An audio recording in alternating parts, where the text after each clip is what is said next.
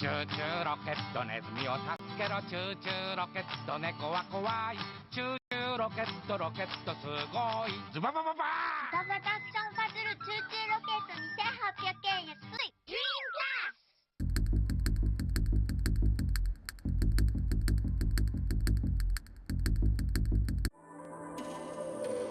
Has the dust settled? If so, I guess you're all alone. Wake up, darling. Seek your beloved.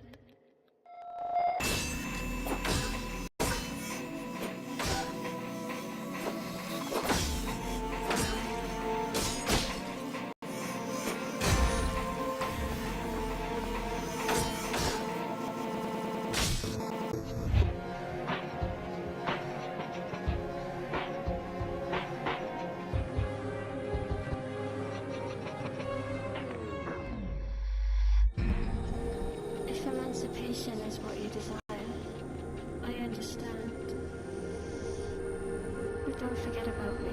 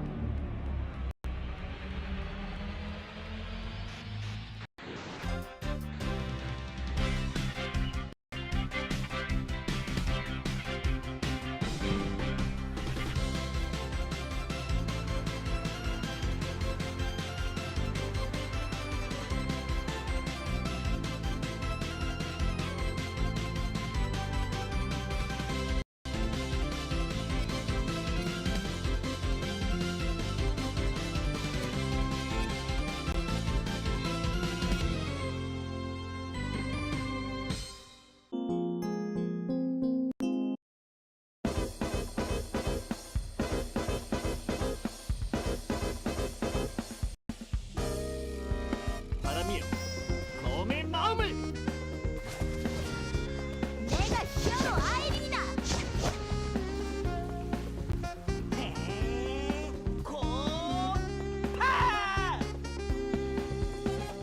내 주, 그대를 멸하리. 자, 마지막 공연이다. 넌 내 기억에서 지우도록 하지. 이 세상에 변화가 필요하다. 살려주세요. 제가 가겠습니다.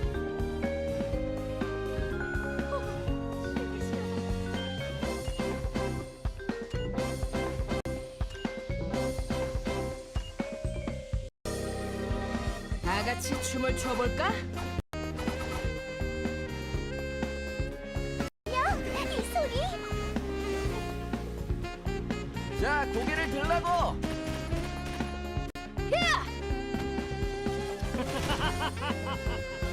오늘 잘 풀리는데.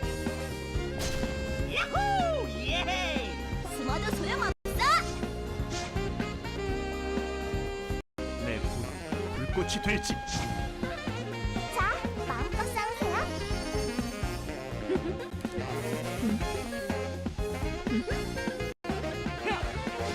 성공한다.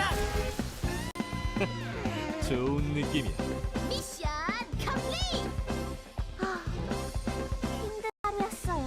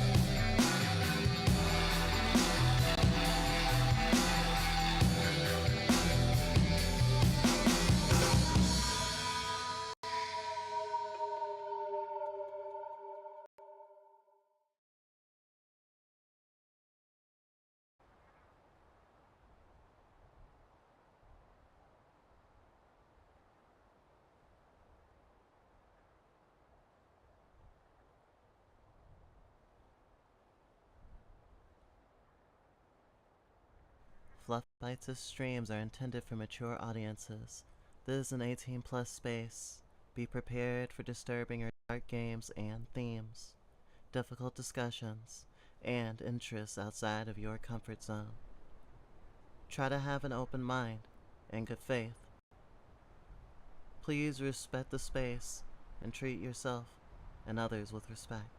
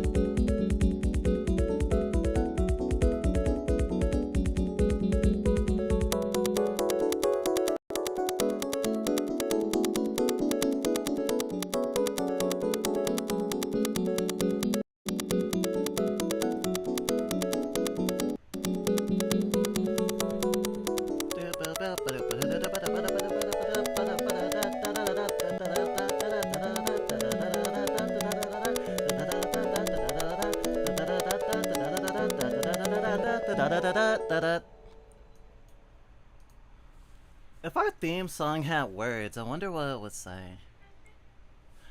Maybe our next theme song will have words.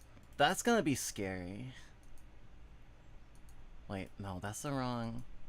There we go. Wait, no, I need to change it on Discord. Hey everybody, it's me, Fantasia, the second most puntable fliff. Well, actually, I'm probably fourth, actually. I hope you're having a good day. In the hellscape of capitalism. If you can hear the sound of my voice, I'm glad you made it to the end of the week. Even if Friday isn't really your Friday, because not everyone gets a weekend, and some people's weekends are on like Tuesday.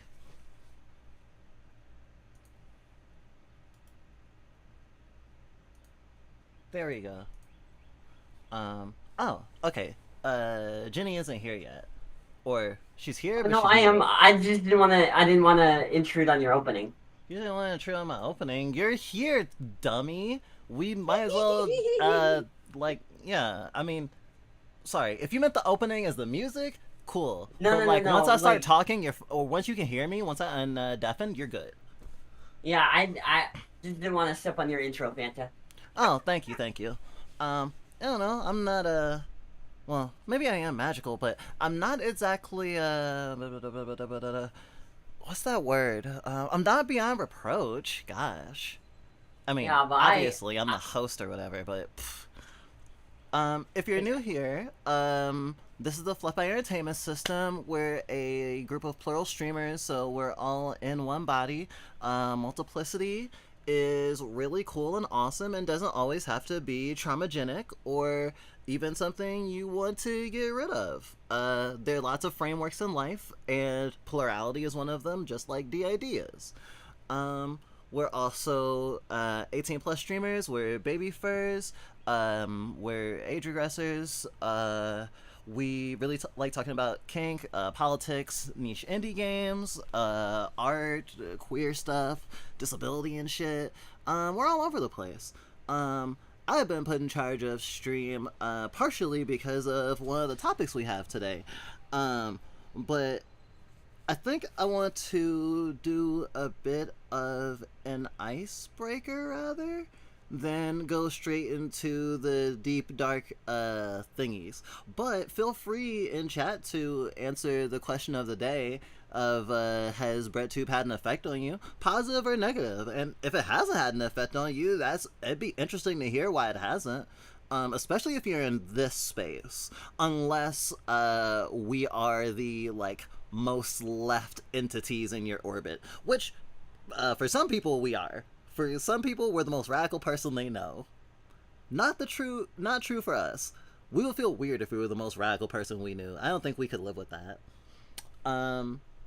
And our friend here sitting on the bed is Genesis. I forgot, what is your system name? The system name, I get it's a bit cliche, but for a while it was either because you could maybe go with the motif of the garden system, but that's a little cliche. But then there's also the galaxy system. I mean, so is every I don't trans know. girl named Lily or Lillian, but you don't You see got me me there. complaining. Yeah, you got me there. Most, I mean, the founding members of the system have chosen their name after flowers. So, but So yeah, you're not a founding member of the system? Sorry, Yes I don't mean to and go into your no. origins. You don't have to talk about that. Sorry, I just immediately got curious. Never mind. well, in turn, like, okay, so myself as a concept is a little bit more complex, but I guess to simplify, she was like the second member of the system originally. Oh, okay. Yeah. So I founding as in like seniority, like one of the original headmates after many. Gotcha. Yeah. So what are we starting with first today? I guess I should share. I'll share it once I launch it. I'm actually gonna start with one of the games because we ended up adding 2 extra games to the lineup, which was supposed to be a more easygoing lineup to make room for it if we wanted to do anything special or extra. Because honestly, and we are trying to accept this more and more, we will just always have lots of things to do, and we will never be like, yes, I can finally rest because I'm done with everything. and trying to radically not always feel behind, and what should call it? Deadlines are good and important for some people, and like they are a fact of life, but as much as we can, we're trying to not stress ourselves out about that sort of thing, and also it allows us to do art in ways that isn't possible when you're always crunching yourself and working from an anxiety mindset. Before we play games, I do want to mention about the thing that we've been doing. Wait.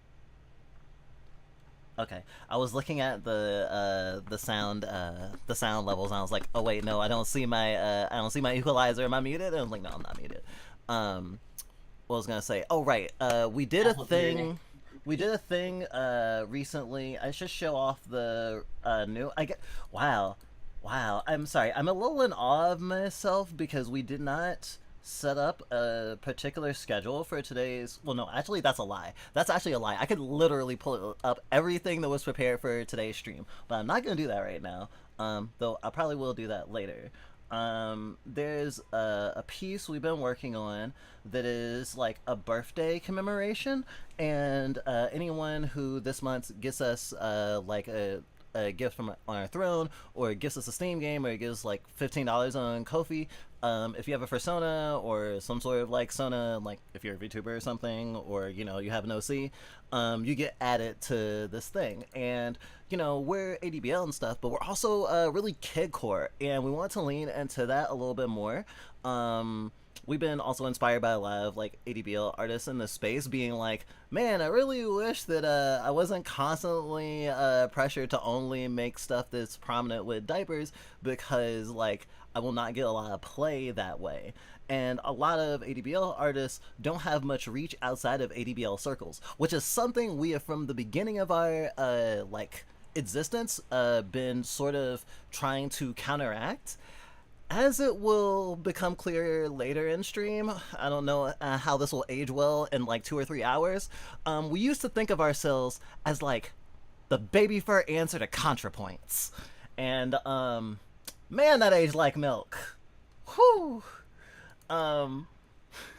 But we always liked being like multidisciplinary, and when we got into doing video essays, when we first started stuff, even before we were a VTuber, we had this thing of, and I remember we used to make a list of essays that we would write, and we put on a post-it note and put it by our TV, because we watched TV in like the living room of the place when we were married, and like us and our partner would look at stuff and it'd be like, damn, that's like, I have a really cool idea for an essay from like thinking about like our perspective on things, but because we have all these things with us, like we're trans, we're queer, we're furry, we're theory, and we have these ways of looking at things, and it feels weird to say like pull back. And a lot of creators say for a long time will be asked by their fan base at a certain point like, oh, are you a furry or something like that. Like H Bomber Guy leaned into jokes about being a furry. I don't know if he's actually a furry or I don't know what's in his heart, but he is accepted that his fandom has given him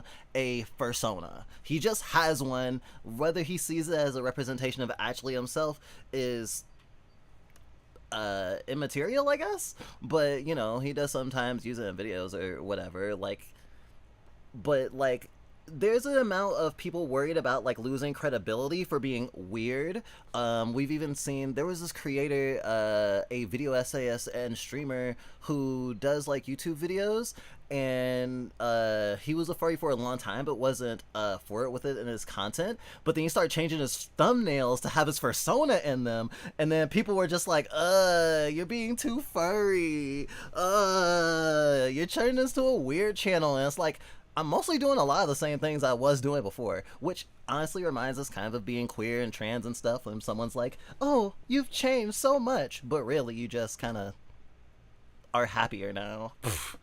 But I digress. We were just like, oh, I'm weird in all these ways that are cringe. No one will take me seriously. And honestly, in our video essay, sometimes that happens. It's really funny because my model right now was designed by an ADBL artist, but we explicitly told them not to make a diaper at all visible. I mean, we didn't say do it, but we didn't include the diaper either strategically, because I am used to, in my videos from our old PNGs, having a lot of comments being like, I really like your points, but it's kind of fucked up you have a diaper on. And I'm just like, even though I feel like, are you really queer if you're not wearing one? I don't mean gatekeep, but like, how can you say you're queer? Otherwise, you're just like a spicy gay. You're doing brunch, but it's like surface level. The real pros put that diaper on, and they don't give a shit. I see you. Speaking of, I love your blouse. I am. Oh, thank you. It's so cute. Like the little colors and the inputs on the bottom. Fucking adorbs. Oh my god. Oh god. Are you watching it in real time, or yes, I'm watching the stream. Okay. I've been watching. Yeah. Let me see. Hopefully, I don't accidentally take all my clothes off, but I have some hotkeys. Let's see. This one? No. This one. This one? Okay. Here's my jacket. Les Decay is on the money. Holy shit! Nice. And I got them mixed up and accidentally okayed the artist having the left and right on the wrong side. No, it's perfect. It's perfect. I love. But they're my shoulder buttons. Yeah. Get it? Yeah. That's but we have a lot Bye. of this is probably our most intricate model. Honestly, when Glitches comes out, it'll probably rival this one. This is definitely our best model. It was drawn by Marinaya? The British Bab, who has like a bunch of different sonas for their system, doesn't just do ADBL art either. Does a lot of fucking like really cool kink art and like cyberpunk stuff.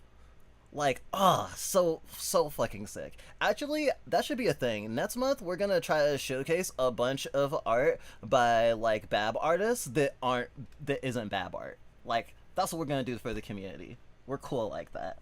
Control shift. Okay, so that's a jacket. I'm gonna take jacket off. There we go. Pause. Also have a blush, which I never use because I always forget about it. And I also have a thing where my eyes shine. Let's see. Outfitties. Okay. So I gotta put one on before I take one off. I also have Bridget cosplay. So my toggle actually is like for jackets, so I have the jacket and that comes with it, but I can also take off the shoes for each one.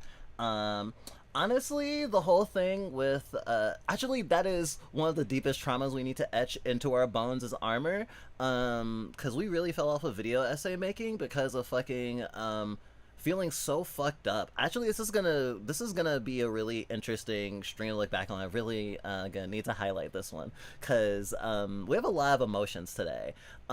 We did a video essay about Bridget when she came out as trans, and it was one of our most popular videos, but it had hundreds of comments, and like 90% of them were transphobes gaslighting us. And from time to time, about 20% of them are people congratulating us for not deleting or hiding comments of people who disagree with us. And recently we were thinking, that feels gross.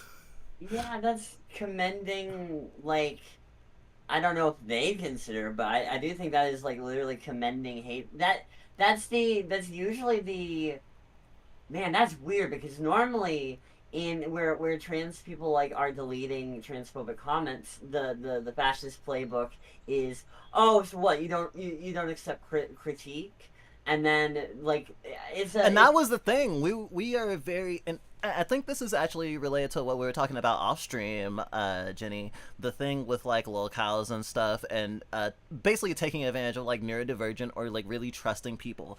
And our nesting partner has this like ideal that reminds us a lot of Wayman from Everything Everywhere All at Once, of like choosing to be kind and like leaning into like not naivete, like acknowledging this person may be in bad faith, but I don't know, and I'm willing to take that risk.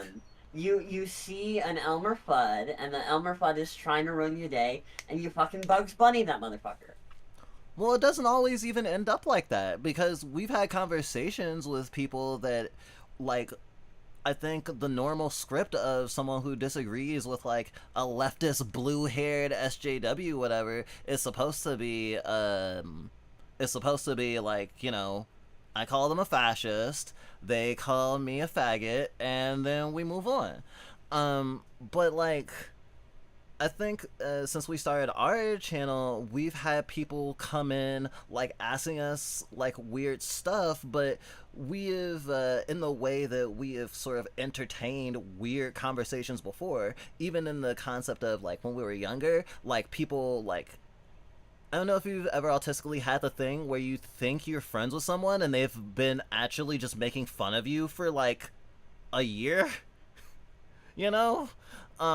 Like we've had that happen to us, and we've recognized like our like trustingness and like our capacity to like be taken advantage of. And seeing someone like say what was it, like Chris Chan, and like that whole lol cowism, and like what was the guy, Nikado Avocado, seeing how people like sometimes like sort of roll it into their identity too, like, is really scary. And between all the hate on the Bridget video, and then all the weird feelings we had when someone tried to actually lolcow us in real time on Christmas.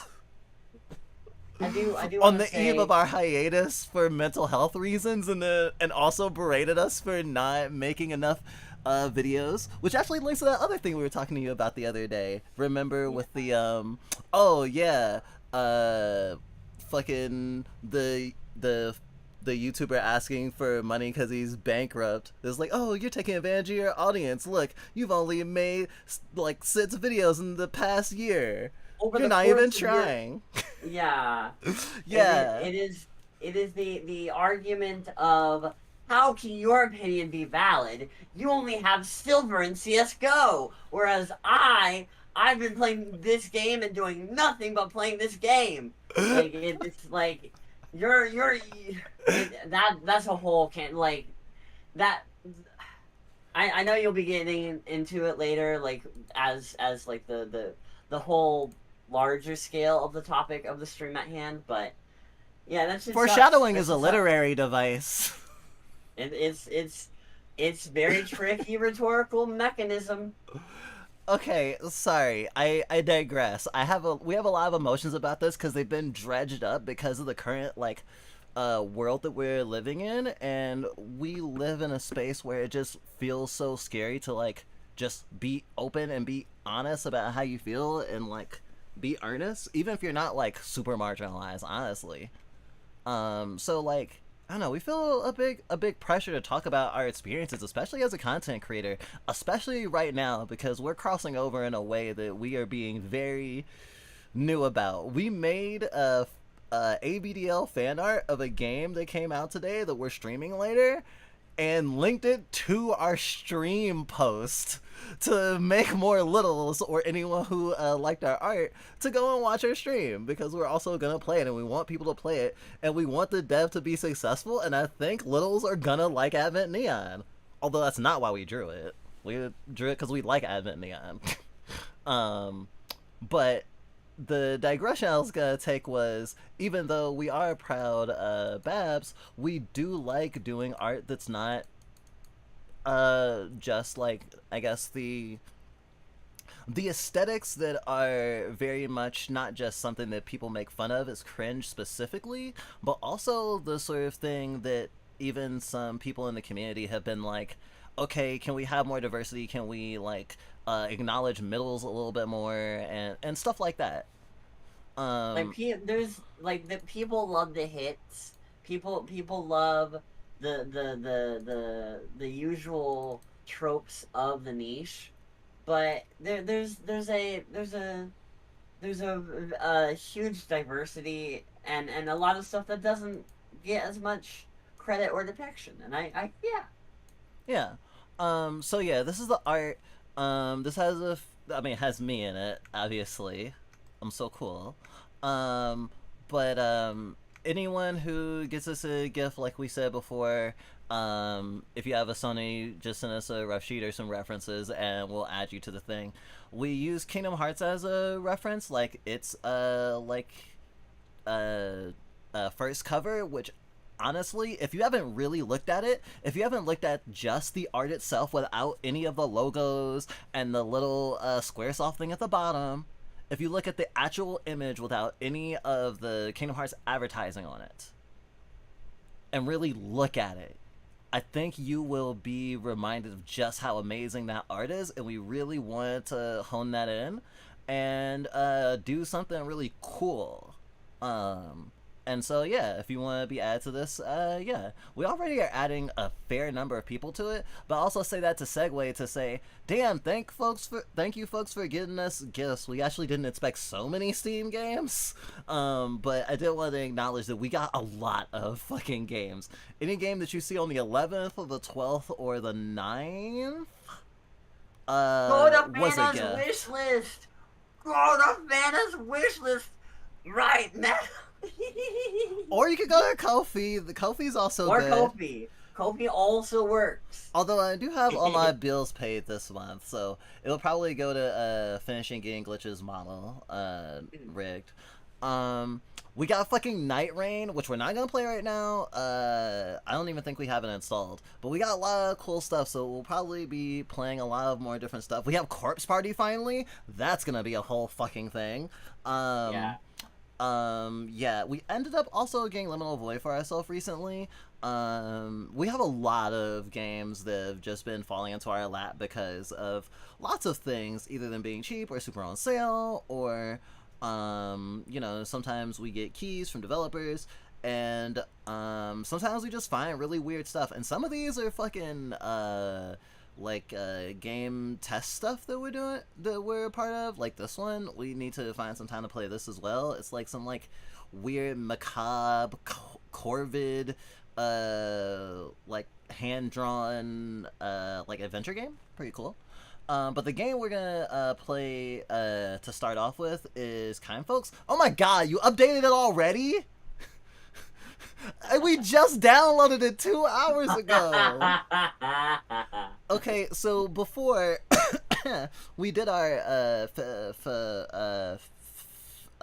why is it F on my tongue? We did our Juneteenth stream, and we liked you know, showing black game devs and like BIPOC game devs. And there were some games that we wanted to show off. One of them we actually played the demo of Advent Neon from before, and we've been keeping track of that game. And Kind Folks for not necessarily as long, but for the developer for a long time, because a game that we played really early on in our stream career was from this developer, and it was literally a meta-textual, like, almost like lore game? Like, you know how, like, we have lore? I don't know if you know we have lore, but we have lore, right? Like, we've drawn parts of our headspace before, and, like, we are etching into the world and kind of, like, what's the word? Blurring the lines between fiction and reality with, like, how we see ourselves. And I mean, this isn't abnormal for fucking furries, right? But we thought it was really cool because the developer puts, like, the developer basically makes a game about themselves and fictionalizes their struggle to be a game dev and personifies the mental health issues that come with trauma and fucking alcoholism and the fallout of like a marriage and like all this trauma and being black. And wow, it is really fucking heavy, and it's a fucking JRPG, and it's so heartfelt.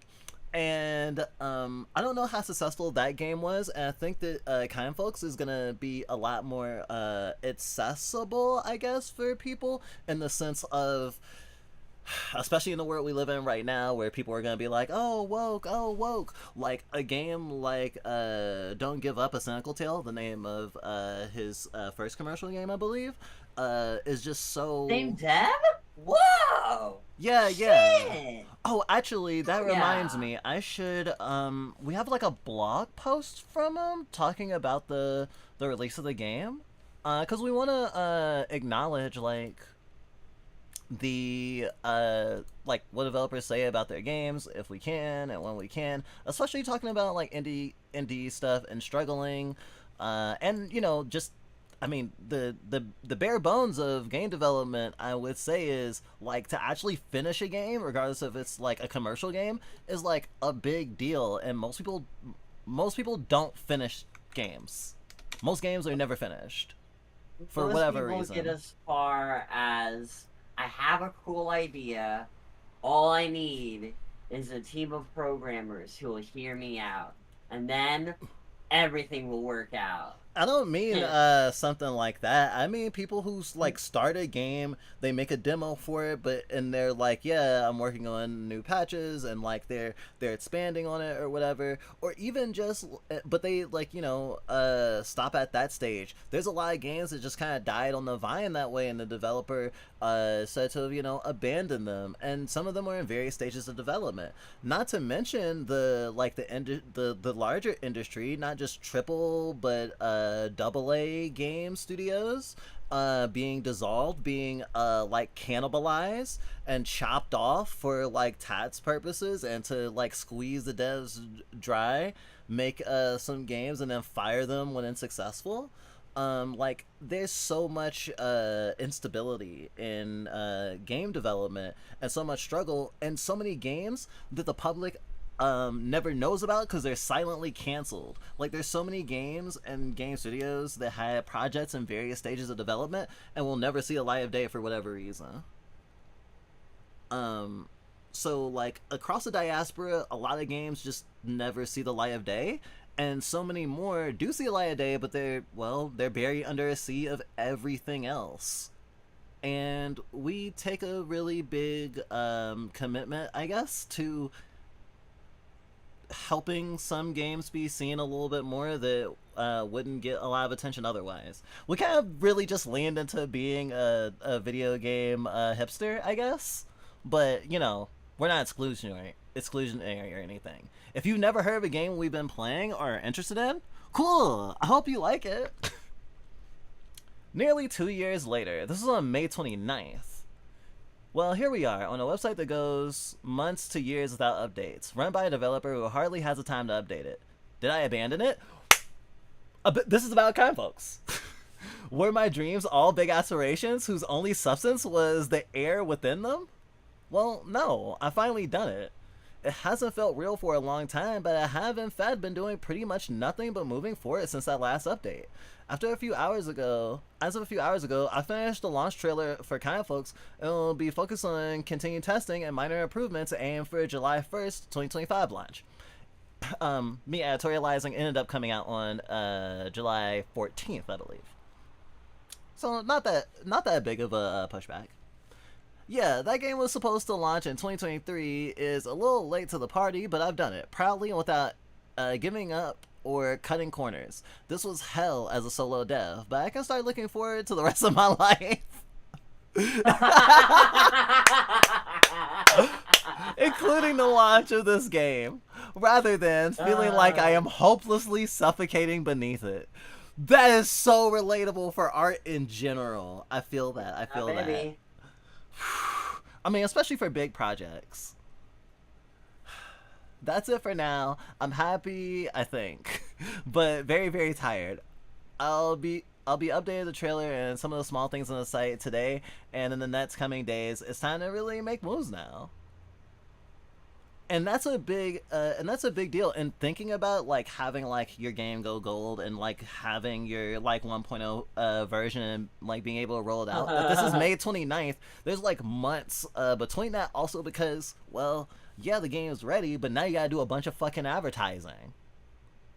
Had a demo on Steam Next Fest, but we missed that one, so we didn't get to play it before it came out. But we wanted to make a point of supporting the developer, because, you know, I mean, we like indie devs already, and we also want to put our money where our mouths are, because we were starting to feel like we were only making a point to play Black developed or like BIPOC developed games specifically when it came time to have our Juneteenth stream, and we want to break out of that habit. We're still gonna do the Juneteenth stuff, but like, we definitely want to be aware of and more talking about who makes the games that we play, instead of having them be like this sort of amputated puppet of like the conglomerate, because we're so I shouldn't say the conglomerate, like there's like this sort of parasocial ether, because it's so easy to even like listen to a band or something and be completely divorced from any of the people behind it, which is also why it's so easy for fucking AI shit to worm itself into our algorithms, because we're so much as a culture less interested in like looking at like the people behind the stuff that we like, especially because, oh, what if they're a bad person, that, you know, we don't want to look in the face of the people, unless they're like Hideo Kojima. Everyone loves Hideo Kojima, right? I've yet to finish Death Stranding 1. I still need to. We have 2 copies of Death Stranding. Oh my god. We have it on PS4, and we have a disc PS4 copy, and we have the like director's cut on Steam. Still haven't touched it. Yeah, as it goes. But I mean, come on, Kind Folks is right here. Yeah. No, I never yeah. said what kind of game Kind Folks was. It's a turn-based. It's a turn-based roguelike. It's like Slay the Spire or something. It has like 3 different characters, and they have their own little cards and stuff. And it's like I don't know. It kind of the aesthetic kind of makes me think of like Adventure Time or something. Like, it's definitely, this whole day, honestly, this whole stream, every game we play is gonna have like a kind of cartoon aesthetic. We're really leaning into our toon gender today. Very, very good to know. I'm very ready for this. Let's fucking go.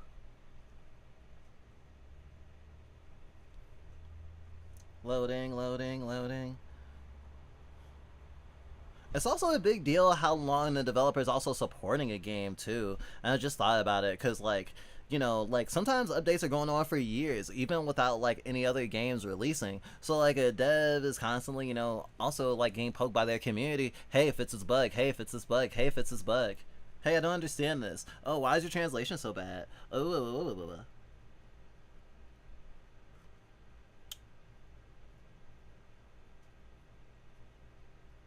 I'm really talkative today. I saved all of my... Actually, I didn't save all of my talking for today. I think we've just been having some really good conversations and feeling, like, socially stimulated in a good way. It's been nice. Oh, hey, Jester. Oh, good. We're not the only ones with 2 copies of Death Stranding. What else do we have multiple copies of? We used to have a couple copies of Bravely Default. I think we might still have 2. We technically have 2 copies of The World Ends With You, because we have it on Switch and we have it on 3DS. What else do we have? I don't want to get up and look at our games. We don't really touch our physical games. We want to like utilize them more. Especially when we realize we could go to our fucking local library and check out games. Okay, tutorial? We can do tutorial. Wait, I should go to options first. I would hate to, like, I don't know. Okay, I don't see a lot of options, so, I hope it's optimized! This music is actually kinda neat. Yeah, it's kind of gothic. Yeah. Honestly, I'm thinking like a little bit Halloween-y. Kind folks. Oh, hello. Kind folk. Kind folks. Kind folks. Aw, such a cute girl. And this is also part of the thing where we're kind of like, obviously we want to highlight, I mean, a lot of games that we play are also probably something queer or something like queer coded a lot of the time. But thinking about playing stuff that has people that look like us in it is also really cool. Afro Puff pigtails are so fucking awesome, and they definitely deserve more. More characters should have them, and I actually need to flagellate ourselves now because we have literally never made a character with puffy pigtails. Gosh, might bully our next headmate who's getting a Sona into having pigtails. I don't know how it's gonna work because he's a boy, but boys can't wear pigtails. Gosh, okay, you did a whole thingy. I actually think that this is really cool because in the roguelike genre, I think that a lot of people would just go, yeah, you know what to do, and just have like the first combat be like a little bit of a training, but to actually go through everything specifically, that's kind of cool. Movement? Cards. Before you start, I will say that I have the audio synced to your stream and not the Discord, so I can also hear the fantasy music. Oh, nice. It's good! Oh boy. Welcome, I work with human resources at the Adventure Guild. Oh, I should definitely just use mouse and keyboard. Controller, it's not built for controller. You can use controller, but it's just moving a mouse with your thumbstick. I think we have like 4 copies of Dishonored. I ended up with 2, and then we moved in with our fiance who had 1, and then we got another copy for free. I don't think we have any of the same games as our nesting partner, but she does have a lot of awesome games. We have access to a lot of cool GameCube games, like Skies of Arcadia. You look like a well-seasoned adventurer, but we still have to ensure you're up to the task. Today we'll be talking about cards. Don't worry, we'll mostly just be listening. Here's our card. Click to flip it over. Preemptive strike. Oh, that's really interesting. I forgot about that. Games like this, a lot of the work, other than obviously programming, is the art, because every card has its own art, and oh my god, the dev having to draw all of it too. I hope he does not have carpal tunnel. Much better. This card, you'll use it in battle to defeat your enemies and get closer to completing your mission. Let's go over all the elements. This is the soul cost. Each card has a cost required to cast it. The amount of soul you have to cast cards is here. Each new hand you draw will replenish your soul. Keep in mind, if you have any soul left at the end of your hand, it will add 1 to your soul the next hand. This is a good way to play cards that cost more than your current cap. This is the card name, pretty self-explanatory. The card name and art lets you identify it easily. This is the card effect. This tells you what the card does. You'll definitely want to become familiar with this one. If the card has a conditional effect like preemptive strikes, like here does, it will glow like this one is active. This one has the one-time use icon. It indicates a card that can only be used once per battle. Once you use it, you won't see it again until the next battle. Lastly, cards come in 3 different rarities. Common, which you can see here, is green, blue cards are rare, and legendaries are purple! Well, we've covered a lot, didn't we? What's new? What if you need to look at your... Oh, what's that? What if you need to look at your combat cards outside of combat? That's simple, just click this button to check out your library. Well, that's it for today. Darlock's rule will be over in no time with you on our side. Oh, so we're fighting like, well, I guess the cover does have like a big, like, demon-looking monster that definitely want to squish me on it. Glossary. Bleed, deals rapid damage over time. Stackable. Brace, additional protection that prevents health damage. Counter. The enemy will return damage when attacked. Dodge. The chance to dodge an incoming attack. Oh, this is making us, our brain likes, actually, it's so funny. There's a lot of games we love that are very much directly taking cues from Slay the Spire. To this day, we have never played Slay the Spire. Frost applies a large amount of damage to 5 stacks. Fury increases your base damage when damage and attack meter if the wielder is an enemy. Impervious reduces an instance of damage to 0, stackable. Might increases your base damage, stackable to 3. Off guard increases damage received, stackable to 3. On death, an effect will trigger when the enemy is defeated. Poison deals set damage over time, stackable. Quills deals a set amount of damage to an attacker, stackable. Regen restore health gradually for a duration. Slow increases action gain of all enemies when on you, decreases action gain when on enemies, stackable to 3. Soul reserve +1 soul carried over from the prior turn. Swift provides a chance to draw a card and reduce its cost to 0. Enemies have a chance to take an additional action, stackable to 3. Taunt, you must attack this enemy. Transgression, receive divine judgment at 5 stacks. What? Oh, is that a that's Doom. That's Doom. Weak, decreases your base damage, stackable to 3. Credit? Each level provides a gold card cost reduction to Vaughn, stackable to 3. Huh. Christ, my mic is delayed. My mic is delayed? Or your mic is delayed?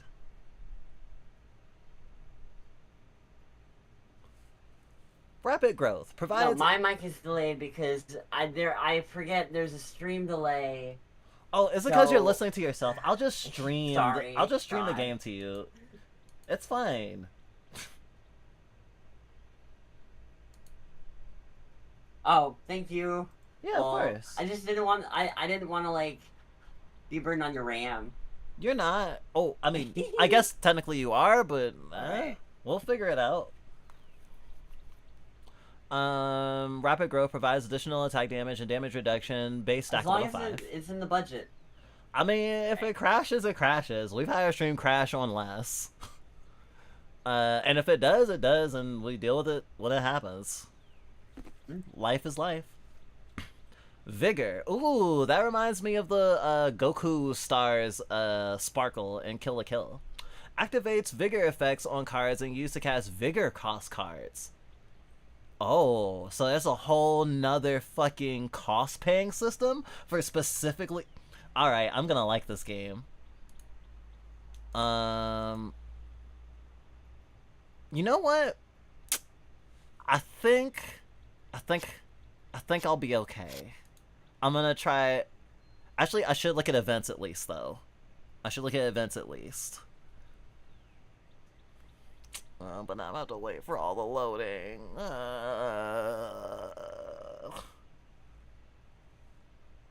You're killing me, Smalls. The next update, there's just like a game of Pong in the loading screen. Is this game like a TCG style? Like you collect the cards and make a deck?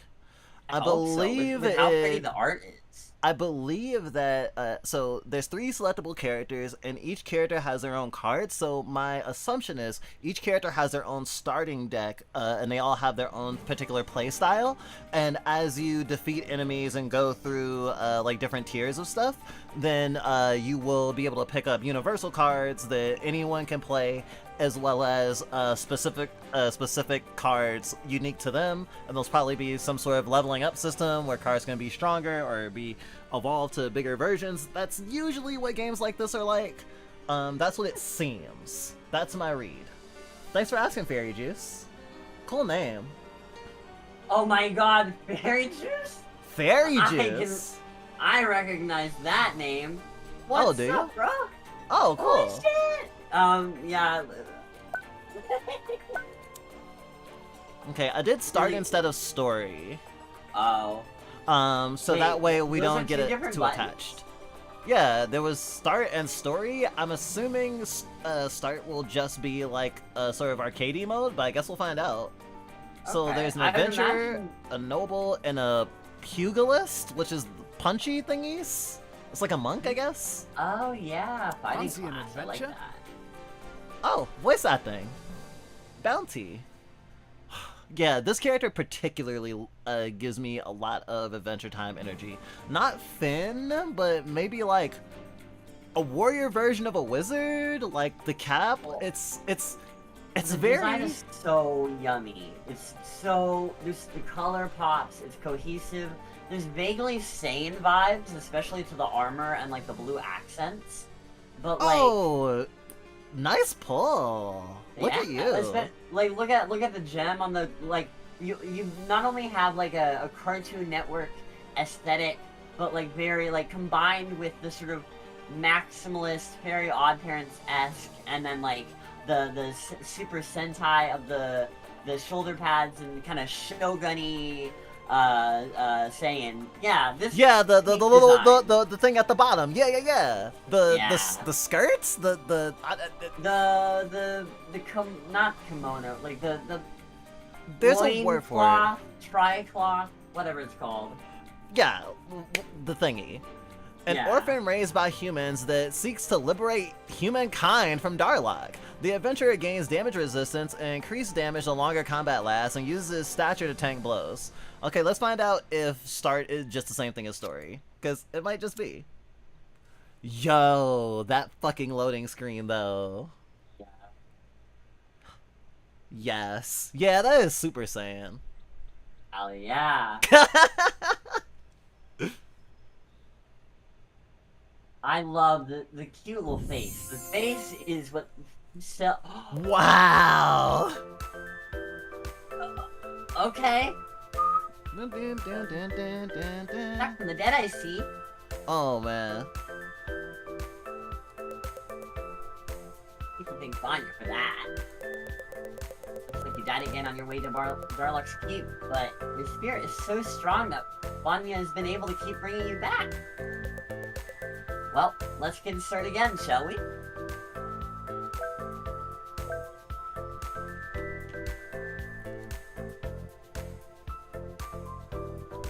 And my character has a really sexy pose. Oh yeah. Let's move. It's very It's like Kiki's delivery service, I swear. Yeah. Oh yeah, this is definitely a story. Center. Oh shit! Once a bustling melting pot of dreamers and Oh, I sanity, see. now, under Darlock's rule, has become a place unwelcome to those living in poverty. Oh, really? Punishable by death. The bootlicking monster folk know how to run this part of town now. Damn. And they'll do whatever they can to protect this new way of life. An offensive by the resistance has rendered this once promising beacon of hope into a wasteland governed by martial law. You have my Video attention! games. I love video games. Oh my god! This goes so hard! Let's go!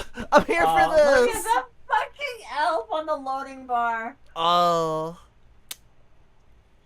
Blue-haired! I love it. Blue hair, presumably, maybe with pronouns? Oh my gosh. My hands are blue because it rained when we were outside earlier getting weed. And then we were running our hands through our hair because it feels good and it's a stem. And then it's like, why are my hands blue? Oh. Yeah. No, it's cool though. We're used to it. We're back in our Ramona Flowers vibe. We can't wait till our hair grows out just enough to fucking dye it again. Yeah. Damn, that really surprised me with the voice acting. I am shook. I'm also glad that you can start the game and it will give you the story, and the story button is just if you like a dedicated like story button, which is really cool. Do you want to keep reading? I'm the Adventure Assistant. The Adventurers Guild allows you 2 complimentary cards of your choice in order to aid who fight on behalf of kind folk. Also, just realize kind folks does kind of just sound like a woker version of man, if you know what I mean. Like how man is used like for everyone, and then folks is just kind of a more like it's. Are you talking about the difference between this is an achievement for mankind? Yes. Versus this is an achievement for people everywhere. Yeah, I mean, I don't think that it's the title is necessarily like a nod to like necessarily being more like gender inclusive or whatever, but like folks with an S got me my brain can't not correlate it, especially with like uses of ets in other like queer etymology within queer etymology, like Latinx, for example. Oh, sorry, I thought you were talking about like for a good 5 moments. I thought you were talking about like when you join the organization 13 and like Xehanort gives you an X. I didn't think you were talking about it in like the Latinx or the X marker, like that kind of X. Well, because the word folks is typically spelled FOLKS. So there's the more like stylized version to using the ets, and it definitely catches my attention in the etymology, and I have noticed that, you know, stuff like Latinx does exist, but I also was reflecting off of the thing of folks as opposed to man. Not to say that like there's a version of this game that was called Kind Man or Kind Men, but like even in the concept of being in anything vaguely like fantasy medieval, like for the prominent term to be folks and it be part of like an organization's name feels sort of, I don't know, it feels very intentional. It feels very intentional because, you know, there's like, you know, like the terms of like maiden and it would be very easy to make it very male centric, and then to have folks, it just kind of catches my attention in that sort of like, you know, baby way, I guess. I think absolutely. The oh thing that yes, pissed me thank you, off- thank you, thank you. Oh my gosh, they have the thing that you can highlight a card's effect and it'll tell you what that means, and it doesn't take up a huge amount of the screen either. That's so good. Honestly, That is really we're a connoisseur of games like this, and actually we very seldomly play them on our stream, because if we were to play them like we play them when we're off stream, which we wouldn't necessarily do, we could literally have a stream that's like 8 hours of just playing one fucking roguelike over and over again if we wanted to, because we're so deep in it that we could do just a million runs, right? But we've played so many games like this. Ilenia the Arena, what was it? Chrono Arc, I mean, not Darkest Dungeon. I don't think Darkest Dungeon has cards. But Chrono Arc takes a lot of cues from Darkest Dungeon. And so we played a lot of and Cobalt Core, Our Addiction. Like, they all have these sort of things. And they all handle them differently. And I really like this, just the text, it's big, it's readable. Like, I feel like this game is less focused, especially in its UI elements, on all like the most like flashy cool stuff, and it's like, you know, the actual objects in the game, they look pretty, and you know, you have the good art and stuff, but then it's also just very legible. It's like, it's sort of like a bare bones thing. Like the UI could be fancier, I guess, but you know, it has a utilitarian effect, and I really like that, because I think it will allow us to get way better into the systems. I think I'll do the emergency salve, because healing sounds good. Add an empty container to your deck this combat. I see. Maybe there's a mechanic where I can fill an empty container. That'd be cool. Now pick one more. Okay. Ooh, damn, these are so good. That looks like they're punching Rousey! Damn! Oh my god, Rousey! Oh no!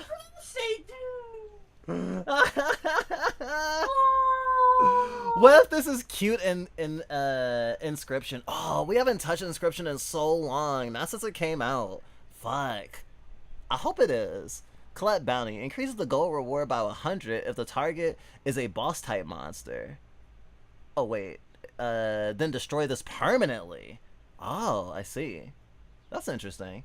No, I'm gonna punch Rousey. Deal 50 damage. Inflict off guard. Increase incoming damage. Oh yes. That's fucked up. That is definitely punching Rousey. That is undeniable. So you're all set. Good luck punching Rousey out there. A new trinket for my collection. Wow, the adventure. Diamond Jaw. Start combat with 1 stack of impervious. Oh, hold on, Okay. hold on. Yeah. Dun dun dun dun. Oh, that signature, that fucking time signature. Dun dun dun dun. That drumming, a lot. Kind Oh, folks. this soundtrack. You were not kidding. I hope they have I don't think right now they have a separate soundtrack that's buyable, but I hope it goes up on Bandcamp or something. I would definitely fucking jam to this. Move or get moved. No. Ooh, I like the. Oh, I see. The thing that looks like Rousey is that thing in the back. Damn, these cards. Yeah, this card art well, goes hard. To quote one of my friends on Steam, there's a cultural reset every time a chapter releases, so it must mean something. A cultural reset every time a chapter releases? That's an interesting take. Yeah, well, I don't think they meant in a negative way. I think they meant the world. Oh, just because I think it's interesting doesn't mean I think it's bad.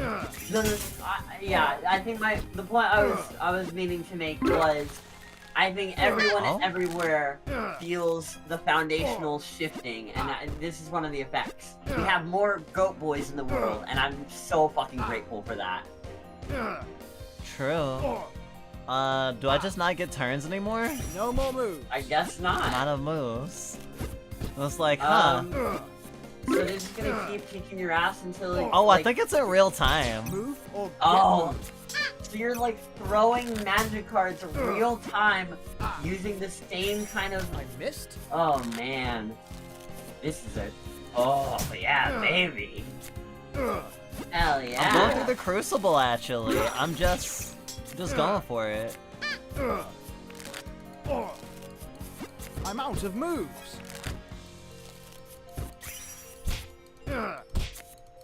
Whoops. Fucking Christ! Oh, hey, it's that meme. Arm wrestling. Gain a stack of weak. If your remaining health percent is higher than the target's, inflict 3 stacks of weak. Double your brace? I like that. Give me that. What do we have here? I don't have any keys. That's fucked up. Now's your That's chance to run. homophobic. What the fuck is this?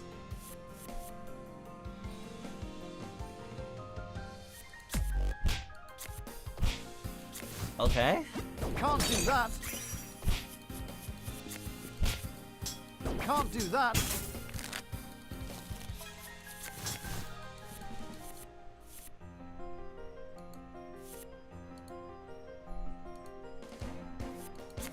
Looks like I missed.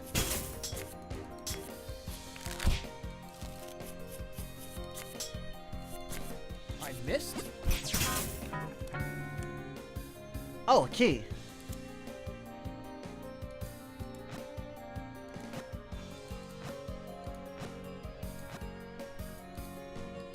Open sesame. Impale! That's the character who's the O in the Kind Folks logo. Yeah? Yeah. I was curious if that was a enemy or not, because I really kind of want them to be a playable character. Although there is a furry who's a playable character, so I can't complain too much. The Plurgerist. You activated my trap card!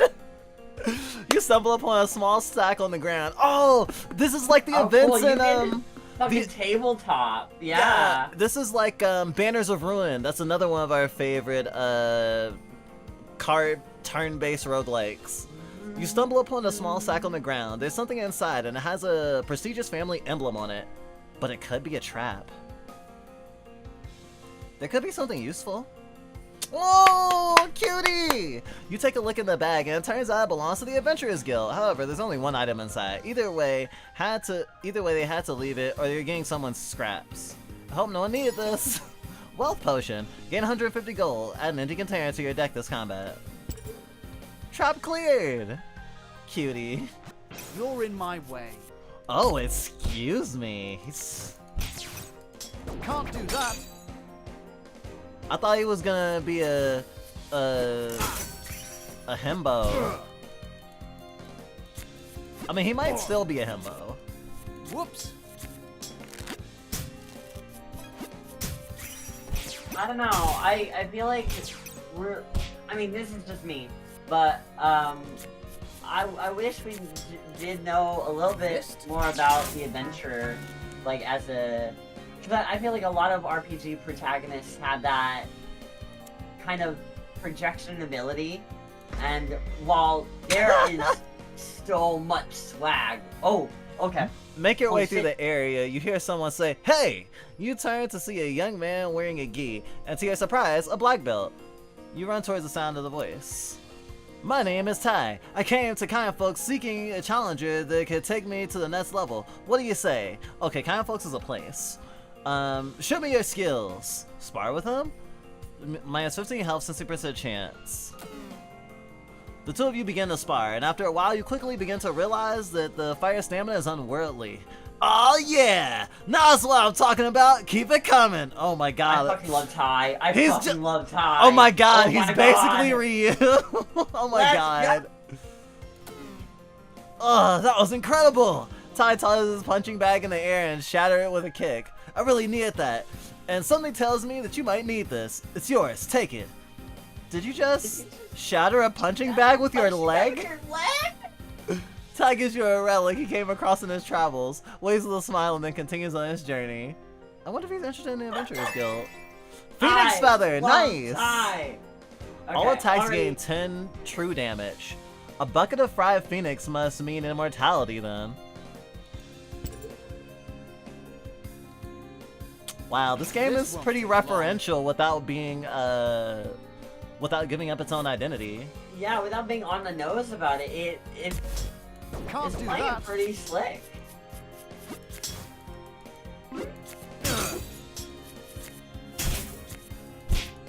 Looks like I missed. I gotta say, there are a lot of tells. Whoops. But you know when, like, you play a game and it changes your brain chemistry forever? Yeah. I've been seeing a lot in the art that tells me somebody on the dev team has played more than 40 hours on Hollow Knight. This game was made by one person outside of, I'm assuming, probably either the musician or the voice actors.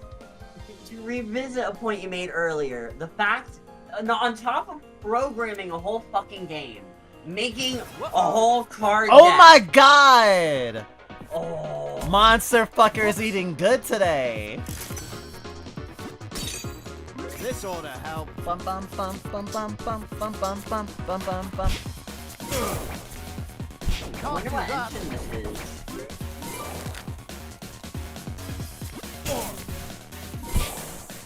Looks like I missed.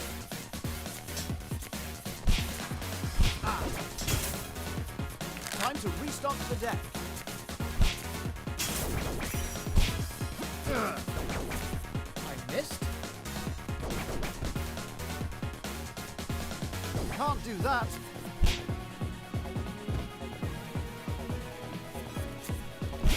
There we go. Impervious! Oh, there's a card literally called Cheater.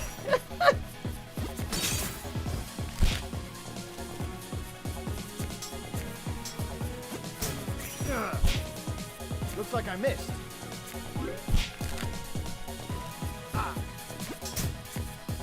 I should have asked for directions. Oh, fuck. Maximum plus 1 soul, but become poisoned at the combat start. This doesn't taste bad at... Oh my. My goal, what is this? Or increase damage by 50% minus mat soul. I'm gonna go with neither, actually. Thanks. Crystal Caverns. Ooh, shiny. The Crystal Caverns. Oh, they're pretty alright. If you can look past getting shivved for the coin in your pocket. Oh? Originally intended to be a tourist attraction to bring wealth to the city, excavators found out the hard way that some things are better left alone.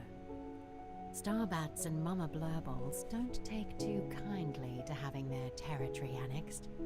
Now, the only people that are crazy enough to survive these depths are thrill seekers, drifters, outcasts, and they don't take too kindly to outsiders. That means you. Okay! Direct! Okay, the narrator is, kind of vicious, actually. I didn't expect that. She's like, that means you. Yeah. Oh man, there's just a plethora of like really. Oh, look at this art. It's like the VLC media player married Vegeta. The VLC media player married Vegeta. That took a second to sink in. You're back! It's chilly down here. These socks are pretty cozy though. Anyway, some supplies have arrived here from home base. Just pick the one you want, but only one. Heal. That was my own special concoction. What do you think? It was ass. Ah, okay. Understood. Activate my trap card. Ooh. A group of bandits block your path, and looking behind you, you realize you've been circled. The leader closes in. They'll subtly brace your weapons, assessing the situation.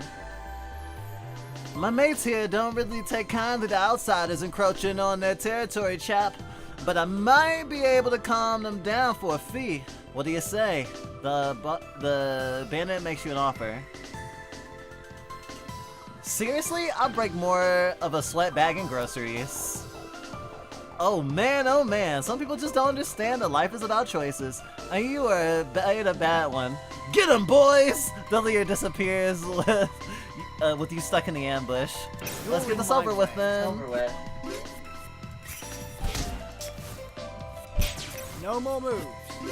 No more moves.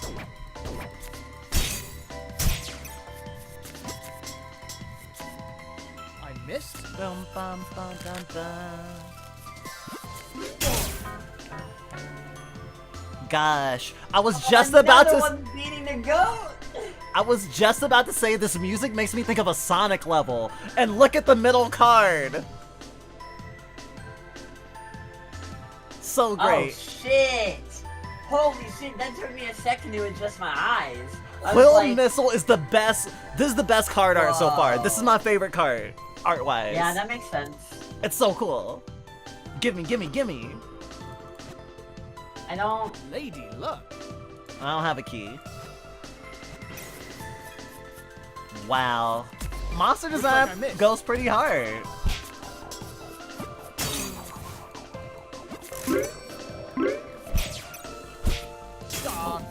I'm not thrilled about mana icon. Oh, really? Yeah, it's not a big deal.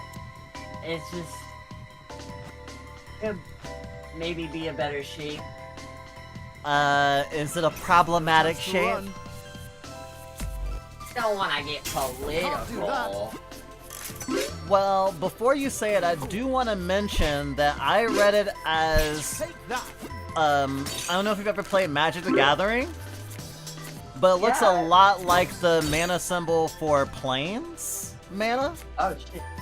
So, especially with the TCG element and the game literally quoting Yu-Gi-Oh! I missed. And mana is literally the cost system in Magic the Gathering. I think that it's more intended to be that way, but I do understand how things have been used for multiple things. Like how some people like the Iron Cross for reasons that have nothing to do with Nazism, but Nazis also ruined the Iron Cross. Yeah, I see what you're talking about. The sun, like there is a sun icon in all the colors for yellow, and it looks just like the one in this. So it is a card reference. I think that's more of an inherited thing, and okay. Well, tell me what you were worried about, though. No, I want to know. Well, so that is, there is a little bit of a worry because the idea of that shape being in black has been a white supremacist symbol. Oh, yeah. I've seen folks with like tattoos of that. Yeah. Gotcha. And that is different, but still, Yeah, especially with the I think that's a really interesting jumping off point because like this is made by like a black dev, right?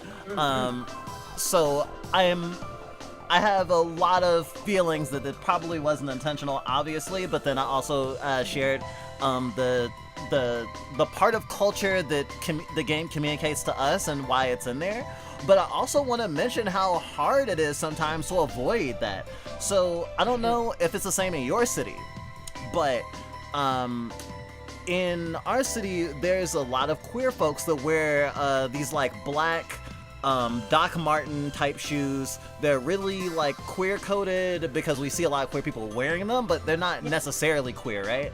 And wearing those boots, we got a pair once, and our nesting partner warned us as we were getting the thrift store to let us see all the shoelaces they had. And our partner was like, hey, make sure you don't lace this with these color shoelaces because that's a Nazi dog whistle the Nazis use to communicate with each other they're Nazis. It's like their hanky code, you know? And it's just like, God damn it, you literally ruined colors of shoestring in a shoe. So I will say that's the frustrating thing because it's less of an issue because a lot of times this stuff is like one of those, because I have a lot of moments where I'm like creating an asset or I'm like seeing a thing that someone's made in their indie game that like they intended one thing and it completely got read, because that's the work of playtesting and collaboration.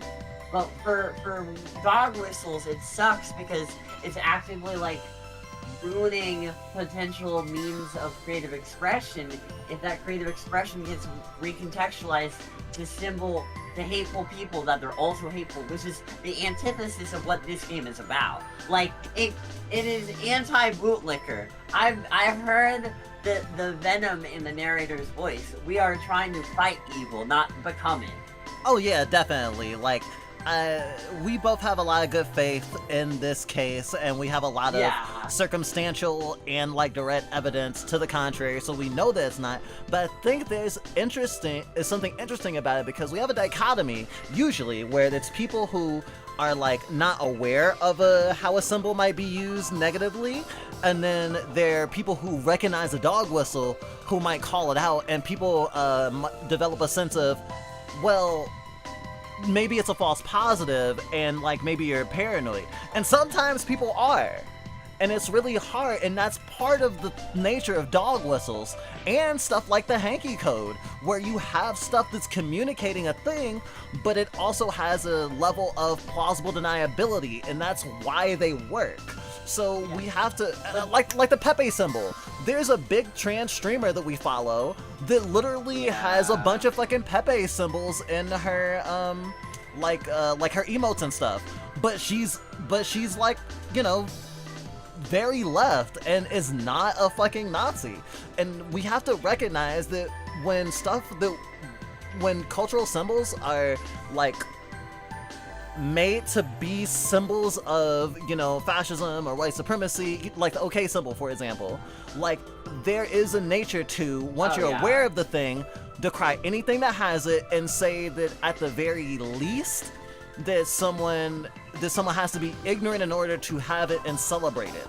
And unfortunately, but even though it's easy to divest from Harry Potter for some people, from Pepe for some people, there is a point where there's going to be a transgression where something that you like is co-opted by the right. Say, as an anime fan, there's fascist imagery in anime, like Attack on Titan, for example, but a black person who likes Attack on Titan isn't necessarily supporting fascism, and the creator definitely has some terrible biases, but I don't think it's the same as like the writer for Digimon Tamers coming back and making a teleplay about anti-wokeness. You know, there's degrees of like intentionality as well, and like if someone's, in the case of me mentioning Digimon, we are in a very Digimon brain space recently, like our special interest for Digimon has revved back up, and like we're very aware of how that someone who is the writer of one of the most influential seasons of Digimon is anti-woke, but that doesn't mean that liking Digimon Tamers or liking a Renamon is necessarily colluding with anti-woke stuff. So I think we do need to keep an amount of goodwill too. Yeah. Instead of going to the automatic cancel button or the I need to divest from this, or even, I don't know if you remember, gosh, we need to be more comfortable bringing this up more naturally. Actually, I guess this is natural. But do you remember on co-host, I don't know if you remember, there was a bunch of drama about some of their rules. And some people didn't want to use the site until they made their rule very specific about not allowing Loli Show and Cub content. And the developers of co-host had to basically like make rules that they felt like were worded in a way that did bar those things, but didn't do so in a way that makes it a demonstrable moral thing, where it's not like inciting people to be, you know, how people are. And it was really interesting. It's not adding fuel to Puritanism, which is, I think, very good in terms of setting up a TOS and setting up something that does not encroach on people's both freedom of speech and freedom of expression. I also mention the subject specifically because that's also a thing that's co-opted by a lot of white supremacists and fascists. And well, Loli Show and Cub and that sort of stuff. There's actually a lot of like Loli VTubers who are like explicitly right wing, or are like in 4chan culture, like what was it, like Pipa? And it's just like, there is people who relate certain sorts of anime aesthetics to being fascist sympathizers, especially if people are posting like green text memes, right? I mean, it's mostly been the same people the whole time, which is just chuds, which then migrated to X the Everything app, like, yeah, I don't know. But I thought it was interesting also because recently Ink Bunny's creator, which is the more it is the anti-censorship furry site, basically, where you can post anything, basically anything fictional, as long as it's not promoting real-life harmful behavior, right? And so stuff like the Digimon ban on Fur Affinity pushed a lot of people to think about, oh, what type of site, furry site can I go to where they won't lump the thing I like with the nasty thing that I don't like that I'm supposed to be like against, right? So there was a lot of people who think that everyone on Ink Bunny is a degenerate, right? And it's interesting to see that when a bunch of information about the owner of Ink Bunny being explicitly transphobic there's a lot of people ready to divest from Ink Bunny and have basically abandoned their accounts. Yeah. Because they're like, I stand for trans rights. And I think that it's really ironic because a lot of people we know would be like, oh, Ink Bunny is probably filled with a lot of, you know, Nazi P words. And so it's really funny to think that there's also like a lot of people who ostensibly believe the same things as like a lot of fucking queer left furries. And we always think about that and how constantly cultural things are taken and commodified into capitalism and and like brought into fascism, and they just want to own everything. They just want to push everyone out of everything. If we let fascists win, if we let like payment processors like determine our morality and what we're allowed to like play within fiction, I don't know, I think it'll get worse. Oh yeah. A group of robed individuals appear before you. Without darkness, there can be no light. Wow. Do you too follow the Dark One? Yeah, I've been a follower for years. Ah, so you've already a part of the family. But what strange garb you wear? Please, show us what trinkets the Dark One has blessed you with. Right here. Oh my gosh, it has the cat in it. I love her. She has ears like me! She has ears like me! Nice. We don't take kindly to liars here, especially in the face of our beliefs. Take these, repent, and hope that one day to be invited into the Dark One's embrace. The cultist gives you 2 trinkets emitting a most unsavory aura. Never lie to fanatics. Stomach bug. When drawn, take 5 true damage. Now these are cards. Persistent Bellhop. Pay 75 gold. Remove this card from your deck. I just made this stream be really weird. Let's go. Move or get moved. This might be it. Oh, I have 6 HP. Oh, I'm alive. I'm dead. Did I just heal as a corpse? It isn't real time. Oh, is the game over screen specific to who dies, or is that just a game over screen for everyone? I wonder. Encounters 1. What? 4? All this grinding is paying off. Aw, very cute. New unlocks. Revolving Strike. Deal 40 damage and create another Revolving Strike in hand. Reduce the cost of this by 1 for each card played. This feels great. It's literally Mirror Force! It's Mirror Force! This game was made by a fucking nerd! This is Mirror Force! It's just Mirror Force! Wait, what happened with Pillow Fort? Oh gosh, it's every site. I know about like what happened with Gumroad, but what happened with Pillow Fort? Fuck. Another add 30 brace. Decrease barriers cost by 1 time. It's discarded. Reset when played. I did not mean to scream. When the music was playing, it was setting like my own volume levels. Maybe I should turn it down on the thingy. Although I don't think I'm gonna play another session right now. I did want to break it in a little bit though, and I do like it. Might come back to it later in stream, but I want to give other games a chance. This game is phenomenal. And also, I feel like the conversation we had might overshadow the game a little bit, so I want to also be able to have another thingy. Another stream where we play through it and are talking about it for longer. Not to say that we ever need to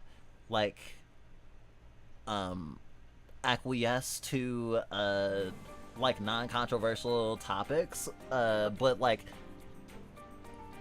in an hour and a half, I think this is fine.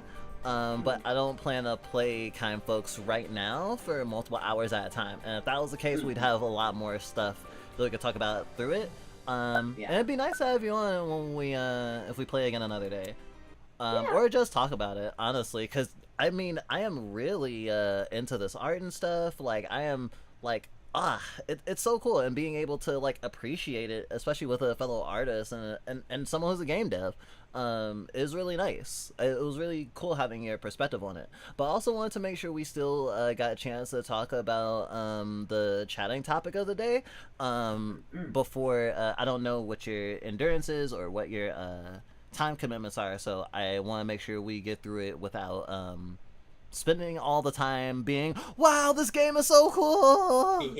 Yeah, keeping on schedule is important. Yeah. But yeah, I think my stream went down like twice so far, which sucks, lol. But whatever.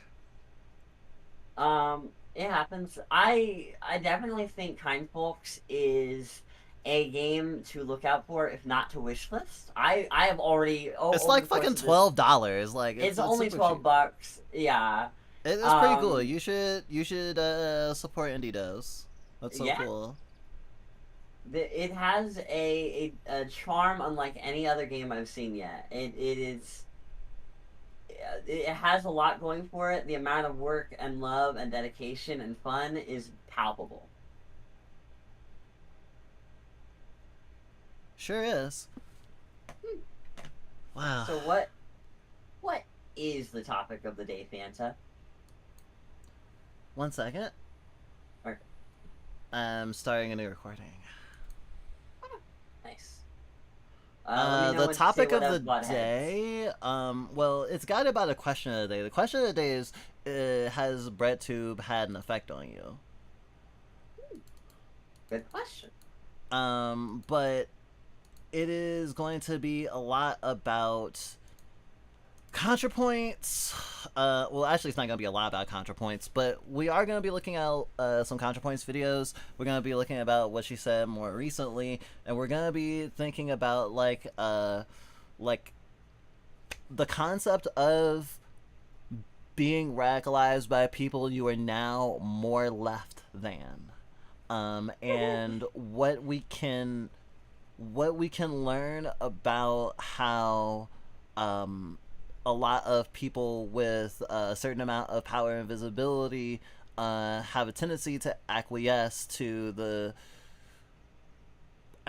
some way to the powers that be, and ContraPoints is just one example of placating power in a way that a lot of people in the audience that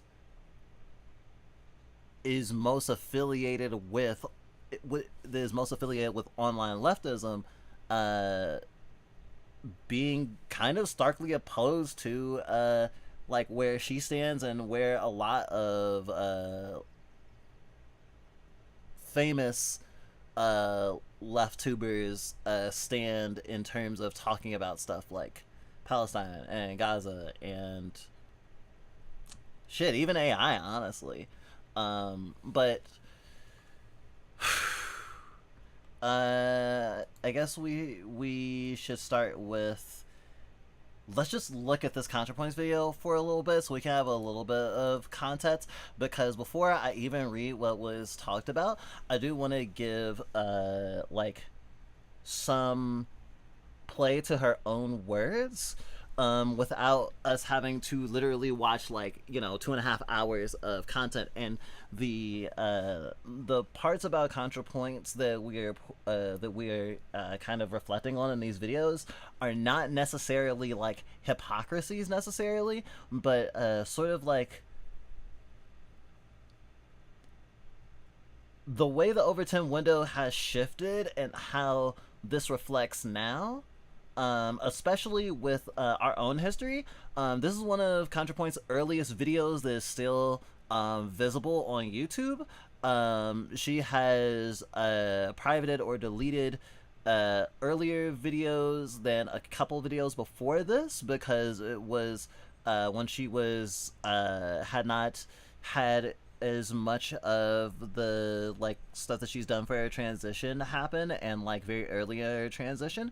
She has actually on her like website uploaded transcripts of those videos for people who want to revisit those things. But when you're a public figure and publicly transition, I think you should have some authority over your image. And I mean, if someone wants to hunt for those old videos, they definitely exist, but they aren't really necessary for this. Although it is interesting to think about the ways in which certain things are satirized, because ContraPoints did not just revolutionize video essays in the sense of popularizing like more leftist thought and like what is commonly referred to as breadtube, but also she normalized the now like aestheticism of video essays, especially in the higher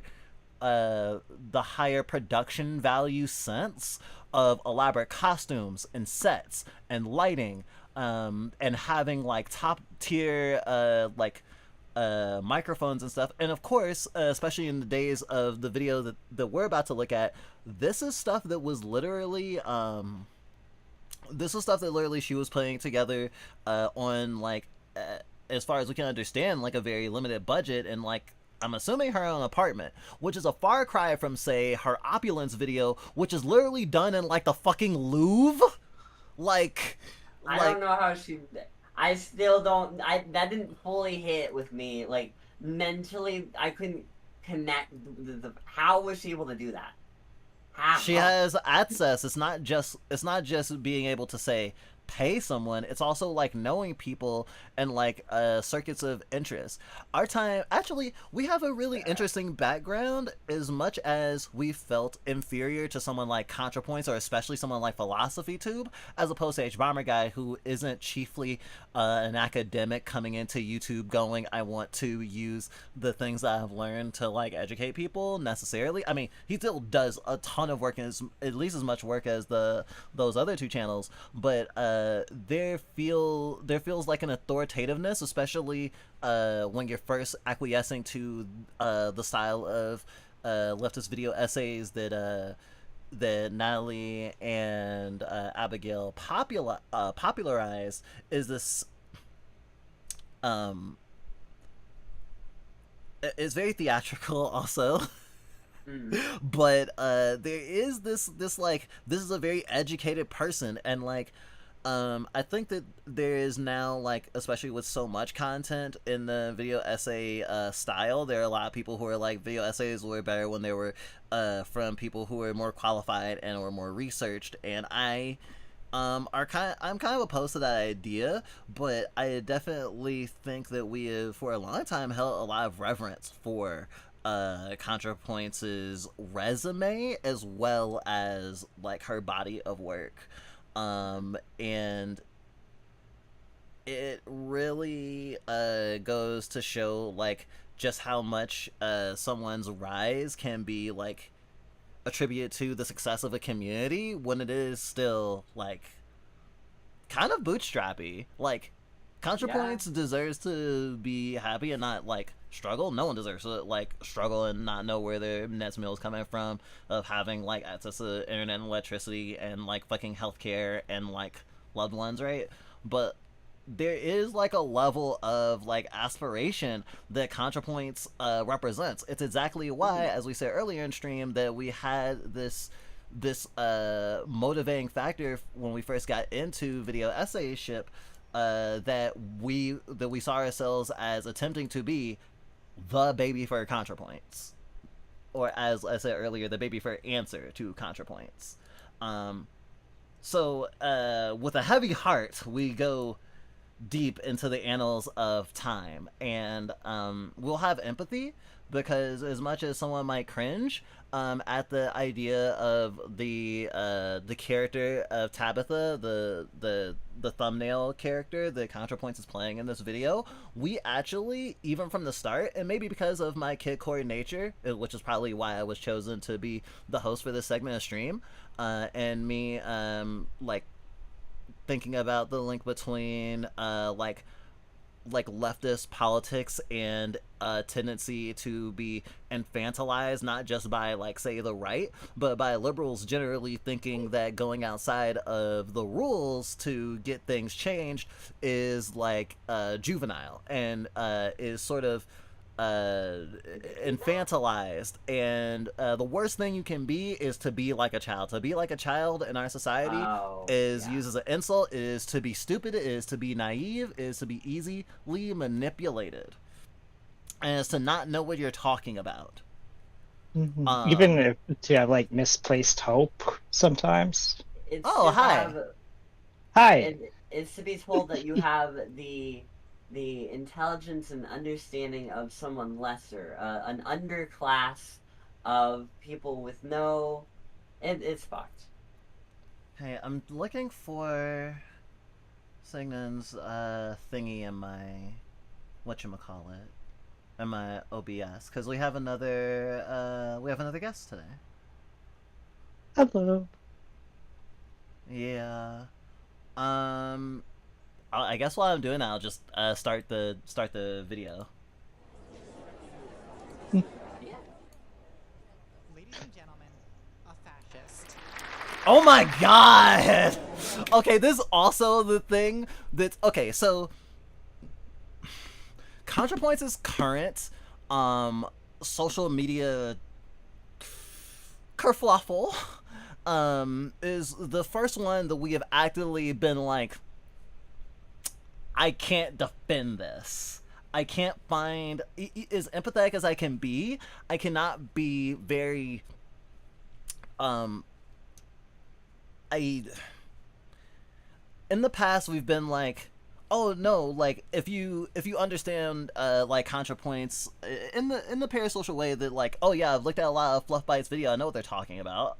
Like, you know, like speaking, if you feel like you speak the language of ContraPoints, there is very much early on, and I talked about the like art aesthetic of like a bunch of costumes and stuff, but ContraPoints has explicitly talked about being inspired by like drag culture, and that is something that she has like put a lot into, like the glam of like not just the outfits but the presentation of a lot of her content.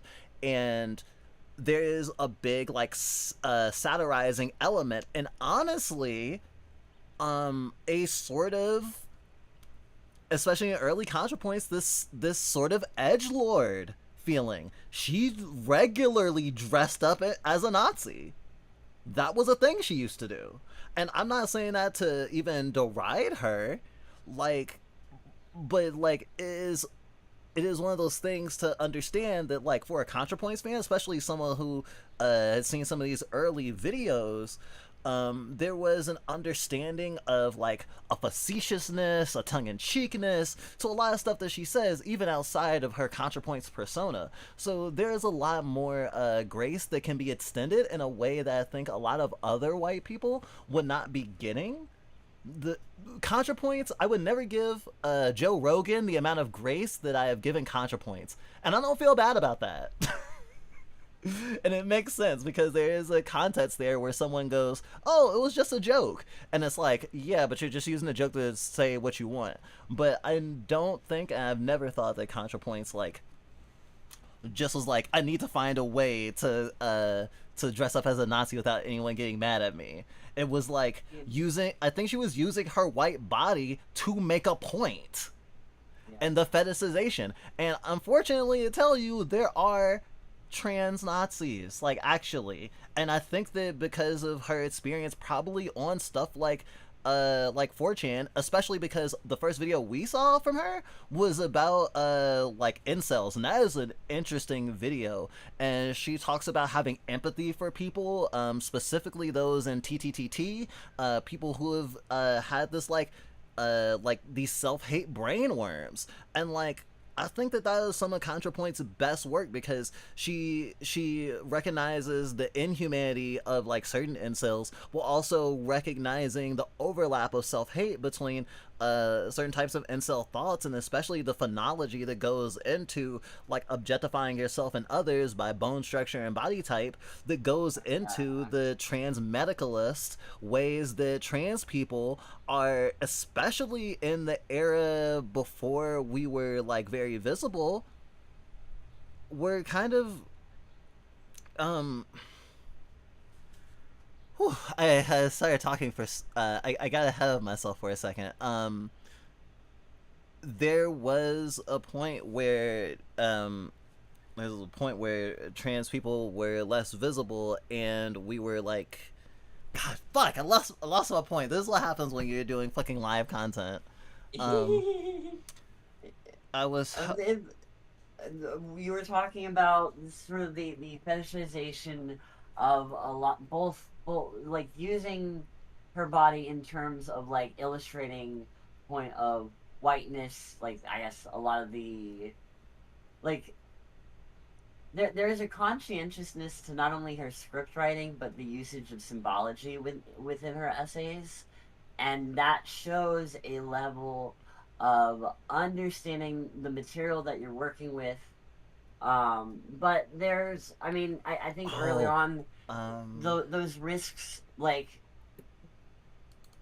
those risks could be considered in terms of, I mean, that's partially how they were so successful to, like, an introductory class for a lot of young leftists was, like, stripping away at the facade of things. And it was especially the video on opulence, like, it really helped me to understand things in a way that, like, if you combined a lot of classic breadtube and a lot of, like, classical leftist literature, you could be pretty informed on both postmodern and classic, like, leftism in a way that wouldn't leave you, like, obviously there's always room for improvement and you will have your blind spots, but there was a reason that she had her place in the quote-unquote bread tube, whatever that amalgam actually ended up being, because of the lo-fi showmanship, the combination of using what you have and taking it all the way, because in a lot of ways, like my late owner loved watching. Oh, there you are. Oh, I guess Sigmund stepped away for a bit. All right, continue. Oh, I think I got my track back on. Oh, I'm still here. Yeah, as you were saying, Phantom. don't have. I just don't have much experience with like ContraPoints or like. Well, we are about to watch some of these videos, so you'll have a little bit more context. With that as we get into stuff.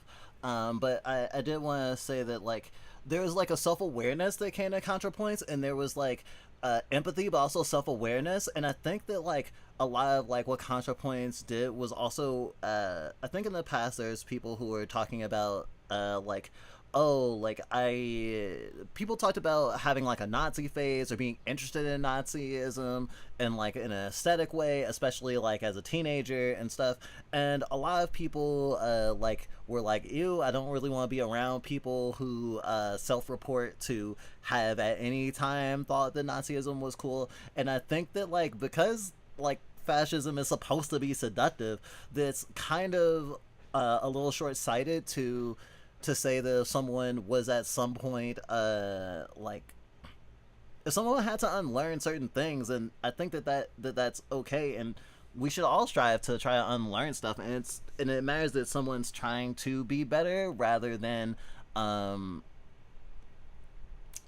lambasting someone for having done a thing, because there is a purity thing, like when we were just playing Kind Folks and it's like, oh shit, this thing, and instead of nipping in the butt and saying, no, the creator did not mean this thing that way, obviously this wasn't used as a white supremacist way. I mean, we did say that thing, but we also opened up the conversation talking about why we thought that way, but also recognizing that as a leftist, once you understand certain things, once you can recognize dog whistles, once you are woke, you see all these things and like you want to call things out, and there is a nature of letting people know stuff and also calling truth to power. But we also have to be careful not to like use it as a bludgeon to like hurt just other people, in the same way that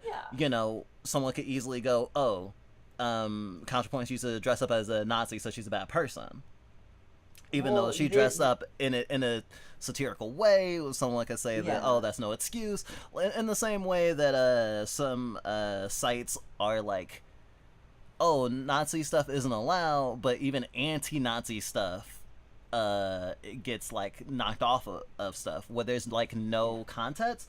Oh, that was the thing I was about to look at. There's the mouse that little comic about Mouse if Mouse came out today? Oh, I've not seen that. I think we sent it to you, actually. I'm actually looking in our DMs looking for it. Because I know we sent it to you. I may have seen it, and I just don't know what you're talking about specifically. But I will say, there is the It's a ambiguity... Oh, you go first. Oh, it's a 4-panel comic where it's like someone showing off that they made Mouse, and the last panel's like, I'm gonna have to block you because it depicts the swastika. Yeah. Okay, here it is. This is gonna be weird. I do remember that. I'm showing it to chat, so you actually have to look at the stream itself if you want to see the comic. But you actually explained it directly, Signet. Here it is. Oh, hey, Art Spiegelman. Oi, Twink Boy Chick. I've finished a new book. Real Gesmunnenswick. About the war and my father, I tell you. I call it Mouse. Oh, wow. Art. The swastika is like a literal Nazi symbol. I think I have to block you, dude. That's a really good example. Cause, like, yeah, no, it's the exact thing. I wanted to call out because it's literally this. And we as leftists...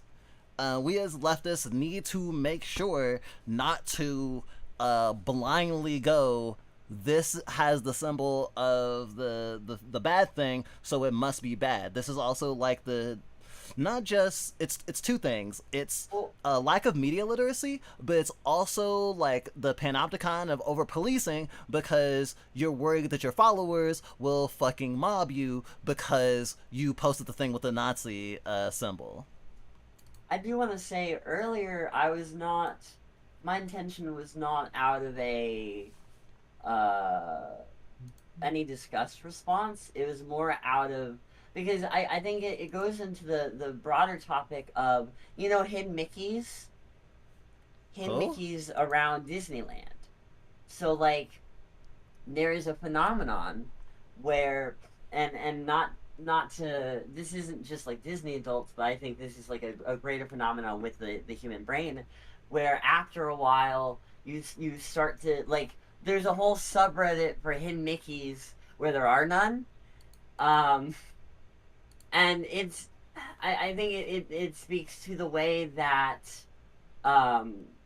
with the way our navigation through both hypervigilance and trying to use good faith, it really is a game of trying to exhibit a lot of patience with not only yourself but with the symbols that you can see from your day to day. And I didn't. Oh, I'm also giving you grace, but I think that I want to use that as a teaching moment because, like, I think we should also stay vigilant because it's really easy to, you know how, like, there's always, like, an anti-woke way to see anything? To bend it in some way, even when it's unintentional? To cinemasins it. There's the opposite, too. There is a way to vanguard and say, this is problematic, and even if you're not necessarily bending the thing to be intentionally problematic, like, say, a perfect example is Robert Downey Jr. in Tropic Thunder. And he plays a character who wears blackface, but he actually wears blackface in the movie, but it's also a commentary on actors who just wear blackface. But it's the cyclical thing, and it's like, is it wrong to do the thing? Or like in Django Unchained, when Leonardo DiCaprio was devastated that he had to say the N-word hard R to black people because he's, well, not an asshole. And fucking, I think it was Samuel L. Jackson said that he like went up to him and was like, just, this isn't real, just go into the role, I've been called this before, you're not gonna hurt my feelings, like, let's get this done. Of symbology versus the depiction of the symbology, and like we're getting into like stuff with Simulacrum where like is depicting like racist behavior endorsement in itself racist, or is it is it in the same way as Mel Brooks with the producers and Springtime for Hitler and the like the conversation over the. Oh, there's also didn't the Jojo Rabbit?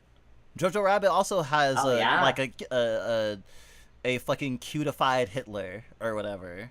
I forgot. There's like a fucking TV tropes word for it.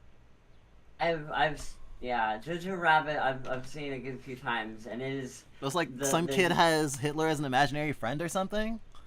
Well, the idea is in his mind he is best friends with the Fuhrer, and he is because of how the ideology works. He has placed himself and basically created a Hitler Tulpa, where he gets him through when he's being picked on by other boys. He's being derided by his like trainers, right? But over time, you start to as the boy learns more about Hitler and his opinions change of it over time. Hitler changes into a not fun guy to be around and kind of pathetic and sad and angry and always yelling. And by the end of it, like, he becomes a stranger. And it's so, that is, I think, both the Boychik comic, oh, this is my Gestan Kunstwerk. I worked on this for a good few years. This is based off the interviews I did with my dad. I did in the garage, and it took over the course of a couple summers because he kept forgetting, and the kid only recognizing the symbol but not the further context that would give you more insight to what the symbol is depicting. It is the fear response, the disgust response, the I have to block you now, right? Yeah, exactly. Context, yeah.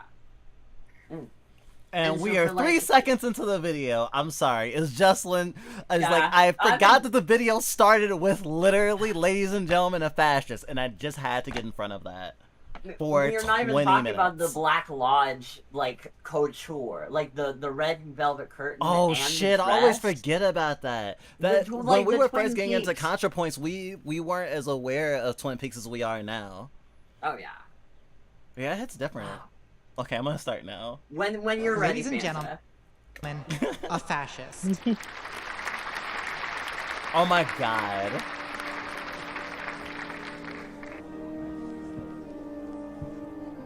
My fellow Americans, Wagner! a war is about to be waged between everything you love and everything you hate. Our very right to exist as a people is under attack. Foreign invaders, disguised as immigrants and refugees, are being imported to our lands by a cabal of globalist elites. And if we don't stop it soon, the result will be rape, chaos, and the end of civilization as we know it. Also for context, this was before...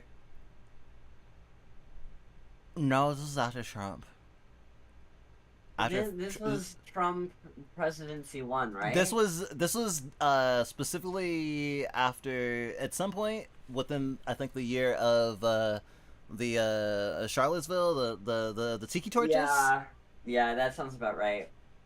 I want you to imagine I also want to make note that the music is Wagner, who was a Nazi.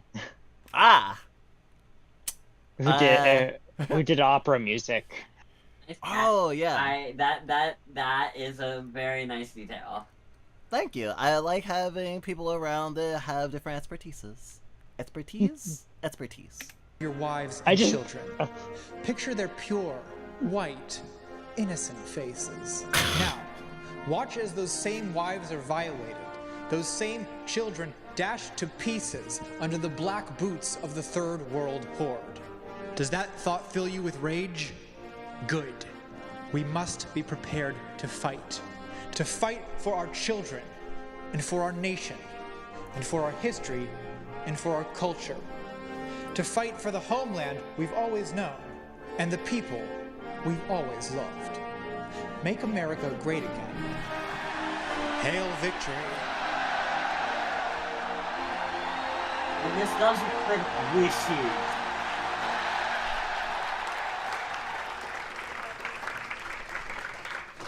Ladies and gentlemen, a leftist.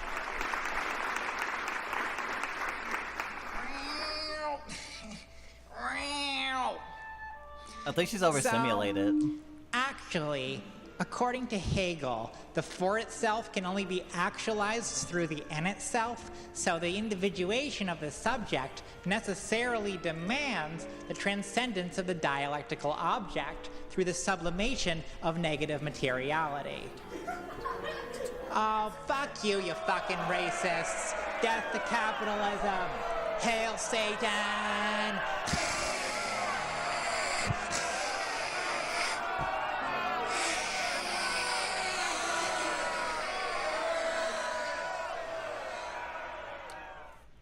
The point of that is that leftists don't have good rhetoric and poor optics and can't take the criticism of the highbrow theory-heavy speech, which is a worthwhile criticism, especially of the online left.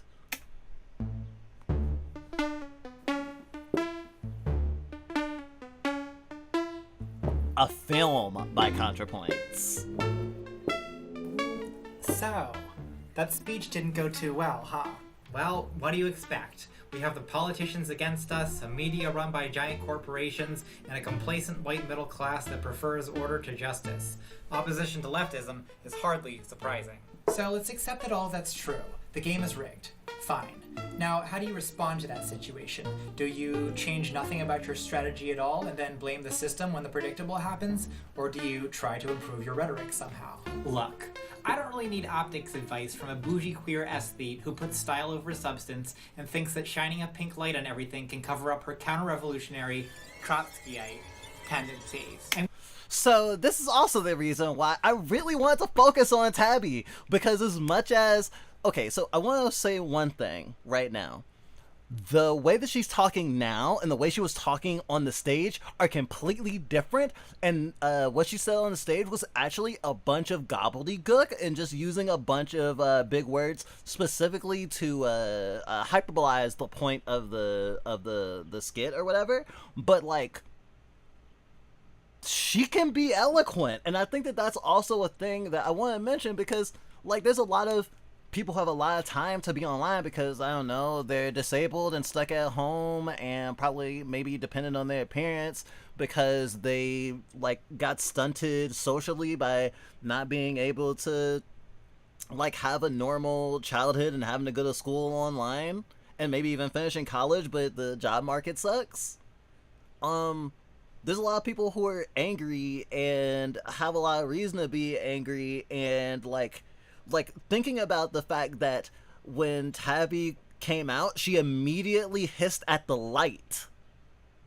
And she immediately started batting at the light. And that read to me as Tammy is neurodivergent in some way. She is light sensitive, so she was already agitated getting on stage. The fascists didn't have that problem. And so the people who are going to be downtrodden and vocal a lot of the times in certain spaces are going to be people who they might be challenged to make their points under conventional means. But in this one-on-one conversation, it's fine. She's fine. And she's cutting at the heart of this, and the stuff that Tabby just said is true about Natalie Wynn today. And, well, actually, she's worse than what Tabby is saying in terms of, like, what her... how liberal she's decided to be despite her political awareness, because she has decided to be liberal despite having plenty of evidence to push her more left. Did change your life change to you? I mean, are you even a communist? No, I'm not a communist. Well, why not? I like stuff. I like this, and I like this, and I like this. And that's why I can't be a communist. Justine, you do realize that Marxism distinguishes between private property and personal property, right? You're allowed to own possessions, you just can't exploit people by owning the means of production. Well, most of my stuff was made by Chinese slaves. Well, you should feel bad about that. Look, I'm just trying to help you out here. Queer eye for the Marxist-Leninist, you know. Actually, I'm an anarcho-syndicalist. Right. Do you have any friends who aren't leftist militants? That's what I thought. You know, Tabby, people think you're weird. And they're afraid of you. Well, fascists are afraid of me. Really? Well, let's take a look at your Twitter feed. Let's see. We've got guillotines, Soviet memes, liberals get the bullet too. Bitch, no wonder why everyone thinks you're some kind of scary terrorist. Okay, Jesus, let's hear your mind-blowing revelations about respectability politics. Great. Let's start by taking a look at these patches and pins. Positives first. The rose is great. Love the rose. Fantastic. Now, the hammer and sickle. Just for the people who don't know, the rose is actually anarchist symbol. We're gonna need to get rid of that. I'm just wearing it ironically. Now, don't you start with that. It makes me think of bread lines and gulags, and it needs to go. Well, maybe you're right. Fine, I'll get rid of it. See, I can think about optics. What's that in your bag? Oh, this? Yeah, we're gonna need to do something about that too. Now hold on, getting rid of the hammer and sickle is one thing, but Marx is a foundational thinker in the history of progressive I'm not talking about getting rid of Marx, I'm talking about giving him a makeover. I mean, just look at the cover of that thing. It's making me depressed. Yeah, make it a product. Just looking at it. Red and gold, what is this foreign shit? Like a Chinese or a Soviet flag? It's un-American. I don't trust it. I don't like the cut of its jib. So you want a Marx Engels reader wrapped in an American flag? Oh, I can do you better than that. Let's start with a gradient. Got a grid. Maybe a wave grid. Let's get some shine. One more. A pink field. Chicklet. Yes, girl, yeah. I just realized that I actually hate you. Hello, fellow whites. Do you have a moment to talk about the need to secure a homeland for our people and a future for white children? Get the hell out of here before I smash your face, you Nazi bitch. Effective, don't let anyone into. Don't let Nazis in. Then don't make it a Nazi bar. This whole Antifa thing. Yeah. I can't help but wonder, from a strict PR perspective, if there's some way you cannot do that. Are you saying we shouldn't punch Nazis? I'm saying if 30,000 people show up to counter-protest Nazis, you won't have to. Well, when the police let Nazis who counter-protest your protest come to beat you up and then arrest you after they're done, I feel like having counter-protesters is also gonna come under physical threat, even if you do have like community support, which is good to have, mind you. But that means getting 30,000 people on your side, which you're not going to do by tweeting death threats and communist propaganda and using words like dialectic and telling everyone to read obscure European philosophers with unpronounceable names and unintelligible ideas and smashing windows for no reason that anyone can understand or sympathize with and expecting that people are going to want to leave their jobs and comfortable lives to join a violent revolution to establish an economic system primarily associated with starvation and dictatorship. Well, that's an unfair association. Real communism doesn't lead to starvation and dictatorship. Has there ever been real communism? Well, yes. Between 1910 and 1912, in revolutionary Eastern Cameroon, a thriving, though short-lived, communist utopia did flourish, until it was smashed by Western imperialism. Before you respond, Condra, I do want to bring up that something that was made more clear to us recently was that even stuff that's not necessarily communist but is more egalitarian, these structures and policies, especially abroad, say certain sorts of like governments that don't fall into like a capitalist framework, are literally infiltrated by the CIA. Sometimes they get fucking assassinated, like heads of state that were actually elected. Like, even China, that is in a lot of ways communist, has to function underneath capitalism. And so if you have this, like, it's like a whitewater rapids and you're moving against the hue, they still have to, like, you know, fraternize with the global capitalist market. And so, like, capitalist market is not in their favor. The dollar yes. has devalued all other currencies. Imperialism is in the root of this all, and it controls, like, the trade across the oceans, but also controls, like, the relations of all things. But all of this is undercut by the fact that basically what she's saying here is, if this were Sid Meier's civilization, then capitalism is the winning strategy. It doesn't matter if communism is good in theory or good in a few examples or in a flourishing nation, because capitalism and imperialism have been able to kick its ass, which is, I mean, I guess is a very, like, for the person who is speaking to Tabby, it makes sense, but it's also just very callous, because it again, the thing that I've really thought about this whole situation, whether it's going to be now or later on with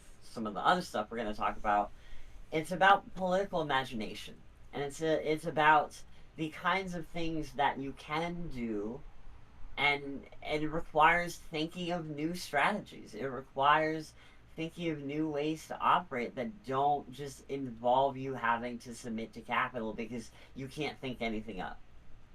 Yeah, and I think that it's also relevant to mention like Cuba in this conversation, where it's like they want to take care of their people, and like their system, the system they have would work, except they're being forced to like not have many resources because, well, America needs to keep the optics that like communism and more egalitarian structures and like social safety nets will just fail. So they're basically starving Cuba of resources, honestly in a similar way to what Trump has been trying to do with all the fucking tariffs and stuff.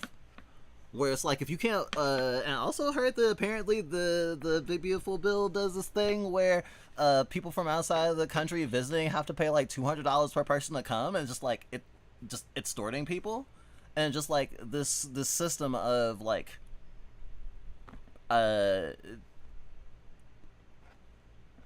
even if China, there's a communist country, wants to do trade with America, they have like 500% tariffs or something, and it's just like, sorry, folks, I played Civilization 6.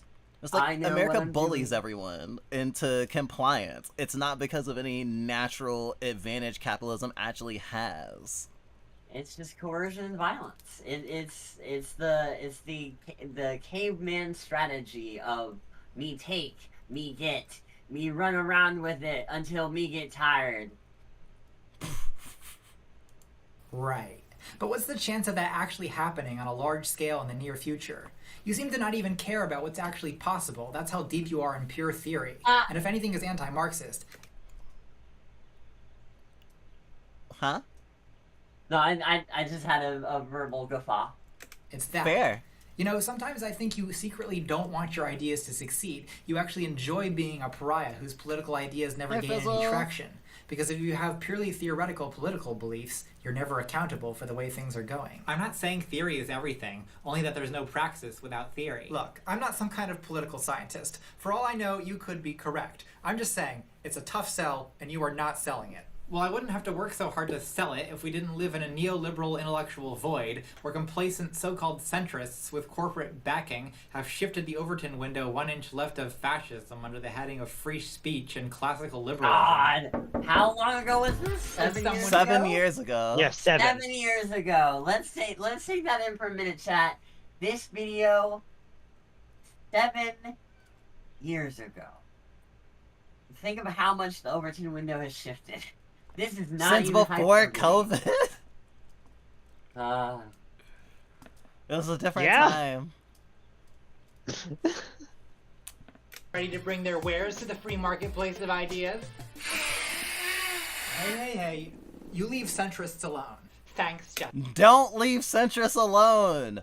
I don't think you should harass anyone, but do point out how their centrism is helping just let fascists get away with fascists. You know who else are centrists? The Democratic Party, although honestly, they're actually traditional conservatives. Jackie, get out of here. You're embarrassing me in front of my Antifa friends. I'll see you at brunch. Mimosas. What the hell is that? Oh gosh, now I'm thinking of the, we voted for Kamala, we would have been at brunch, and it's like, I guess you would have, while the genocide still happens. And you've been like, okay with that. Because there'd be a black lady president. Well, who they don't they is an don't care about imperialist. Palestinians. They don't care about trans people. The Democratic Party is willing to run anyone over. Like they'd rather have a Cuomo than a Mombani. It's, if we want to talk about a party of people who will continuously prevent their own success, it's the Democrats, especially now. Like the party that has consistently stepped on rakes on purpose so it didn't have to do anything were the party of elected officials who had the ability to impact legislature and to be able to change things, and not, you know, regular working class people who have like been regularly told you will own nothing and be happy, or like the kind of nihilistic bullshit and the psyops that are constantly fed to regular people just trying to live their lives. It's I do want to say there's a frustration with Natalie that I can feel viscerally, and she can see the point ultimately of where leftists are coming from, but there is also a feeling permeating, feeling betrayed and feeling not fully seen. And if I'm going to be honest, she does, with how much trouble she's been in the past and what she got in trouble for, it's kind of like before all this shit, like a couple years back when, like, I don't know, she's a trans woman on the internet, being hyper scrutinized is like, it's just like breathing at that point, and that's awful. Yeah. So been there. Yeah. Yeah. I think that the biggest thing that I can feel is an unwillingness and kind of a lumping in, and this is what a lot of leftists do, is they lump anyone who's less left than them as like liberal, and it's an annoying thing because it does lead to virtuousness and puritanism and no true Scotsman fallacy, where your circle is still getting smaller, but it's not getting smaller because you're mad at anyone. It's just, oh, no one can see the vision. But the problem is everyone has a multiplicity. There is in the crowd, in the grouping of people, we all see things differently.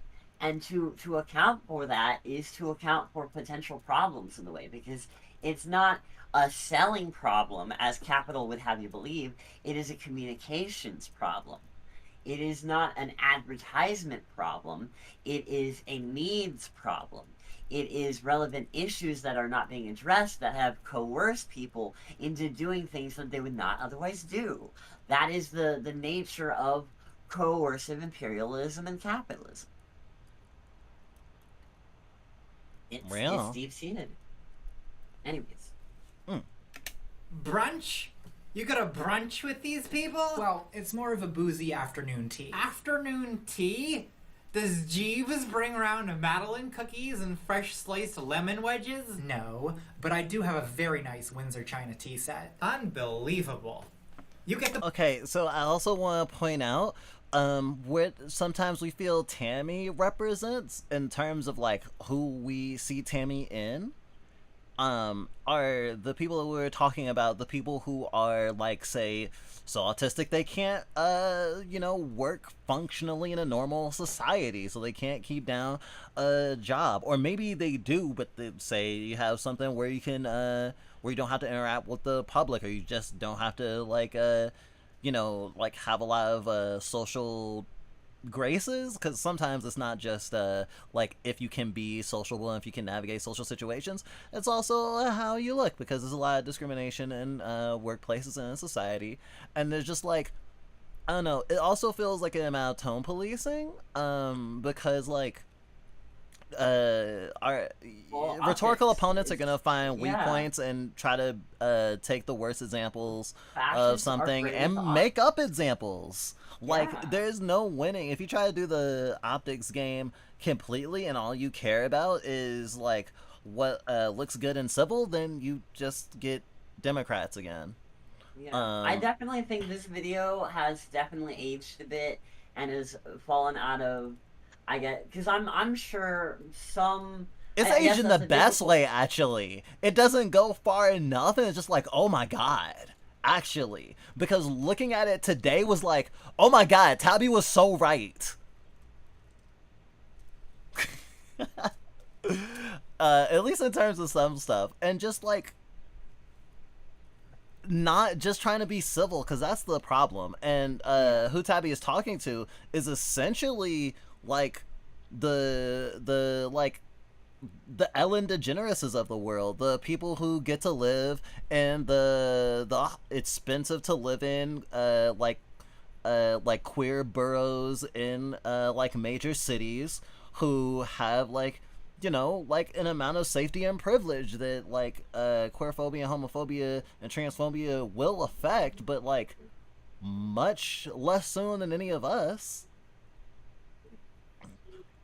And if they don't feel the water getting hot, then like of course they're not alarmed. But someone like Tabby is gonna die way before someone like the person she's on the other side of the table with. It's a dissociation. That's the scary part. It's not even an active thing on the individual's part. And if anything, it is a further mechanism. It's what Mark Fisher alludes to a lot in his writing, but the sort of distancing from any political reality. We live in our bubble, and we live in a fractal of bubbles, right?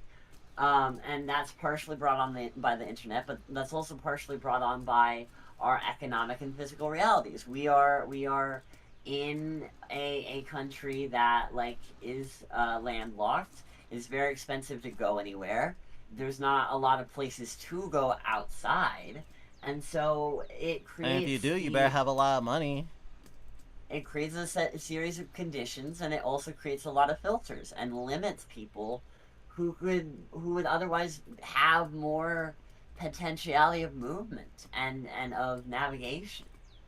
But it's always through both the dumbing down and the I guess resentment. Like in a lot of media, society is depicted as dumb hordes, which is why I have such a problem with Mike Judge's Idiocracy. I'm not going to get into that a lot because Patricia Taxon has already covered it. I recommend that video. But a lot of cinema writers, news journalists, like the idea of organizing is seen as like it's as if we have all been condemned to adult babies. And so if you are one of the people in the streets, you are dehumanized and either seen as a rider, or you are seen as stupid and naive and fighting for some like blah blah blah blah blah. It's just a bunch of excuses. It's the same logic of I don't know. It's say you're trying to make a new website and you're still traumatized from the ashes of co-hosts. How are you going to build it? What server space are you going to be using? Oh, how are you going to pay for the electricity? Well, what are you going to do about backend? What are you going to do about... Jesus Christ. Like if you're able to contribute and help and ask questions and communicate, that is how we're able to, like, what if we do this? And we figure out solutions that alone we never would have figured out on our own. So it's frustrating. It's frustrating. Yeah. Bullet too. You get the goddamn bullet too. He said, unbelievable. You get the bullet too. You get the goddamn bullet too. Oh, come on. Me? What do you want me to do? Drink victory gin out of a rusty herring tin like the anti-imperialist revolutionaries in Eastern Cameroon? I mean, nothing is ever good enough for you people. It's not about that. It's about fraternizing with the enemy. It's about being lukewarm on things that are kind of fence sitting on that palm. Like it's not that you're drinking wine and having brunch. It's who you're drinking wine and having brunch with, and being so cavalier with, well, just yes, I enjoy this wealth. I will say a couple of couple of sound bites saying the system is bad, and then I will drink wine. Ah, the system. Be munching on a cigar in the South American jungle, shooting at capitalists with a black beret and an eye patch, and I still wouldn't be left-wing enough for you. Well, why don't you start by not going to afternoon tea with people who protect fascists and not complaining about the optics of people who are risking their lives to keep you safe? How is Antifa keeping me safe? You do realize, don't you, that 99% of what Antifa does is not punching Nazis. Most of what we do is behind-the-scenes organizing, infiltrating fascist groups, doxing them, disrupting their recruitment, and yes, we do engage in defensive violence at fascist rallies. And one of these days, if you can bear to tear yourself away from your tea set long enough, you're going to be at a counter-protest, and the Black Bloc is going to save your life, because you don't look like you can fight, and the police certainly aren't going to save you. Well, maybe so. I mean, I'm the first to admit, these are not Nazi punching hands, so I'm not going to get in your way. But in the free marketplace of ideas, and like it or not, that's what we're in. I can't help but think that what you are matters less than what you seem to be. And black-clad thugs in masks smashing things in the street seems pretty scary. Oh, come on. You have to admit, there's something kind of appealing about a guy in a mask. This kind of, like initially I was hesitant because it's like, the Natalie here is very different from the Natalie now. True. But with the idea of optics being first and foremost, like there's something with the fixation of that kind of makes me understand how she came to the point she did. And I'm not condoning nor saying that what she came to was good, but that I think navigating and kind of disregarding the amount of organizing and the like, if you put your value more into optics and aestheticisms and packaging in the right way, then it lessens not only your focus on your goals and your project and like the outcomes, and it's just about what you prioritize and focus on. And like, this is a very campaign manager brain of like getting a Democrat elected or like doing like, but rather than like more like how she represented more organizing efforts and like local aid that doesn't get cheered on, that doesn't get likes and follows and stuff. It's the stuff that like people do, like the labor people do, getting SIM cards to Palestinians. The labor people do, like making sure funds go to the right place. Like the invisible stuff that most people don't get to see that ends up helping people, because most of the time helping someone isn't glamorous. Helping someone. The Black Panther Party was considered a terrorist organization after they started feeding kids. You help people and they kill you for it. Yeah, we learned this from Jesus. I don't know. That's kind of a niche story. I don't think a lot of people have heard of that guy. You're right. I'm sorry. It's a recent indie game, guys. That's my bad. This is a spoiler. Sorry, maybe you should have said John Connor. It's just like John Connor. But you should go on Steam and wishlist the Bible today. What about a girl in a mask?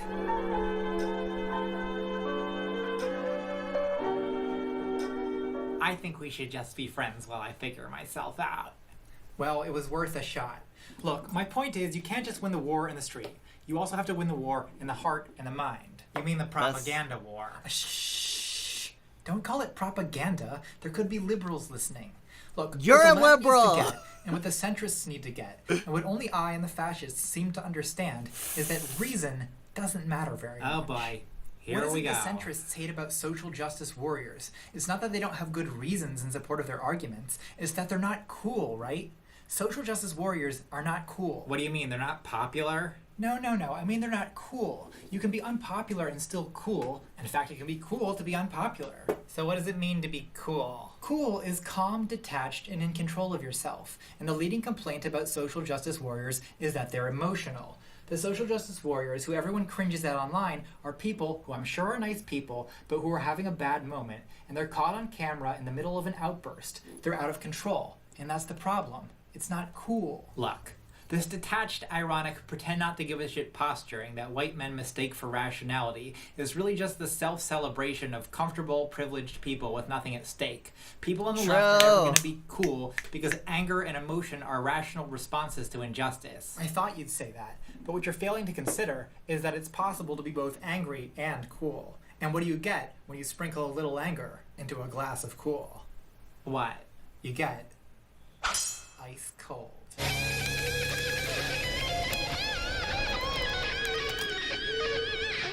I'm sorry, what? And that's what we on the left need to become.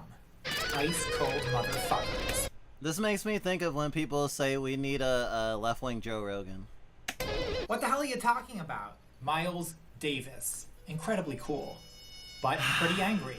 Did not take shit from white people. But also, ice cold motherfucker. It's kind of like the Martin Luther King thing where you can easily say, oh yeah, he had a lot of support behind him. And not talk about like the racism that he suffered or people like spitting in his face at concerts or anything like that. Where it's just like, yeah, he was cool, awesome. And it's like, yeah, he's part of history. But at the time, I'm sure he was just like, I don't know, like I'm just Chapel not Roan thinking about it. I'm thinking what you brought up reminded me of the Martin Luther King Jr. Fortnite event. Oh, and, like, fuck, no, that's a thing? Yeah, no, because you would attend the event, and you'd hear speeches, but now that I'm thinking about it, the only thing you'd get would be a DC-13 I have the worst algorithm, I'm not sure what's going to come up. But I'm realizing it's Fortnite, right? And they can model literally anything. Why would you not have an in-game model for Martin Luther King Jr.? Martin Luther thing, god damn it. I'm sorry for this tangent, chat. I apologize. Curse of Pharaoh. Well, it seems that Fluffs enjoy it. This is a tangent because I guess symbology. God. Yeah, I think, yeah. The event was pretty lukewarm, and there was some racist trolling, obviously. It would be fatal for the nation to overlook the urgency of the moment. Now is the time to rise from the dark and desolate valley of segregation. Interesting that it's Fortnite that stole dances from black creators without crediting them or giving them money and having to be sued. From every mountainside. And you would be able to model like the Washington monuments, but you wouldn't model MLK? Oh, they didn't model MLK? They didn't model MLK. I'm actually surprised. I actually thought there was gonna be an ML. I mean, they... No. They just give you the spray. That's too much. They just give you the spray. Oh, so you can be a character. You can be Martin Luther King in Fortnite and play as him? No. What they give you is a Fortnite spray that you can spray on a wall, and it says DC-13, and it has like one of the Washington monuments on it. Oh, so it's not even explicitly saying anything about, like, civil rights. Vaguely, in the terms that, like, human rights are good and people deserve to live. Yeah, wow. Yeah. They really just weekend at Bernie's Martin Luther King so much, but they didn't want to go through the effort of doing it this time, I guess. They're just like, we'll just use recordings. But your plan is to win over... Yeah. God damn. It's the priorities. Did not take shit from white people, but also ice cold motherfucker. Wasn't MLK literally assassinated? yes, he was. So your plan is to win over centrists by becoming an ice cold motherfucker. Precisely. What we need is social justice, drugs, and rock and roll. This is ridiculous. And I suppose you think this. That already happens! Natalie, that's already what the left has if you know where to look. I think this is the problem, not getting outside of your bubble more. And this is, I say this with the call also coming from inside the house. There are multiple phone calls happening, right? It is about expanding your worldview. But if you've been looking at what they've been doing in France, if you look at what they've been doing in countries all over the world, there are fucking advancements happening all the time. Our media is constantly fucking being tampered with, and all the shit in the world that could potentially give us a different image and a different way of how like people can operate. It's our reality is dictated under very specific terms. Very specific terms. It's ridiculous. I think it's stalemate. No, it's not. My queen is wide open. No, it isn't. Take me. I'm gonna get going now. Wait, where are you going? I'm gonna go bash the fash. Well, be careful. Sure. Enjoy your tea tomorrow. What a goddamn lunatic. I'm gonna miss her.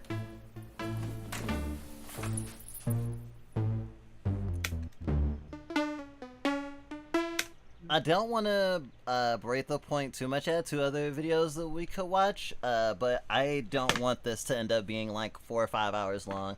I want to be a little bit more concise today if we can. Yeah. There are other videos with Tabby in it. They're more, they're a little bit more recent, and maybe we'll return to them another day. But I want to respect my spoons and make sure we can do other stuff today as well. So I'm gonna pull up I guess the elephant in the room for people who weren't aware of what is it ContraPoint said. You keep referring to ContraPoints. What did she do this time? So now we get to look at what ContraPoints did this time.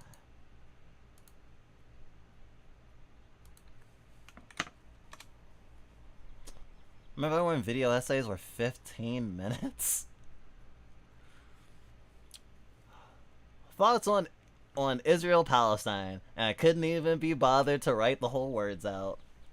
I'm posting this to Reddit instead of Twitter. Hopefully I minimize fragments being clipped out of context, and serious apologies to the mods. So, many leftists feel betrayed because I haven't made a video on Palestine. Do they actually want a ContraPoints video about Palestine? Will they be happy if I get in the bath and pour milk on a mannequin of Benjamin Netanyahu? No, I post about Gaza occasionally and have quietly given money to Palestinian aid organizations, but I think what leftists really want is for me to join their chorus of anger. They sense some hesitation on my part and are judging me very harshly on my presumed opinions. I'd rather be judged on my actual opinions, so here they are. Is Israel committing a genocide in Gaza? Yes. Do I oppose it? Yes. Do I feel angry about it? Yes. I wonder how many times she workshopped this. I also feel a lot of other things. 1, Doom. The week after October 7th. Oh, wow. Oh, wait, this is way longer, isn't it? Oh, boy! Oh, wow, this is way longer. Okay, let's zoom in a little bit. Can I zoom in a little bit? Do it.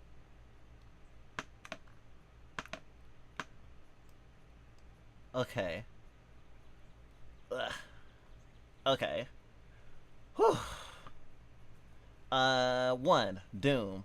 The week of October 7th was clear the mood among Israeli leaders and civilians was overwhelmingly kill or be killed, existential panic, and unstoppable lust for revenge. It reminded me of the U.S. after 9/11. There was no reasoning or protesting them out of it, nor was it politically feasible for the U.S. to draw aid to Israel on a time frame that would make a difference.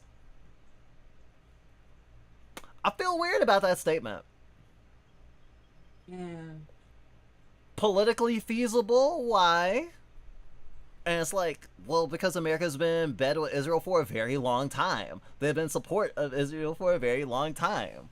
I mean, I hate to do, like, whataboutism, but, like, or any frame of that, but it's just kind of like, I think that's placating to the idea that it's supposed to... Martin Luther King quote: the fucking white man cannot choose the time frame of another man's fucking liberation. That's not fucking fair. And to just be like, oh, it's not politically feasible, I think, like, sort of sanitizes it. I think that's what I have a problem with. The sanitization. yes, no, questions like, oh, I feel a lot of other things. And of course that's supposed to be about these are the things. I don't see any anger though. Bitterness. I'm still gonna read it all, but I'm a little frustrated.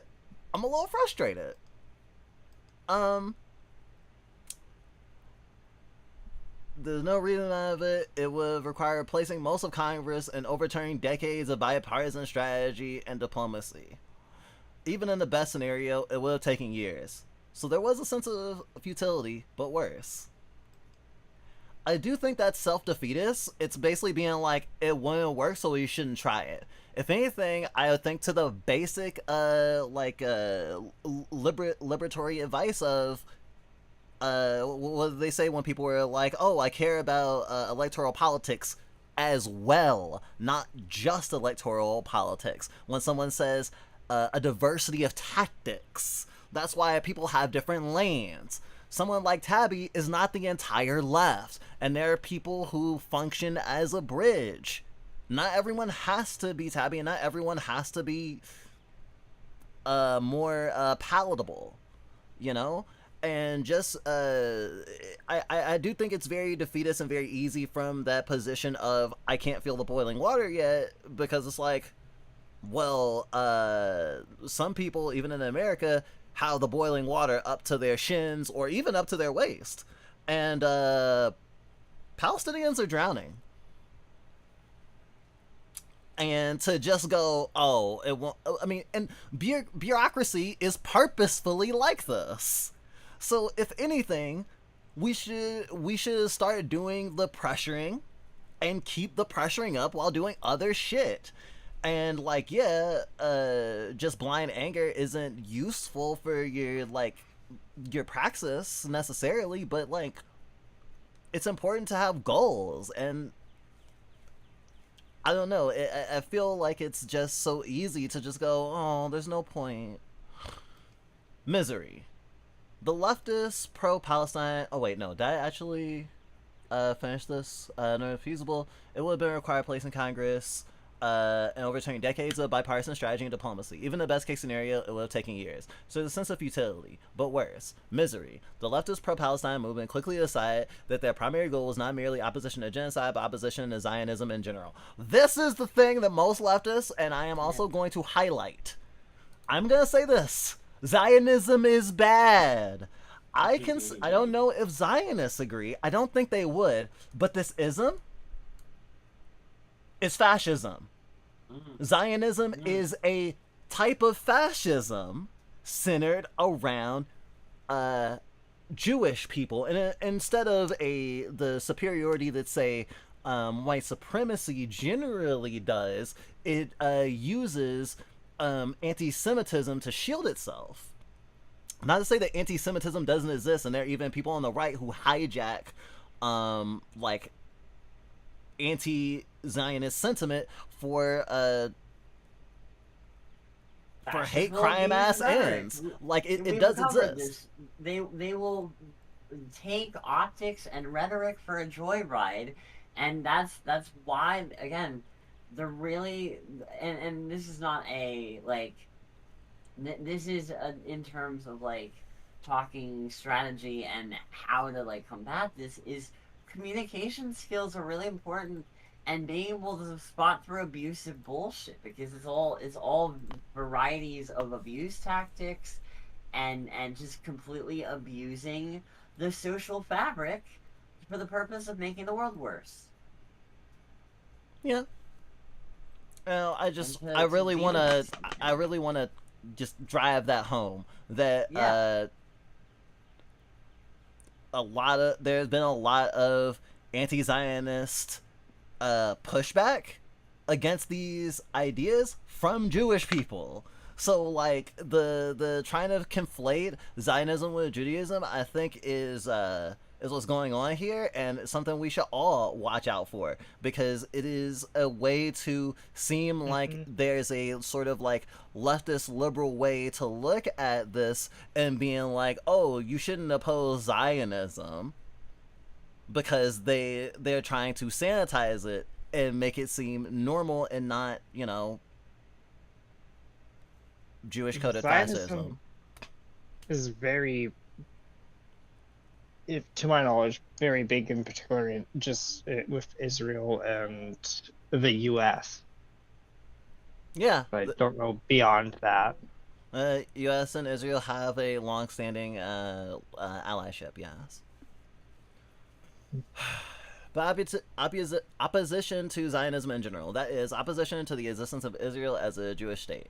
And here they decided to draw the line separating decent people from genocidal fascists, which had the following consequences. It shrunk the coalition. Zionist is a very broad category. Most Jews are Zionists. Lie. Anyone who supports a two-state solution is a Zionist.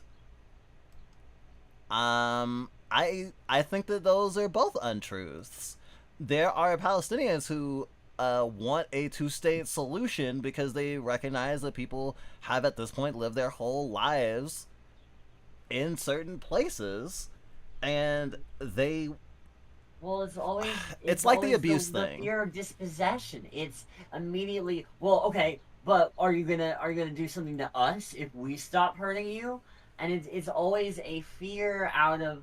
And it's always maligned because it's this abuse tactic that, for whatever reason, the Palestinians are immediately going to wipe out all Jews. And so they have to propagate this astroturf fear, and they're doing it in, like, New York, where it's like, as a Jew, I feel so unsafe.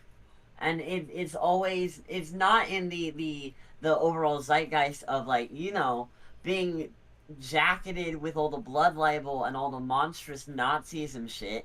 No, it's because you are afraid of what? Of people getting their rights back, of people being seen as human, of like it's hijacking all these normal fucking reactions and pathways and creating just this alternate reality world where you just have these scary Muslim bad guys that don't have any interiority, and the moment that you're not beating them into the ground, they're gonna WMD you. It's Islamophobia, xenophobia, and ultimately the goal is only that of destruction for everyone, because an eye for an eye makes the world blind. As gauche as that is, as overused as that is, it's fucking true. If you are to only use the pain and the hurt that has been inflicted and use that as a cudgel against your fellow brother, your fellow cousin,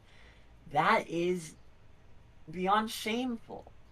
Because we all deserve to live. We all deserve to have navigation in this world, in this life that we have been given. Whether your God is Allah, or whether your God is Hashem, whether your God is Lilith, whether your God is Jesus. You need to operate out of an understanding and a patience and a love. And you cannot do that if this is just glassing a whole population, building a Trump hotel over it, because the repercussions are you'll be haunted. The state will be haunted by the actions of a murder that the whole world contested against. And they will be seen as monstrous, not for being Jews, but for being murderers. Because being Jewish is not an issue. Being loving Judaism, worshiping Hashem, being devoted to Torah, being devoted, whether it's Kabbalah, whether it's the Tanakh, that's not an issue. It's not you. And ultimately, it is about understanding and being vulnerable. And when you are a military complex, you hate vulnerability. Any vulnerability is a sin. It's a weakness. And so you become something to be exploited. Self-propagating weapon. And so we have a bunch of self-propagating weapons wanting to justify a war, trying to get every susceptible person involved, everyone in on it. And if you don't, you are insane. If you don't, you are a terrorist. If you don't, you're colluding to end all of us, when that's not true. When we have seen time and time again that caring for your fellow human being, that going out and risking your own skin to give someone who doesn't have a home food or water or just a little bit of money, to take those actions, it's scary? Is it inconvenient? Is it not going to get you clout? Yeah, but it is a furthering of a future that you will want to live in. I would say that It like, also is costly too. Go ahead. is you anything you want to say anything beyond that? No. I was gonna say, what was I gonna say? I guess I'll go back to where we were in the thingy because there was something I was wanting to respond to. Oh right, I was gonna say a lot of Palestinians support the two-state solution, and I would not say that those people are Zionists. It is sort of like it is sort of like the oh right, that's what I wanted to refer to. Although I'm not gonna pull up the like statistics and research. I have heard, and I do believe in, especially in my own anecdotal experience, that most people who are under threat, who are abused, just want the abuse to stop. Generally, we do not want revenge. Yeah. You know?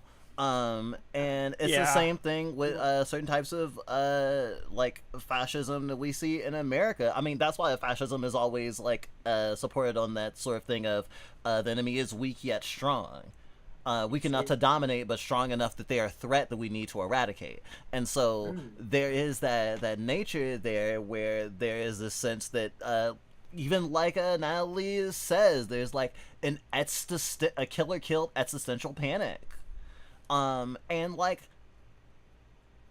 it's weaponizing Western Islamophobia just like in 9/11. If we actually ended up watching the fucking video ContraPoints that we had set up. When you look into the pools of the 9/11 memorial at the World Trade Center, you start to ask yourself questions. Why is the world bad? What did all these people die for? Well, for freedom, I guess. And like American values? Yeah. So America and Israel are bedfellows also because they are similar imperialist projects. Especially now. In the same way, like trans people, we don't want to assault people in bathrooms. We want to use them. Well, I mean, I want to use my pants, but that's beside the point. That's the funniest thing. It's always the fear. The fear necessitates the violence, and the violence wasn't wanted from either side. It's always we are afraid of women being assaulted by men who should not belong there, and then women are assaulted by men or women who are trying to look for, like, it is just perpetuating more violence. It is just people who are just trying to piss and have just been eating and are just trying to live their goddamn life, and they're being fucking harassed. And the same, we can see the same issue over the sea. It was politically infeasible. What is the pathway that takes us from the present situation to the dissolution of Israel as a Jewish state? I don't see how this can happen without either a total internal collapse of Israel's society or else, a nuclear war. As usual, leftists have championed a doomed cause. I think that's also using a fucking it's like taking the... Sorry for wanting to try. What's the word I'm looking for? I feel like this argument is coming from like a place of, well, obviously like a black pill leftist like sort of thing, but also that like it's a zero sum look at it, and it's like, no, we do not want to drop. Leftists don't want to drop a fucking nuclear bomb on Israel. That would be catastrophic. Nuclear weapons should never be used. Nuclear weapons should not exist. I know, problematic concept. They should never be used. They have never been moral, I believe. However, when I want to compare this to, say, when we talk about defunding the police. So, if we are talking about some way to help people, remember how Jane was talking about like feeding people and stuff and how that is like strong revolutionary action? So if leftists generally have the ultimate goal of the dissolution of Israel. We may not see that in our lifetime, but we still want that as the goal. But that is not to mean that we want people to, especially in the individual sense, to be punished, right? It's this thing of like, I guess taking some of the most extreme views of a person, of like of a movement, and using that as like as the average, but also like not extending as much good faith. America. It's like she already has her foregone conclusions about like how people are gonna say things, and of course the internet distills emotions, and especially negative emotions and anger in ways that like we find upsetting too. I think that it's relevant to say that we have seen people who are communists, who are leftists, who have said stuff to the effect of what ContraPoints is hinting at. So I'm not gonna say, Natalie, no one is saying that. What are you saying?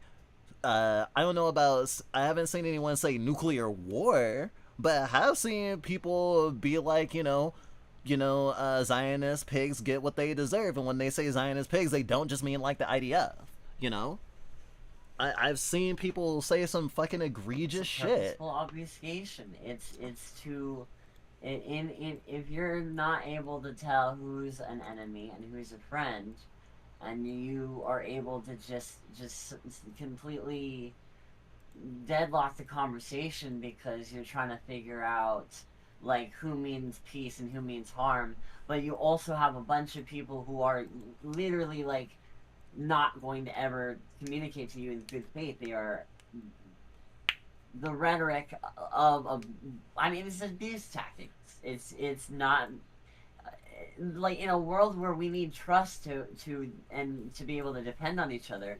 There are people trying to undermine that trust, and instead trying to like create the stuff that leads to anti-Semitic tropes, the conspiracies, the things that like is a big anger all around by all types of people. I feel like in this time we can have empathy for each other, and we can be enraged by the new Jim Crow and the Black struggle, and mutually the Palestinian struggle, and mutually all the other forms like.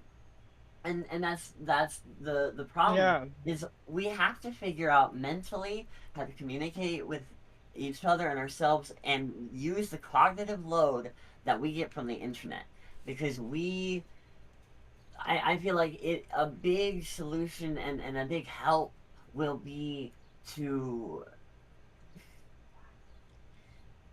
not just a redefining of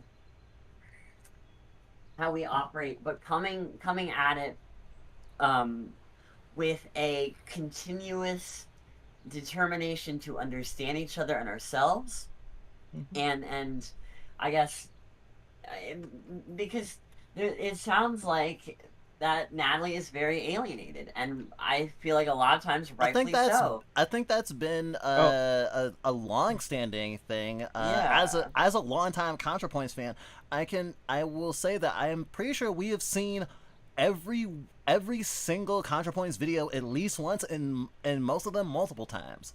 And in that sense, like understanding like her body of work, she has talked about that. She has belabored the grief of being separate from her community, as being assumed to be holier than thou, before she ever said anything approaching like say the alienating statements that she said about like not wanting to be assumed to be say like having hating to be assumed to need to be asked her pronouns, and not just assume the pronouns are she her, and how that was taken out of context, and she was berated for that, even though it did feel like a slight at MBs. It does, but it also is understandable, and like her feelings are valid. Her she's optics been as an authoritative trans woman make her into the mean bossy bitch, And nobody likes the mean bossy bitch, even though she's comfortable in her own skin and she's able to, like, just there's an honesty to it that is mostly unconcerned with the opinion of everyday people, and that is what you need as an artist, as someone making any political content, because otherwise you're just like, I agree with what's going on. Like,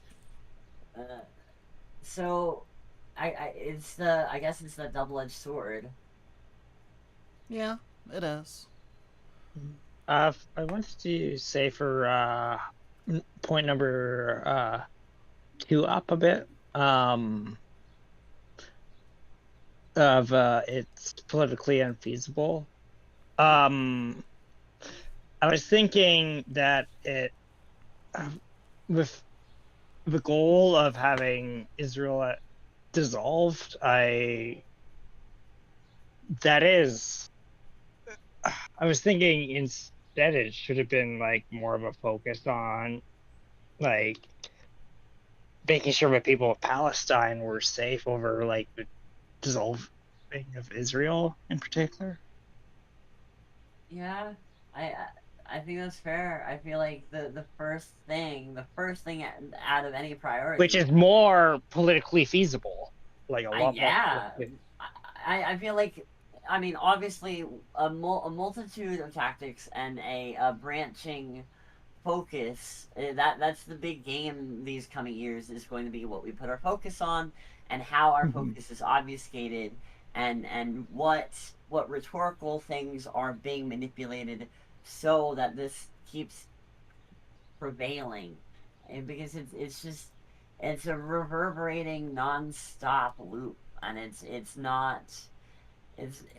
we have things that we need to be doing, and things that we could be doing if we weren't just fighting futile wars, or not just futile wars, futile genocides, futile killings of innocent people, who they are begging for their lives every day on social media platforms, and always being mistaken for bots, and always being hyper scrutinized, and literally having to like take pictures of their emaciated kids just to get any amount of funding, just to have any hope of survival. How grim that must be.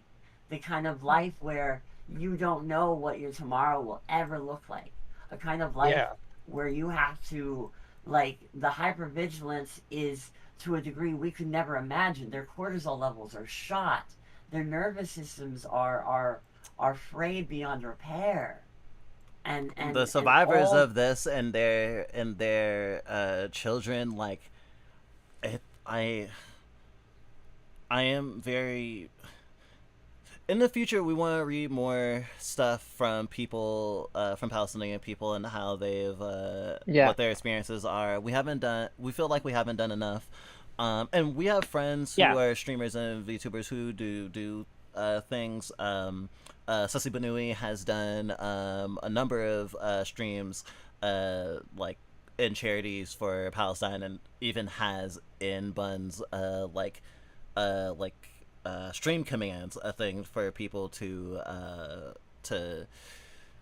donate to Palestinian relief organizations. And we've had a lot of executive dysfunction that's made us not really want to jump into things that are outside of what we already normally do. I know folks have probably also noticed that we haven't been as big on like our Twitch redeems and stuff, and we're still rethinking how we want to interact with that, and we have like so many things always going on.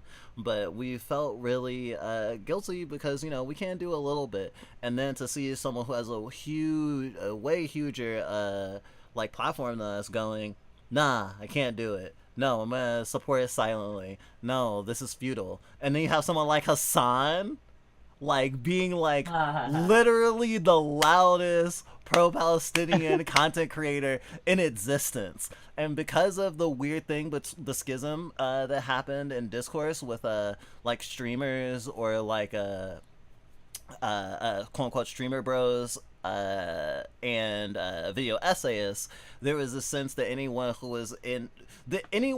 was like sort of like a mini Vosh or a mini Destiny or something, you know. And we had a lot of caution about getting into Hassan, but like one of the most radical leftists in our life, our nesting partner, has been very much tuning into Hassan, especially because he talks about a lot of the news and he's very outspoken and he's, you know, in support of Palestine in all these ways, and he's very, very radical despite being a well-off content creator.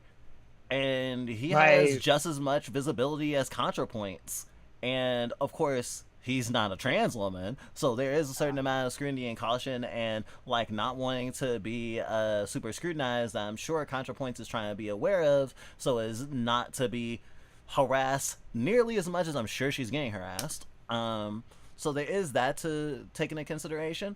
But like, a big reason that we wanted to talk about this was because ContraPoints has been, for us as a leftist, as a video essayist, as a trans person, and as a trans person with empathy, has been a huge influence on us. And it's weird to be like, damn, Hassan actually is sort of the leftist we are most admiring right now. He says shit with his whole chest. He's okay with being wrong and like being like, oh shit, I had incorrect information or I was coming from a false premise. Like he's not perfect by any means, but like in terms of being open and receptive and like all this stuff, is just like, damn it, Hassan's my role model somehow. What the fuck? How did this happen? You know, and like I don't feel lost at all actually, but I definitely feel super weird. Like if you had told me that, like, I mean shit, if you had told us that we would spend more time doing more time doing streams like this than video essays, we would have been like, I hope not. Ugh, that would be so cringe. Oh my gosh. Ugh, how could we get anyone to listen to us that way? And it actually, there are merits to different approaches. But I understand her fear, but we can't just capitulate to our fears because that's what the fascists, including Zionists, are counting on. Also, I want to say, in case the stream goes down or something, I am recording this, and honestly, I also want to openly say that actually, Twitch deciding to delete, you know, almost all of everyone's VODs was actually, ironically, a blessing in disguise, because now we don't have a bunch of, oh no, if I say something in my Twitch account and get suspended and I lose all the videos, and it's like, don't matter no more. Like, you need to break the chains that are holding you back as much as you can. Obviously, there's certain things like, oh shit, like if you work for like, if you like literally work for a Zionist and you can't like say, if somehow you watch our stream and also you're like an avid user of Facebook for some reason, it's just like, oh yeah, you can't say on your social media page fuck Zionist because you might get fired. I get it. But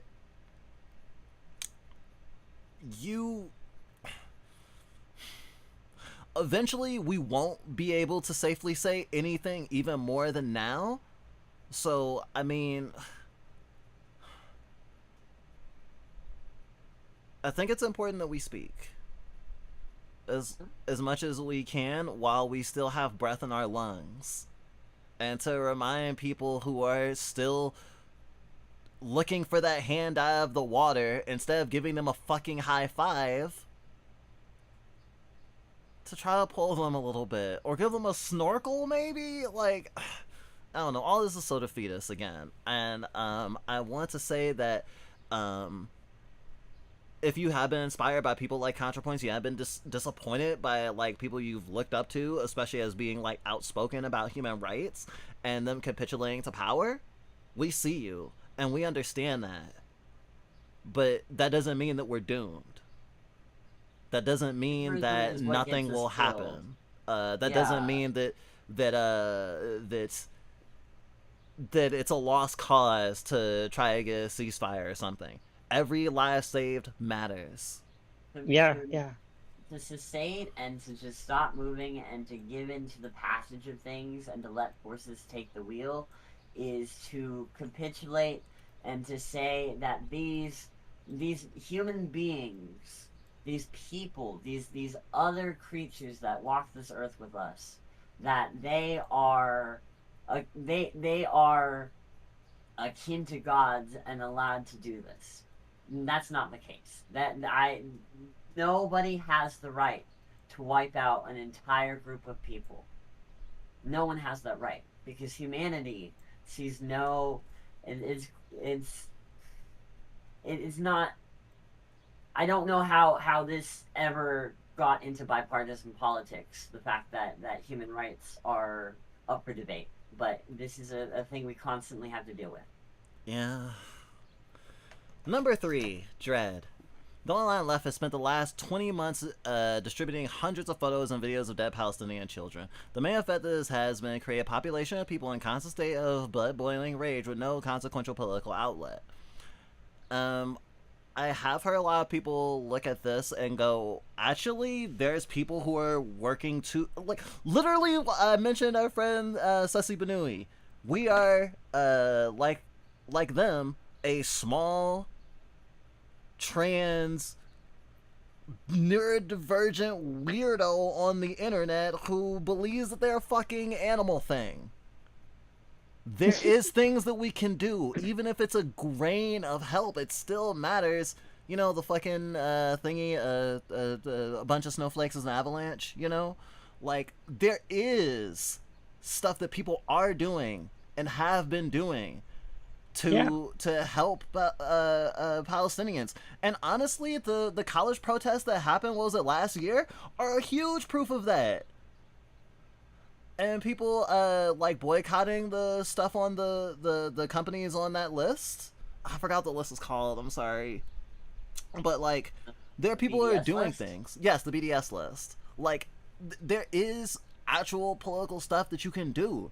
And maybe you don't, and obviously we live in an online world where we've been like predisposed and encouraged to only see something as effective if it's immediately effective.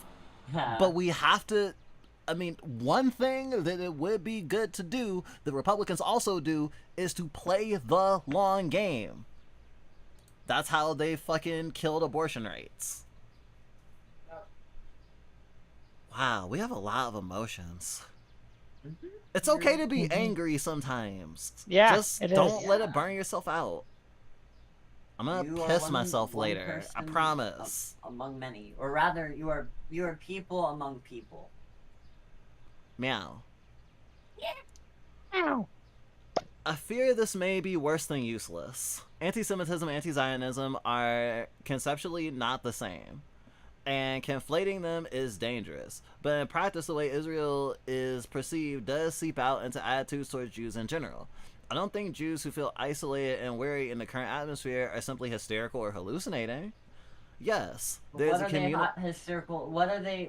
Or rather, the question is, what are they afraid of specifically? That does she elaborate? I don't think so. Honestly, it's I would say that it's linked to what I was talking about up here. I think that Zionists, like Zionist citizens, are usually having this overwhelmingly killer be killed as a central panic she talks about. I think that that's at play here, you know? Like it also, because it's like Jewish people are a marginalized group, like it. Okay, so I'm gonna link this to something else that has to do with the leftist sphere. Does anyone remember James Somerton? James Somerton was actually one of our favorite video essayists. Huge influence on us. Whew, does that feel so sucky, right? But I bring him up to mention that when because of how H Bomber Guy had the video, like the thumbnail, James Somerton's picture is obscured, so you can't tell at a glance. Well, actually, you kind of, because it's its silhouette. But if you're not paying a lot of attention, you're not looking specifically at it, and you're just like, oh, interesting. You might not notice, and we didn't notice. So we got like almost halfway through the video, and James Somerton hadn't been brought up. I think there was some amount of what's the word, like foreshadowing and stuff. But as you do, we were watching a 4-hour video essay or whatever, and we fell asleep. So we wake up, it's like, oh, I need to start back over from whatever point. And then we saw, because of it tuning into our algorithm, there was a Todd in the Shadows video. Todd in the Shadows is a musician, or a musical YouTuber who usually reviews and talks about music. We did not know his politics necessarily. We know he's white, and we know that he's not like a raging like homophobe or something, as far as we know. We just knew of him, and there was a laundry list of the plagiarism like proof in a Todd in the Shadows video. And he also released a video calling out James Somerton around the same time. And when we saw it, we immediately went, oh wait, is Todd in the Shadows a homophobe? Oh no, because also James Somerton had weaponized the fear of homophobia and vigilance by the queer community to protect him, so that to take the without us even knowing the amount of times that he had actually been called out for plagiarism by smaller creators, and it got brushed under the rug or it didn't really affect his career. We didn't know about that, but even without that influence, as soon as we saw that there was someone who we knew is ostensibly not queer and famous talking about how James Somerton is in some way this really bad person, we went, I'm gonna look into this before I take what you're saying with anything other than a grain of salt, because it is really convenient the queer person who has been positive about trans rights, been positive about calling out American fascism, and has on the leftist checklist was doing, at least as far as we could tell, and we aren't perfect, a lot of the right things. And you returned to the H-bomb video? I eventually did return to the H-bomb video, and H-bomb, we know for a very long time, has been out as a bisexual. He talked about it in length in his fucking video about fucking Lovecraft. Right. And so we trusted him because, well, he's queer. And obviously a queer person can be, can do bad things, can be, like, say, homophobic even. But, like, we seeing more evidence and more people and seeing the whole picture was like, oh, okay, I understand now. And I think in the same way, it's weird that I'm fucking comparing James Somerton to the state of Israel, but here we are. What you're trying to do is give an example of someone obfuscating and using a real fear, like, which is just the fear of like anti-Semitism, but that's with Nazis and people who are like against Jewish people, and that's not. I feel like that reaction is not the same as like someone who voted for Mumbani or someone who like retweeted a like. Well, I'm thinking about like also people who are like ContraPoints in this way, sort of casually, like giving credence to the state of Israel as a valid political project. People who are like, oh, we have no choice, but to capitulate, or else there's a bunch of innocent people that are gonna be tread over. It is the thing that Israel has set itself up, where it's like never again, and for Zionists, never again means we need to it's kill or be killed, so we need to kill. I think some of the same things are in effect, and it's just it's a matter of scale, but it's the same sort of like thing. And even on a personal level, like the average person isn't immune to, say, using something about their identity, especially being a person who has been very much victimized for their identities, as a way to shield themselves, even when they should be taking a little bit more personal responsibility. It does happen, and like capitalizing on that instinct in humans socially is something that we need to watch out for when people do.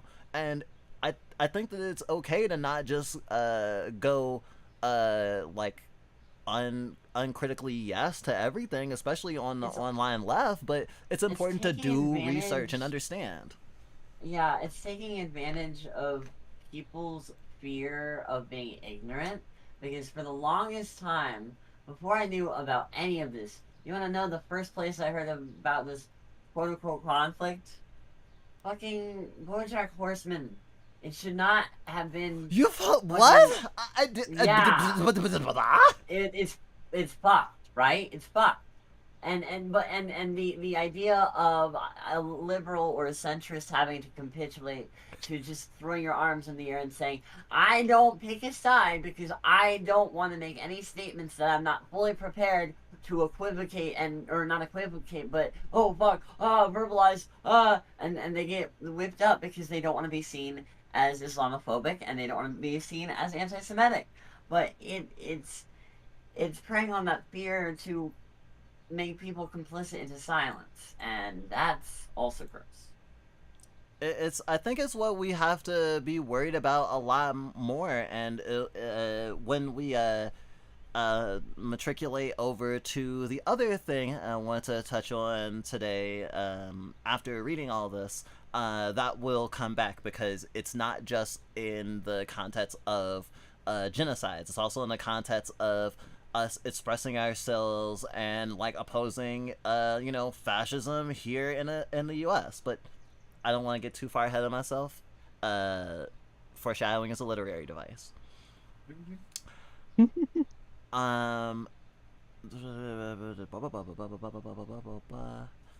Yes, there's disingenuous right-wing ghouls dismissing and censoring all criticism of Israel on the pretext of fighting anti-Semitism. But there's also a valid fear of historical anti-Semitic patterns reoccurring, and that fear gives power to the right-wing Zionist claim that only Israel can keep Jews safe. Does this mean... And stuff like this makes me recognize that it is not out of ignorance that ContraPoints is feeling this way. And I am starting to feel as though I understand how she reached these conclusions, even if I don't agree with the conclusions. And I understand how there is that thing of like, how do I create the least amount of harm? Philosophical consequentialism. The trolley problem. Does this mean Israel should not be criticized and sanctioned? Absolutely not, but it's something I don't want to risk contributing to if not outweighed by tangible benefits. So I approach the issue cautiously. And it's like, I don't know, people are dying. I feel like the perceived threat that we cannot in any way actually measure versus the hundreds of Palestinian lives that have been calculated, probably going into the thousands, that we know metrically have perished. This is a non-Jewish woman who has previously worn a Nazi costume, and she's worried about upsetting the Jewish community. Damn! Fuck. I'm glad to have you here. Oh gosh. It's nice to have a variety of contexts that we all come from, because I mean, we've talked about so much, I didn't even think to bring it back around to how we started this conversation and how we went on a fucking almost hour tangent based on the first fucking 3 seconds of that video. It's all good. No, I love it. Thank you. 4. Bitterness. Much of the online left spent all of 2024 single-mindedly focusing on Palestine and the complicity of Democratic politicians in sending aid to Israel. This campaign had a following effects. Before I say that, I will also editorialize here again. I think that it's her view of this may be constrained by like the bubbles, because we all have our bubbles, our social media bubbles, our content bubbles, our pipelines, our algorithms, right? And it's very easy to think that leftists only have been opposing the fucking genocide of Palestinians, but people are still taking action against Cop City stuff, even though Cop City is built. Cop City is open. Just so people know. And like, there's people who are literally fighting for trans rights in America. There's people fighting for trans rights leftistly in the UK. Like, there are always going to be multiple people doing things. Just because you see a lot of visible concentration of people talking about a specific subject does not mean people about other things don't exist. There's still people trying to distribute HRT to people who cannot get it under normal means. There are still people who are trying to protect there's a big thing with leftists that we've been seeing a lot lately, at least people who have some connection to their local community, where people are working together to protect vulnerable people from ICE agents, like fucking black bagging them. Like, it shows the sort of I think it just shows a narrow view of the landscape of action that's happening. And honestly, I can't even necessarily blame a person for having that that opinion based on what the algorithms feed us. And I mean, I guess on a further note, we're kind of all sort of dependent on this function of like media and news in this social media way, where we are scrolling a feed, where we are going to a site not looking for a specific thing. We are going to a site to be fed things indiscriminately. And so we aren't filtering for like diversity. We just think what we see is what there is. We still have object permanence, obviously, but it's really easy to center on the things that you're seeing, because of course the things that are going to activate you, you're going to like be more reacting to, and if you click on those things, then it reinforces the loop. So I did want to mention that, just because I feel like there might be some people who do have that feeling that the left is only caring about Palestine and they've given up on talking about or doing action in any other way, which is a lie. Sorry. That is not true, despite some people's paradigm. Let's see. So Jester said, so real, we don't have money of our own to donate, so we've been participating in the Microsoft boycott as much as we can. There are things every creature can materially do, however small. Yes, I definitely believe that. Linux. Thank you. Work on using less plastics.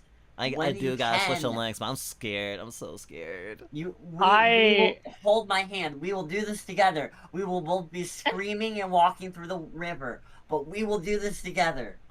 Okay. I am reinstalling Arch Linux as I speak right now. Real. Even the part is not to do the best activism. The part is not to have the most effective activism in the world. The part is to see something you can do, to think about how you can and what you can do in your life to make the world better, and do it. And don't worry about much else. I see. Okay, this campaign had the following effects. 0 Palestinian lives were saved. Not one fewer bomb or bullet was fired by the IDF. I don't know. How can you measure that? I don't know. I feel like that's sort of I feel like that's a logical fallacy in some way, even though if I can't pinpoint it. It is, because like there's other ways of support other than cutting off bombs and bullets, like providing money for like food, shelter, evacuation. Yeah, people have been sending aid and doing like say like what Greta Thunberg was fucking kidnapped while doing, trying to get aid in. Even like say supporting efforts to the blockades that are make it so that the IDF doesn't get as much like weapons and stuff. That is important. Like, and that happens. So I think that actually, if we were to try to measure it, we would see that there has been political action that has stopped or at least I shouldn't say stopped, but at least slowed down access of certain funds to Israel, especially from companies like the college protests that we mentioned before.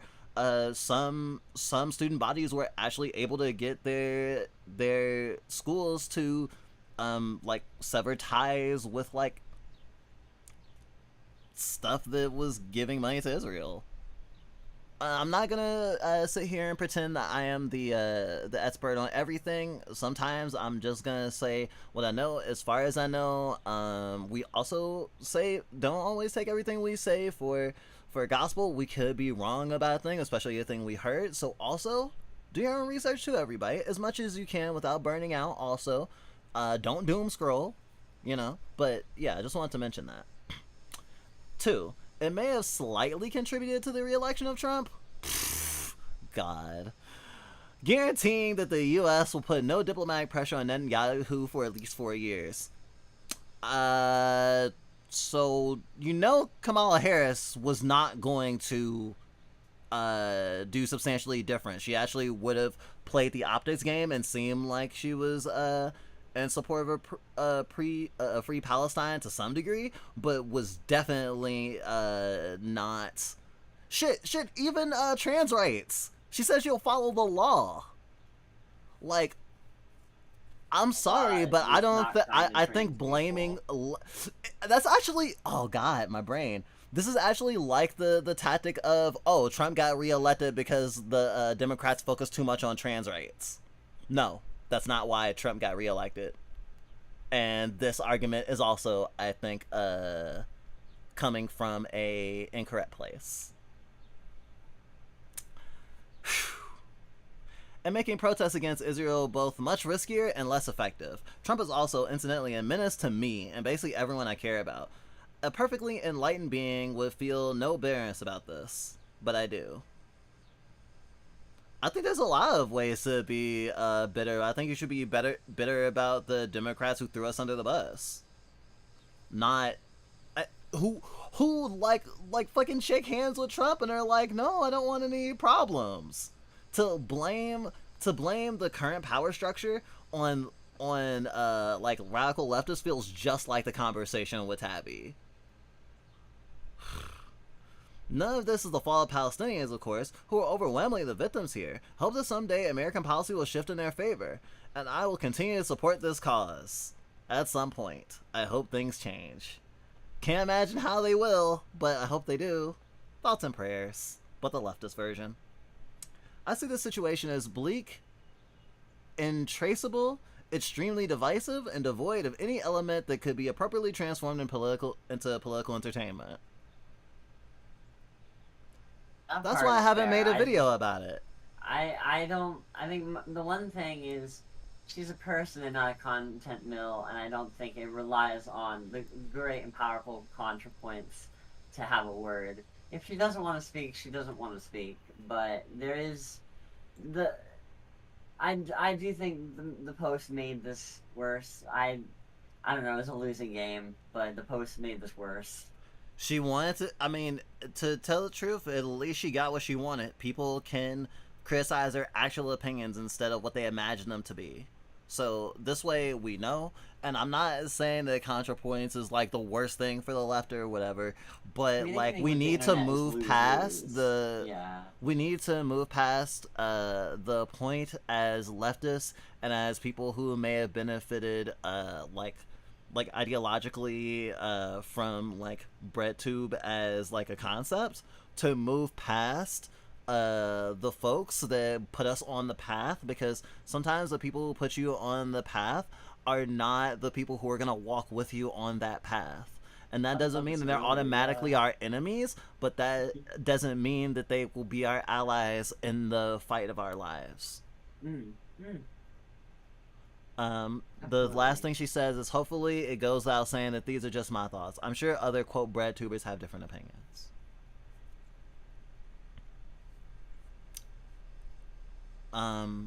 Yeah.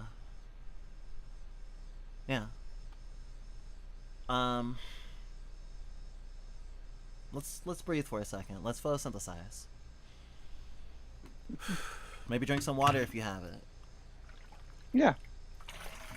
especially if it's warm.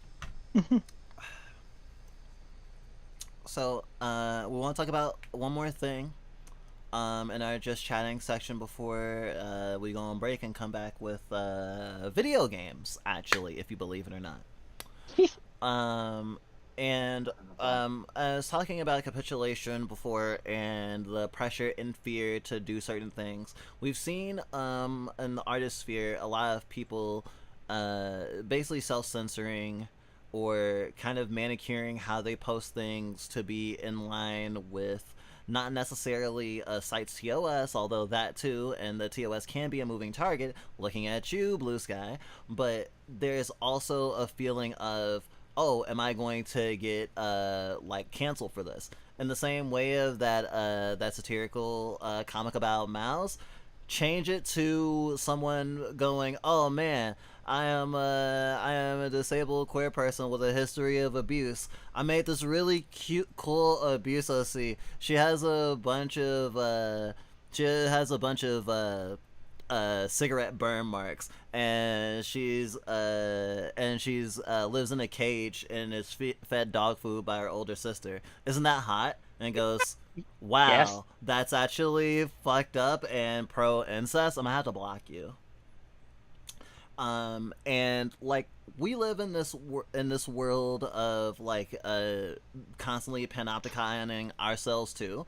We are not immune to it, but part of the thing that we were doing, and we are still doing, even though we haven't done a new one in a while, of like say Chastity Rune, we're doing like kinky chastity and restraint related Deltarune art, is also trying to like, you know, do the rent lowering shots in the air, where it's like we want people to know that we are like weirdos and queerdos, and that we are like pro fiction, and we are not going to harass or berate people for having problematic like art and stuff. And we also make problematic art and stuff sometimes, but we're also huge leftists, we're also big disability advocates, we're also like, you know, a lot of the leftist things. Like, I'm not trying to do a checklist, I don't want to do all that, but like to say that we are like sort of in this weird space because we are hyper aware of the leftist tendency to go, oh shit, this is problematic, I need to deconstruct this, and I need to unlearn this, right? And so like any sort of like celebration of a thing can become like, oh, this is a bad thing. For example, we've even been told that our celebration of plural like existence and not seeing only like a DID framework as valid, and even saying that a DID framework has a lot of problems, is actually romanticizing mental illness and telling our audience to not get medical help, which is not. I love my plurality.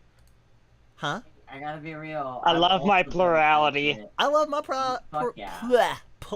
plurality too. Yeah, I think it goes to show it really says a lot of a lack of understanding, because after you hang with plural people and you get to like understand the fact that like they're like the human body and brain are these like things that humans so confidently try to map out and explore and explain down to the plank, but like consciousness is so subjective and different depending on the person, and with plurality it is a confluence of it, and it doesn't need to be traumagenic, it doesn't need to be somehow, and that's the biggest issue for so much. We're not given the help, we're not given the accessibility we need because, oh, you probably don't have that, or oh, if you had that we'd know, or oh, you need to go to a doctor. And do you have the healthcare for a doctor? What if they don't? What if you mask too well and they're like, I think you're a little different, and you don't get the help you need. But with plurality and coming to understand how multiple selves can be in a body, you start to understand variance and the way that like creatures develop is not the thing that we think it is.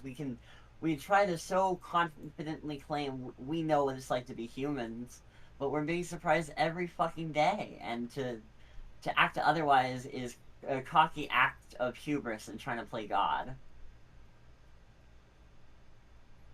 Plurality is fucking valid, yo. Systems deserve love and respect and championing. Yes, like, because you know what also gets called a mental illness? Transness.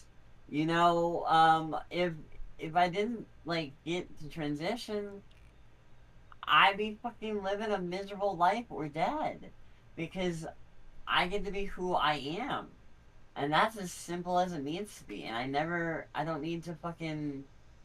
I just am myself, and that's the biggest thing with plurality. If you have someone in your life who comes out to you as plural, and you're trying to figure out how to feel about it, you should be like, oh shit, there's so much more to this person that I didn't know, and there's even more stuff for me to learn and more empathy for me to grow, and that's the start of it. Because the forced fusion mentality and the idea that being a singlet is the only way that there is, the end all be all, and the medicalizing of it is just transphobia again, but for plural people. And I think we are all fucking past that. We're just trying to fucking live. I love that if we were past it. I mean, we're past it. The world isn't. Anyway, so if folks haven't heard, and this is honestly in concert with a lot of stuff we've talked about before, we've talked about the rise of censorship by companies, of the fact that being a kid, a minor, not just a kid like we are, online is not fun, is not accessible. The internet is not for kids, but it's also not for adults. It's for advertisers, and advertisers are like sort of reshaping the internet, and have reshaped the internet, and has like shrunk the internet, and how, or at least the sizable internet that used to be at everyone's fingertips. A lot of people are using less and less sites, only a couple of them, and you know, there's all the corporate stuff. But we've talked specifically about how like Patreon like had a history of basically changing their TOS to target certain types of kink art and say that it is like problematic and is like immoral. It started with hypnosis content, saying that it was inherently non-con, and basically being like that's a big deal and bad. And in the last few years, baby furs. Tumblr also.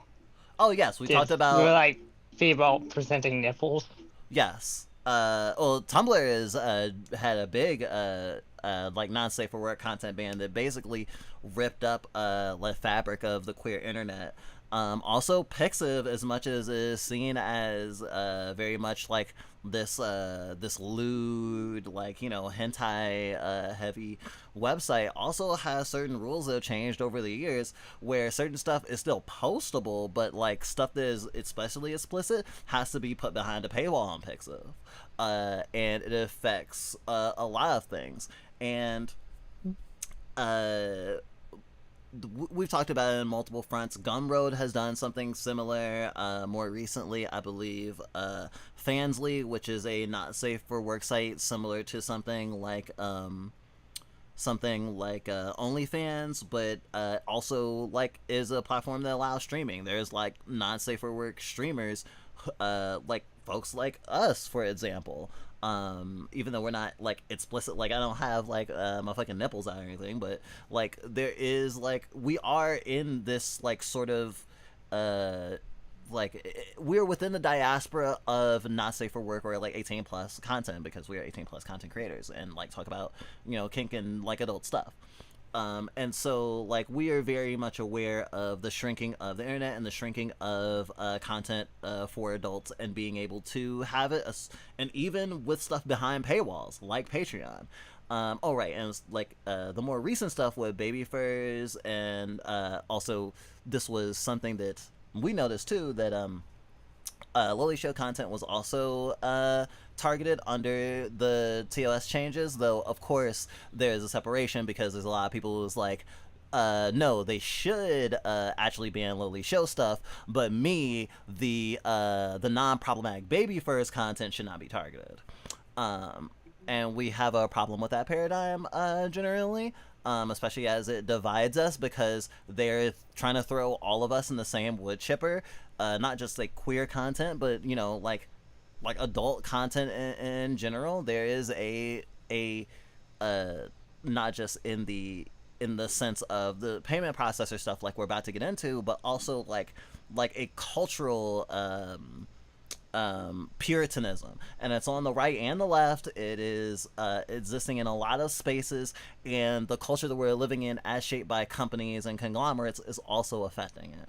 And that is all to say, yeah, Steam is starting to remove mature games, and honestly, Steam didn't have the best track record already, to be fair.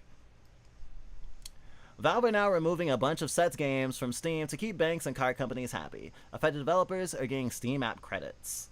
This is Rock Paper Shotgun, by the way. Valve has been removing a variety of sets games from Steam in line with their recent updating of the platform's rules and regulations to allow banks and credit card companies to essentially forbid certain kinds of adult content. In a statement to RPS, Rock Paper Shotgun, the publication we're reading, a company representative confirmed that games are being delisted as a result of the rules change, adding that the developers in question are being given Steam credits as compensation. The alternative, Valve suggests, is that banks and card companies might pull the plug on all transactions, and users in general will lose the ability to buy stuff on Steam. It should have never gotten like this, but continuing. We were recently notified that certain games on Steam may violate the rules and standards set forth by our payment processors and their related card networks and banks. The statement reads, as a result, we are retiring those games from being sold on the Steam store because loss of payment methods will prevent customers from being able to purchase other titles and game content on Steam. But Steam has a huge, huge power in this situation. If Steam had actually stood against this, I think it wouldn't just be, oh yeah, all these things gotta delist it. I think they would be calling like MasterCard and stuff's bluff.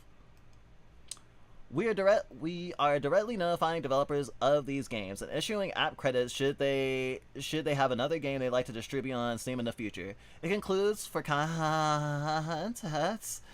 app credits cost $100 and are required to publish games on Steam. Yeah, I don't know if you know this, but if you want to have a Steam page, you need to pay Valve $100, even if you never actually release the game. $100 is not a lot in terms of game sales. Valve doesn't appear to be compensating the devs concerned for the loss of future revenue. And basically, the thing of that is, I think there's also an implication of, oh, if you want to make another game in the future, here's credits to be able to not have to actually use your own money to put it up. Better make sure it's not a lewd game, though. Because I feel like it's being like, our hands are tied. It's too much. We're risking too much. You're asking for too much. Here's a handout. Here's a little pat on the wrist, rather. Valve doesn't specify which payment processors, card networks, and banks they're referring to in their statement. Interesting. Or which games have been removed. But a quick trip to Steam Tracker reveals that a number of games have been delisted this month. You can find them by typing sets and so forth into the search box and organizing them by date. I know my methods are pretty forensic. There are also scattered reports of delistings on Blue Sky and other social media platforms. I'm not going to go through the specifics of the games removed from Steam this month, mostly because there are scores of them and I can't confirm which are delisted for breaking the new rules. I will say that I find some of them repulsive, and that we should challenge. If not bury games that actively contribute to a culture of abuse. I don't agree with this. There is a post I hope I have it in a folder. There's like this Tumblr post that is basically talking about like freedom in art and anti-censorship, and like how you shouldn't judge someone based on like their kinks or like the type of fiction that they consume. And then someone's like, yeah, except for X, Y, and Z, and they're like, you're missing my point. You're just missing the goddamn point.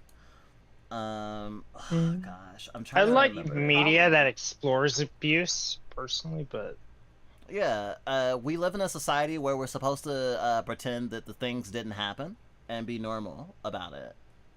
Putting a name to it helps people spot it and prevents future people getting hurt. Yeah, I mean, I think that it's the thing that I was talking about before, where I was calling out like certain like say like ADBLs for being like, oh, my stuff shouldn't get targeted, but like other people's more quote unquote gratuitous stuff should. Weirdos, and I was not a weirdo. They came for the freaks, and I was not a freak. They came for the clowns, and I was not a clown. And then they came for me, and all the freaks and clowns and weirdos and dingbats were all gone, and there was no one left. I think that like if you say that these things aren't okay, point blank, in art, and that they should literally be buried, that they should not exist, like I think even problematic stuff that was made in a like, okay, so there's this game called Hatred that I'll probably never play, and it is basically like a mass shooter video game. But honestly, if you think about it, it's sort of like if Postal wasn't a comedy. And like a lot of people feel really weird about it. And I'm not gonna say that I like Postal, but I think that people should be allowed to play Postal if they want to play Postal.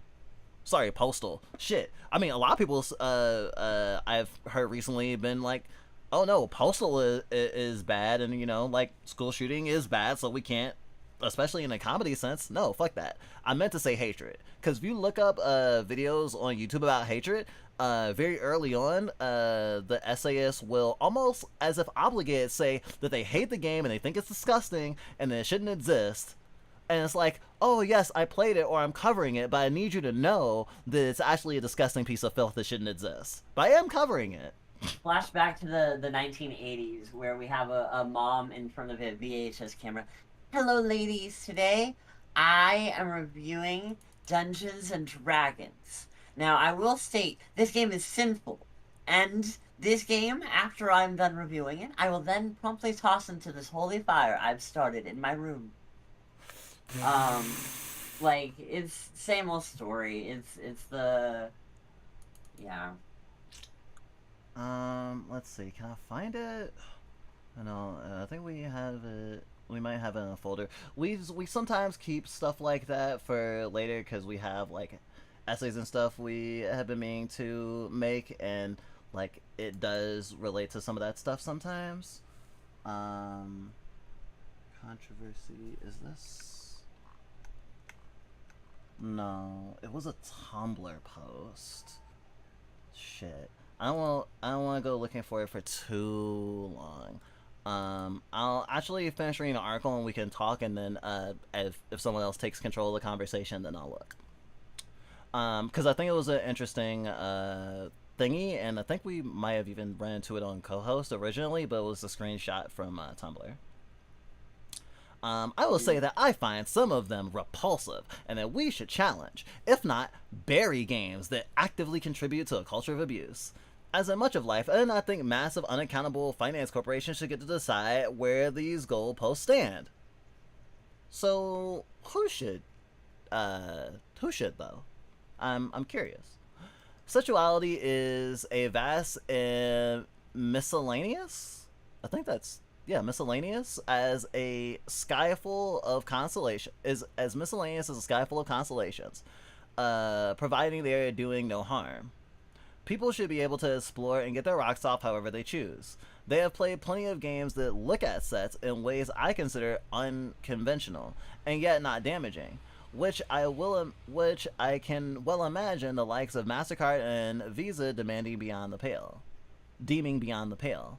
Kelly Halter of No Escape VG.com was kind enough to quote my piece on Valve's revised adult content policy yesterday in their commentary article, which brings in more context about the political climate of the US and expands on the point that banks and finance firms have long sought to play moral censor, disallowing transaction of, quote, adult material or services they find objectionable.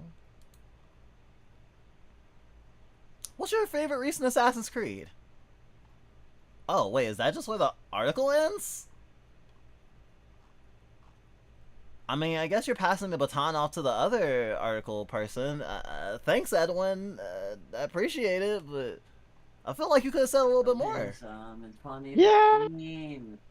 Thank you for playing Assassin's Creed. Valve changed Steam's rules to let banks and credit card firms prohibit certain kinds of adult content. Before I continue to read this, Edwin again. I would do y'all have anything to say about this or your experience of, well, I don't know, Puritanism and shit like that? First, I sent you a comic that is related to this from the devs at Coda's New Journey, and I felt like it was relevant. And I don't know, I guess as a whole, this is the Faustian deal that we make when originally doing commerce on the internet was like the first thing we did, I think, was like order a pizza as a world, as a universe that had discovered, well, not discovered, but eventually developed the internet, right? And so with like, because like we have to think about all the context pieces and all the pieces of history that led up to this, where we set up, like, it was the Wild West, it was a gold rush, and you have all these Silicon Valley tech companies, like, coming up with these brand spanking new ideas for how to change a specific, until the whole Silicon Valley was filled up like a mosaic and oversaturated, right? Mm-hmm. But then when you have established payment processors, you are at, because of capital, you are at the risk of monopolization, you're at the risk of things getting too large scale, you're at the risk of things deteriorating, and when people depend on these things, it ends up being used as a political weapon, because capital is tied to the state. And so when the state moves for the right, so does capital. And so, I mean, it doesn't spell great things that that they're removing stuff, but I also think this is the gambit that anyone takes to become a celebrity, or anyone takes to succeed in capitalism, because eventually you have start to play the delineate... game, you have to jump through the hoop. Exactly, and you start to become more tied to it, and more requiring it, and more involved in it, until what does it become? An institution. And what happens when you try to take an institution? You're fucking pulling it out of the ground. There's fucking fucking rocks and bugs, and fucking, like, you take a piece of the surrounding area away after that, right? So a big issue is we don't have the means to playground. We don't have the means to marketplace. We don't have the means to freely navigate if we don't have the means to expression, or at least they're highly conditional. Yes. And I think this is also why we need to reject all just the noise that the tech industry has been spewing, because it's all just an attempt to take further and further control from you, further and further autonomy, further and further data, and then you go from one arm being PayPal in like 2007, and that leapfrogging into fucking Palantir and shit. And that shit's scary. Like, you have... Can you, for folks who are unburdened, explain the Palantir thing? Yeah. I don't know it. So, I don't either. Without getting myself in trouble... in a way that makes it seem like I did. Yeah. They are a company, and they are very powerful, and they are very... imagine The CIA combined with the military as a business. Okay. Yeah. And they're completely independent of any nation? I mean, it feels kind of like a mercenary situation, top dollar kind of thing. So it's like Metal Gear Solid, like they're like PMC, but private in real military life. organization. And also they're named after a thing in J.R. Tolkien's Lord of the Rings where it's a device used by... Oh, the big eyeball? Yes.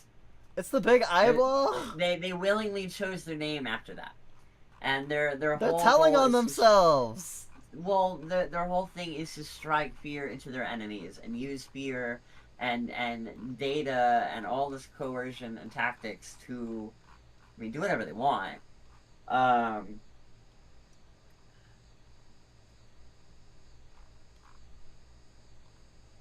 super cool. But getting back to the point, it is about taking control how you're able to take it in your day-to-day and working on that more and more. And that can be scary, that can be overwhelming, but you don't have to do it all at once, and you especially don't have to like make yourself feel bad about doing it. You can champion yourself through the process of getting rid of less stuff, and I don't mean like have less stuff. I literally just mean like, well, I mean, like, also, like, there is a thing where, like, we are conditioned to have more desires by advertisement. So, maybe it's not have more stuff, but, like, maybe covet less stuff on learned instincts?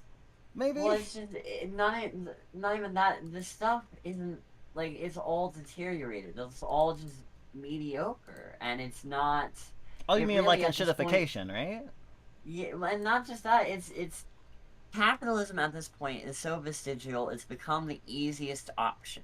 Because nobody can think of something else, and so what do you do in Halo when you're trying to kill grunts and you're out of ammo, but you pick the easiest option as a gamer?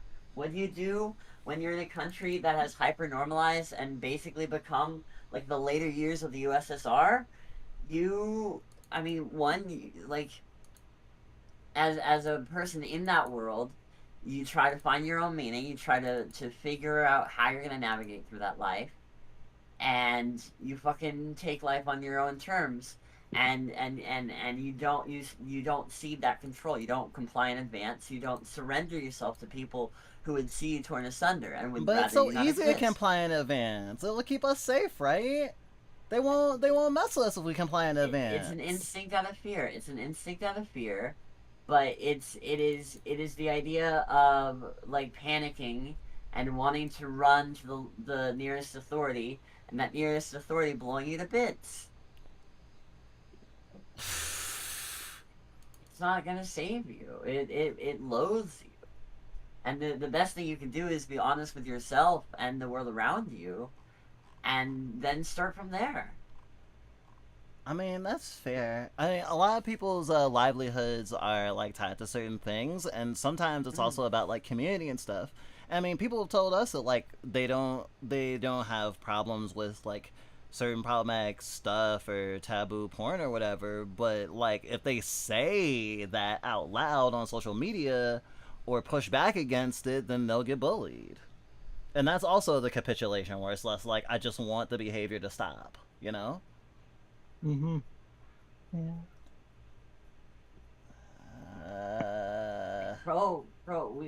We can remember what happened to alcohol in Prohibition times.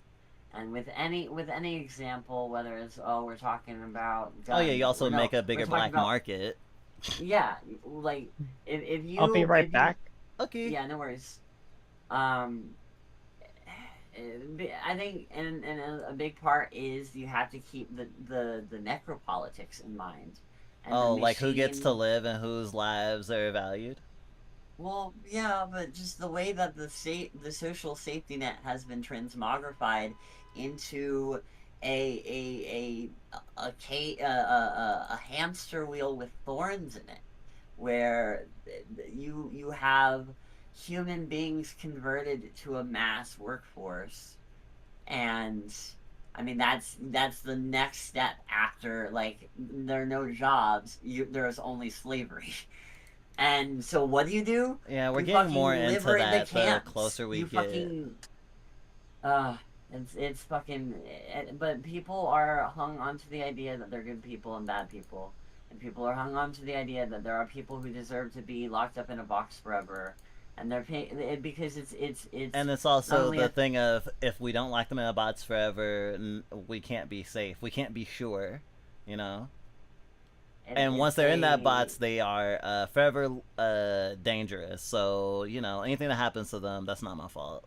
It's better to have them be forever slaves than to ever be near my family because they don't deserve a family, or whatever the fuck kind of monstrosity shit. It's all just a response out of this emotional feeling, because what do we really want? We want the safety and protection of children. Okay, what do we want? We want the safety and protection of people who can navigate the internet and these online spaces. Okay, what do we have? YouTube Kids! This is the #1 place for kids. Okay, so you just took a big slice, you just made a big wall, and you disabled comments, so it's just a little less convenient as a website. Okay. I mean, it doesn't stop the bots. Like, if we leave it up to these instances and these companies to do the moralizing, right? And the moralizing just kind of defaults to what white people in the upper echelon of society who control the morality politics want, right? Like, it's just hot. I don't know. Wow, we have a lot of folders. I forgot we actually saved a few of the fucking woke game list. That was supposed to be for a video at some point. Gosh. But ultimately, to get back to the main point, I think, I don't know, I think this is something that is going to be a long, hard-fought battle, and it's not going to be something that, like, we have to be steadfast, and we have to maintain a political momentum that doesn't burn out by the time we have passed a decade, right? We need to think about the future and the long-term planning for what we are going... How do we imagine politics to be like in 5 years? How can we plan it accordingly? That's what I'm saying. Is it stressful to imagine? Yes. Yeah. Incredibly. I want to turn off my brain right now. What? But it is worth imagining, because the alternative is freeze and stopping and cessation and death. And I don't think I like that either. Yeah. So the solution is to rely on each other and to ask each other for help. And when ultimately I'm gonna release more kinky stuff. to see Good the job. humanity in one another. Yeah. And to, like, I don't know, just keep each other safe in the presence of people who just want to see you hurt.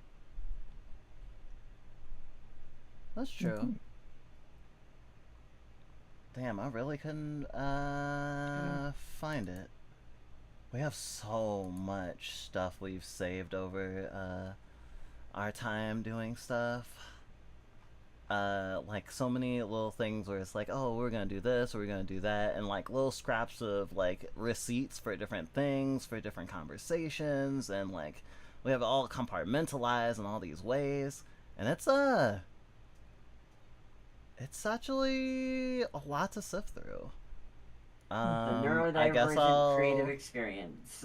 I'm real. Yes. I cleared a lot of space on my phone. Or, well, I moved a lot of files from my phone, and I had a lot of, like, weird stuff just downloaded and saved. I see. For future usage, but I never. Yeah, I guess I couldn't find it. There'll be another time we'll talk about this sort of thing. But the long and short of it was just that like there is still that that sort of the need to be more valid than someone else, in the sense of, okay, like whatever I'm interested in or whatever I think is okay should be given grace, but that other thing is disgusting. You know, that was the main thing of it, but it was well worded, and then there was someone literally coming in and agreeing with the thing and going, oh no, but like actually believing the thing uncritically, I shouldn't say that. They were looking at the thing uncritically and reapplying it without, well, looking at it critically, basically going, yes, I agree with you, except for the people who I find it disgusting. It was like turtles all the way down. Valve has updated Steam's rules and regulations to prohibit games that may violate the rules and standards set forth by Steam's payment processors and related card networks and banks for internet network providers in particular. Certain kinds of adult-only content. In other words, they are giving banks, ISPs, and credit card companies some degree of control over Steam's definition of acceptable adult-only content, all of which potentially has rather dramatic ramifications, given that banks and payment companies have a track record for pressuring platform holders to nuke what they deem to be not safe for work material. The new rule appears on Steam's onboarding page for developers. I verified that it was recently added using OLE, Internet Wayback Machine. Oh, the old Internet Wayback Machine. Valve's policy towards adult content and what separates this from pornography has always been rather foggy. Partially because humans in general struggle to agree on what adult and pornography really mean. For a time, the platform holders tried to enforce a no porno approach. This came to a head, probably not the best choice of words, so let's swiftly and humorously add of Steam in 2018, when Valve issued a bunch of rather arbitrary warnings to various developers and publishers demanding that they edit pornographic content out of games that range from horror, sex comedies to puzzlers that are arguably far less raunchy than, say, the Wham Bam scenes in The Witcher 3 Wild Hunt. I think it's interesting because there's a lot of creators who basically just make an 18 plus patch and strip the vanilla version of their game of like raunchier elements so that they could sell it, and then go, oh, you can just go off site and tweak it so it can be like mature or whatever, which is a solution but more like a band-aid. Following the outcry, Valve announced that they were stepping back from the enforcement of definitions around porn and adult content, and would instead focus on equipping players with tools and systems for labeling and filtering anything they'd rather not see. I think that's really good. I think that is how we go about things, because someone should be able to curate their experience. Valve announced that they were stepping back and filtering anything rather than see. The current Steam rules require adult content to be appropriately labeled and age-gated. Still, Valve continued to intervene to remove video games that, for example, glorify rape. In line with Steam's other prohibitions against hate speech, games that simulate the exploitation of children, nude or sexually explicit images of real people, and any content that is patently offensive or intended to shock or disgust viewers. This also making me think of that Texas bill that's like, yes, anything obscene with minor coded people in it, even if it's like just art that was not used in reference of real people. Fun stuff. Handing over authority to banks, ISPs, and other payment processors may result in further arbitrary rejections of games, given that companies such as Stripe, MasterCard, and PayPal are in the habit of nudging sites like Patreon to crack down on non-safe for work or adult material. I wouldn't be surprised if Patreon was also of that mindset, and like that was the influence there as well. Although I don't know if Patreon specifically was like. I remember hearing about it, but I don't like think MasterCard. MasterCard has been a big deal for a lot of this stuff. It's happened a lot in a lot of different companies and stuff. But like I said, I don't know if Patreon specifically in their official talkings about it have been like have cited that. They've just been like, yeah, our TOS changed, or we're enforcing our TOS differently now, or something like that. In particular, this could lead to a shifting of games that are in any way non-conforming, particularly given the current climate of repression in Valve's home country, the USA. I know about the rule change thanks to YouTuber and self-described former game developer Noah Fuel Gaming, who was posting on Blue Sky about the potential fallout of projects and banks and financial corporations considered adult because they deviate from reactionary framings of sex and gender. As the YouTuber writes, queer content gets flagged as explicit, even when it's PG. A trans dev making a personalized story, too controversial. A surreal queer visual novel, sexualized. Financial deplatforming in action. I asked Valve if they want to comment on all this. Yeah, they didn't. I'm still kind of butthurt because, okay, so I'm seeing what I guess I could describe as sort of a valorizing of content that should not be censored because they're saying it has artistic value versus stuff that they think does not have artistic value, like stuff they think say glorifies rape. And I feel like what does the glorify rape link to? Let me change thingy so stream doesn't see in case it will be a immediately bad thing. Not really. I mean, that's the funniest thing. Oh, this is talking about like the most TOSable stuff. It's not TOSable. Well, it might be TOSable. I don't know. I mean, no. Like, we're not showing it, but like overall, like this is what, like the topic as a whole is like different TOSs and different like different ways people view sensibility and how that subjectivity can shift, especially depending company to company or legislation to administration, or like it's fluid and moving, and it's also like because art is so subjective, like it a lot of the time. I mean, the reason I feel like because it is easier to make the argument of like, yeah, we are trying to, you know, like keep queer expression around, right? But a lot of people, nobody wants to defend dog huffers for, right?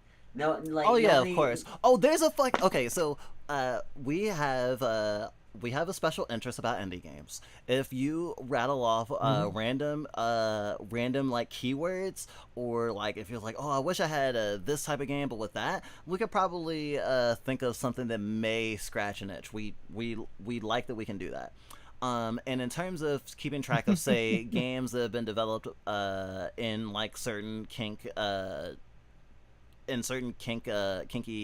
directions, there's one game that we had noticed recently that was very queer and furry. That's like literally you are a mobile urinal that is like a micro around a bunch of like normal size, obviously to you, giant furries, and they want to keep playing their poker game without having to get up to pee, so well, they pee in your diaper. So like that's like the system of the game and stuff. And yeah, it's like kinky, but like it's not. I don't imagine all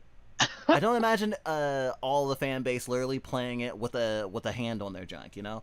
And I think that there is a certain like line between like the titillation of something that is for the primary goal is to get the viewer off, rather than mixing like sexual themes and yes, stuff that's hot with stuff that is like something to chew on, which I think is also a problem that some people have with certain stuff that feels like lampshading. We always go back to Kill la Kill because we're a big fan of Kill la Kill, and people are like, oh, you want to have your cake and eat it too, you want to talk about sexualization and dehumanization, but you're sexualizing and dehumanizing these characters, and that's bad, because you're basically just trying to get an excuse to do the thing. The Hideo Kojima cope. You know, what was it? Quiet doesn't wear clothes because she breathes through her skin, right? And it's like, I see. You just needed to come with a reason for it. And like, sometimes something can be really hot, but also, or really degenerate, as they say, and also like have merit. Most of the time, there's something else to it. even the Planet of the Apes fucking porno riff has artistic value behind just sets. Oh yeah. I am. Mm-hmm. I am ace, but I have an interest in like the history of like erotic visual novels and stuff, and like it's interesting to see quite a few like erotic games like just introducing mechanics like clothing damage and like Pink Shock Pirates introducing clothing damage before. Oh, Pink Shock Pirates got me acting up. Before Fire Emblem was the first Fire Emblem, yeah. Oh yeah, that's so cool. I want to go back to chat for a second. Let's see. We got thanks for being here so long, Jesse.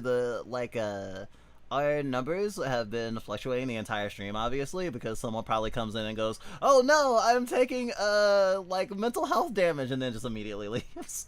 But we saw it earlier talking about when we talked about the plural thing and people framing it as like romanticizing mental illness or whatever, and you were saying we have so much to say on the subject because of the harassment we face from singlets and other plural folk.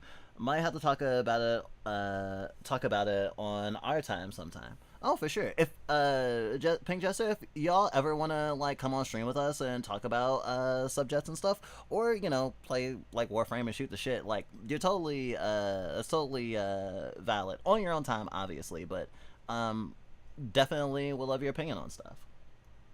And then going back to closer to what we were just talking about before, we've come to view Lily Shota as a form of age regression for many. So baby furries being against it from a, quote, moral standpoint feels so, I don't know the word.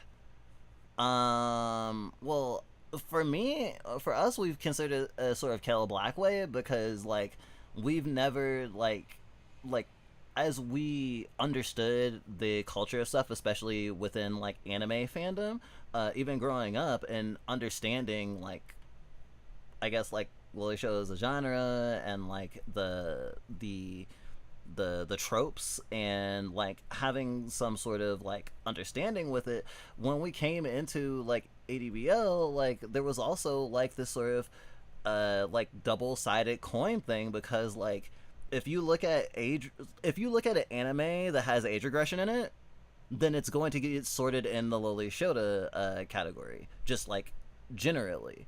And so like there is a lot of crossover between like say age related kink and stuff like Loli Shota, because like that's the taboo part, that the age conceit. And even with like say ADBL, even though it is adult baby diaper lover, there is the conceit of stuff like infantilistic behavior and like simple things, and even like a lot of littles desiring to basically have their adult responsibilities taken away and like to be treated in such a way that someone could say in that like leftist mining for like a problematic thing to go, oh well, if you're little, then you're predisposing yourself to be open up to abuse because you're setting yourself up to basically be in a position where someone can abuse you like they abuse a child. And that's a consideration that I'm actually making apart from the other negative stuff people say about the ADBL community at large. Because this is the argument that we actually heard from an ex-ADBL who got abused in a adult kink relationship in which they were a little and decided that basically it was too risky to be a little because people will take advantage of you. And I feel like it can be really scary, and there's a lot of vulnerability in just, giving your control over to another person. And there is definitely a risk. There's always a risk in like quote unquote showing your belly. But I think that a big part of it again is I need to have someone that I can point to say I'm not as bad as these other folks, because even in the ADBL community, there are people who are like ostracized or given a lot of shit, even though they aren't necessarily like Lily Show supporters. Sometimes it's people who have the incest kink, you know. I mean, and maybe it's the old conversation of, oh, is it okay to wear like a onesie and like shortalls in public? Like, even outside of a conversation of, oh, like if your diaper is visible or like possibly I guess clockable, it's like, oh, you're dragging people into your kink and that's like non-consensual and stuff like that. And like there's a whole tapestry of stuff we could talk about in terms of people talking about the politics of appropriate and moral use of like age regression stuff.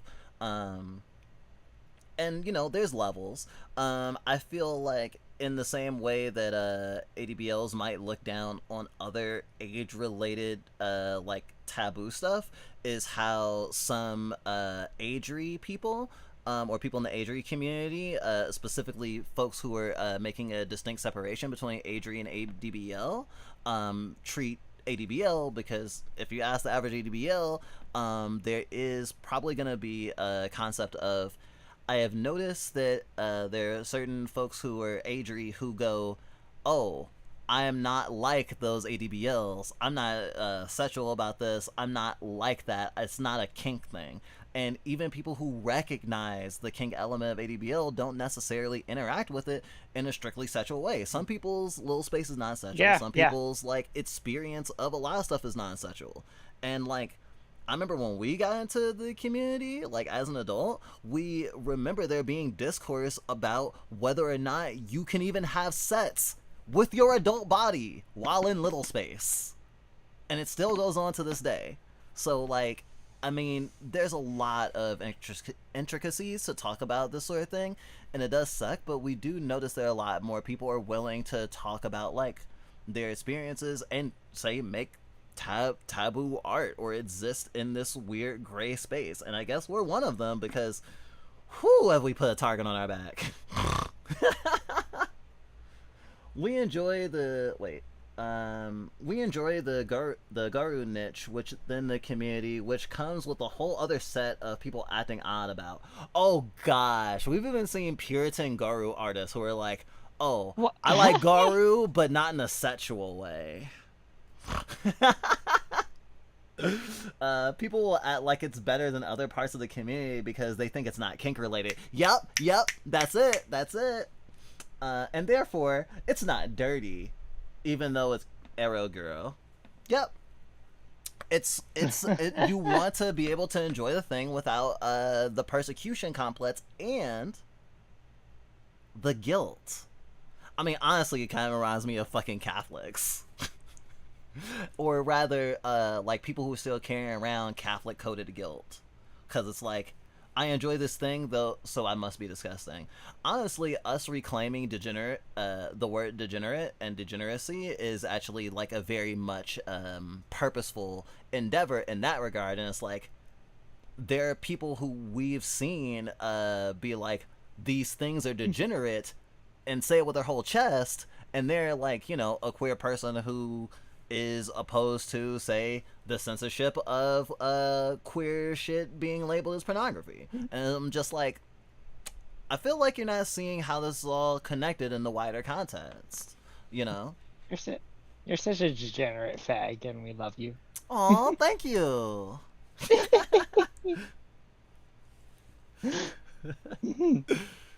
The Steam Rape Day controversy.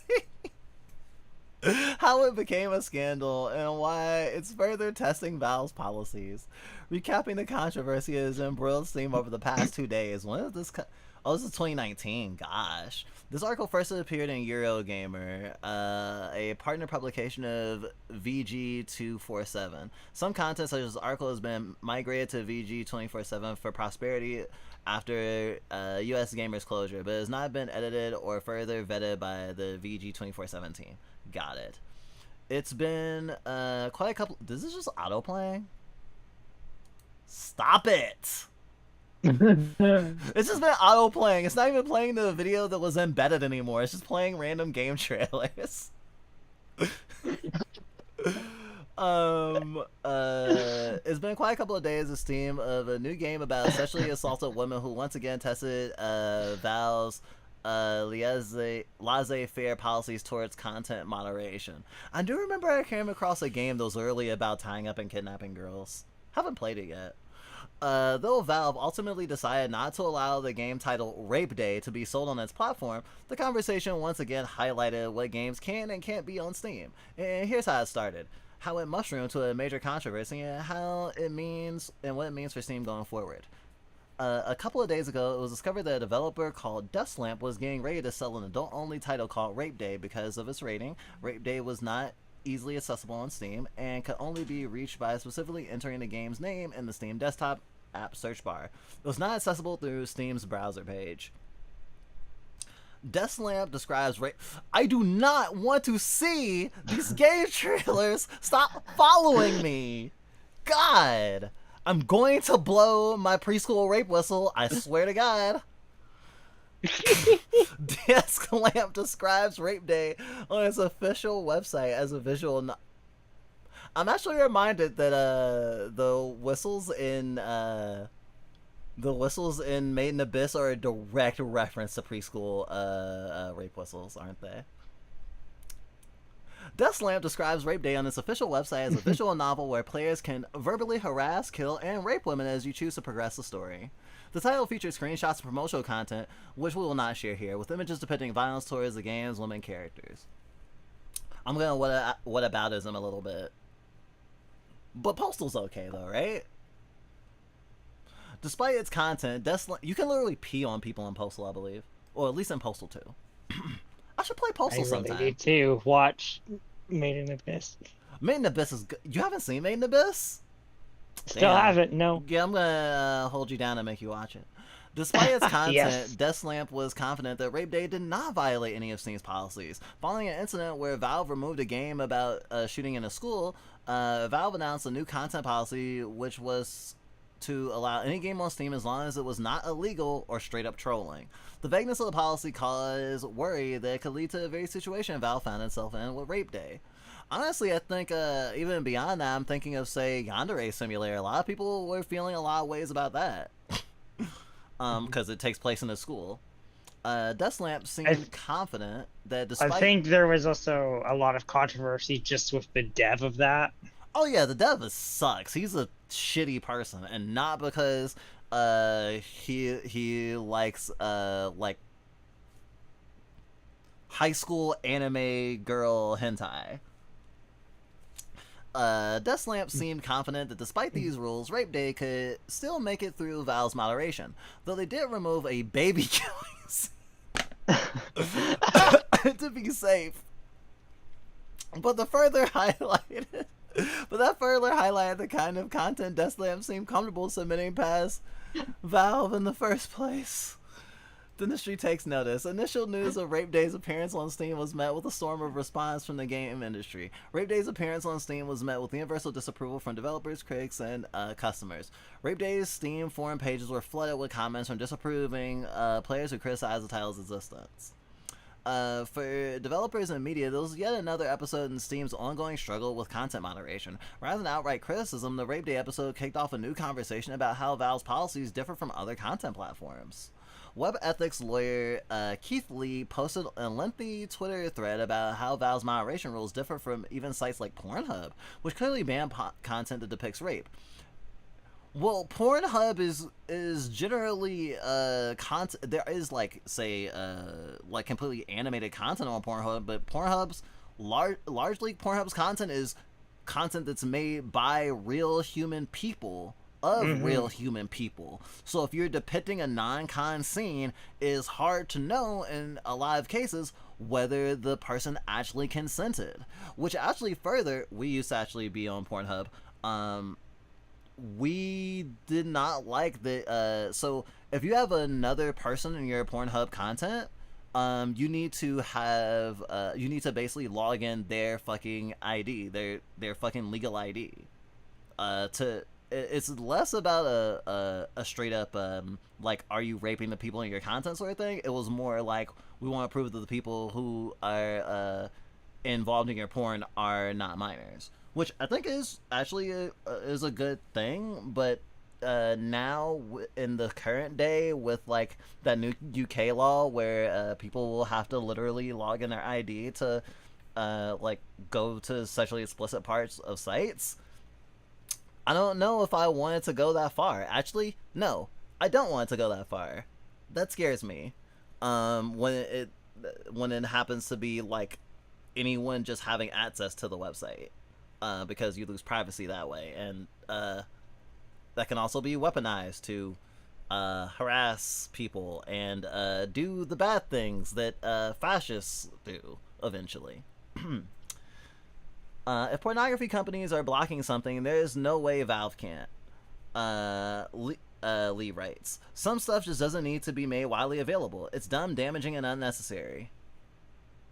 Honestly, this feels like an appeal to civility and like just avoiding trouble, and it's the same sort of thing where we didn't want to talk about stuff like this super directly because, yeah, well, I mean, we didn't want to get harassed, right?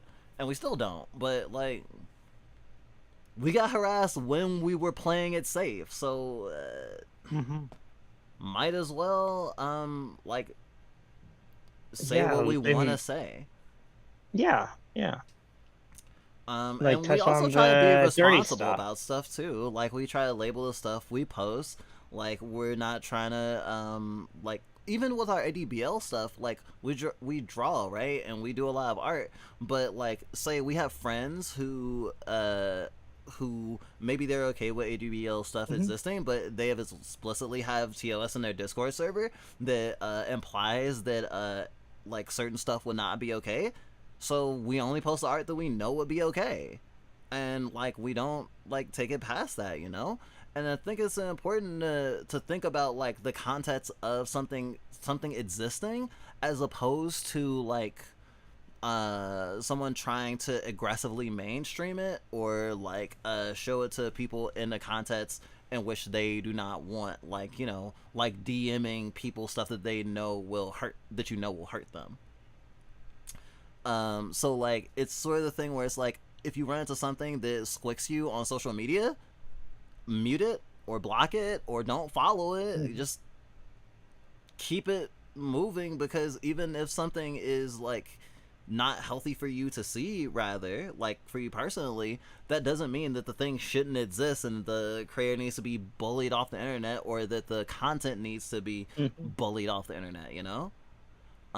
And it's also the vibe in the room that does it too. It's not just these payment processors, it's people who get bullied. There's a developer there's a game that we got from that we bought that's like a visual novel that has Garu in it, but also has some I'll be real, has some Loli Show stuff in it. And the developer, who I believe is like Japanese or Korean, got so harassed that they took some of the content out of it. They still didn't take all of it out of it, but they took some amount out of it, and people were like, there's gonna be an 18+ patch, right? And they were like, no, I feel so bad about how I was treated that I don't want to give anyone any more fuel. And it feels so weird. And it's like, looking at actually, I want to show the trailer to that game. The game I'm talking about.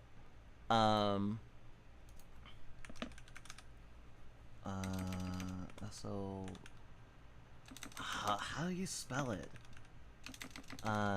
Saint, not Saint. Happy, it's Saint, but it's spelled differently. Happy Saint Soul. So if you are particularly sensitive to, I guess, like epileptic stuff, ironic, I know, that's probably like the biggest thingy. The trailer is not super fucked up, but it is evocative of certain things, and I'm curious what you all think once I show you this trailer. If you've seen it and you feel like if you had a disposition against certain things that you would know that it exists and you would want to avoid this, or if you think that you would go, oh, this is a cool like horror horror themed like visual novel, and you know, it will be totally okay and not at all degenerate. Oh wait, I guess y'all can't see it. I will No, I can't. I will stream my fucking Steam client into Discord, I guess. Change stream. Let's see. Here we go. Also, the style of it was amazing. Honestly, the game made us think of... oh, okay, this does have some Garu stuff in it. But I don't think it's super, super bad. But hey, I'm a fucking freak and I don't know what everyone's sensitivity levels are. If you need to jump out or whatever, like, it's like 2 minutes long at most. Can y'all see? Yep. Chill. I love horror I can visual read. novels. Hello, Charlotte, Liat. Yeah, you know. Good job.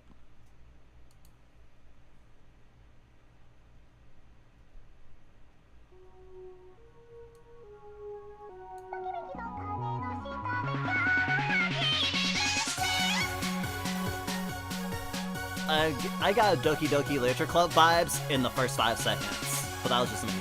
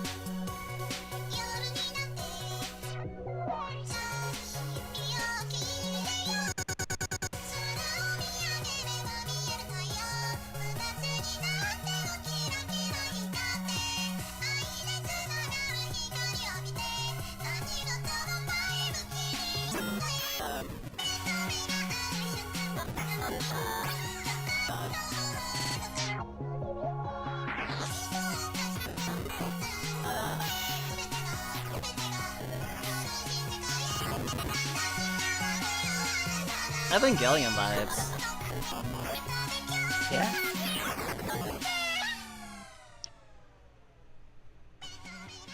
Maybe I'm stupid. Maybe people saw this and was like, this is gonna be totally cool and wholesome. But all I know is the developer got bullied by people who were visual novel fans. So I don't know how I feel. You know? Also, yes, I'm pretty sure this game has Yuri. Anyone who's thinking that. Honestly, it's overlap with something like Higurashi, which is definitely like a Lily Show coded. Coded is super funny to me. But obviously, if you don't know about, if you're not what's the word? If you're not I guess hip to the subculture, you wouldn't necessarily go, yes, these anime character designs, they always have big eyes and shit, right? Regardless, though, I think this is going to be a bigger issue the longer stuff goes on, and we did hear some people being like, hey, porn games deserve to be protected too. It sucks to be to constantly hear the sort of call to action be, we need to stop these payment processors before they fuck up the good games. The canaries in the coal mine are a sacrifice at this point, is my point.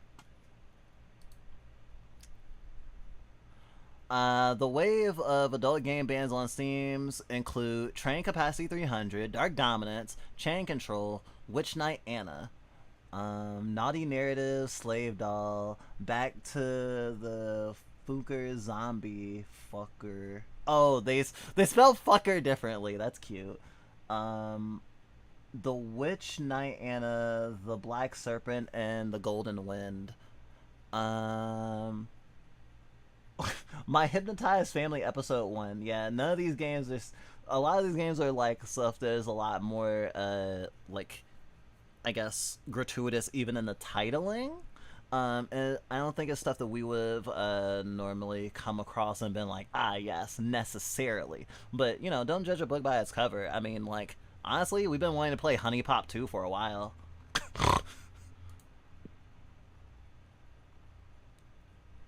Okay, and this was more recent. Okay, and what's this one? Oh, this is the comic that you sent me. Jenny, I don't know if you're just doing game development at this point now. Yeah, I'm working on my game. Valid. Cool. I love multitasking. Mm-hmm. Yep, these games should be protected because they themselves have artistic value by virtue of existing. It's not fair to say games depicting sexuality aren't worth saving unless they can be painted as a precursor to more respectable things being attacked. Hey, Steam-chan, what the hell? Why is there porn on your homepage? But I did check this game. Yeah, it is shit little lewd, but that's it. No offensive content, just a couple of have you tried clicking on them? Look at what they post in their discussion forum. Putting a dick into a living person? There'll be hell to pay for them. Thank you, Nicolia. Hey, but that was brilliant of you. I didn't even get it at first.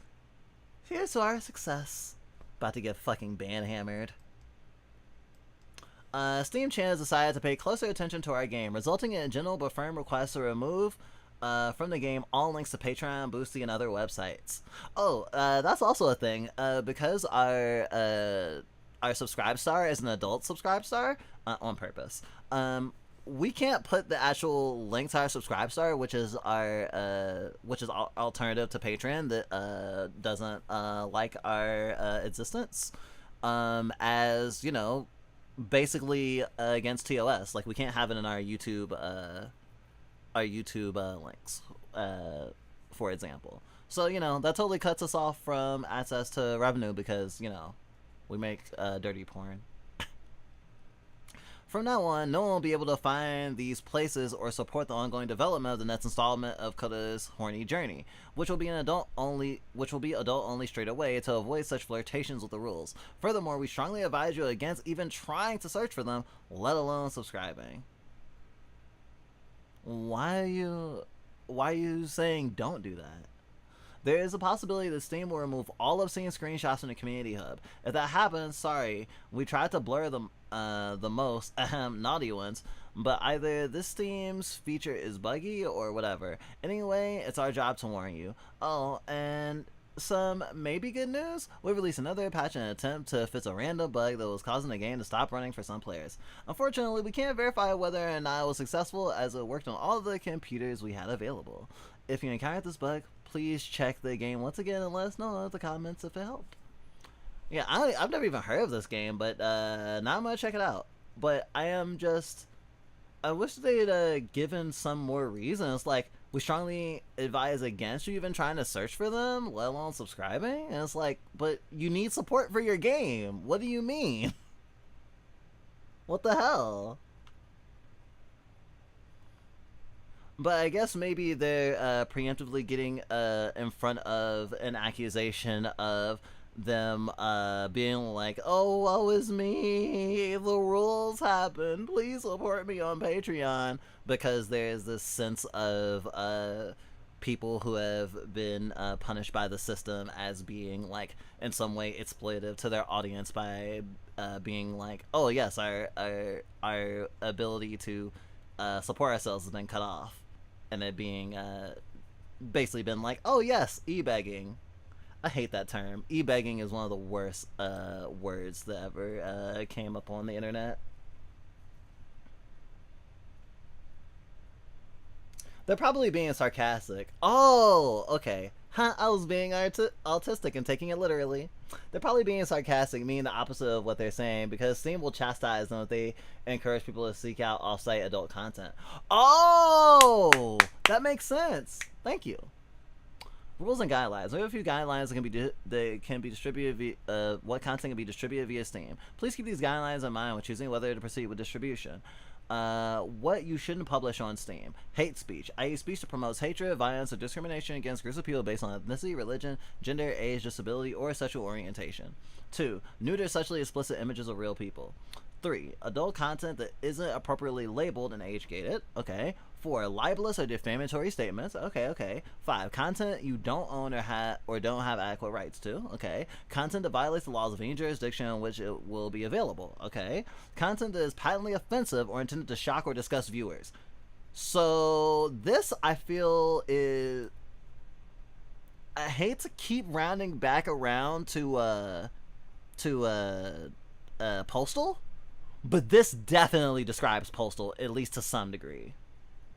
And I say that as a game that I'm not interested in playing in the gameplay way. I'm interested in playing it in the cultural artifact way. And I'm just sitting here like, there's a lot. I don't think that's a fair rule. I just plain blank. Content that exploits children in any way. I hope you just mean CSAM and not just characters who are chibis or, you know, just completely fictionalized characters, regardless of what the canon age may or may not be. You know, you can in Sonic Adventure on Steam, you can look up Amy's skirt still. Just saying. Applications that modify consumer computers in unexpected or harmful ways, such as malware or viruses. Oh, great. That's awesome. No malware or viruses. Not like the App Store. Applications that fraudulently attempt to gather sensitive information, such as Steam credentials or financial data. Oh, that's good. That's good. Video content not directly related to a product that has shipped on Steam. Okay. Non-iterative 360 VR videos.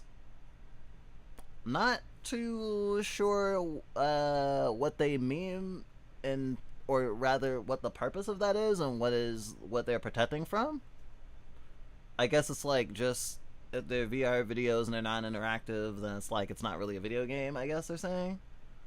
Applications built on blockchain technology that issue or allow exchange of cryptocurrencies or NFTs. Wow! Someone you don't agree with can be right sometimes. Applications with advertising-based business models. Ah, interesting.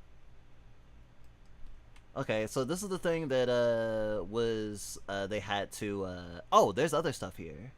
Onboarding, what to expect.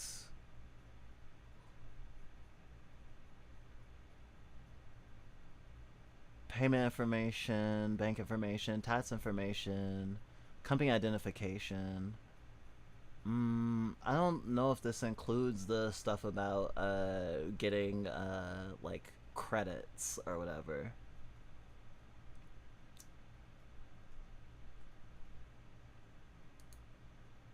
Gosh, there's so many carrots. Okay, we've been talking for like 3 hours and 20 minutes about this stuff. I'm gonna try to wrap up so we can go on break. I'll read this last article. And we'll have last points, and then we will set up for going on break. If they didn't mean that, Nickel Pyro would have been taken off a long time ago. Yeah, it sucks. You can't fully say what you mean. And honestly, we're even taking a chance saying as much as we did, although I think we're more likely to have a hiccup in our content based on what we said about Israel-Palestine, not anything else we said the stream, ironically enough. Let's see. Banning porn is one of Valve's dumbest decisions yet. According to Rock Paper Shotgun, Valve, owner of the Steam storefront, has changed its developer side rules to prohibit games that may violate the rules and standards set forth by Steam's payment processors and related card networks and banks or internet network providers. RPS's Edwin Evans Terwell confirmed that this to be an onboarding website for new devs and verified that it was recently added using the Internet Wayback Machine. It's Rule 15. Content that may violate the rules and standards set forth. Okay. Let's look back at that. You says Rule 15. I thought I read it, but maybe I didn't fully internalize it?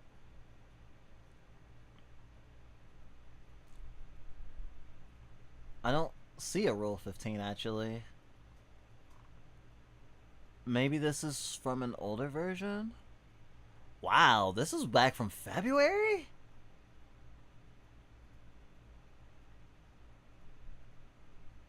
Well, I guess I'll keep reading.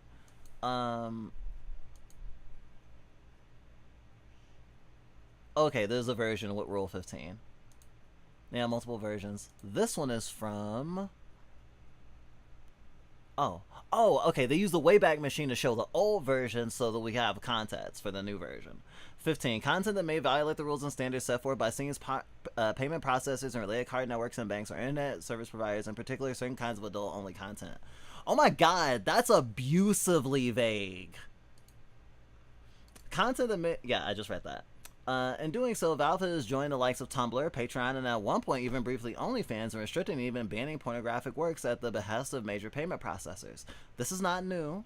Engadget reported on this so-called web-lining of independent porn creators and crowdfunding websites in 2015. The Electric Frontier Foundation called out Visa and MasterCard's censoriousness, specifically in 2020. Also in 2020, a collective of sex workers and tech industry veterans released a report detailing how U.S. laws like FOSTA-SESTA, passed in 2018 in a bipartisan vote and signed into law by Donald Trump, has harmed sex workers all over the world. It has. We're not going to digress too far, but I do want to, say, do research if that interests you in that direction, because, sex workers have been also canaries in coal mines that ultimately get ignored or been seen as a sacrifice. Support sex workers. As Evans Terrell points out, after much intra-community scuffling, Valve finally made it to a point to take a laissez-faire approach to porn moderation in 2018, deigning only to step in when games explicitly violate their terms of service. By going further, they then just displaying sexual acts and getting into more hand shit quote, glorifying rape or CSAM, or even just the images of real people getting into portrayals of sex, while actively working on user filtration tools to remove sexually explicit and pornographic content from their feeds and search results, if they choose. So why introduce this rule all of a sudden? It couldn't be because fascist reactionaries have suddenly attained power and get to pull all of their pet repressive policies into practice, could it? I think I like this writer a little bit more than the one on Rock Paper Shotgun already. Valve provides no justification for the rule change, only mentioning that it is the payment processors that dictated it. And so, with barely any explanation at all, Valve has contributed to a wide program of media and artistic censorship spearheaded by a gang of pedophile brown shirts in Washington, D.C. and their scared corporate lickspittles? This rule change, small though it may appear to be, is one of the dumbest decisions a WA-based publisher and studios ever made.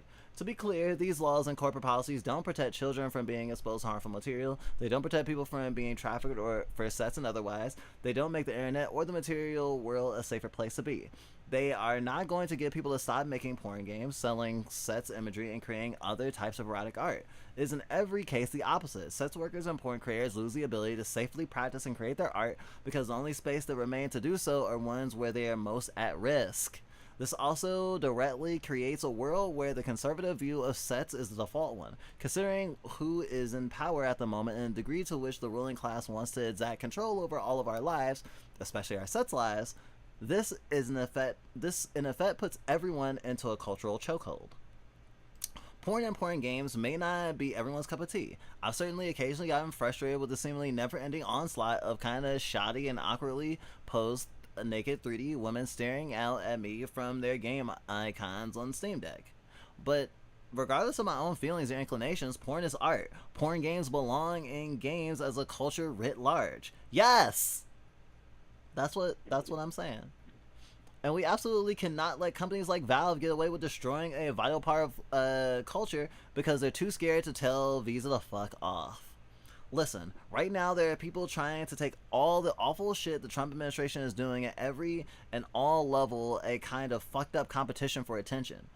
Every new atrocity is distracting from the bigger picture, where the bigger picture in question is a shifting goalpost. By comparison, there is no question that active duty Marines in LA, gulags in Florida, the now regular practice of extraordinary renditioning people to other countries at will, and the continued gutting of bureaucracy and can someone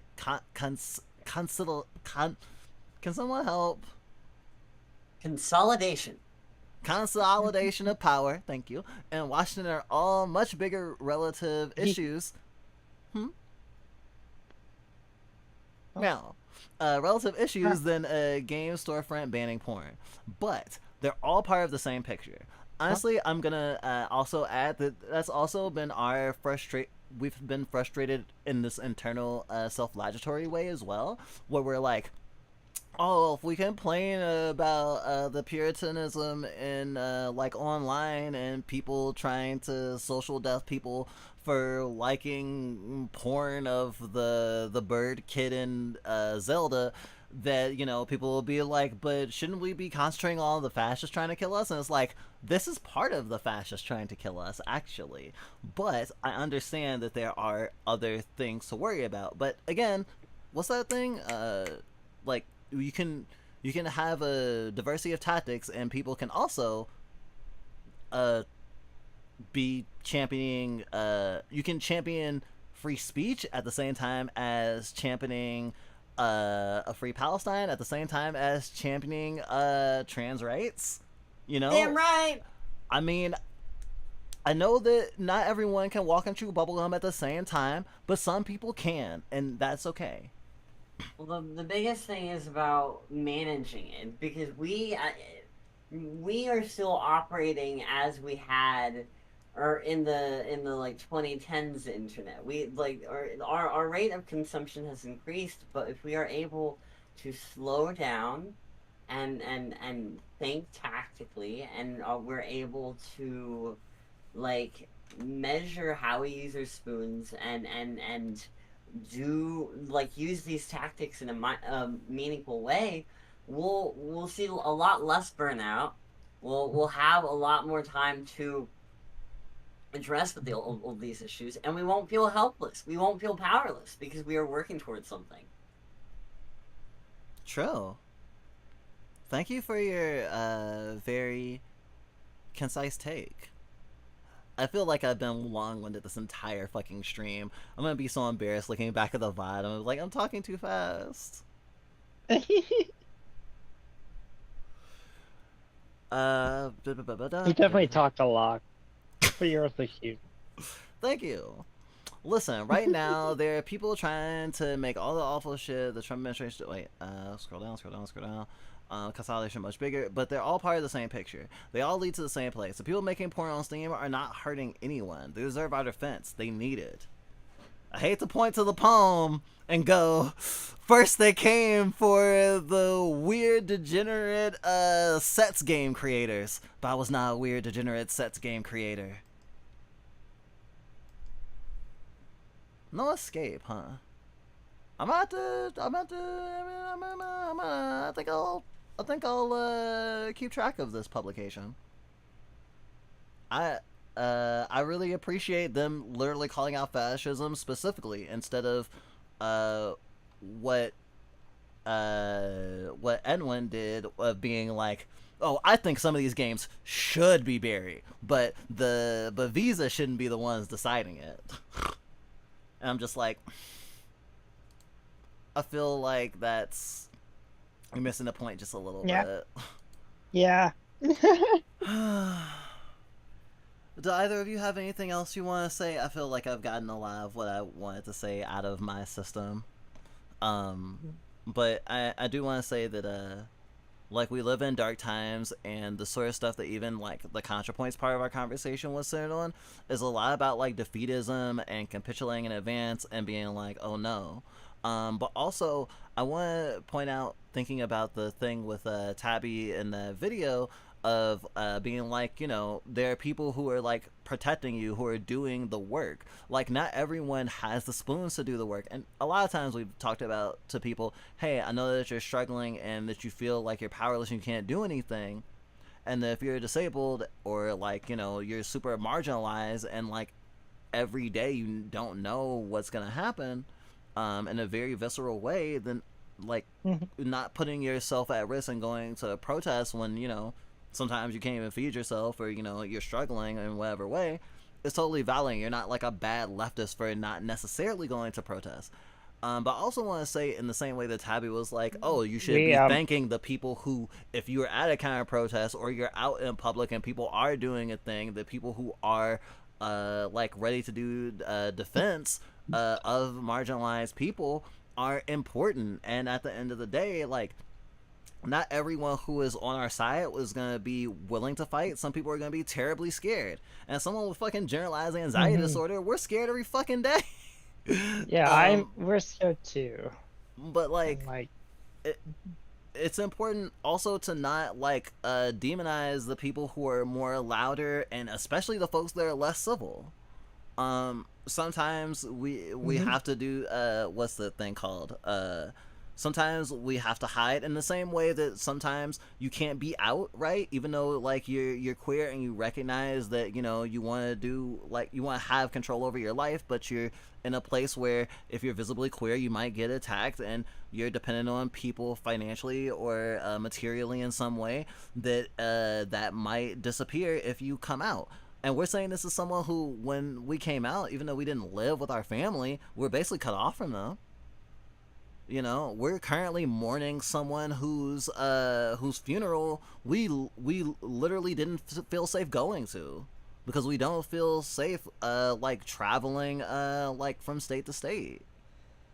Shit, Anthrocon was risk enough. So like, we also recognize that a lot of people are scared and being like, there's nothing I can do. And like, sometimes what you can do is provide that support. Maybe you don't have the money to feed someone, to give someone some money on PayPal when you see someone doing like the mutual aid thing, but you can repost it. You can see someone struggling, cause checking on your friends. There's so much you can do. And sometimes like, the people who are battling are not gonna be battling looking for you to necessarily jump to the front lines with them. Just support them in your own way, or at the very least, don't fucking throw people to the wolves who are just trying to live their life. Those are my words.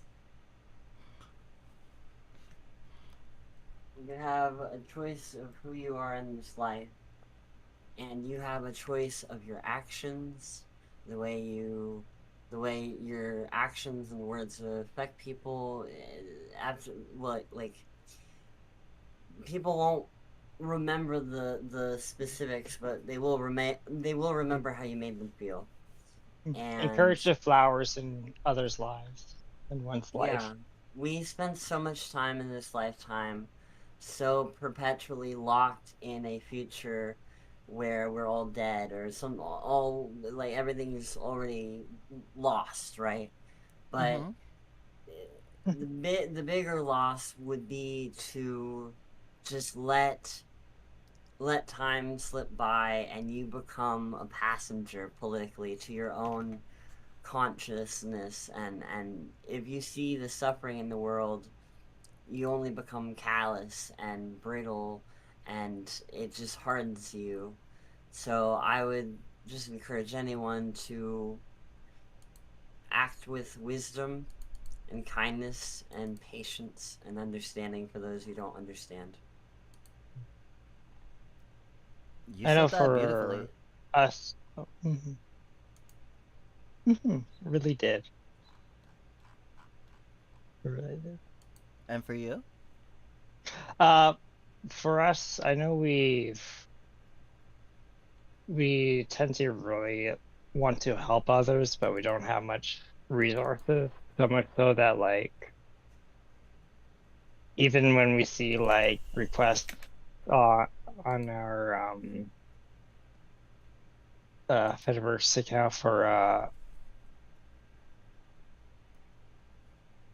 mutual aid and stuff, it can hit us hard because we often want to really help, but it's like a lot of it can be overwhelming too. Oh yeah, the other At day we least were for scrolling us. and we just saw thing after thing of even not just people like just asking for mutual aid, but also people who normally are doing emergency commissions being, I'm at my breaking point, I can't do any more commissions, or I can't add any more to my queue, I'm already drowning in those things, or like I wouldn't be able to commit to the thing, I need like money like in the next like say like 3 days before rent is due or whatever. And it's just like this like I can't anymore. Like it is heavy, and I think as someone who has some sort of relative privilege to not have to do that, at least right now or anymore, because we used to every stream we had that little bar. Where is it? These days, we have the sub goal, and it was just for birthday money or to pay bills, but like bills that aren't like bills that will not leave us unhoused, because we don't have to worry about that, luckily, because we have a partner who takes care of us. But like we do want to be more self-sufficient as we can, but also as an artist, like if you take that trade-off and go, okay, I have to focus specifically on money, then like you're always doing a losing game, and your art will affect people differently, because people can see that desperation in it, and people can definitely see like people even in a stream, like if a streamer doesn't want to be on stream, you'll know. It's that same sort of thing, and it really works against you. And in the same way, like the average person who doesn't have like some sort of marketable skill feels even worse and guilty about asking for money.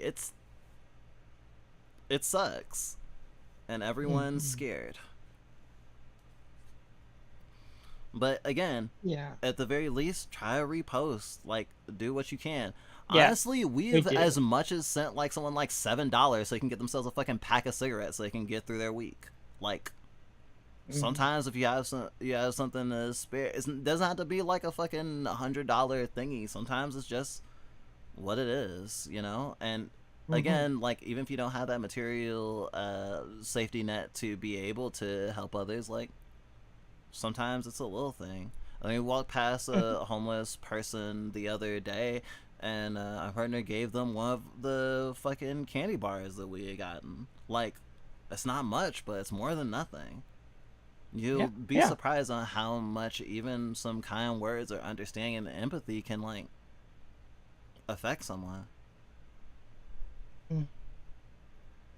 Humanity in these times is like water in a desert. True.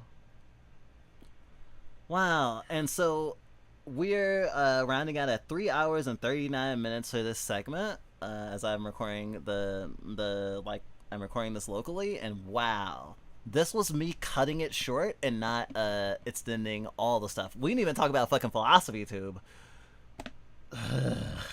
Maybe we'll save that for a video. What's there to talk about? She wasn't even in like Andor or whatever. She wasn't? Like, I mean, she's in. I mean, what was she she was, but like, she was like in a few scenes. What was Andor? No, not Andor. What was the one with the samurai? The prequel samurai one? Acolyte. She was in the new Game of Thrones show and Acolyte. But I mean, thankfully for the Game of Thrones show, she's amazing. But for Acolyte, she's a background character, and that was I think if we were to talk about it during a whole stream, the context we would talk about it is that defense that people were leveling of, she will lose her position in Hollywood that she's clawed so far to get because of this thing. And it's just like, and like people were like, oh yeah, like black athletes shouldn't kneel because they might lose their fucking sponsorships or get kicked off their team. And like in the same way that say Colin Kaepernick got a huge fucking advertisement deal with Nike, commodifying the fucking kneeling that he did.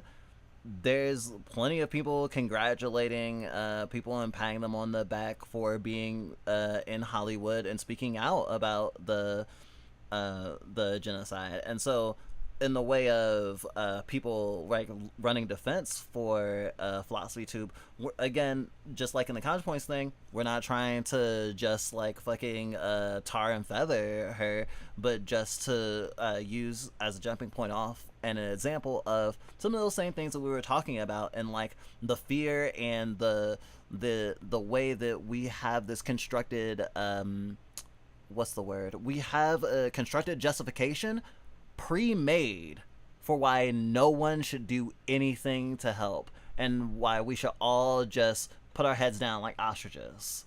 And it's, they'll hurt us, they'll punish us, they will, and they will continue to hurt us even if we don't. Hypernormalization, baby!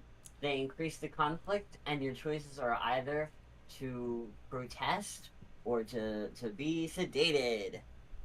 I wanna be sedated. I mean, you know, opiate of the masses. Okay, I think we'll wrap it up here. We're gonna go on break, and when we come back, a different fluff will take over, probably Mocha. And honestly, I think we're gonna play Dr. Slump. Yeah. I think when we get back, we're gonna play Dr. Slump from PS1. So you can I hope you enjoy. I have a lot more work to do, but I had a lot of fun here on the stream, and I'm very grateful that I could get to be in the sidecar of this stream, and I don't know. I hope you have a good time with that game. Thank you. The company's been nice. What about you, Signan? Chad, expect you to I work tomorrow, so I sleep. So okay, that's cool. Tomorrow, so I'm gonna sleep. Okay. Yeah. Honestly, in our frame of things, we feel like we're playing a video game that is usually single player, or rather, we can what's a game where you have control of a bunch of characters, but you can switch them out? Donkey Kong 64. No, oh, yeah, that is a good example, actually. Yeah, so we usually function like that. So having any sort of co-hosts on our streams with us is like super awesome, and it feels like an extra bonus. So the fact that we're probably gonna stream for like probably longer than the stream has already been live by ourselves, totally fine. It was nice having both of you, and if y'all want to tune in the audience or leave your stream up, that's totally that's totally fine. Yeah, tell your friends, fucking repost our going live post on Blue Sky or something. I don't know. Bark. All right. With that being said, thank you again, chat, and thank you, Fanta, for sharing. I don't know. I feel like these are important conversations because consciousness raising requires, like, I don't know, healthy communication, and we were able to like talk about a myriad of different topics without overgeneralizing or just. I appreciate the kind of discussion we can have here. Me too. I hope that I can comb through it and try to distill it somewhat. Oh gosh, 4 hours of fucking shit to boil down and edit. Anyway, we're gonna enjoy our break. We'll probably be going for like a solid hour. We're disabled. We used to feel really bad and guilty about taking such long breaks, but taking such long breaks allows us to have stuff like 12-hour streams. So,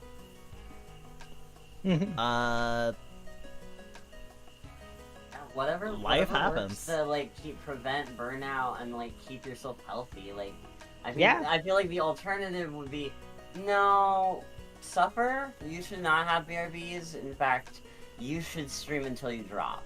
Well, honestly, I know streamers who have the limit on themselves of they can only take 15-minute breaks at most. But I mean, like, thinking like a job, I would say that if you're doing it like an 8-hour stream, you should have at least 2 15-minute breaks and 1 30-minute break, and that's fair to you.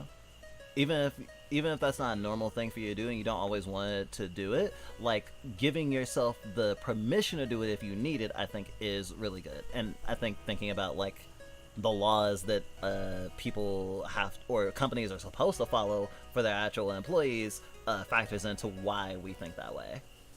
Yeah, you shouldn't just work until you drop. Yeah, I actually found one more leftist talking point. Wow, I'm so cool. Alright. Bye! Bye-bye. Take care, y'all.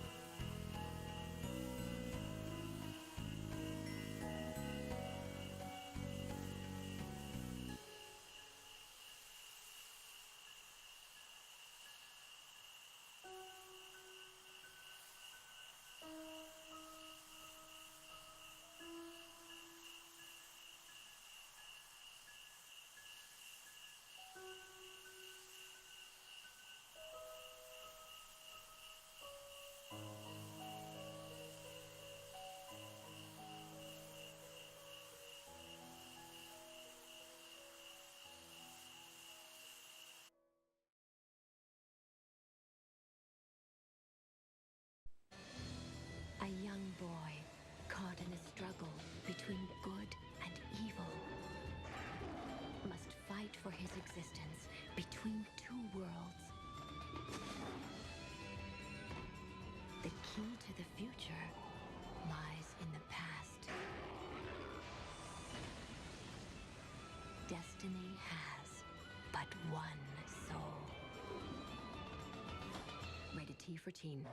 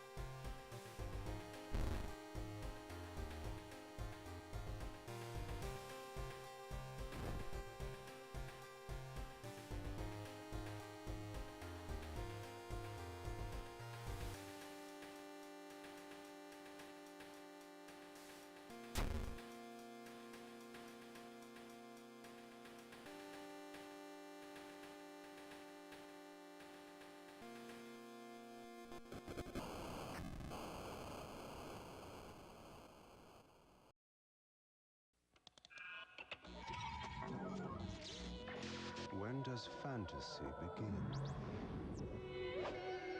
When does reality end? Dot hack. Is it just a game, or something far more dangerous?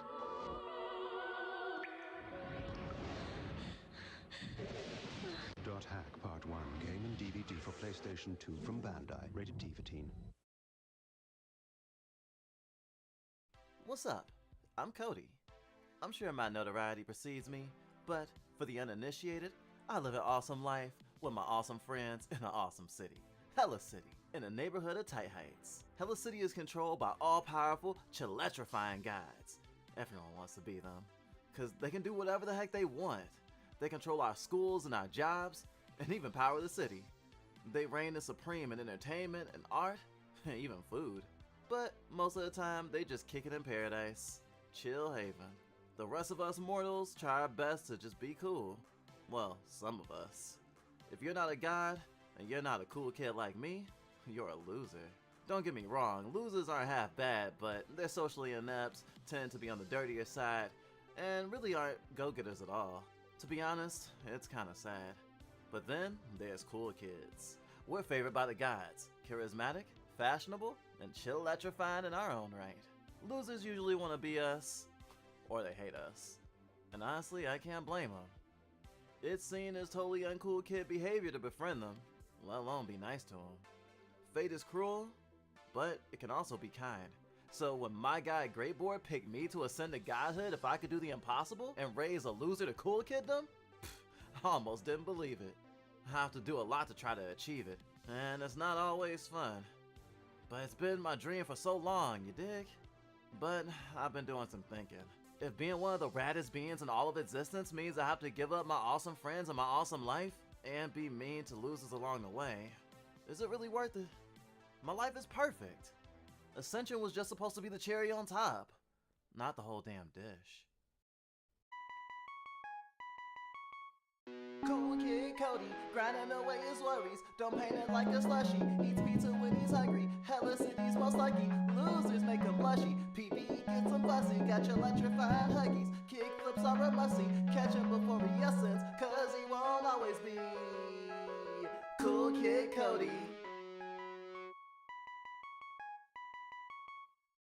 There's no difference between cool kids and losers. You're just insecure. Episode 6. Minnie's Choice. Middle school.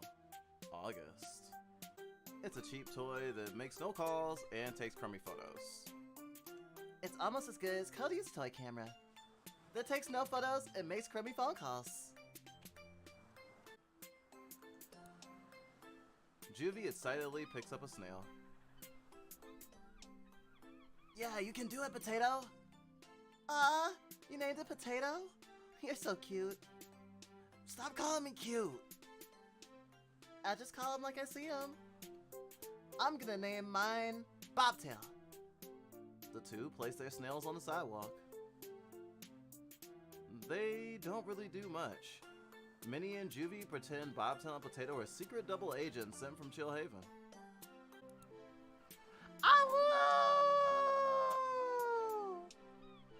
The birds squawk in response to Minnie's howl. It's almost as if they're saying, bruh, aren't you supposed to be a cat? Cats like, don't howl. Damn, you got some pipes. I could break into a car with those pipes. Yeah, right. You couldn't break into something if it broke itself over your head. That's what you think.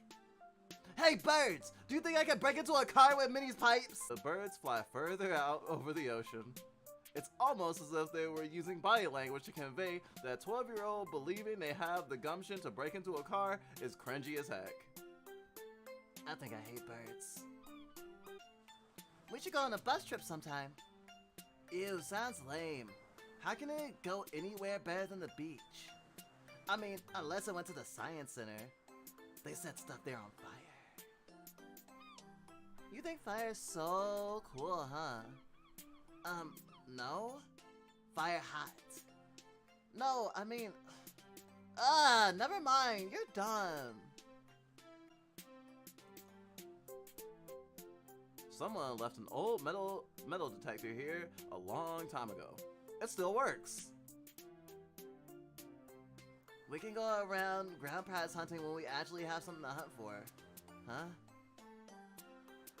I don't want to get disappointed for nothing. Anything for you, little baby. Juvie hucks a shell at a car driving by. Yeah, eat it, loser!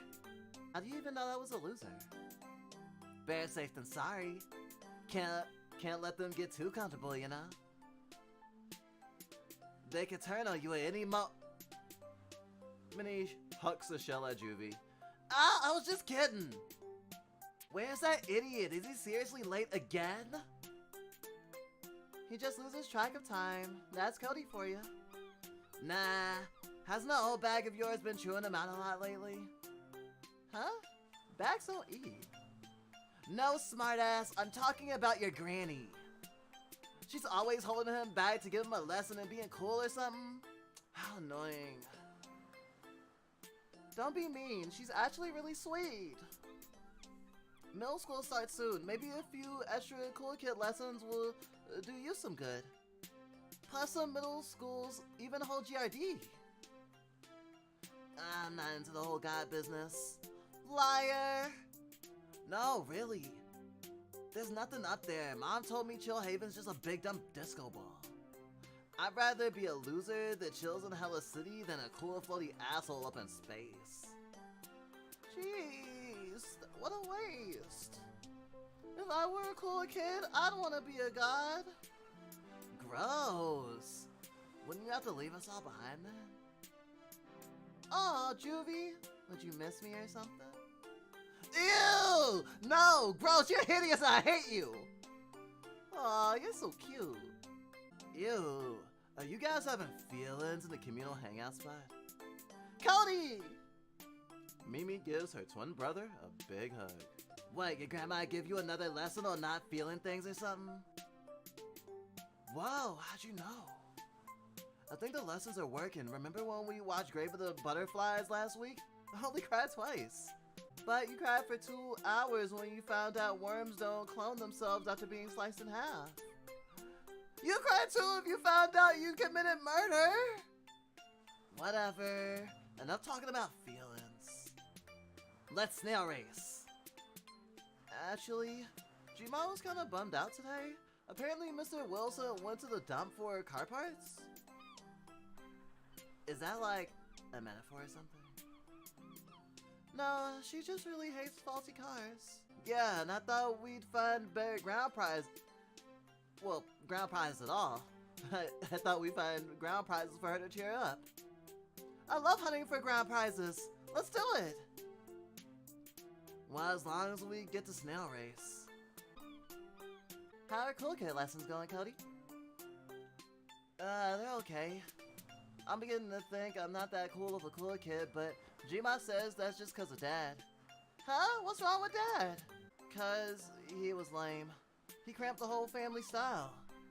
Whatever, I don't remember much of him anyway. He just ate a ton of seaweed, right? And he was really good at drawing porcupines? Gross. Who needs dads anyway? Well, our dad was actually super cool. Does that even mean anything though? He was a loser, the bar is not even that high. Yeah, it was way easier being a loser. It must be way easier being a loser. I wouldn't have had to get extra lessons from Gma or try to go to Chill Haven or anything.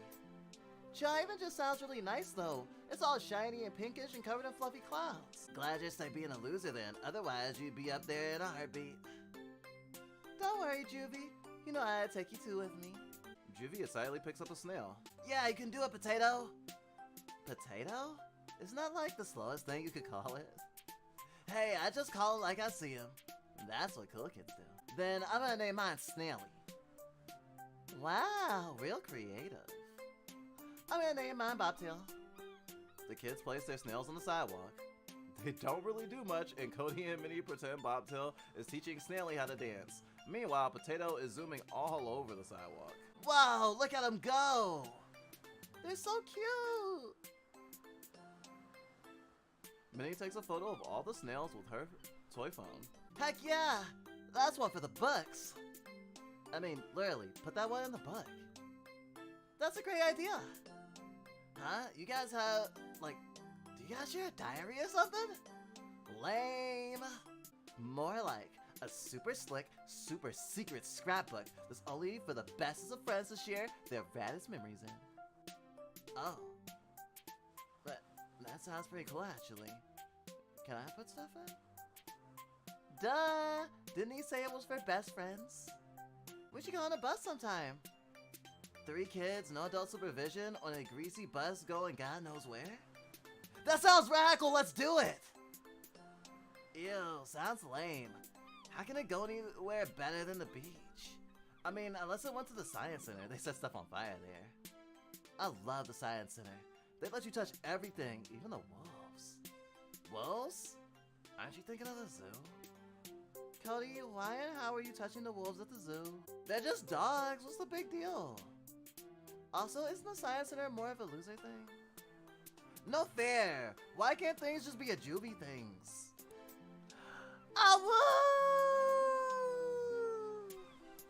The birds squawk in response to Minnie's howl. It's almost as if they're saying, bruh, you aren't you supposed to be a cat? Cats like, don't howl. The birds fly further out over the ocean. It's almost as if they're using body language to convey that the kids are annoying, suck, and should feel bad. Wowza, birds are weenies. Let's just throw rocks at them next time. You know what they say. Sticks and stones can break your bones, but words will never teach a bird because they're stupid animals that can't talk. That's not how it goes. Yeah, and birds are weenies, but like, you shouldn't throw rocks at weenies. You know what they say. If you can't do anything nice, don't do anything at all. Boring. Juvie hucks a shell at a car driving by. Yeah, eat it, loser! Hey, don't pick on losers. What? Are you serious? All I said was, nope, I'll beat the stuffing out of you. Huh? Try it. Juvie raises a fist at Cody, who responds with a high-pitched screaming noise. Just kidding. Cody, you're not supposed to use violence. All right, I gotta use my words. Poser! No, you're supposed to say, there's no real difference between losers and cool kids. You're just being insecure. Are you being serious? Who says stuff like that? Mom and Dad, they said it's time for me to make sure cool kids don't pick on Minnie. She doesn't need protecting. Look at her, she's a brute. True. I can take Juvie on any day. Well, I can help. Yeah, twin power. Cody and Minnie huck shells at Juvie. Ah, quit it! Someone left an old metal detector here a long time ago. It still works. You hold it, Minnie. I keep tripping over the damn thing and Juvie will set it on fire. That was one time! Minnie gets an old metal detector. Minnie, Cody, and Juvie use the metal detector all over the beach. They find a rusty nail! Doesn't Jima go get nails every few weeks? I don't think these are those kinds of nails. Let's keep looking. They keep hunting. They find a bottle cap. It's a squish it bottle cap back from when they put them on the glass bottles. What's the point? Isn't half the fun from squishing the juice out? Only the strongest squishers can drink the glass squishes. Whatever, let's keep looking. They keep hunting. They find a toy car. Whoa, jackpot! Gma loves cars. She'll be so happy. I don't get why you're putting so much effort in. My mom doesn't need dumb ground prizes to be happy. Well, Gma does a lot for us. Why not do something for her? Yeah, you wouldn't get it. Your mom's a weirdo. If being weird means letting your kid do whatever, whenever, and not guilt tripping them into treasure hunting for you then I'm down for weird. Whatever. Let's just get this ground prize to Gma. To Gma's house we go. It's a limited edition Frost Wheels toy car. Cody absent-mindedly spins its wheels while the three walk along the beach. Time to stop bumming around the beach. We gotta get Gma a ground prize. Last one's there eating my dust. Cody hops on his skateboard and skates away. Hey, wait up! Juvie shrugs and follows the two back to their house. Summer ends and middle school begins.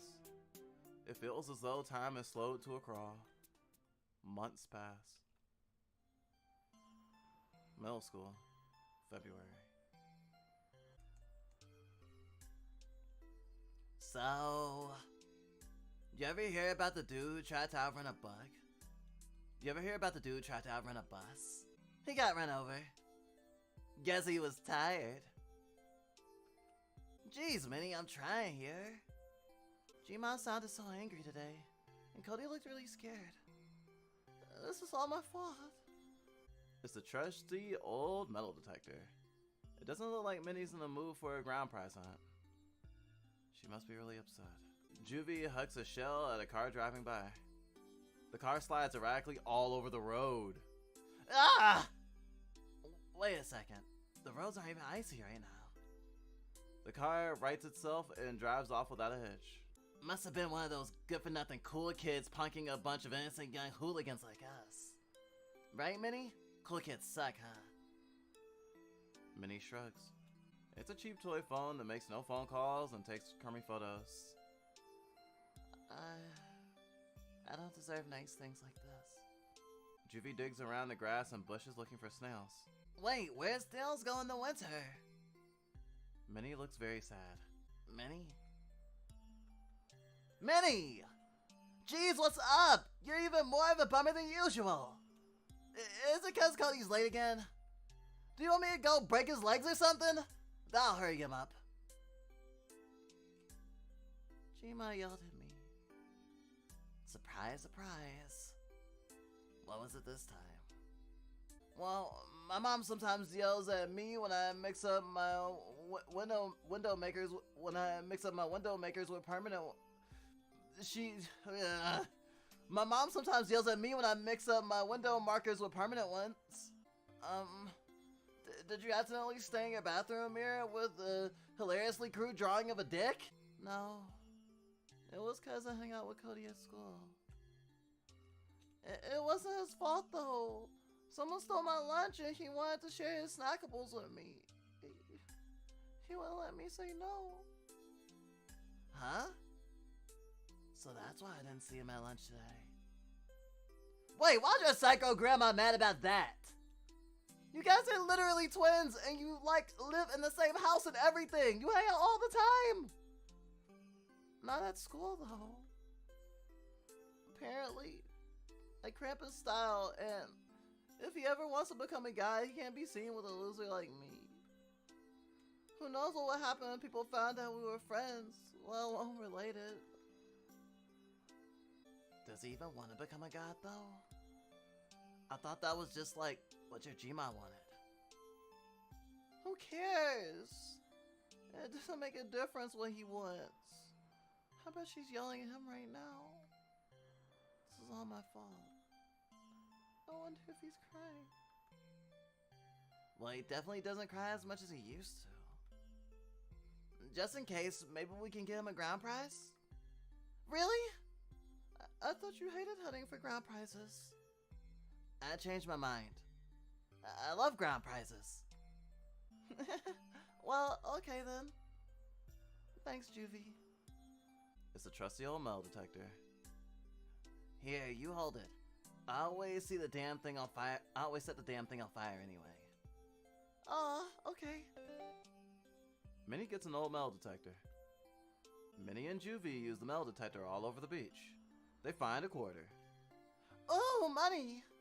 Awesome! Cody owes me. Juvie's pockets change. There's no better ground prizes than being debt-free. You stickler. Whatever, let's keep looking. The two keep looking. They find a diamond ring. Whoa, mama. Gross! Cody doesn't care about this kind of junk. Minnie throws the ring into the ocean. Oh, man. The two keep hunting. They find a tiny toy skateboard.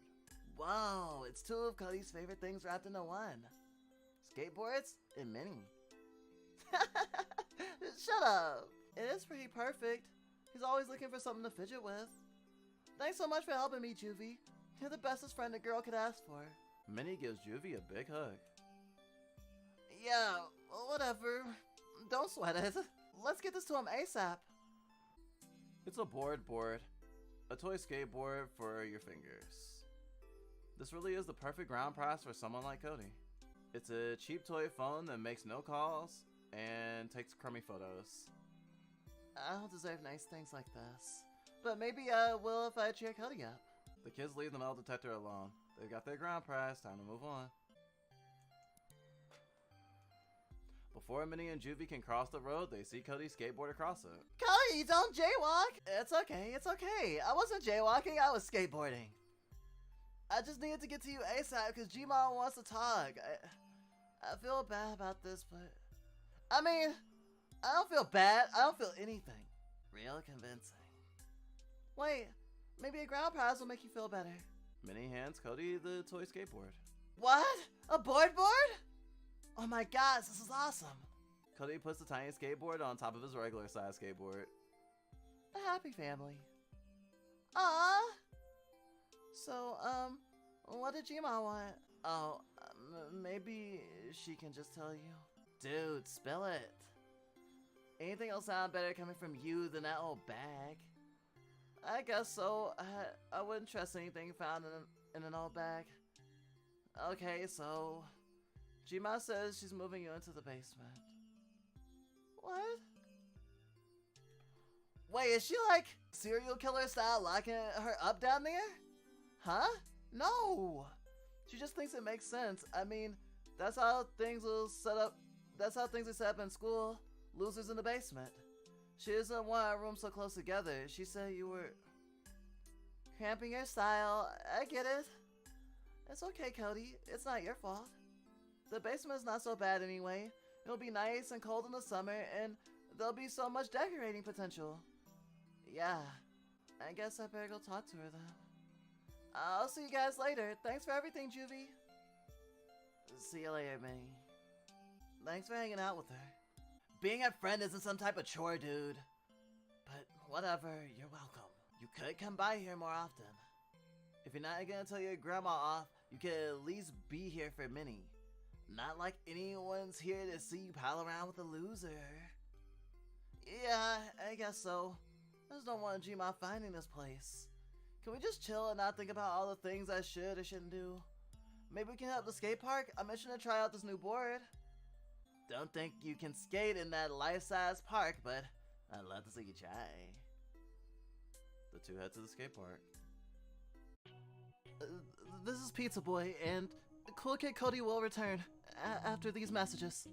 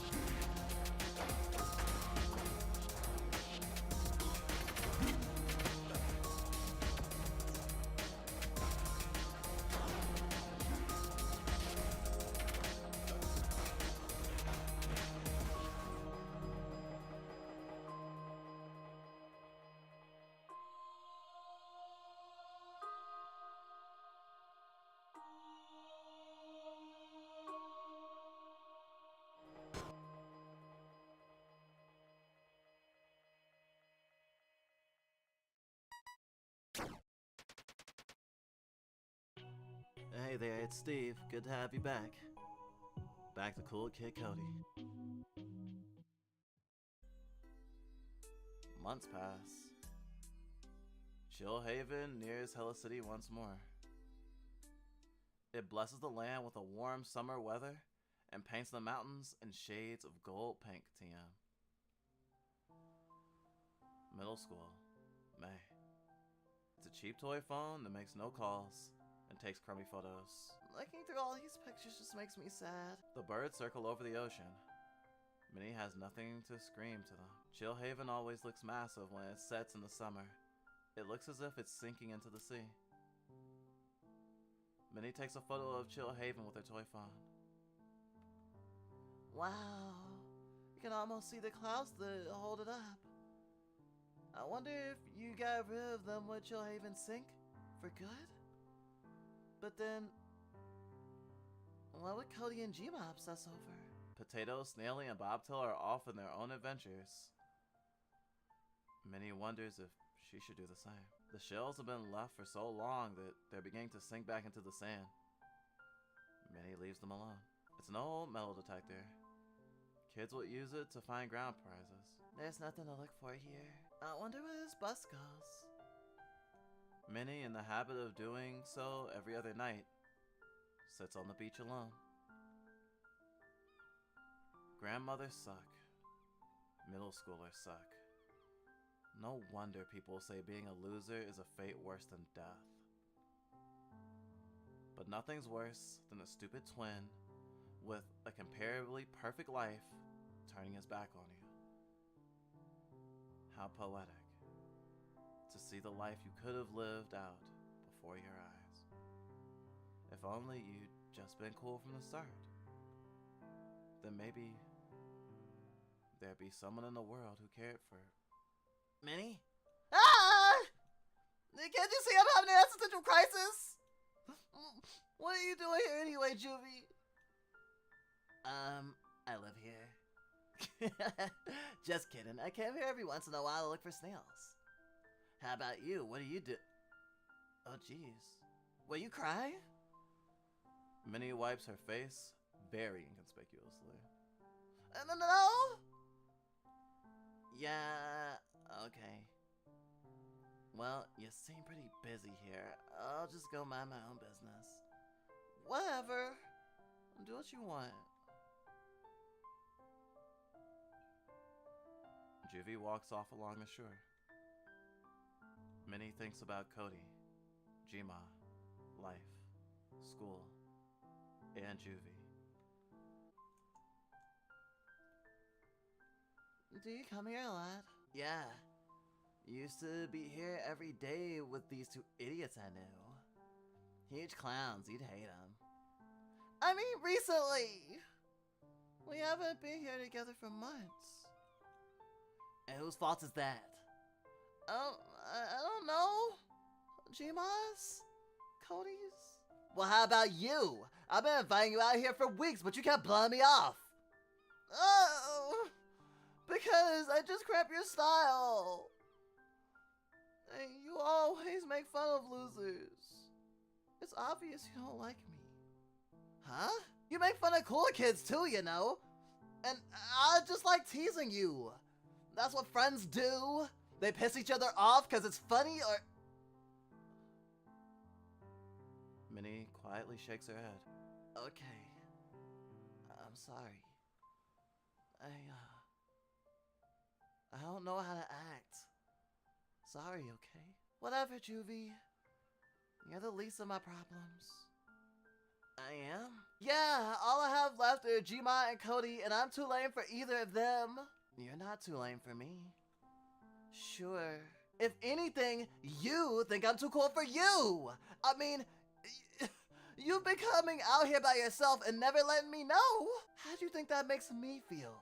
I thought you cool kids weren't supposed to feel anything. Screw that! You make me feel like shit, Minnie. Well, you make me feel like shit too.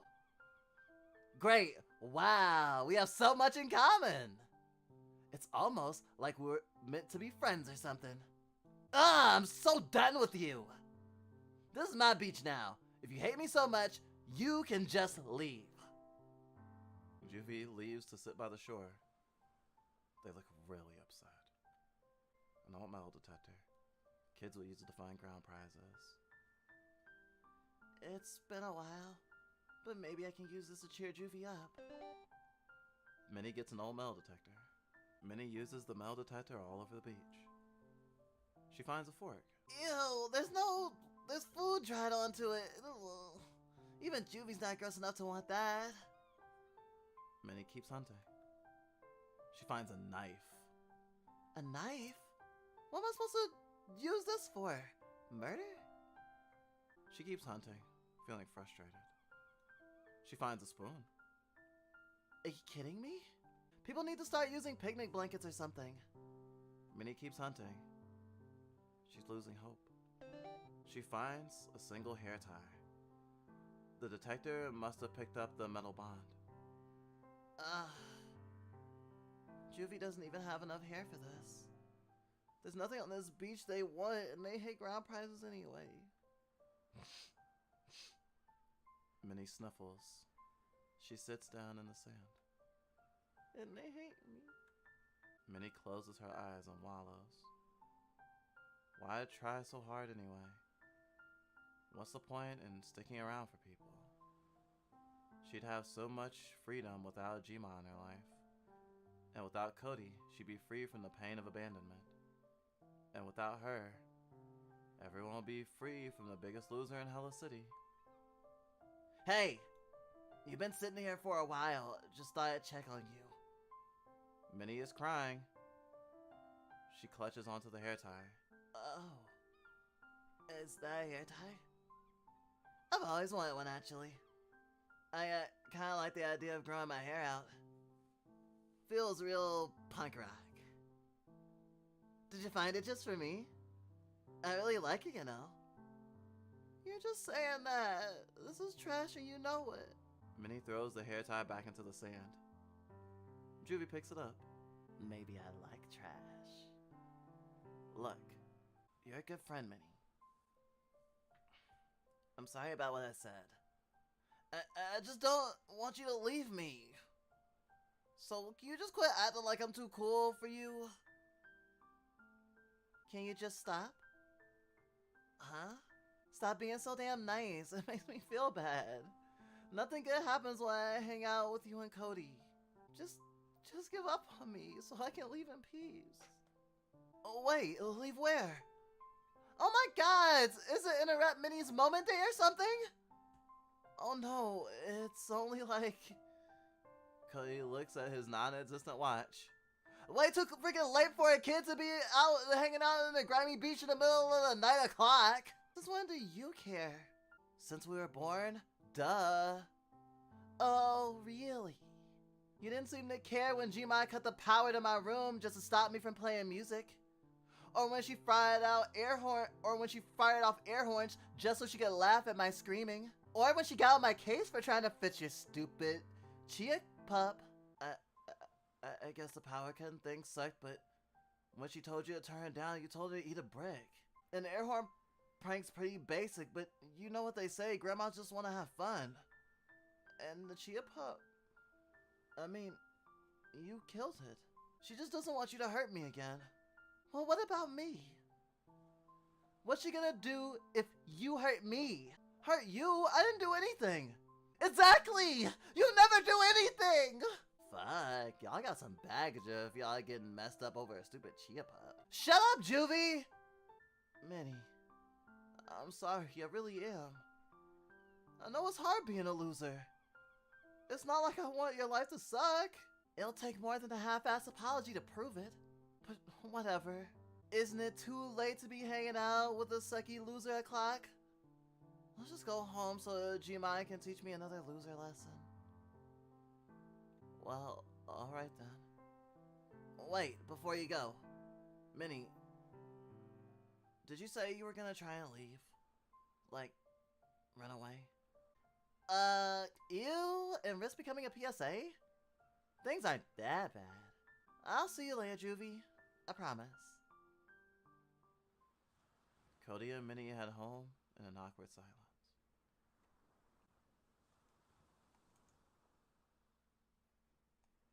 Teo, Snaily, and Bobtail are off on their own adventures. Minnie wonders if Juvie's given up on following them. There's nothing left to find on this beach. If you want treasure, you'll have to look elsewhere. It doesn't feel right to leave just yet. If I'm leaving everything behind, I better make sure it's everything. There aren't any cars on the road to throw shells at. Only late night buses. I'm gonna miss it here. Minnie buries her toy phone in the sand. At least I can leave something nice behind. It'll make a good ground prize for someone one day. There's nothing back there for me. No grandma, no best friend, no idiot brother. Nothing. Minnie slumps against the bus stop sign and waits. From now on, it's just me. All alone. No adult supervision. On a greasy bus going God knows where.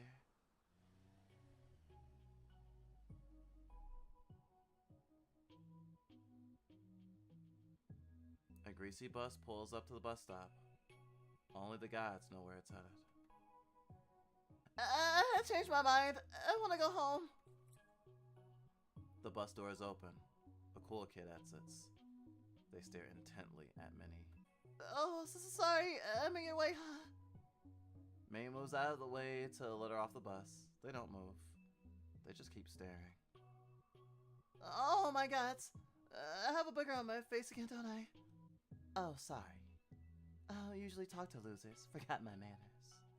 Are you Minnie? Depends. Are you a creep? If it's reassurance you want, I'm not here for your lunch money. I have more wealth than your weekly allowance could ever afford. I don't get an allowance. Exactly. My name is Rhyme. Who knew it'd take me almost the entire week to find you? Although I suppose it's my fault for having my sisters set me up with an especially difficult test. I don't think the cool kid candidate would be this far out. This far out of their domain, I mean. Huh? Test? Cool kid candidate? Oh, sorry. I'm doing this quite out of order. I'm the god candidate. And I'm here to turn you into a cool kid. Nope, nope, nope, nope, nope, nope, nope, nope, nope. There's just no way. Please don't mess with me. I don't think I can take much more heartbreak. Rhyme sighs. I don't know what you've been through, but I'm almost out of time. It sounds like you need my help as much as I need yours. Rhyme reaches her hand out to help Minnie onto the bus. So, what's holding you back? I'll become a cool kid? I promise it. And I never break promises. Well, works for me. Minnie takes her hand.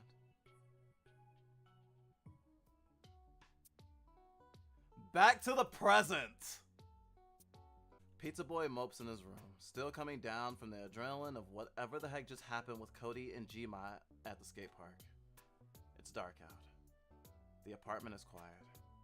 Pizza Boy feels completely alone. It's okay. It's just business, right? Something hits the window. Ah! What was that? A huge...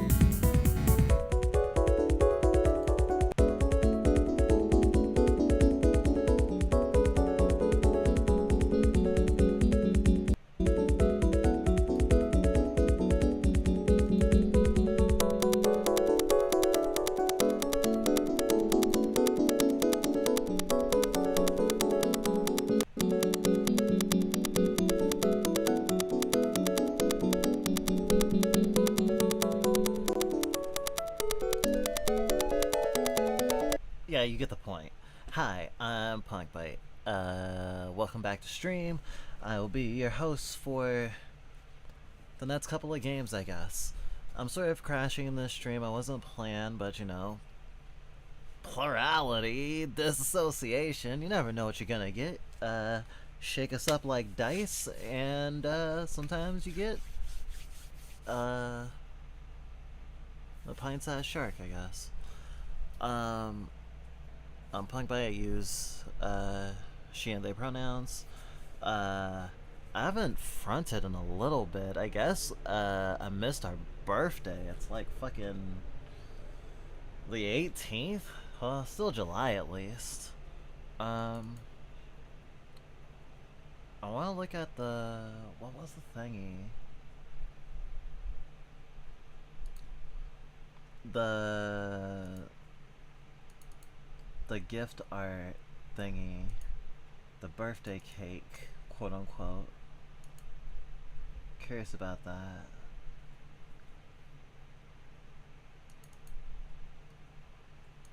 Those are close-ups. What about... oh, actually, I could just open it up in our art program. I'm pretty sure we still have it up. Yeah. Open. How is everybody? How have you been? I hope the week was kind to you. But if it was unkind, you're welcome to cry. Let's see. Blanket of something. Say, print, another doodle. A thumbnail. Neon.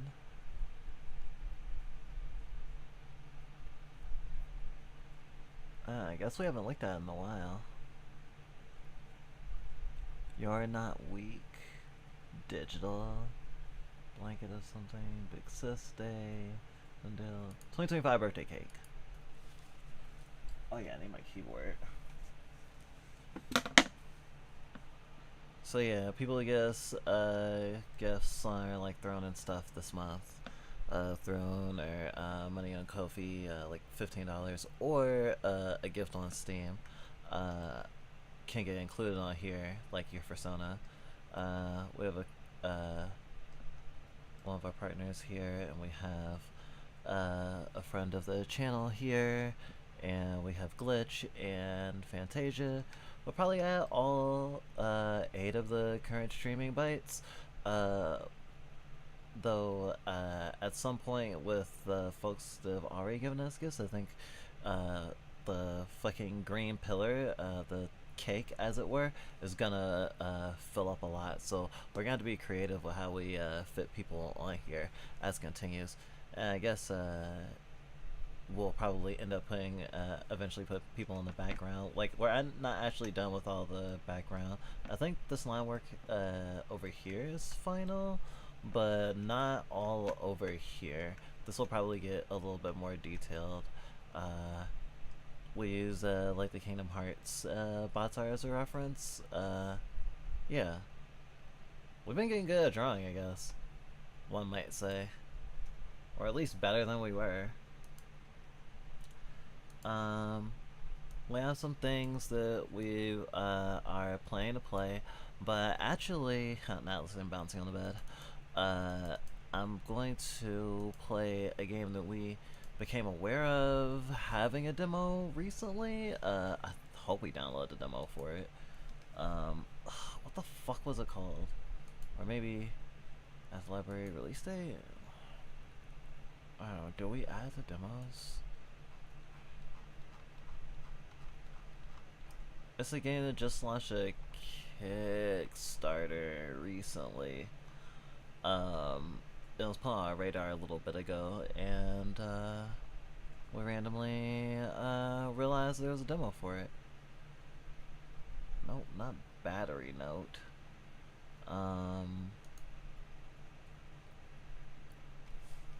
What was it called? I had to pull up our Discord. let's see. And some recommendations. Oh, God's TV. Yeah, we didn't download it. Oh, please don't be big. Please don't be big. Please don't be big. She said.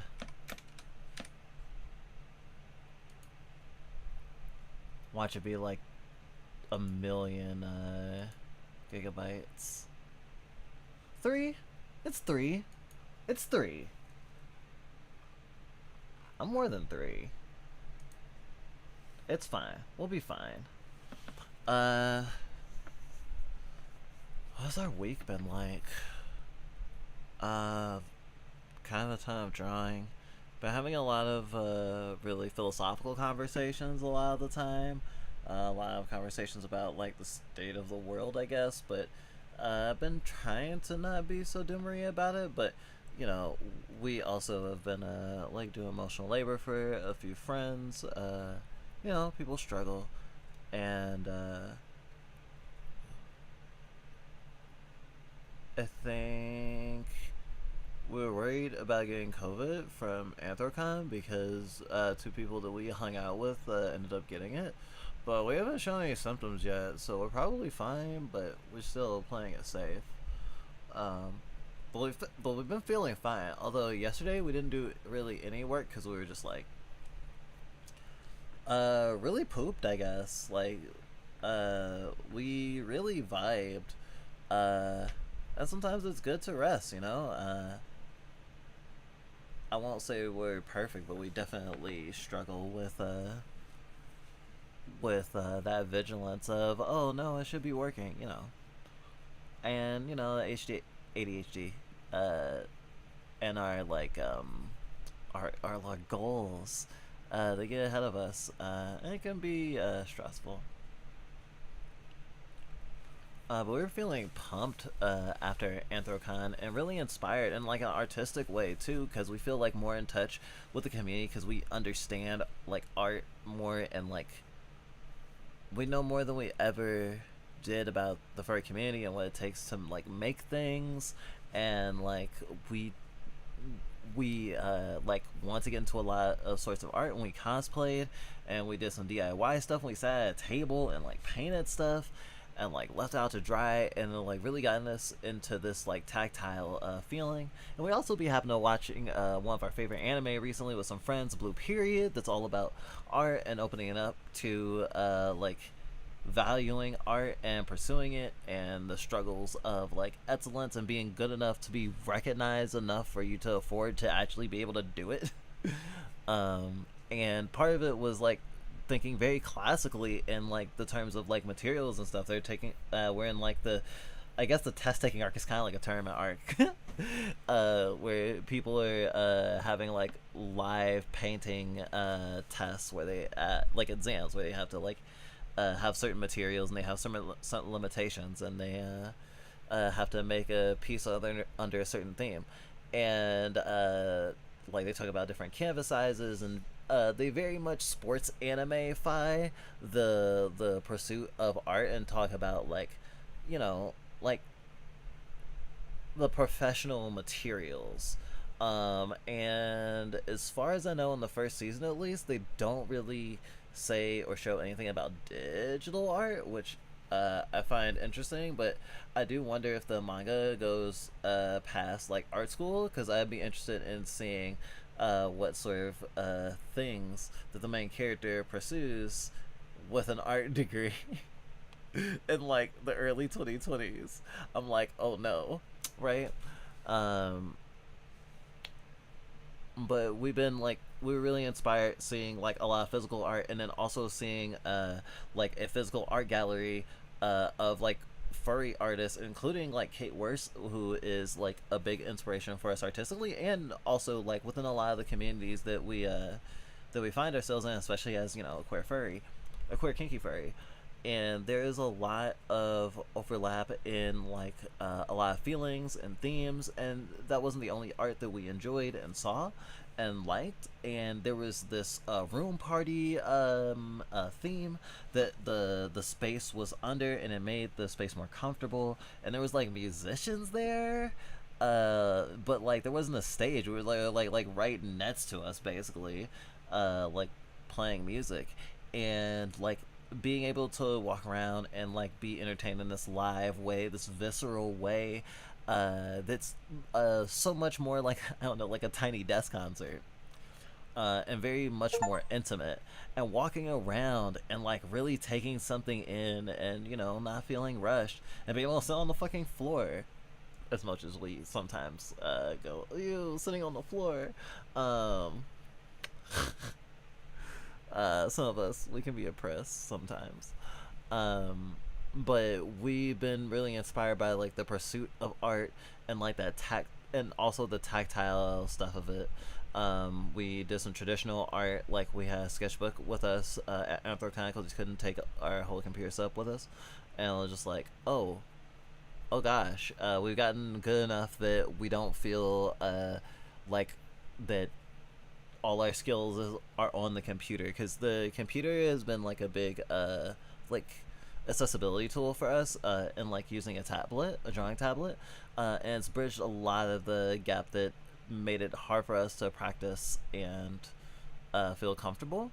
But we also felt like a little bit inferior in traditional art, so that on top of like doing like physical stuff with like fabric paints and stuff, and also seeing and getting like, you know, like iron-on patches, and thinking about like the punk element of furry too, where it's like a lot of DIY stuff as well, and a lot of stuff is, you know, made by artists, and so it's just like being like, yeah, I'm reinvigorated, and I'm trying not to think so much in the like capitalism way of like, I want to enjoy the journey like we enjoy the journey of drawing, and we've been trying to reinvigorate that in the other art that we do, including streaming, although we feel pretty cool about streaming right now. Okay, so guys, TV.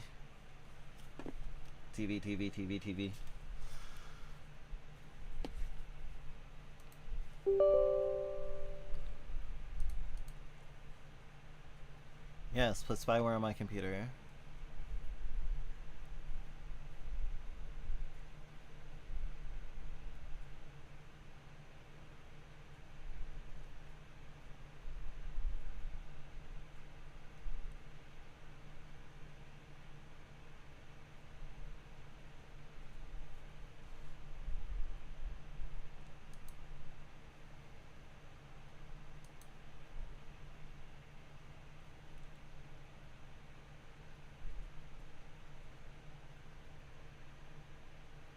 Oh, I don't think they have a Steam page. They're still just doing games and demos.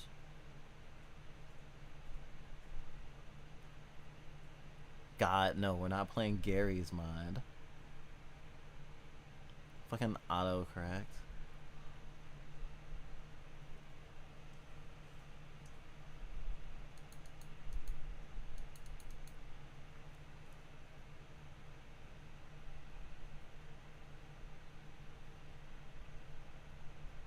Whoa.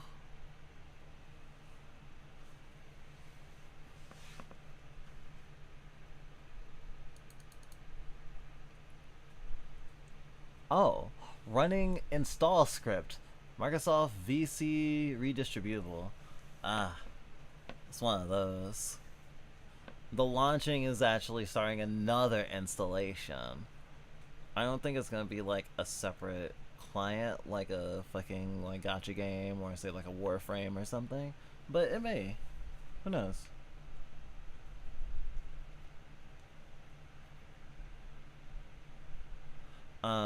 This does have a co-op mode, I believe.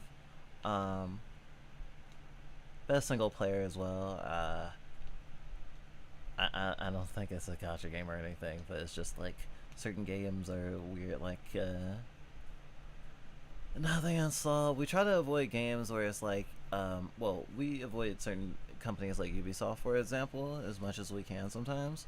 But they also have like, sometimes company or publishers have like specific launchers for their games, and sometimes that also has to do with like how they approach DRM, but not always.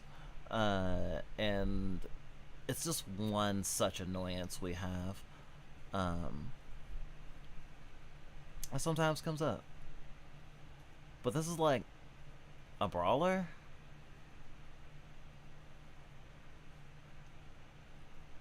Feels like it'd be some sort of Adult Swim cartoon that would come on after fucking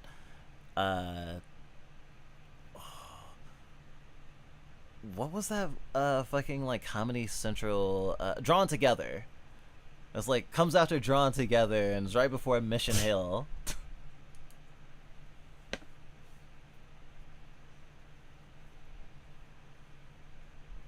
That's the vibe.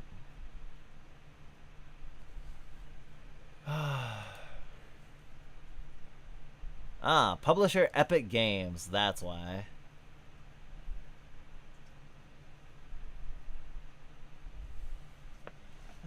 Epic Games is annoying, but free games are free games, I guess. What was the what's the saying? $20 is $20?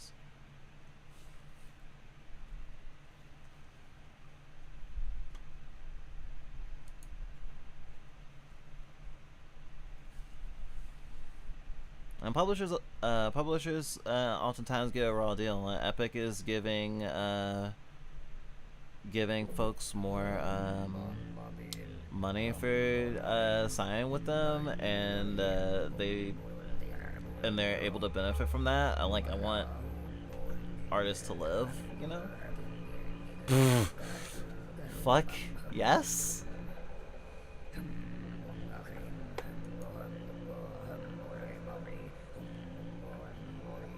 Soul acquisition agreement. Soul acquisition. Oh, it's a fictionalized Eula.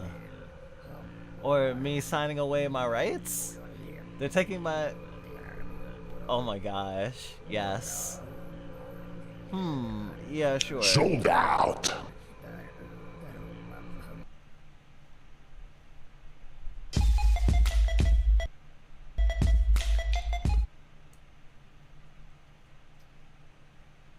Oh, it even is satirizing MTV. No, it's MTV. This would come after Ren and Stimpy and before Beavis and Butthead.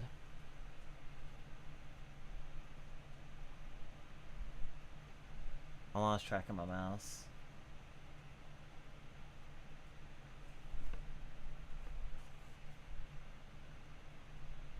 Oh, can I only play with her in the demo? Or maybe I have to unlock them.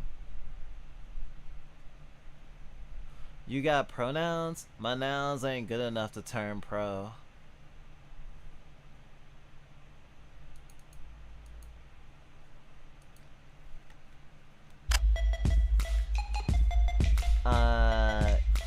Kinky. Biotrome's gnarliest bouncer. Combat style, heavy melee, and BFGs. Good boy tattoo. I wonder if he's a sub. Pizza Shaman. Pizza Shaman? Okay, even knowing his name makes me even more interested in him now. But his arm gives me tryptophobic vibes. Peppereshi? Aspiring Pizzafari leader from Viengus. Brethren, embrace the crust! Cheese is life! Combo style. Combat style. Combo wombo. Victus. Totalitarian droid.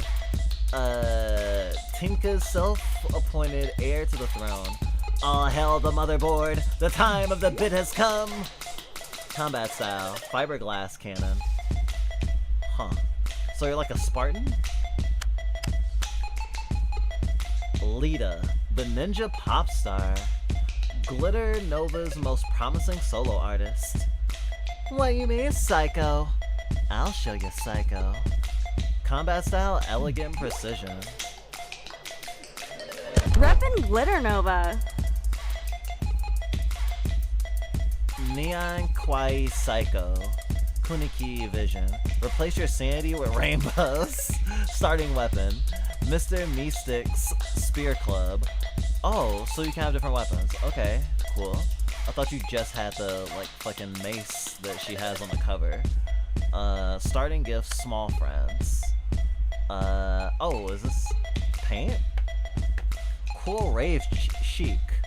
Peanut vision. The day is the enemy, the night our friend. Alright!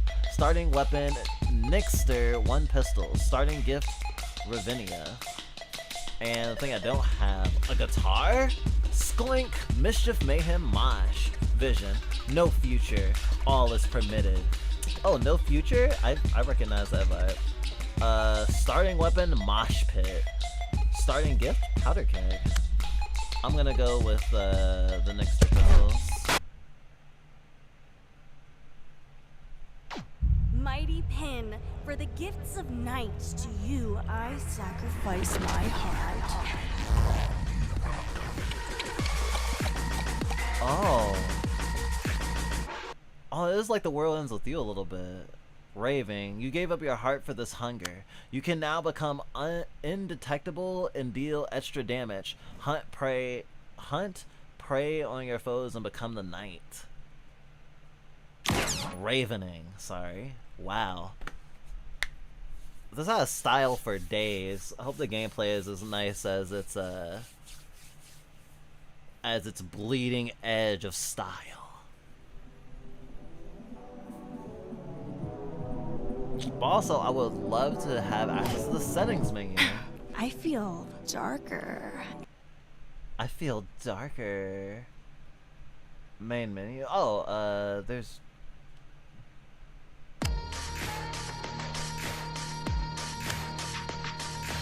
Lita, combat style. I just want to go and have full screen. Why won't you let me full screen? Okay, we just want full screen. I'll live with it. I feel darker and ready. Is this where I try all the... Okay, that's loud. Let's turn that down.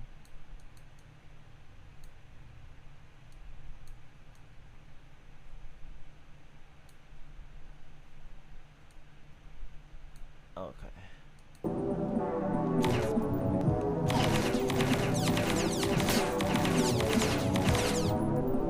This actually reminds me of Starlight Revolver.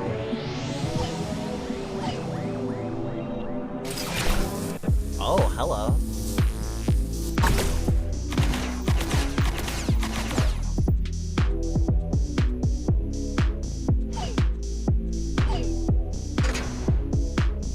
DJ Good Stuff, President Bilf, Rose.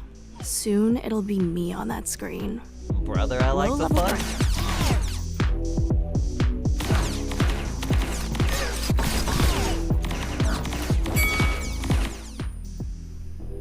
Easy Pete.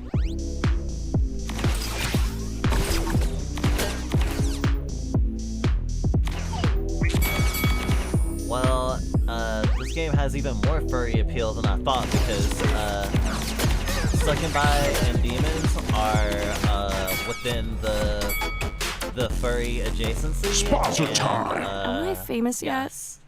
I'm not famous yet. BoJack Horseman vibes. Day for night. Releasing a charge attack may make you raving. Raving makes you invisible.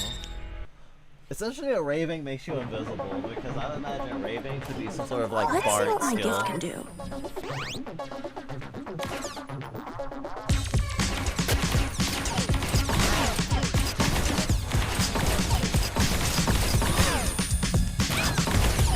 That hurt.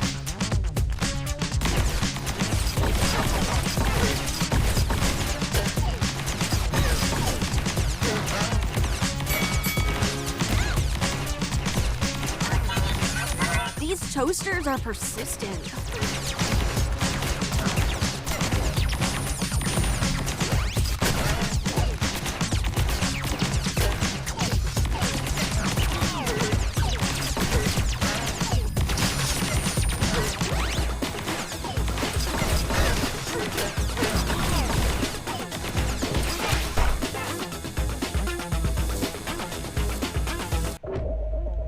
Oh, raving.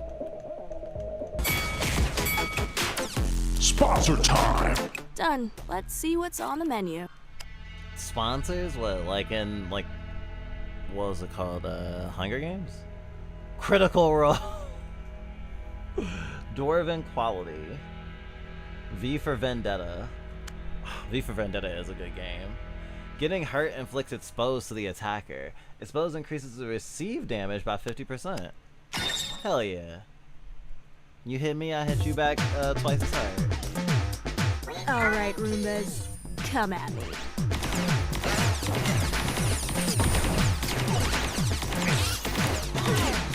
Damn. Roombas don't deserve such hate. Roombas make great pets, I hear.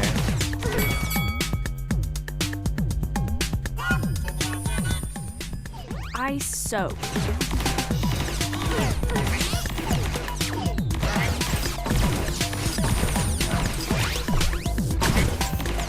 Oh my god, that feels like a Kamehameha wave.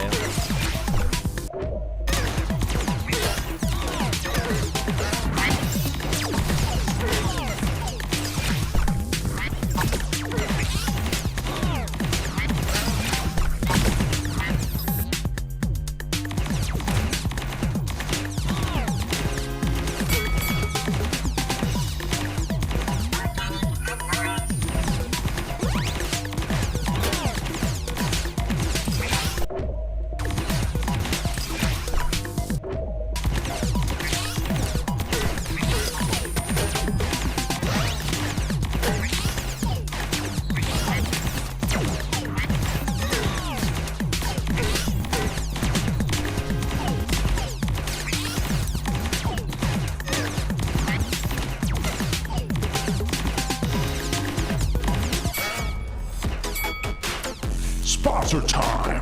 Healing power-ups, anyone? And thinking of playing this multiplayer makes me think of like, even like the old game Gauntlet, or like, I don't know, even Toe Jam and Earl. But you know, more naughty, I guess. Guilty as charged. Your second attack inflicts exposed. Yeah, I guess I'm going for an exposed build.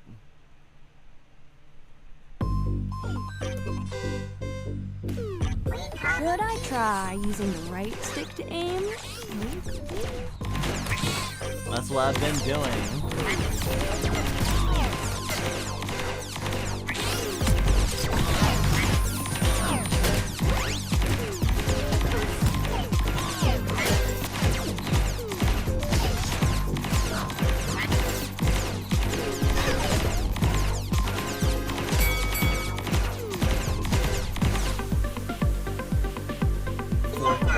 Okay, Optimus Lane. Optimus Lane. It's not even that clever. I mean, it's not clever actually at all. Oh shit.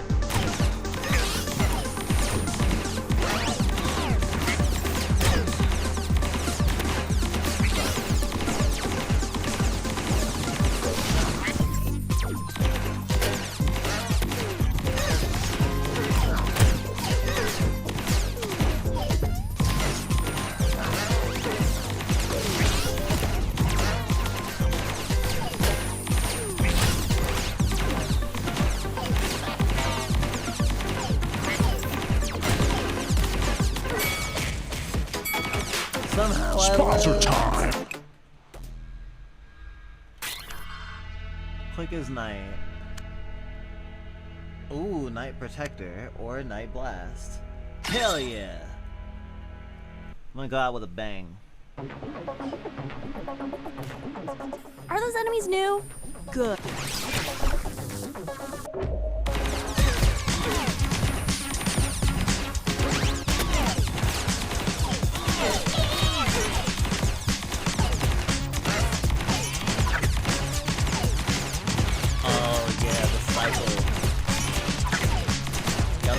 Like something like Devil's Dagger.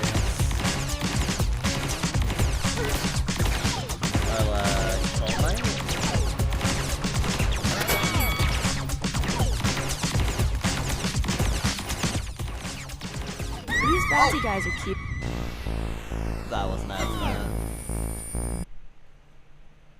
I had to at least explode it myself. Wake the fuck up, Lita. I get to work. That sucked. Am I dead? Dead? It's in your contract, eternal life. Wait, are you a god? Lucas, come into my office. Live from beyond? Oh, welcome to the show, contender. I'm your extremely loyal and selfless AI agent. Friends, dealers, and celebrity clients like you. Call me AG. Okay, AG. So, do I work for you? No, dude, I work for you. Sponsors, gods, anyone who wants a piece of you goes through me. You do the fighting, you do it good, and I'll make you fucking rich. Because remember, Lita, you are no longer just a fighter. You're a star. I'm such a star. I feel so important.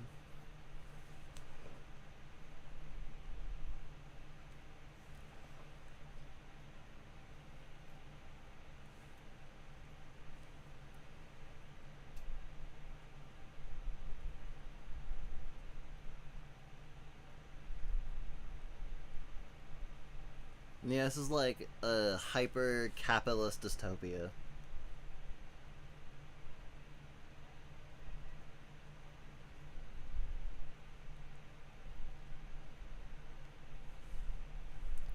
But also hyper-stylized.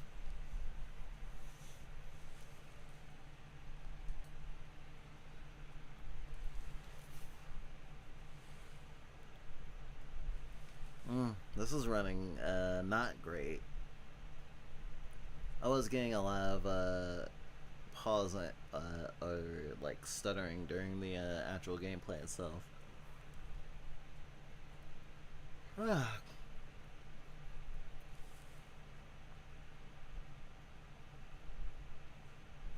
wow.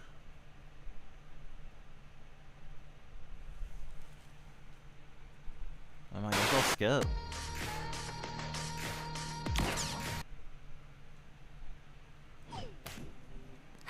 Back at it. Fame won't wait. You'll have to work hard for this. Gods TV fans barely know who you are. DJ fucking do stuff. It's blockface and fans.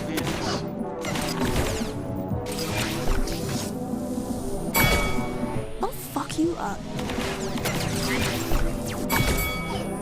Where's that DJ? Wow, I really hope they have a lot of lines because I feel like a game like this could get really repetitive. Sponsor time! AG, you there? I could use a health sponsor. It's like playing, like, if you play the Deadpool, like a Deadpool game, it'll be great the first time, but I don't know if it hits the same like the 5th time, you know? A game like this is supposed to be played a lot.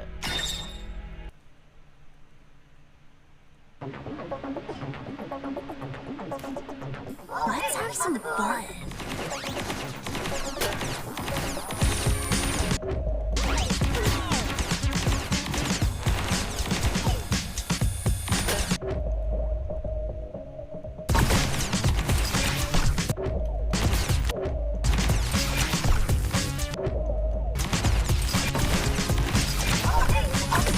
This one's for you, Mom.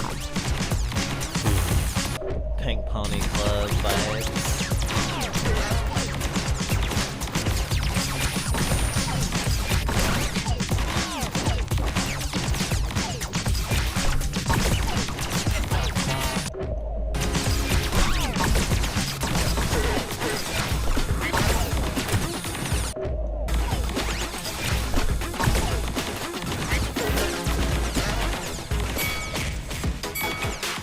Sponsor time! Next in line, kill an enemy if exposed, closest enemy. Increase your primary attack damage. Packing. Just straightforward. Who's ready for their close-up?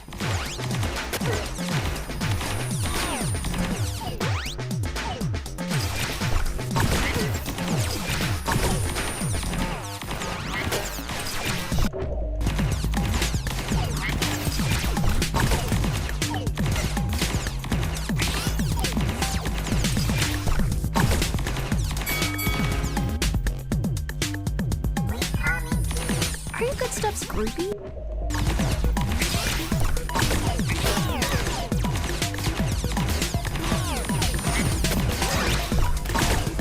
Okay, I'm starting to get the flow.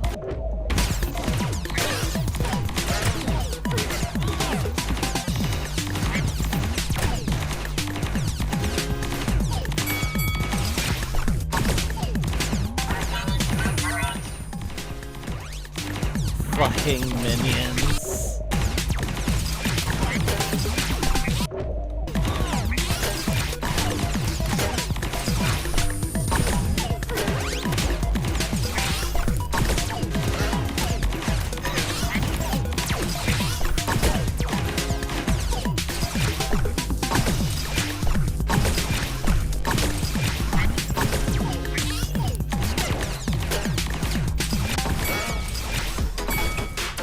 Sponsor time!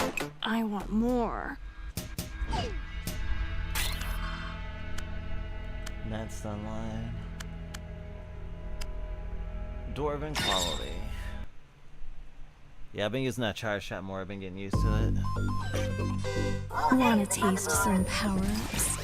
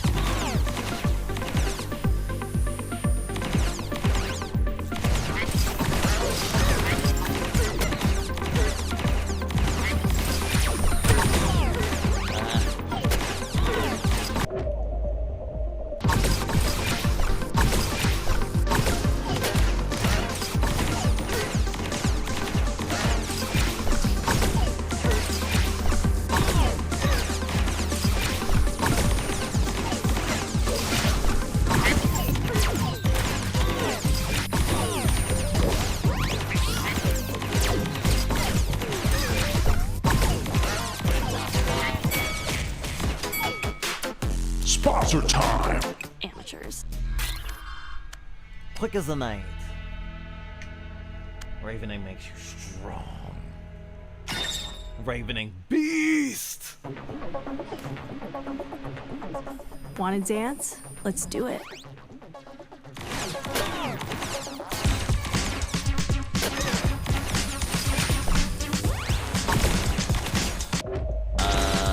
Living disco balls. Alright. Oh, they're kinda cute, actually. I think they have, like, gap teeth?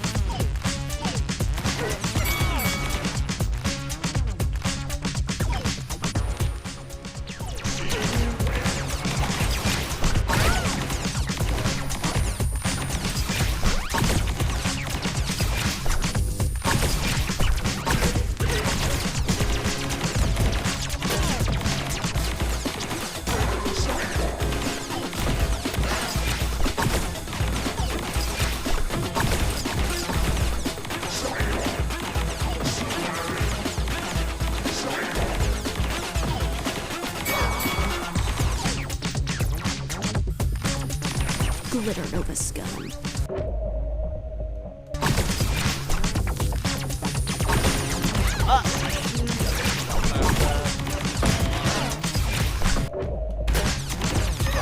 I've done more damage to myself on accident than enemies have been doing to me. I save before dying. I'm running it on the freeze though.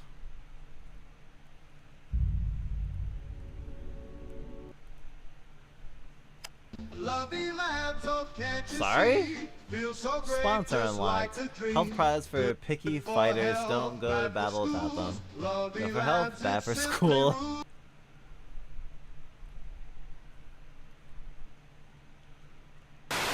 What does that even mean?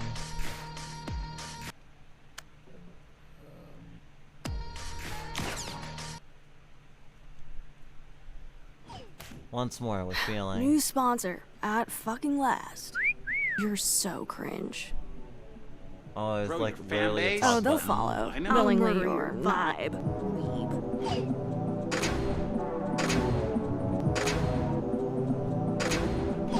Like, I don't know if I would ever want my character to talk more than she already does naturally.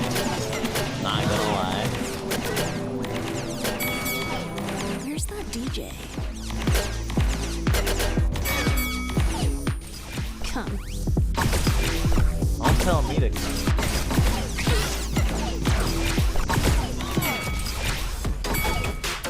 Sponsor time! I want more. Releasing a charge attack makes you ravening. Yes. Give me that rave. Wanna dance? Let's do it.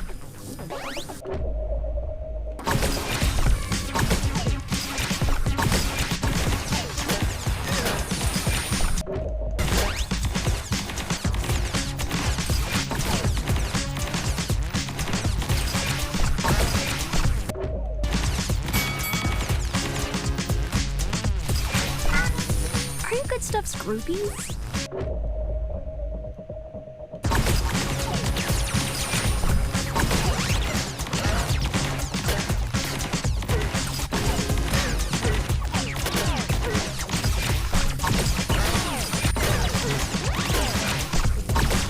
Traps are good for groups of enemies.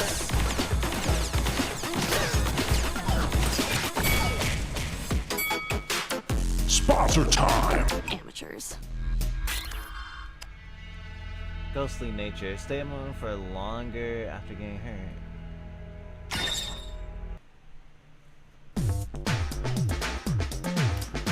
I'm almost there.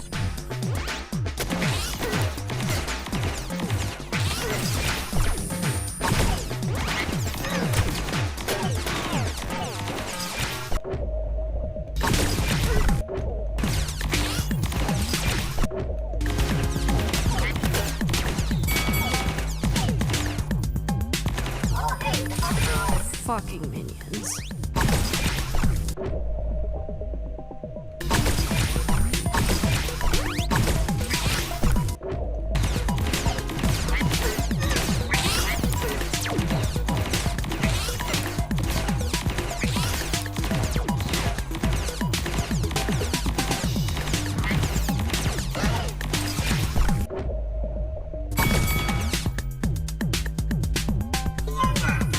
Annoying.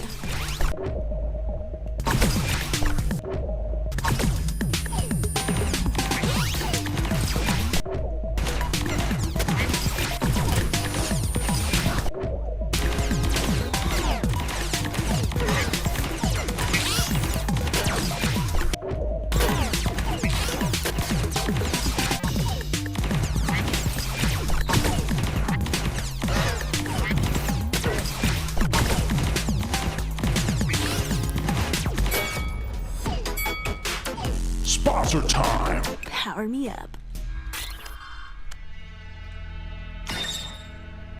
Yeah, healing.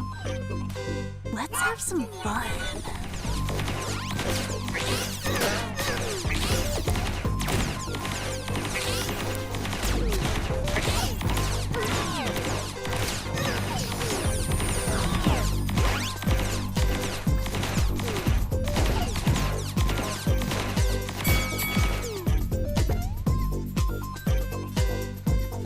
It does This make one's sense for that the you, sponsors are the power-ups.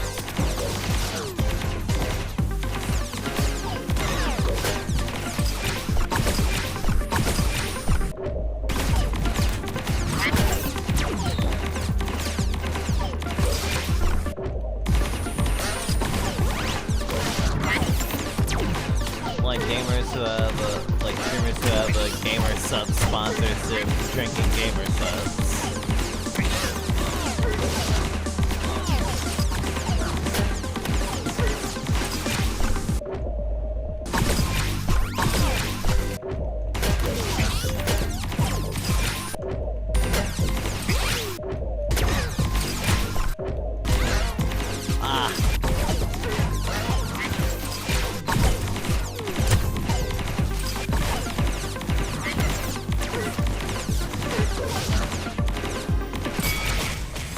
That was another time I accidentally friendly fired myself. That's all.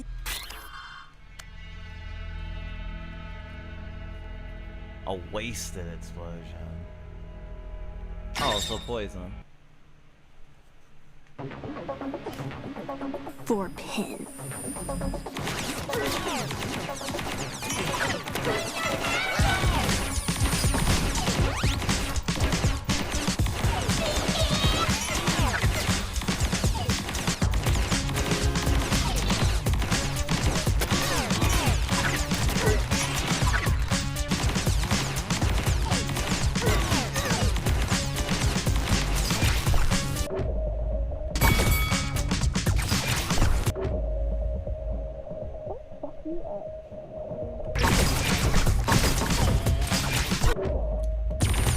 Spotlight to show where the attack's gonna land, that's actually beautiful. That's actually beautiful. It's diegetic. I just realized this game is very light on the UI. That's actually great. Damn, that woke me up a bit.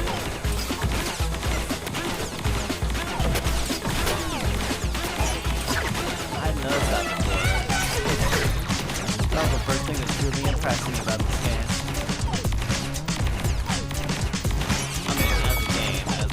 It's aesthetic. I'm a pro.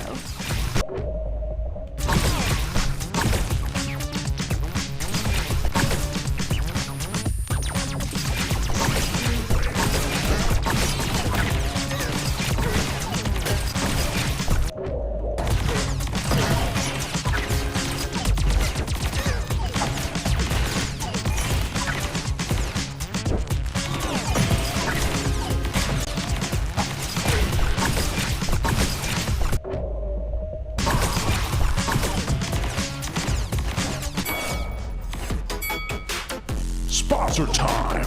Come on, Lita. Keep going. So, I couldn't do critical damage before?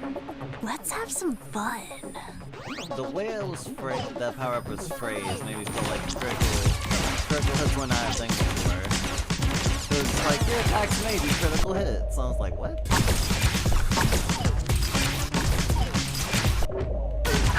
Are the enemies so beautiful? Glitter Nova scum.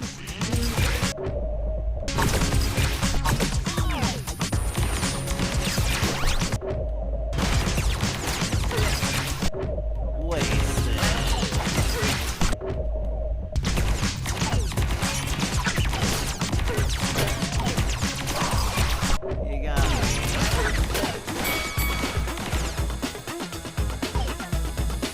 Here's that DJ.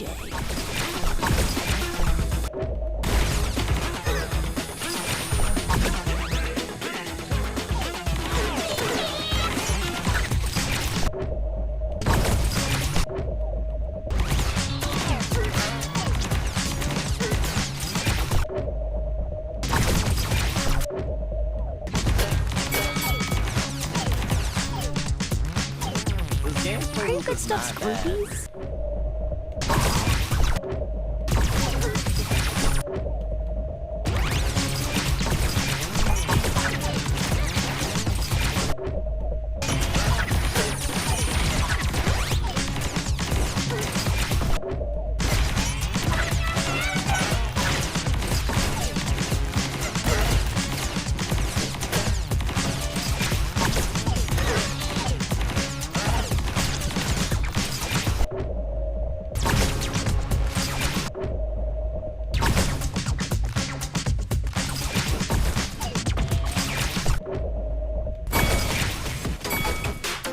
Sponsor time. I want more. Oh, vampire. What I'm did I here, fucking you sell? DJ. New backup dancer, right? Oh, the DJ is the boss. Fine. Alright, bitch, get your tits ready. Got another lame-ass contender about to show up. Wrong alien fuckface. I am the contender. You. I think you've done too many power-ups, honey. I'm here to Power-ups or take your drugs? followers. A few thousands will do. I like you, little goblin. You crack me up. Time to die, though. I'm no goblin, and my name is Lita. Good stuff.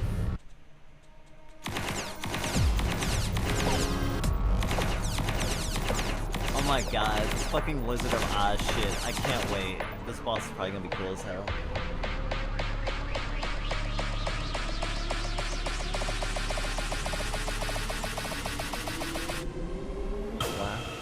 Everyone step to the left. Oh, okay.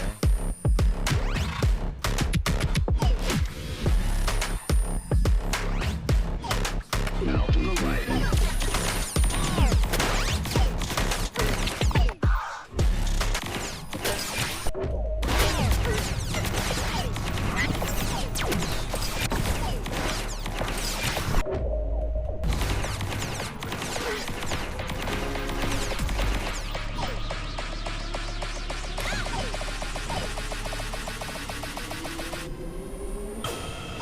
Everyone step to the left.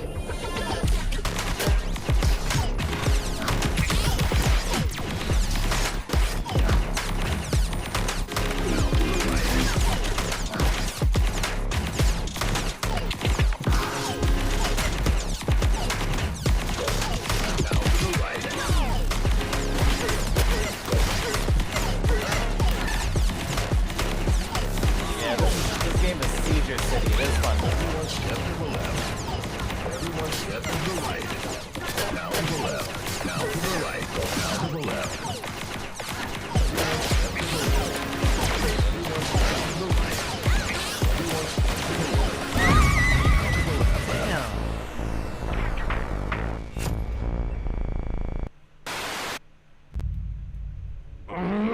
Fuck! Who do you think you... Oh, I guess he's really mad at me for losing again. You died again, huh? Roguelikes, am I right? Tell me about it. Got eaten by gammy dinosaur just now. That blows. Yeah, well, you got a package from the show. A package? It's heavy. I feel like I'm watching interdimensional cable.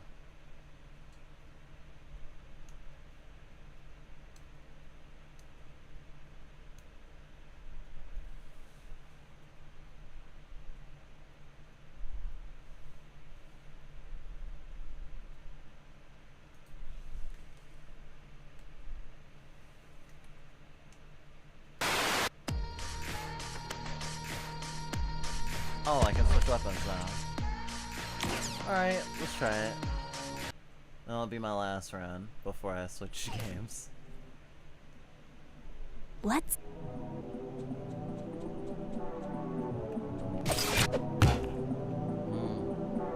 Spears are cool.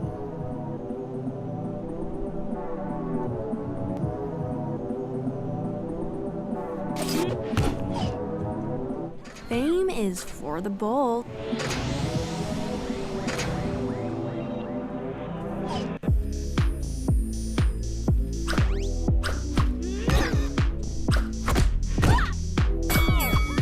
Come get some. Where's that DJ?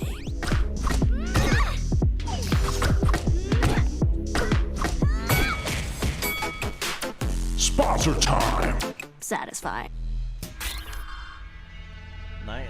Night dodge, day of for night, and Charon.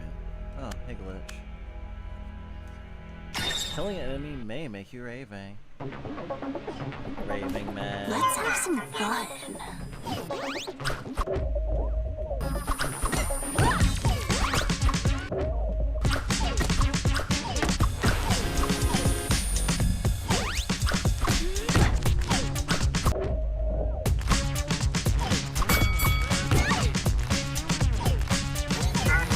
I'll fuck you up.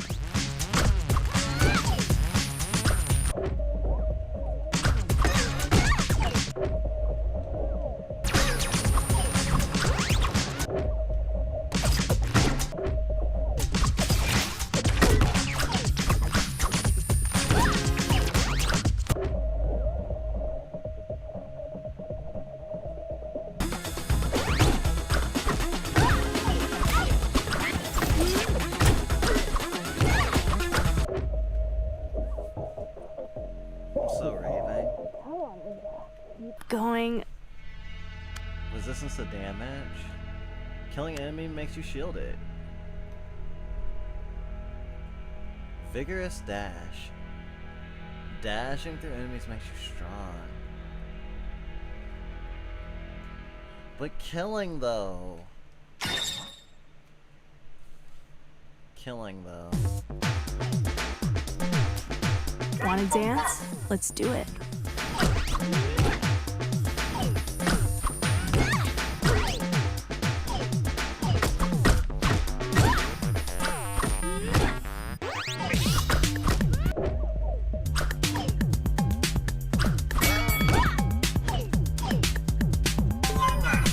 Glitter Nova Scum.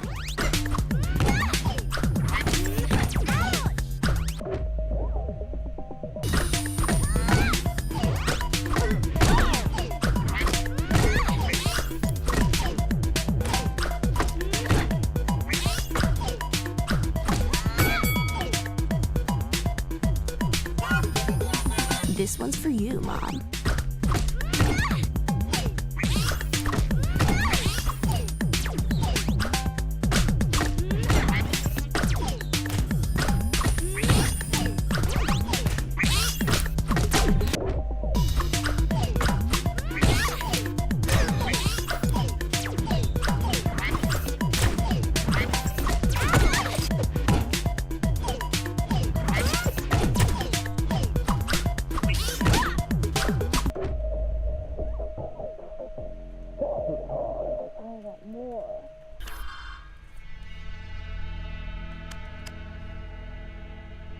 One HP per kill. Oh. For pain.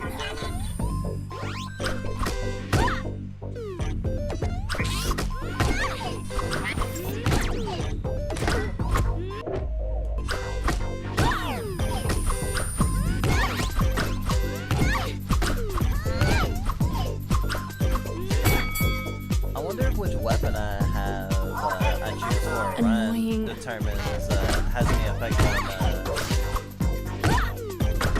the power-ups that I get offered.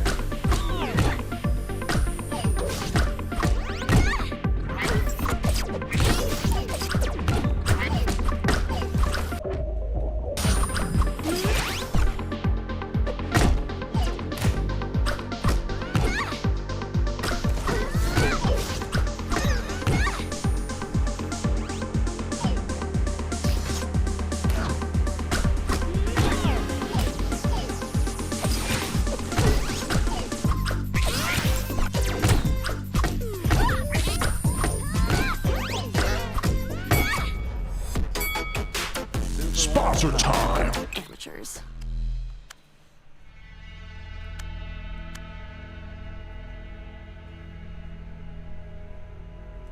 Wasted.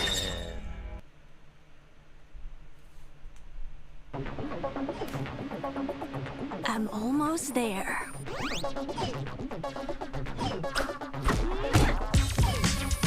Oh, I get to crush the disco balls up close and personal. Gosh, it looks like they'd be a fucking creature in set piece.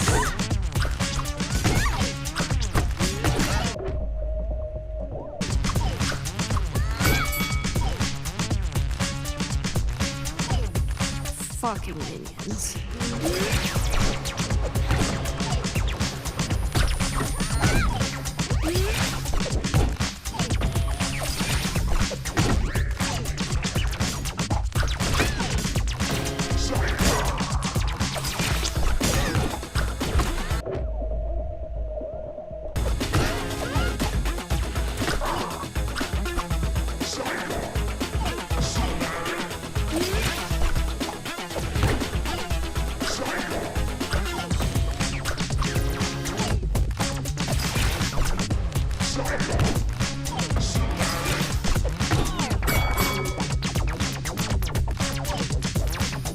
Are you good stuff's groupies?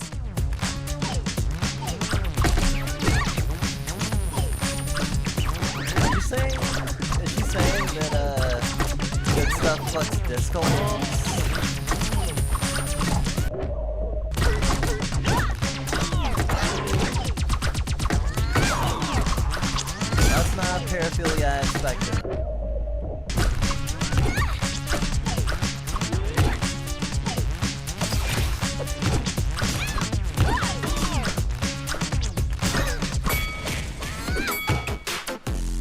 Sponsor time! I'm a brute. Your attacks of flight projectiles? Yes.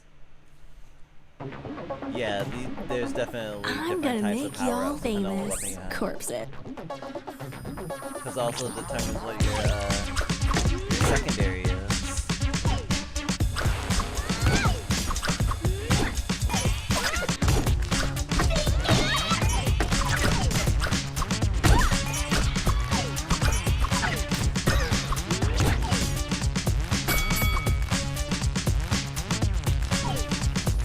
I'm a pro.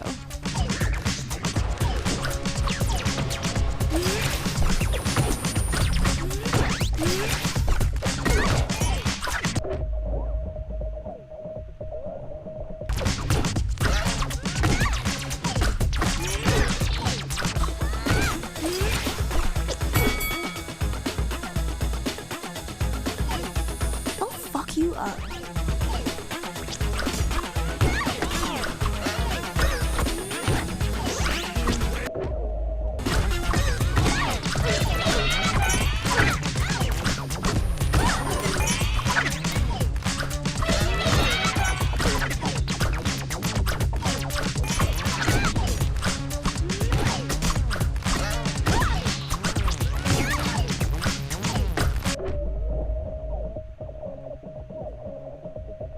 Annoying.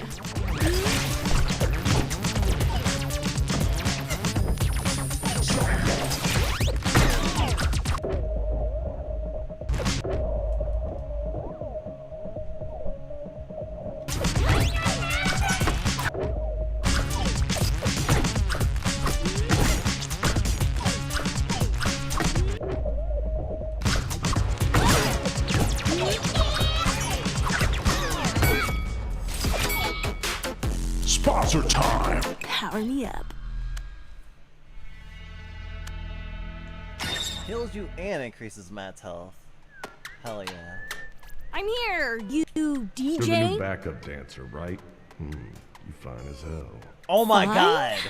Alright, bitch, get your tits ready. Got another lame-ass contender about to show up. Wrong alien fuckface. I am the I contender. missed the first part the first time. I think you've done too many power-ups, honey. I'm here to take your followers. A few thousands will do. I like you, little goblin. You crack me up. Time to die, though. I'm no goblin, and my name is Lita.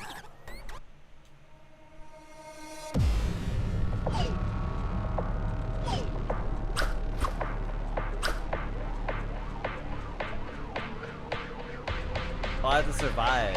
Okay. I didn't see the timer. Everyone step to the left.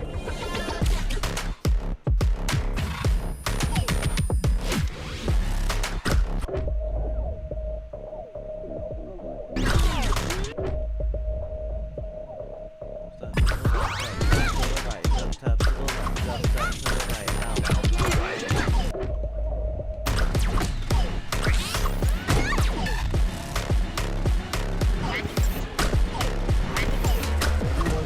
left. Everyone step to the right. Everyone step to the left. Everyone step to the right. Everyone step to the left. Now to the left. Now to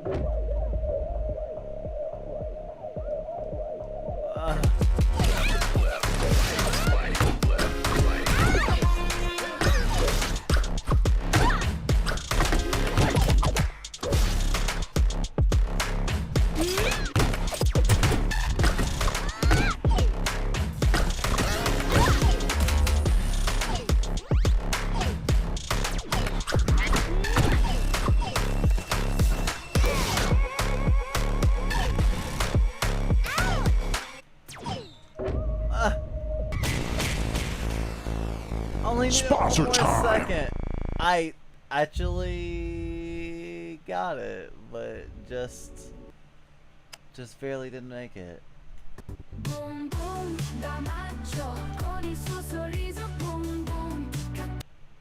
The tag-based power-ups to spice up your encounters.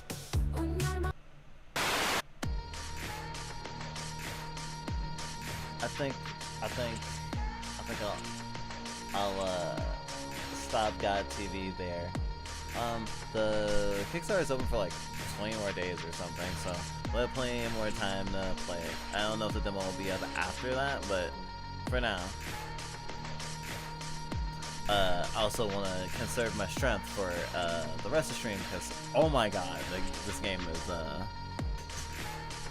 for a light, sensitive fucker like us, is definitely something to think about.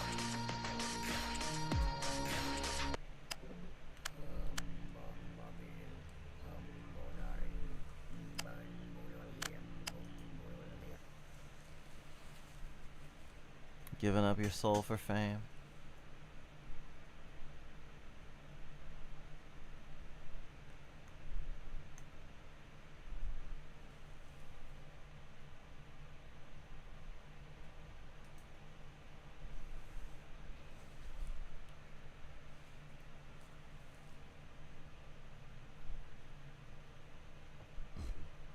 Oh, excuse me.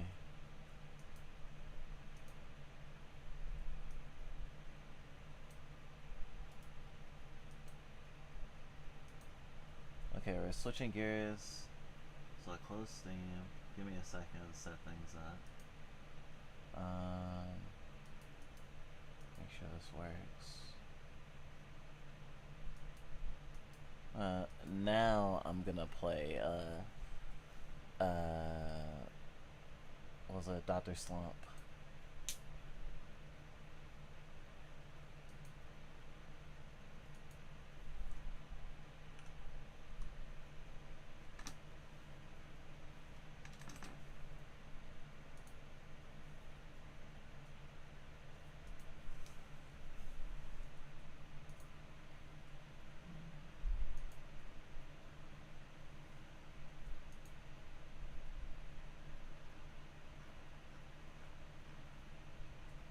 D for doctor.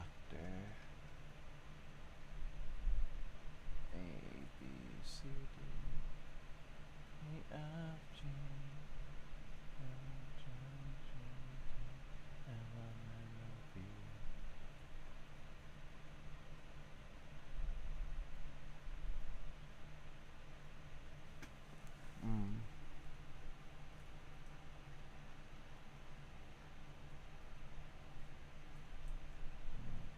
Here it is.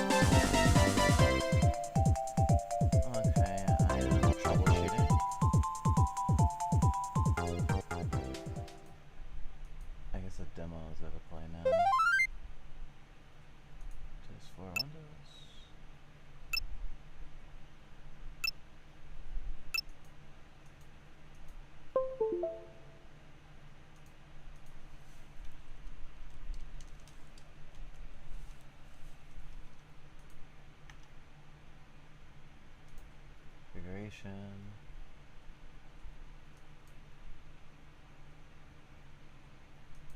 Okay, restart this.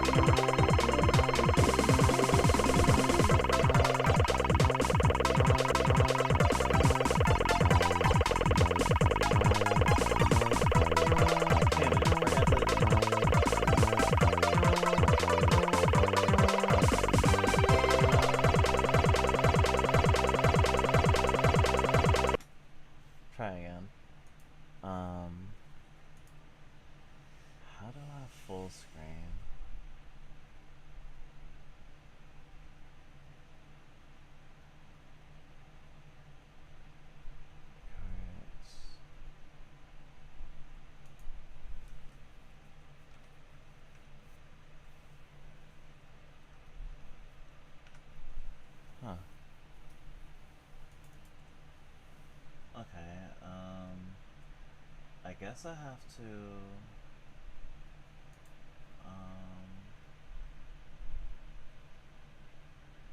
window capture?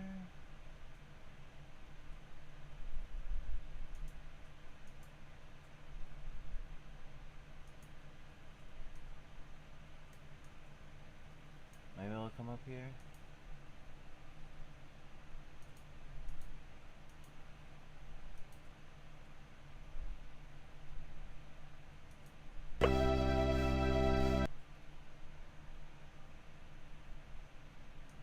Yep, there we go.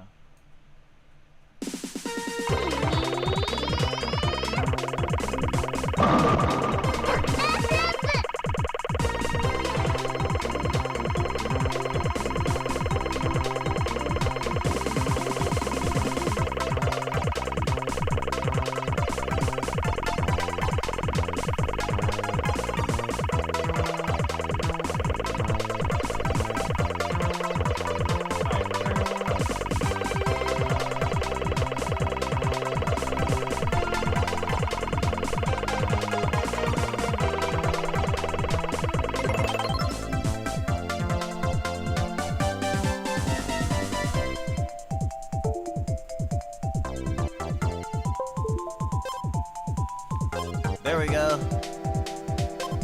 Alright, this is the Dr. Slump PS1 video game. Fan translated. Rest in power, Toriyama. Wait, shit.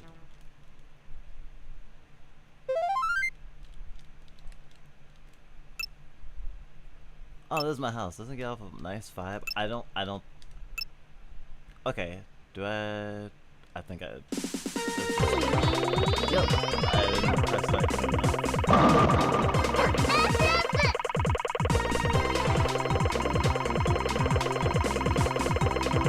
Or it's not that bad. Damn it.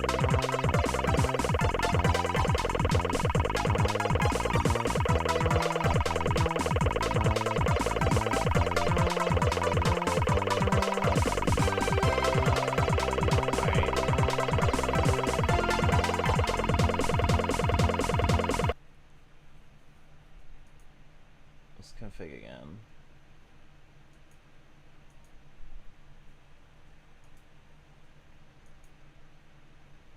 Plugins.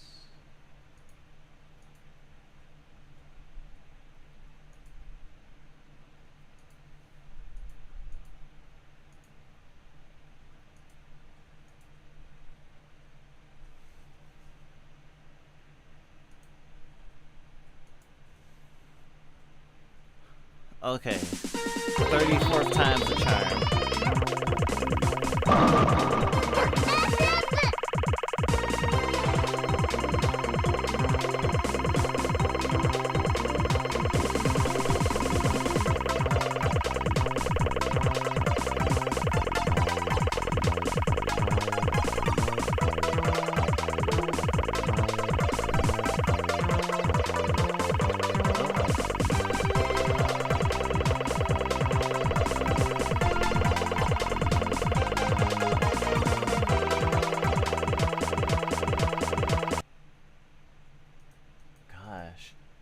Sometimes I feel like I have technical difficulties more when I'm streaming than when I'm not, and not because that I'm streaming necessarily, but this does sometimes happen.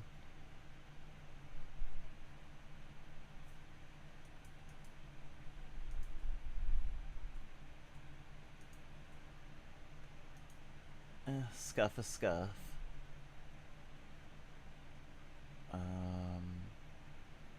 Plugins, gamepads,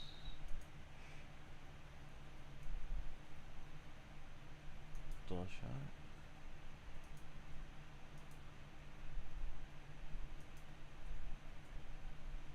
At template, no config required.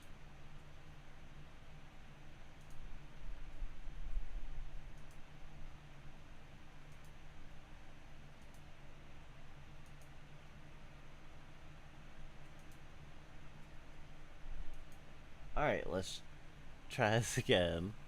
I've had so much stuff already.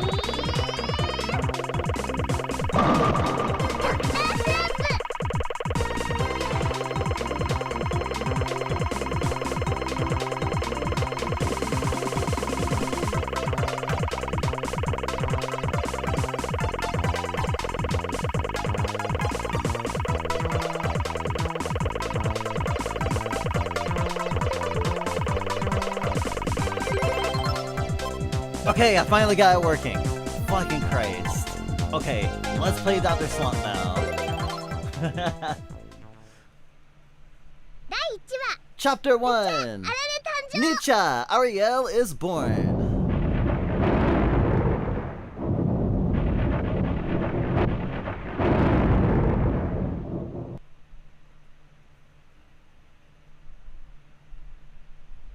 All thanks to my unparalleled genius. The world is about to bear witness to the birth of the first cyborg automation. No, the birth of the first perfectly human robot.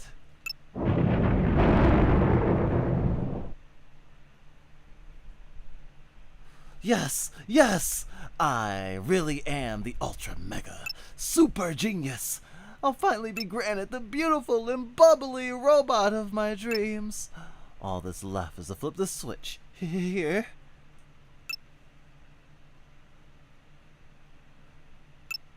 Here it goes. Activate.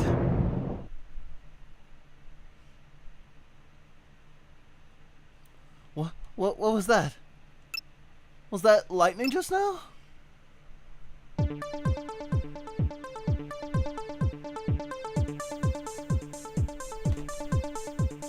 Isn't she a bit short?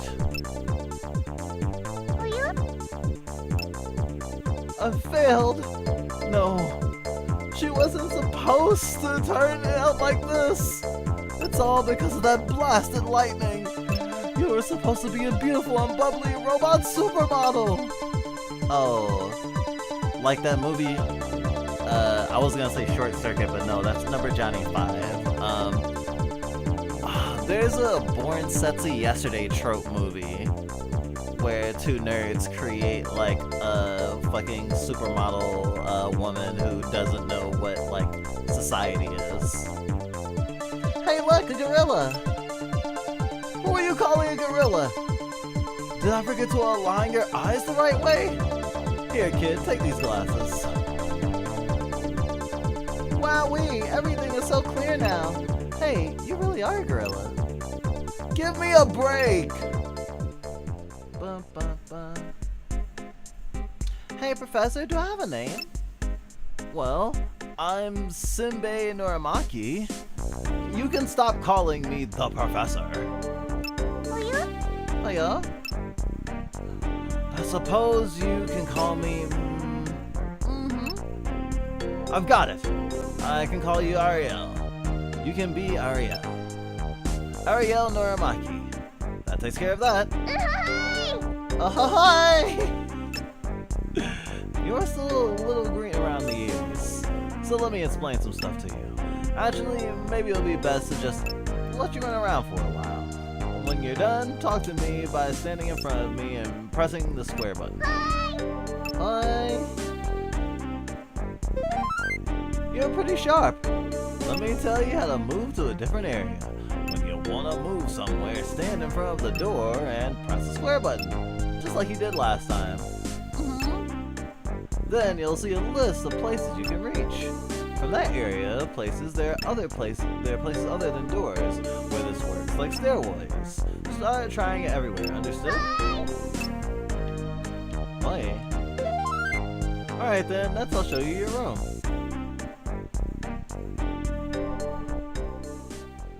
Wow, you already have a painting of me? Oh my gosh, she walks with her pelvis forward. Who is this? She's the lady of my dreams. She's out of your league. Oh, what an infuriating brat.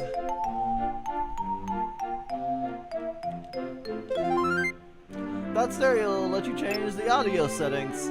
Choose stereo if you have a stereo. TV and mono if you're still using a monorail TV. You can change your rumble settings there as well. Can I play music? Who needs that? Rumble. You can save your game at that diary. Whenever you feel like putting the game down, open the diary and select the save option first. Save game. Insufficient space on memory card. Damn, what button was that? Nope. Oh! Oh shit. That's a restart button. Big slime.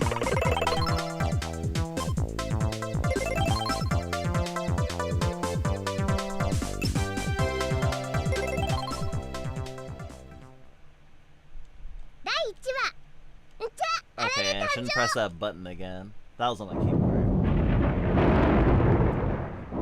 Oh, I think I just have to go through this again.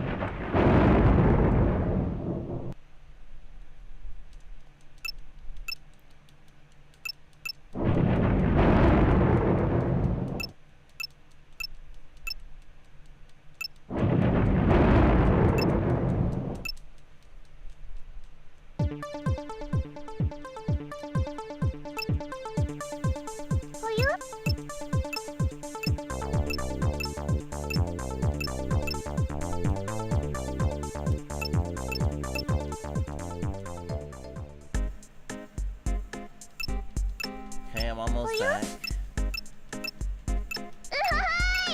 Hi!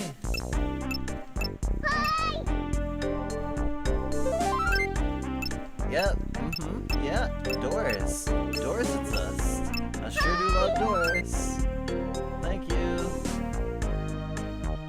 I love Doris. Doris are so cool.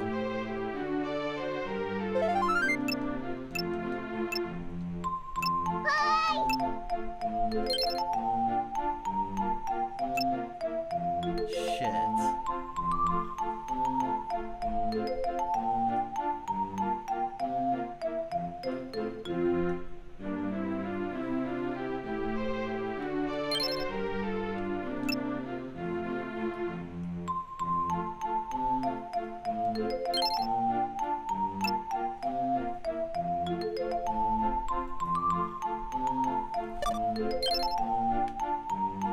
Well, I guess I can't save for now. This isn't a very long game. We had a save, but I'll just have to catch up to myself later, I guess. You can change your outfit at the coat rack.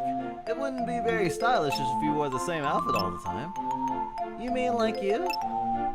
It's okay if I do it. People would say something if a young girl wore the same thing every day. We don't want people to think there's anything strange about you. Okay, what outfits do you have? Well, there aren't any right now. You'll just have to make do as you are.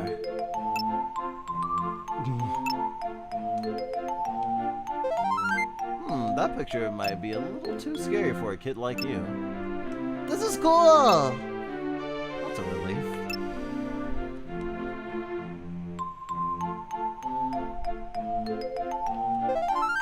Ariel, take a look at the stereo by the window.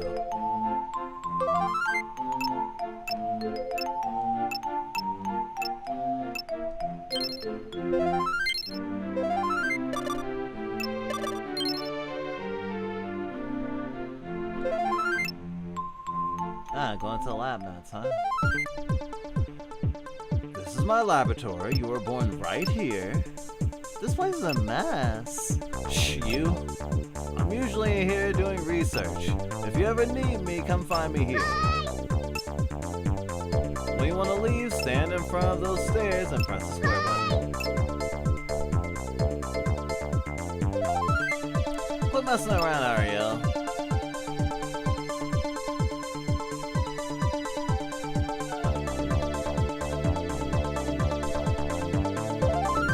Alright, next let's try heading outside.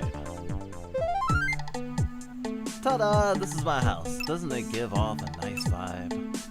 It's tiny. You're wrong! Did I just kill a poop? I did just kill a poop.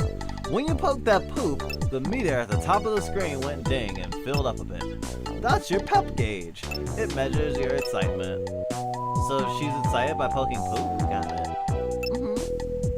If you manage to fill it up, come down to my lab. I'll create a brand new invention for you. Okay.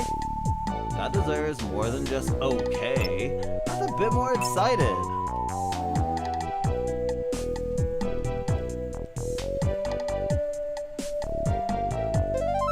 Hey Ariel, don't you want to test out some of your mobility features? Oh yeah. Kids should be bouncing up and down all over the place like this. Damn, he can jump pretty high. Nice, you captured the jump ability. Press the S button to jump. That's more like it. I've installed a special circuit that lets you copy any special abilities that you witness. I call it the capture circuit. Isn't that exciting? Oh, I'm getting chills. That's amazing! That was unexpected. I didn't even know I built that functionality. I even surprise myself sometimes. Whenever you capture something, you'll learn how to do that move, so pay attention when that happens, okay?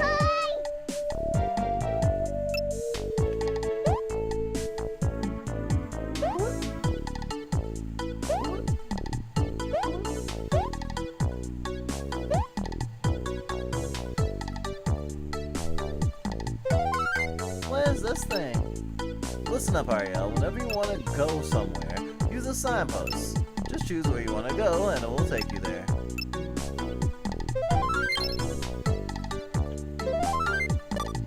Go play. Let's go play.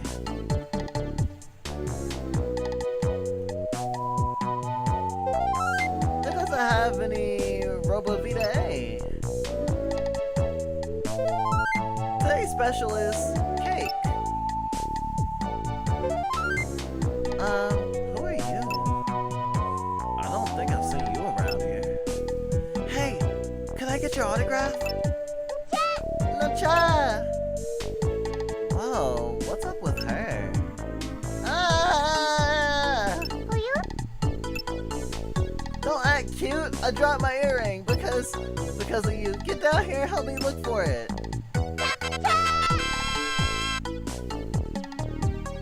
Nice, I captured the crouch. Press circle button to crouch down. Crouch down to help me look for the dang thing. Bye. Get serious, that earring is sentimental value.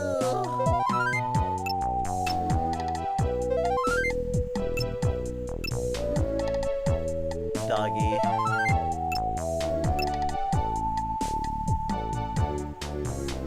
Shiny? If you dropped this earring over here, you dropped it way before Ariel walked up. Found it! What, really? Let me see. You found it! Whew, sorry about earlier. I'm Akane, by the way. I'm Ariel. I came here from the professor. Professor? Oh, you mean Simbe. Are you his cousin or something? Whatever. The big dude here is Taro. Nice to meet you, Ariel. And the puny dude here is Pusuke. You're so mean, and Akane, you don't need to call me puny. I made some friends. I'm gonna tell the professor about them.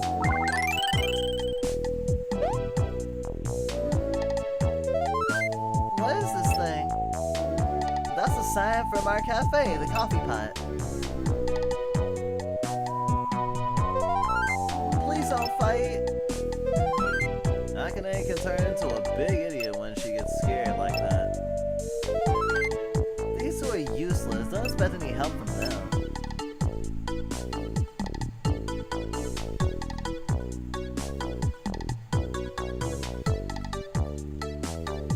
I can't crawl on all fours. I can only stay in place. That's so fucked up.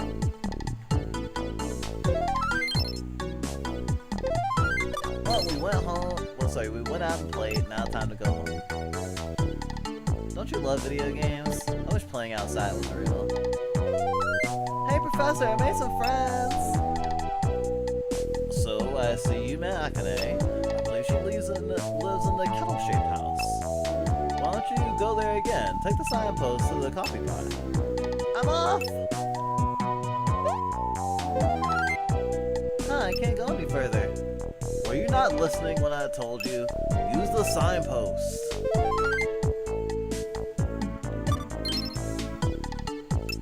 Let's go to the coffee pot.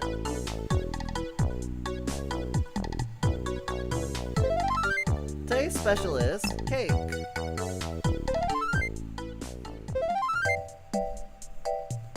Oh shit, that's a poster of Toriyama on the wall.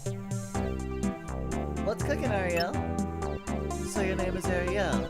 I heard all about you from Akane. I'm Oi. She's my big sis. Act normal, act normal, act normal, act normal. Mecha! Yeah, that's Toriyama's like artist OC. Kinda like Amori is for Omocat. By the way, Taro lives at the barber shop named Barber Sorame. Why not find him and play over there?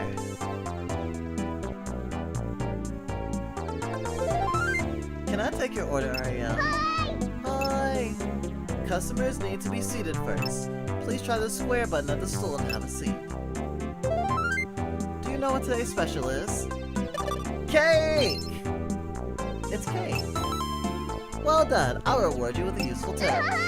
Ahoy! If you fill up your pep gauge, talk to Cinebe, and he'll make an adventure for you. It won't be anything useful or important, so don't expect too much out of him. Got it? Oh, wow. Head over to Taro's place, use the sign, and go to the barbershop. Oh, I don't have control of the camera. It moves as I move.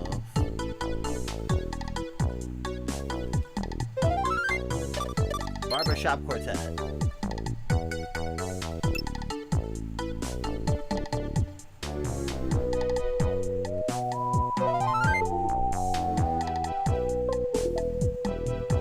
Ah, it's you, Ariel.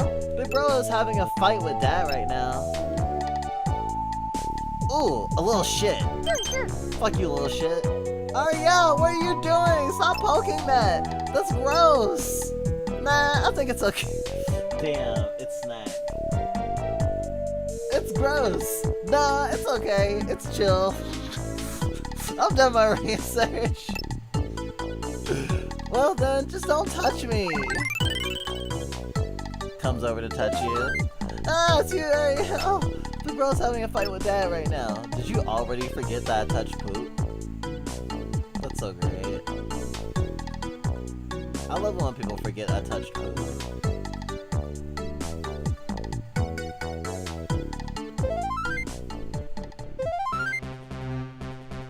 Taro, you absolute son of a bitch!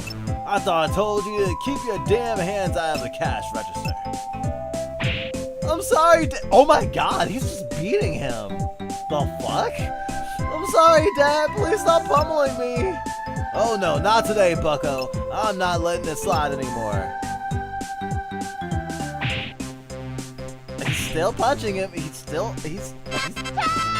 my god, Ariel learned violence! Nice, you captured the punch ability.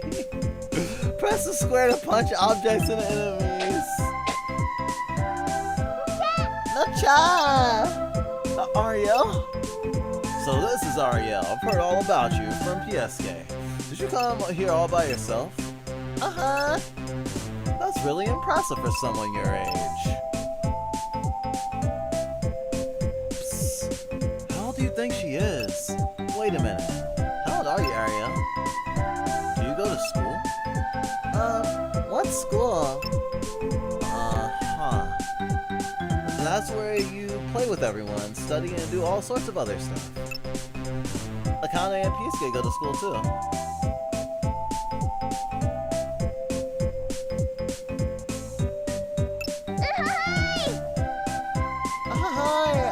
to school too. Cha. I like your energy, kid. I want to just find a bit more.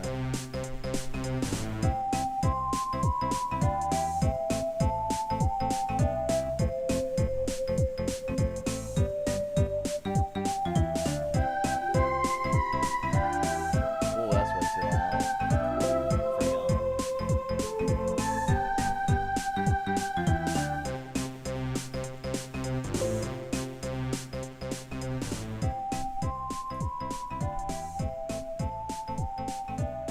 Okay. That's probably good. Ugh. Wow, Ariel, it's literally the thing of, I learned by watching you. Come back anytime. I'll show you more domestic abuse.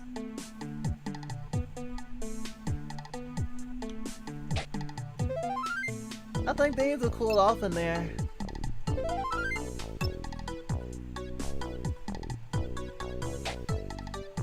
Well, I can't wait to show my dad that I know how to punch people. Oh, I can go use the sign to go straight to home, and I'll have to cut through the coffee depot.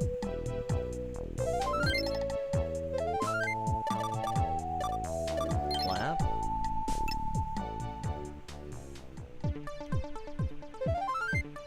Hey, Professor! I want to go to school like everyone else. Cool, school, huh? There's no need for you to go to school, but I suppose it would be awfully suspicious for a kid to be running around without ever going to school. Alrighty, get ready, Ariel. I'll take you there soon. Hi!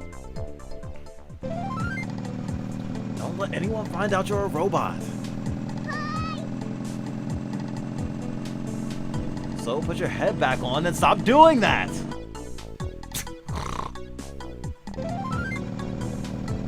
Tell them that you're my 13-year-old sister. Shouldn't I be your daughter? Don't be stupid. I'm only 28 years old. Oh my god, our body is older than that guy. Oh man, this comes from the time where it's like, I'm 30 years old and you're fucking like a fucking husk. Moron, don't. You don't need to talk. Christ. And that's our story. Please look after Ariel. Very well, Miss Midori will escort Ariel to her classroom. Nice to meet you, Ariel. Nacha! Pleased to meet you. I'm her older brother, Simbe. Please take good care of Ariel. Right. Be a good girl, Ariel. Listen to anything Miss Midori says, alright? Miss Green, I guess. I think that's what Midori means. Miss Midori is waiting for you by the door. She'll take you to your classroom. I swear, this principal looks like a fucking mafia boss. I better come too.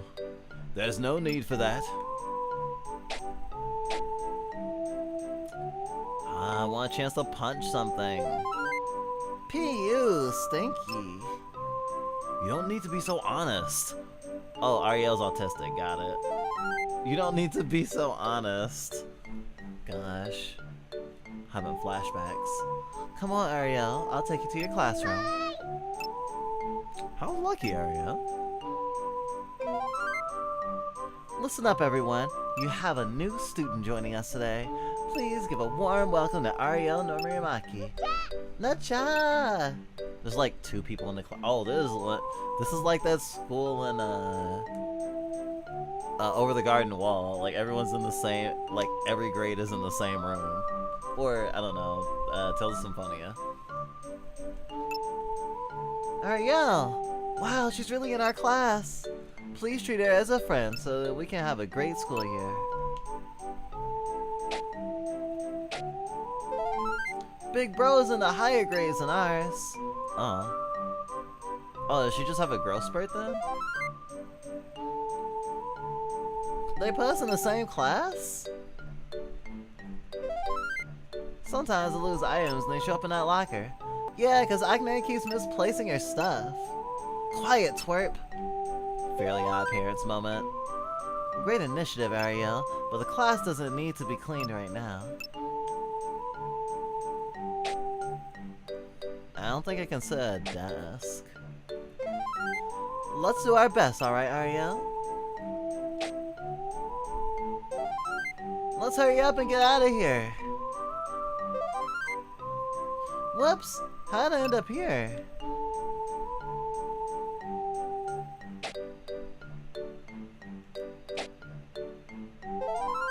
Oh, that won't open without a key.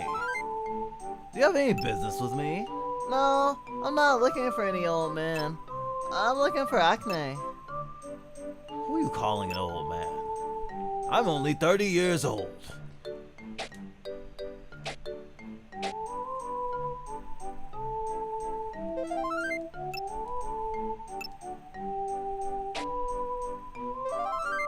Come on, let's go to Acne's house already.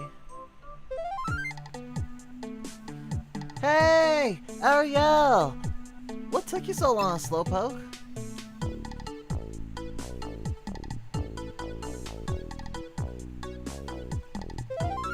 Dude, you're such a slouch. Can't you move any faster than that? Let me show you some real speed. Wow, you're a regular Sonic the Hedgehog. Impressive stuff, right? Ariel learned how to run. Nice, you captured the dash ability. Press R1 or R2 button and you can run really fast. Whoa, you're pretty fast. How about you race me? What do you say? Let's get it on. Race starts when I say go, alright? Hi! On your marks, get set, go!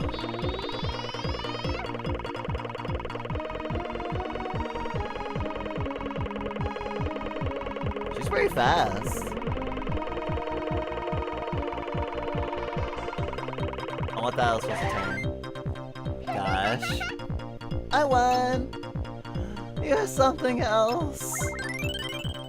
Ooh, I got a lot of pep with that step. You've worn me out. Let's call it for today. Alright. Wanna go again? Nah.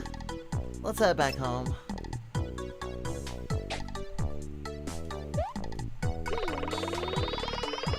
Okay. See you later.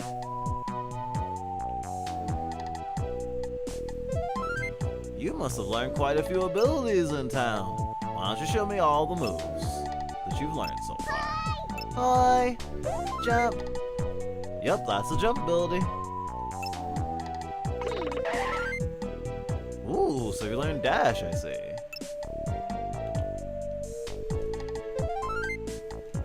I see you've learned how to crouch. That's a mean punch you got. Don't hit me with that. Ooh, I've got a great invention for you, Ariel. Let's head to your room so that I can show you. Here's my invention. The Invention Machine! Oh no, it's just generative AI. That's an obvious name. Shut your mouth! Okay, listen up.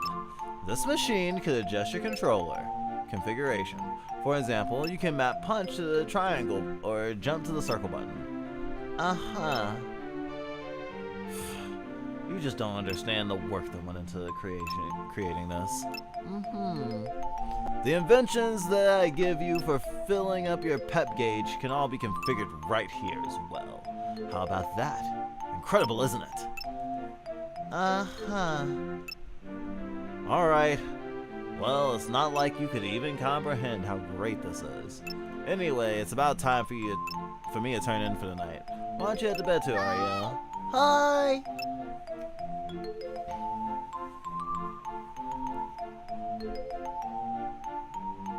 Damn. She fucking sleeps like a fucking brick. Wake up, Ariel, it's morning.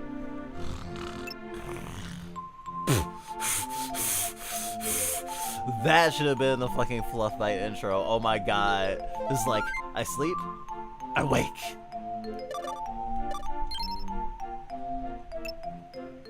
Let's go to the living room.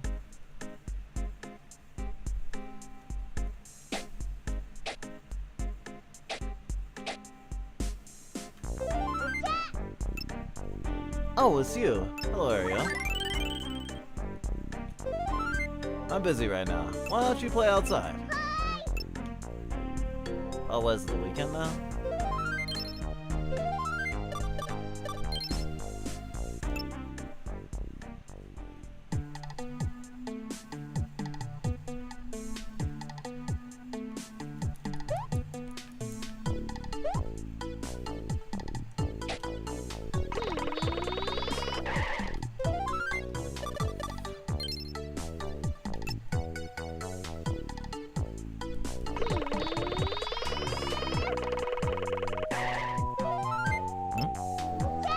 Cha!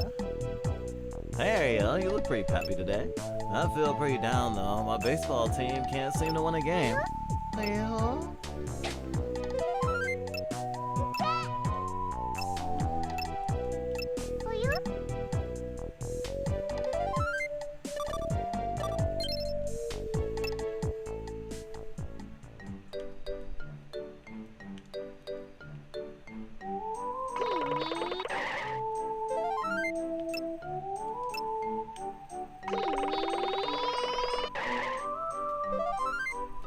You've come here just at the right time, Ariel.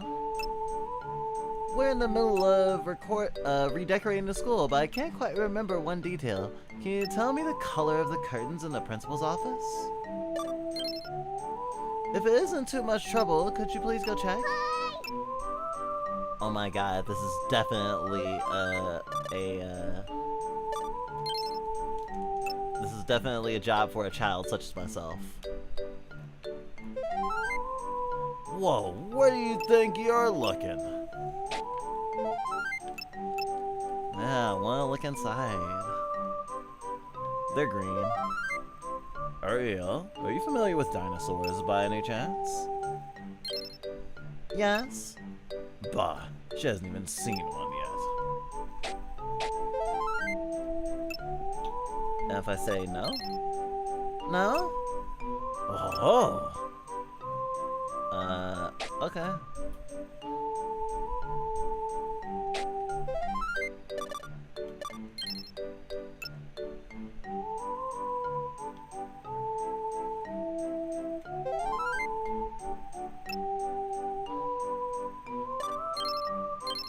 Oh wait, shit, that's the wrong one. Is that so? Thanks anyway. I can have a look later myself.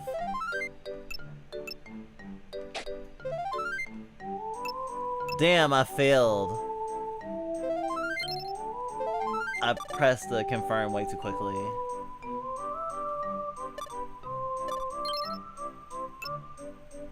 Well, I fucked up today. It's okay, these things happen. Poke that shit.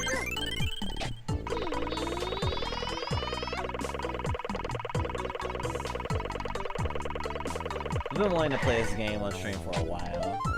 Glad to finally be able to do it. Let's go to the coffee pot.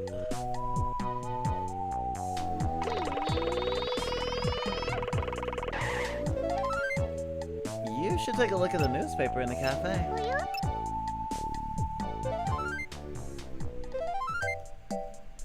Welcome, Ariel. Newspaper, where's the newspaper? Trouble for the baseball team?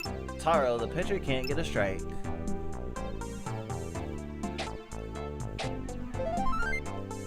Don't you enjoy coming here? Please stop by once in a while. Goodbye for now. Taro and ps1 are on the baseball team. Their team is super weak, but they won't quit. Tarosi is a weakling. I guess you could say that about Taro. I'm gonna ask Tarosi if that's true. You moron, you can't let him know I said that. Oh my god, more not understanding social cues.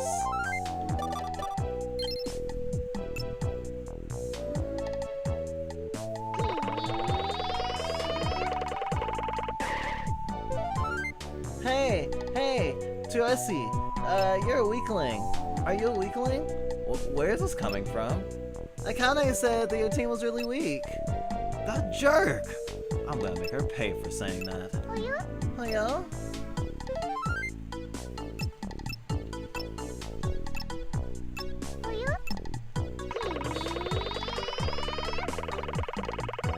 And I'm gonna go back and report back to her. I don't know any better. Aren't I a scamp? I haven't been to the barbershop today. Hey Ariel, you want Big Bro? I think he's at school right now.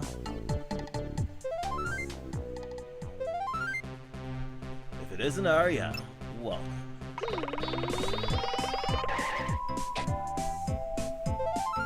Sorry, I can't let my guests into my house.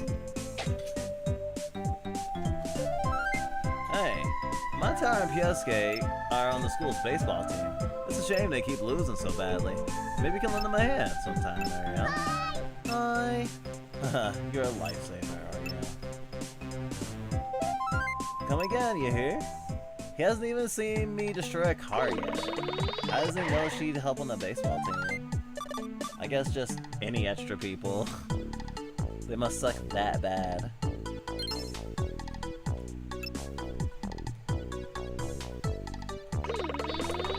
Oh wait, I gotta go back to coffee pot first.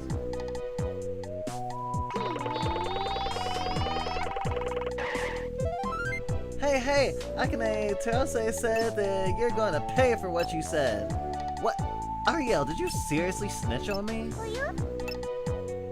Don't act dumb. This ain't good. Well, in any case, you keep an eye out for Taro, got it? You want me to find him? That's right, dash over to him, quick. Hi. Oh no. I think she's about to tackle him. That girl is speeding! Let's book her! Stop where you are! Oh yeah? What the?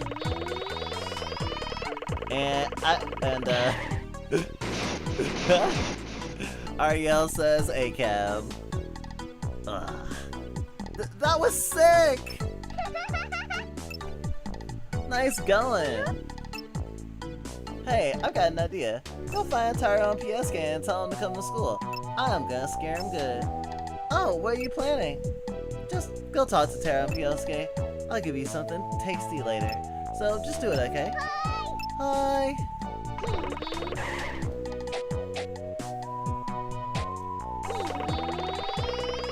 Now people can start saying I'd be a great baseball player. Or pro wrestler. Let's go to school.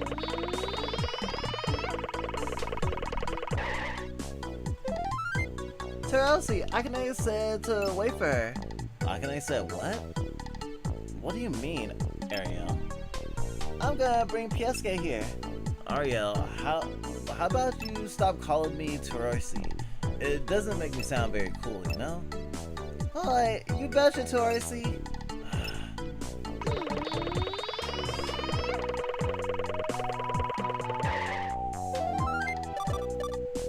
Cute nicknames.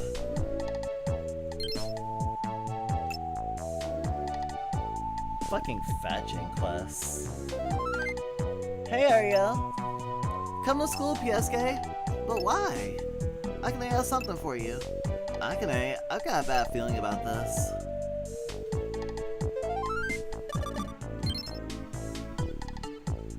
Let's go to school.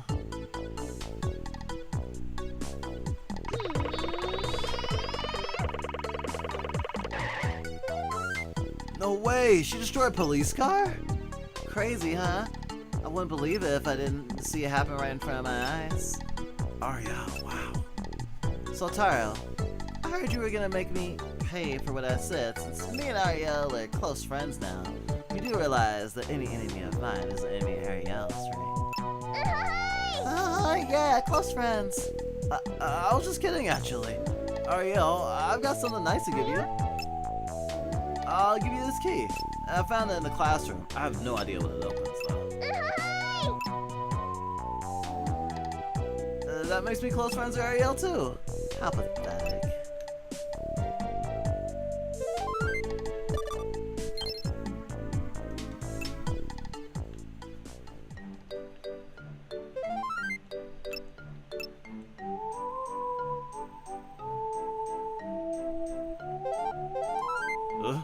Why do you have that key? Huh? What's up with this book? Stop! I beg you! Don't look at that!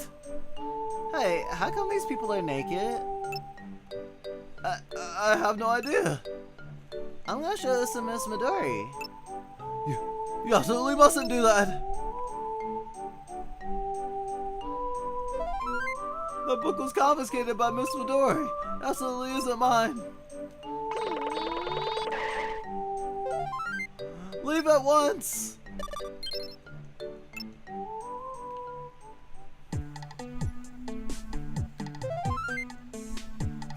Ariel, that book you're holding. Oh yeah? Miss Midori confiscated that book from me. How did you find that? How about giving it back to me? I don't wanna. Well, fine then. Just don't let anybody know that's mine. Got it? Okay. Really? You really saved my hide.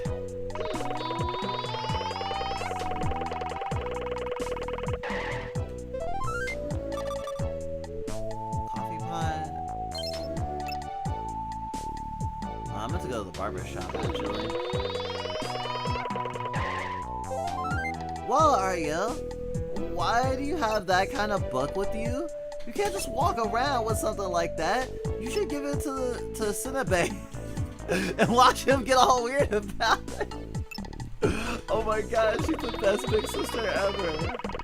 Okay, second best big sister ever. Barbershop.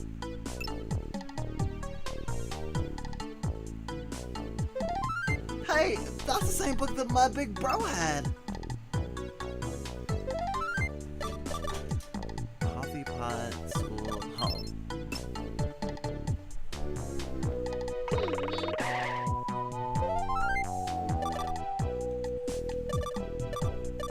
Lab.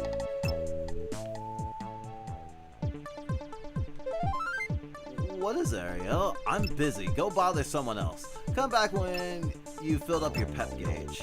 Aww. Quit messing around, Ariel. What is it, Ariel? Go bother someone else.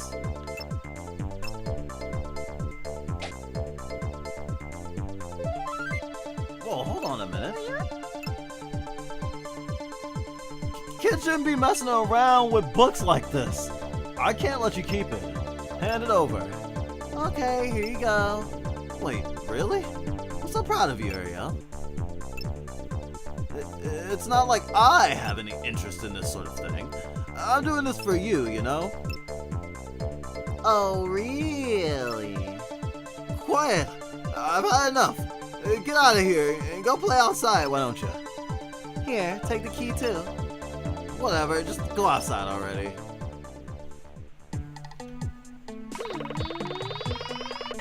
Gosh, Ariel the accomplice. Didn't even show it to the teacher. PSK, where are you hiding?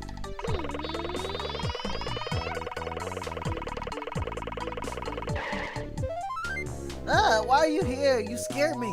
Big bro kept teasing me, so I'm hiding here. Don't tell him, okay?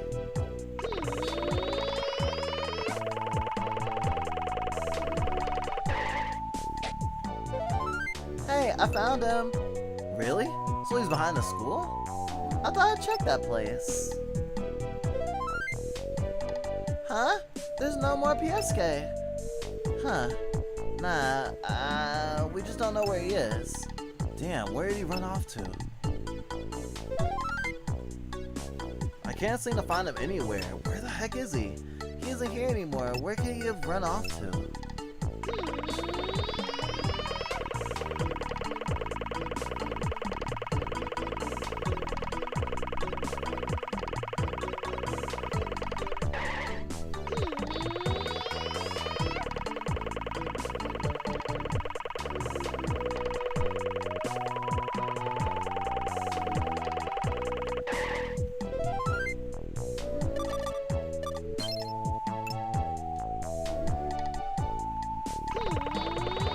Let's ask his dad, maybe.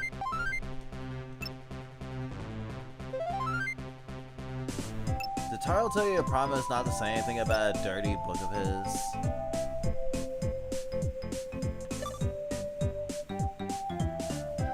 I didn't. No, I didn't. Thanks for being honest.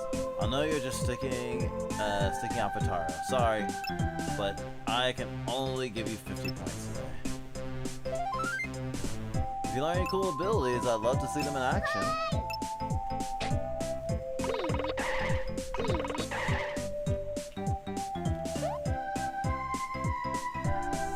I didn't even react to all my cool abilities.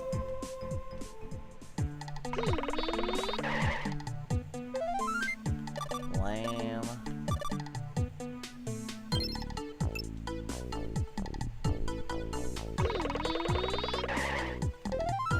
Damn it, where are you, PSK? This isn't cool anymore, PSK.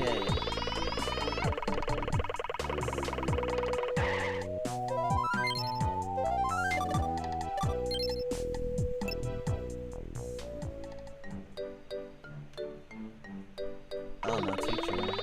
Oh no, she's in the back. PSK is missing? I hope he isn't going to the hills. How do I get to the hills? Tell me, teacher. Oh no, that place is very dangerous. Strange monsters inhabit it. You mustn't go. Hi, I want to see a monster. You are forbidden. Oh, don't worry. I'll just ask another student. Hold on a minute. Ariel, why don't we try a little quiz? Oh boy. Oh my god. Actually, I want that as a fucking emote. I gotta draw that at some point. Fucking doggy. Great enthusiasm. Here's a question. How many desks are in this classroom? Ah, shit. 16? Too bad, the correct answer is 17. How unfortunate.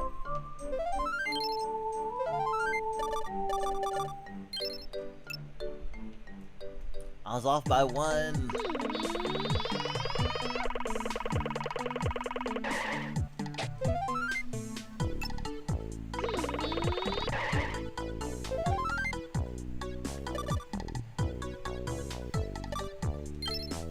Maybe I have to ask Big Bro where the hills are.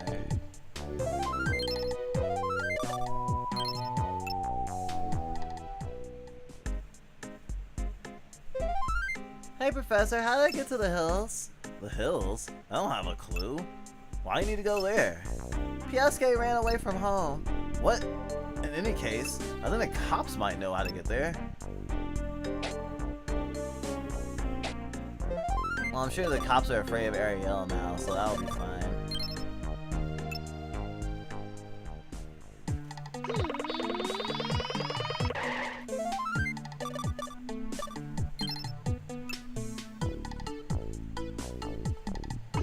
This is from our intro.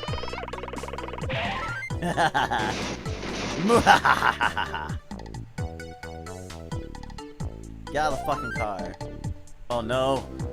My greatest weakness! Menstrual lips! You wanna know how to get to the hills? You should be able to get there from the schoolyard. Yeah? You can get to the hills from the signpost at school, so please just leave us be. You devilish child. Hey, cab! Now's our chance. Let's get out of here.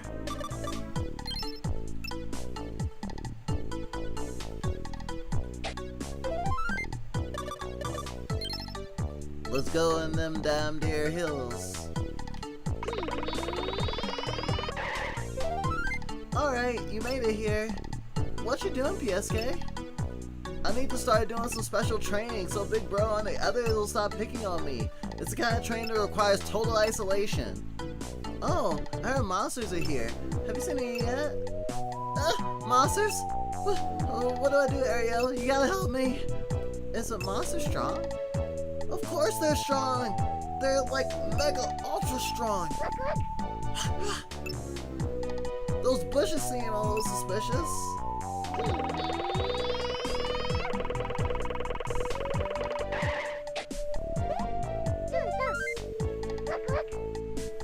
Ah! Monster spotted! Ah!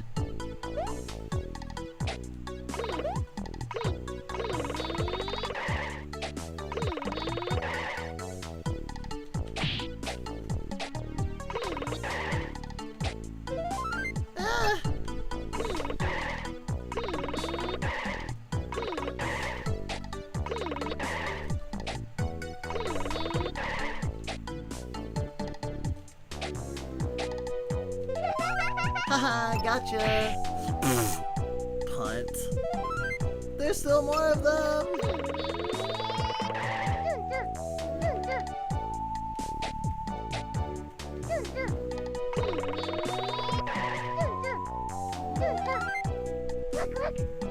Monster spotted! Ah!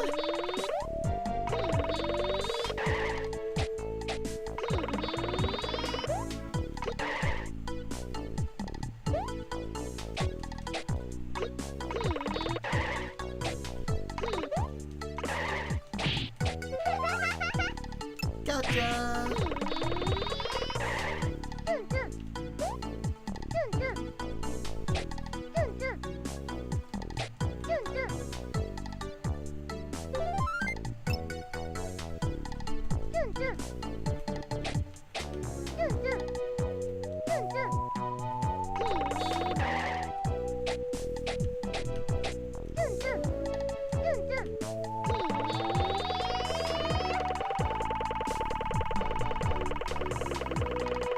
There aren't that many bushes.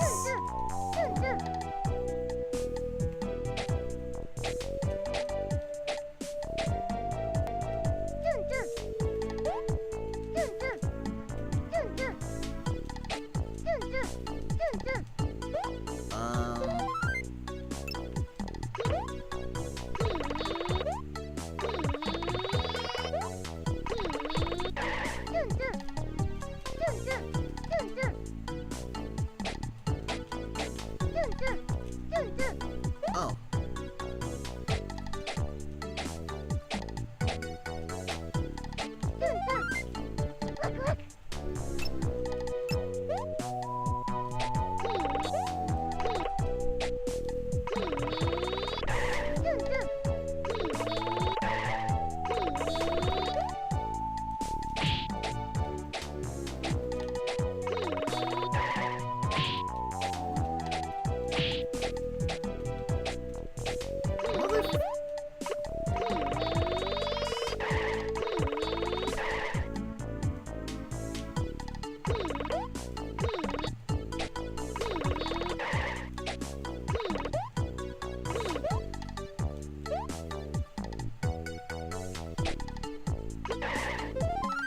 Mother...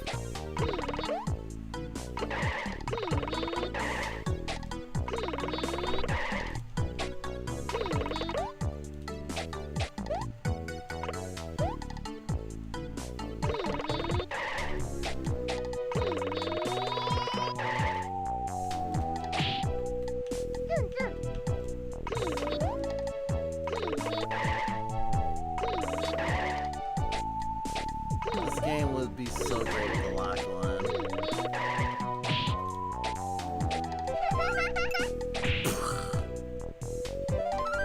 Thanks, Ariel. Now I can focus on my special training.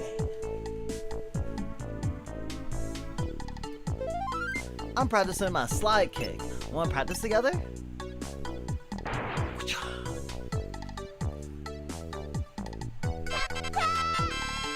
Da, da, da, da, da, da. Nice! You captured the slide kick. While dashing, press the crouch button to perform a slide kick. Nicely done, Ariel. All it took was one look and you mastered it.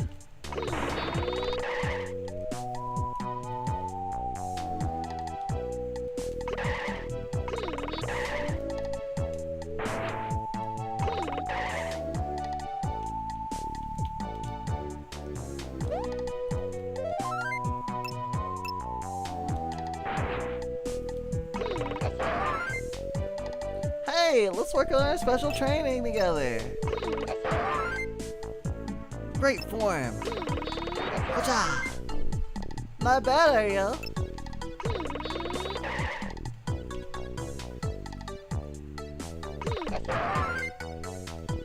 I'm gonna keep practicing. Whew. Alright, I think I'm ready. Thanks for all your help, Ariel. I'm off. Bye, Cha! So this is as far as we gotten on our own. So I do think we have we should have a save somewhere on our computer from around here. If not, we can just do this real quick off stream and save it if we want to return to it. But I'm not ending my playing quite yet. Hey Ariel, what are you doing here? When the match is already over. You did it, Ariel. We finally won. PSK has some great moves today. Oh my god, Ariel helped them win without her being there to basically cheat. Without PSK's great new slides, we would have lost. PSK, you're amazing. That's all thanks to you, Ariel. You're pretty good at the slide too, Ariel. We heard about it from PSK. I can do it too. Huh? I want to play with you guys. Sorry, but we're exhausted and we're going home. See you, Ariel. Boo! Peace out, Ariel. Bye-bye. It's fucked up that they didn't just say, you can play with us next time. We don't have games every day.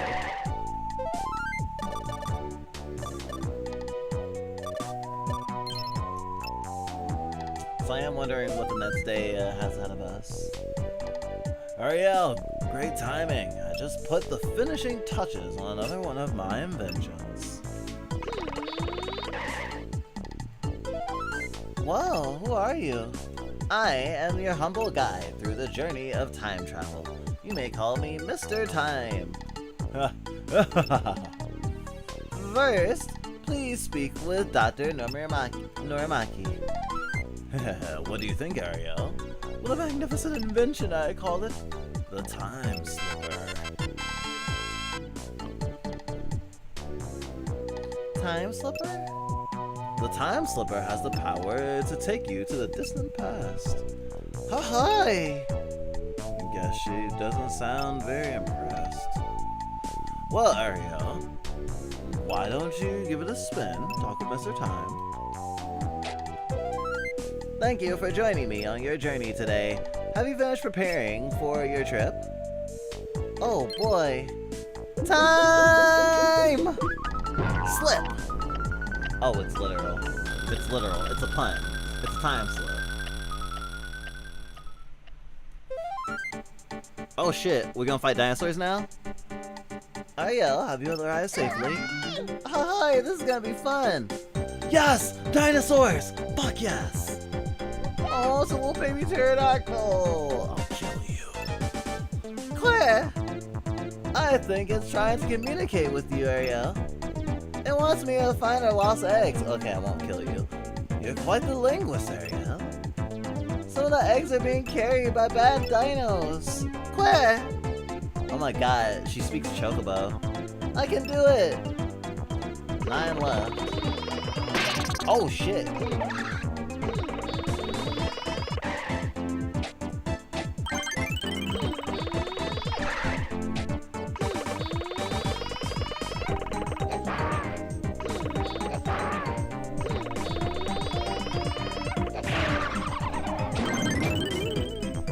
Oh, this is fun. What? I need an anti-air attack.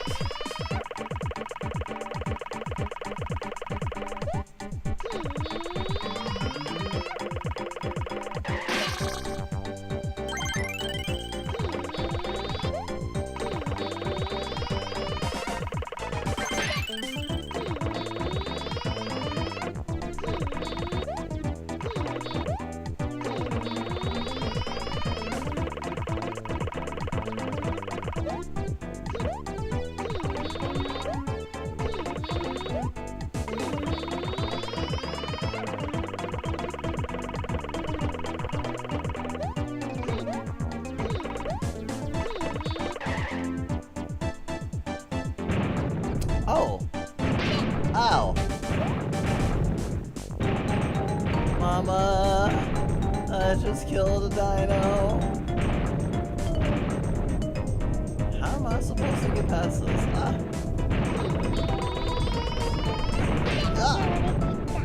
I'm dead. The gun against his head, and the future now he's dead. Aww. Thank you.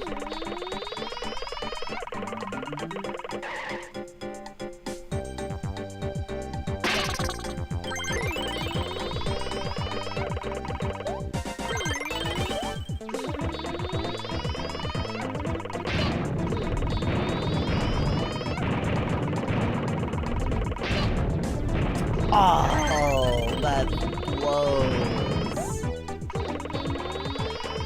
I feel like I'm having flashbacks of playing Conquer's Bad Fur Day and getting crushed by a fucking giant ball of shit.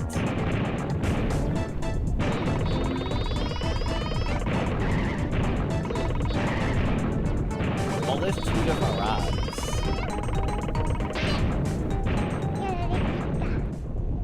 Damn. She knocked out so hard, she twitching.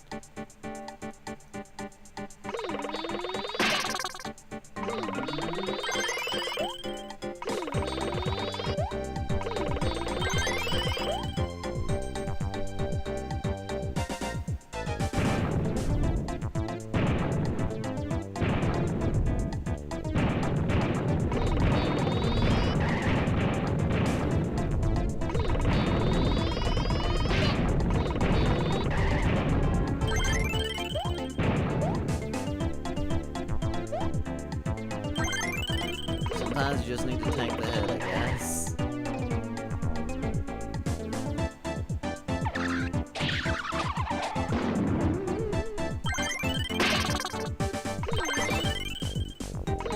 Shit.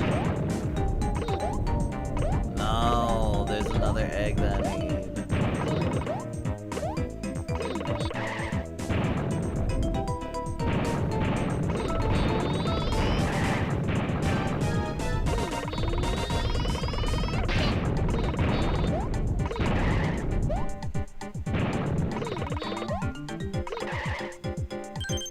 Oh, hell, fuck yes.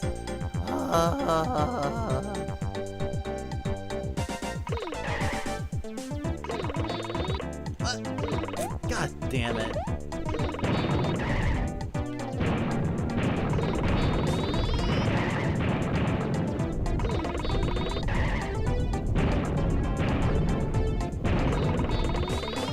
Oh, alright, I've learned that now.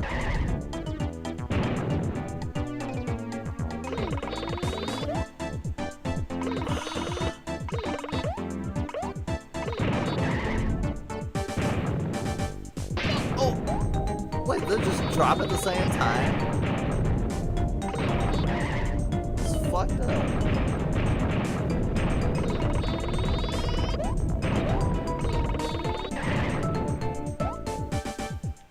Okay, I did get the egg over here though.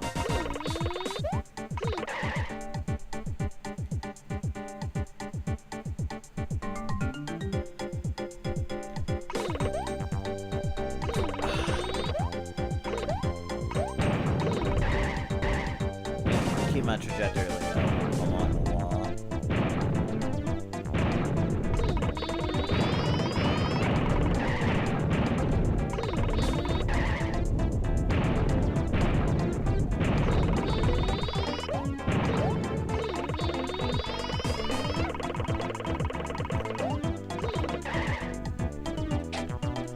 Oh, you're just poop.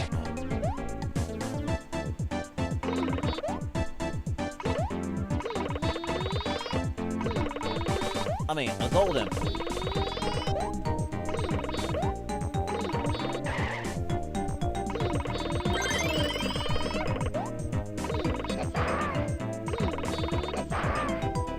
I wonder why Japanese poop in anime is so often soft serve.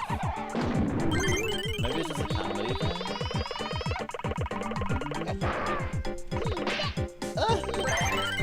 Got them all. Oh, I got them all. What's in Net's area? Oh, fuck. What's up with this place? It's super hot. I go home. I think I can move to Net's area if I get over there. Tee, here I go.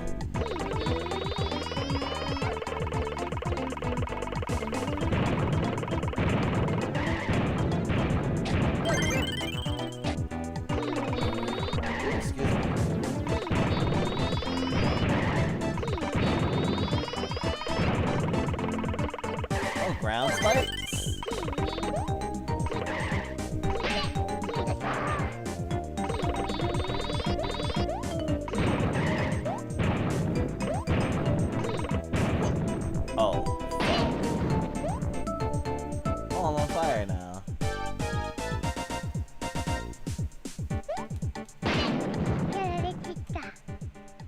Hi.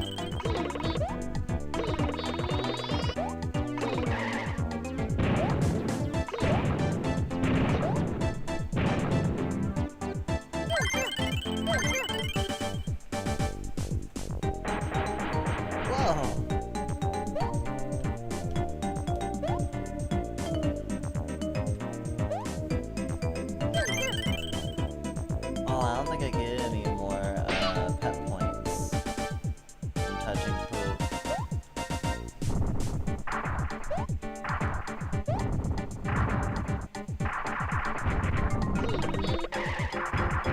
Where's Chris Redfield when you need him? These fucking boulders. Oh my god. Please don't hurt me.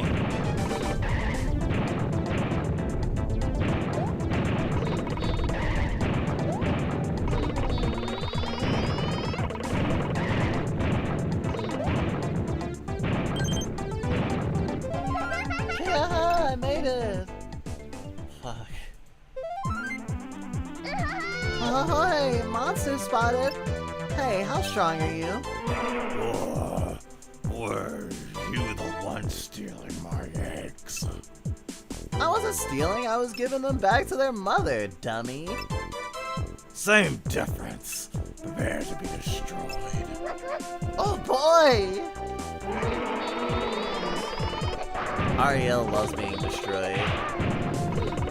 Am I allowed to say that? I mean, she literally had an excited face on it. It's like Fantasia and she's like, oh, like, I like threads.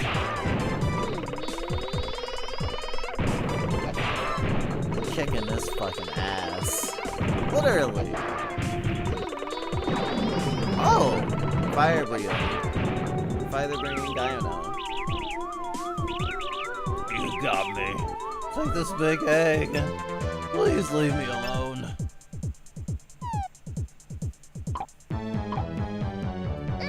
Hi, a souvenir. Stage 1. Oh, I didn't get all the golden poops. Collectathon moments. What is that thing, Ariel?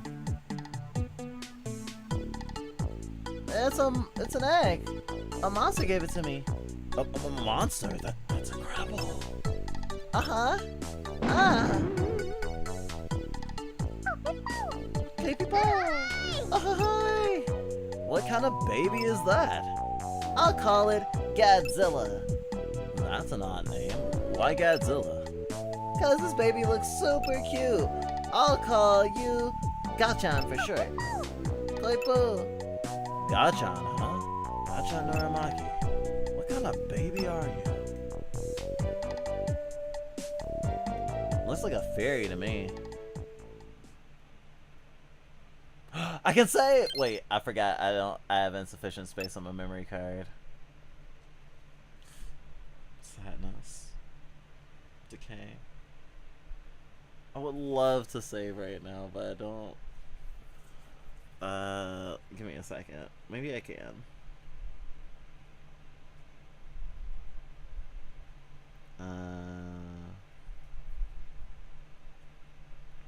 It's like changing memory cards. Changing memory.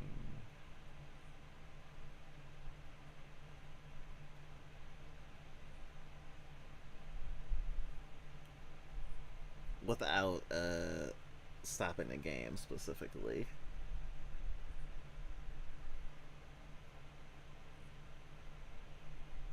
Alright, it didn't go down, right?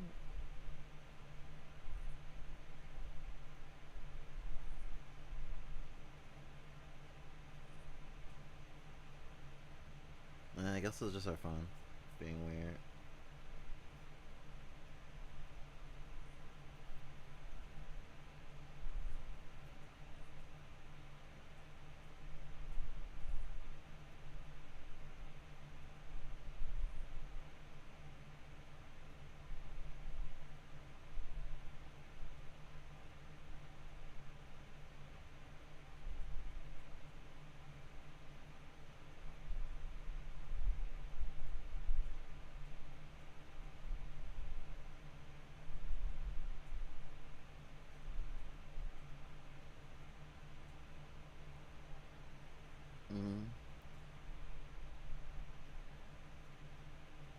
Plugins, see plugins, save states.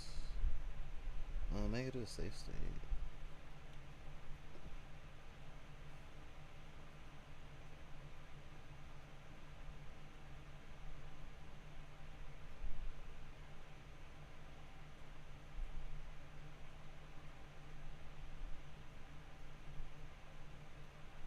F3, F2.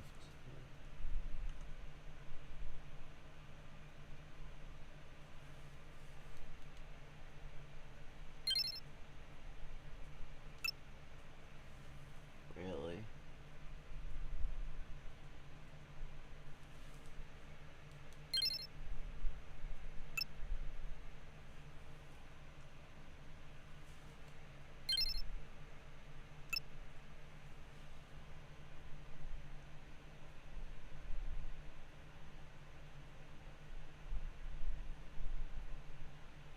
Oh, okay.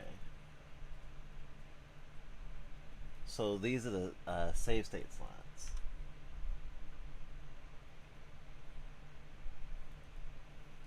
And then that's loading. Okay, so I'll figure out the memory card thing later. But for now, that is Dr. Slump. Pretty neat. I don't think I'll do 7 streams of it. I'll try to do like 2 chapters next time, now that I'm a little bit more used to it.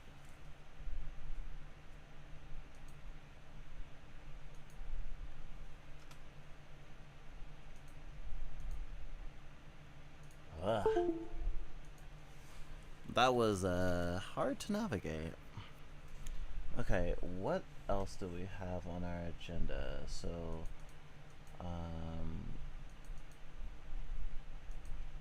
Steam was turned off for that time.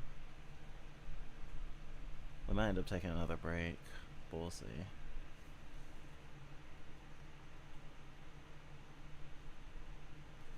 If we do take a break, it'll probably be a shorter one. It would probably like make coffee or something.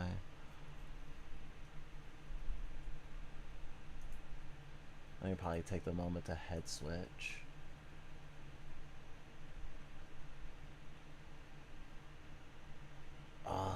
Characters are romanceable in Key Locker now.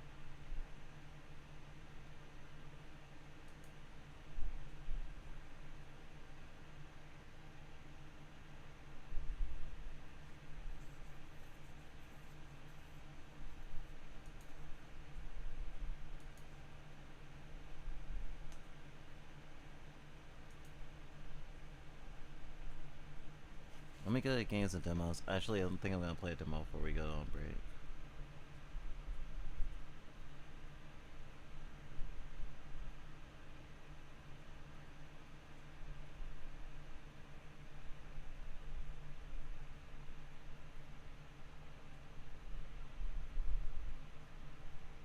Oh yeah, we're supposed to play Lost Ruins. Gosh. That's gonna be up to Mocha. That was a game that she was playing. I could definitely see her enjoying Neon Advent. I encourage that. Okay. Damn it, I didn't install this, but it's not big.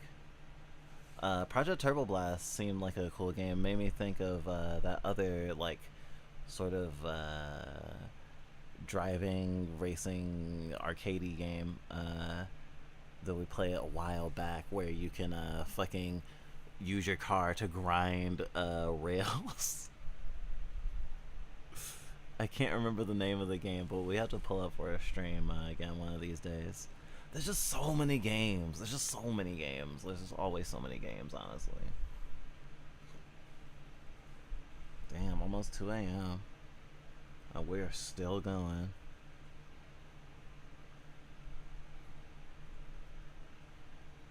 Almost ready for my third wind.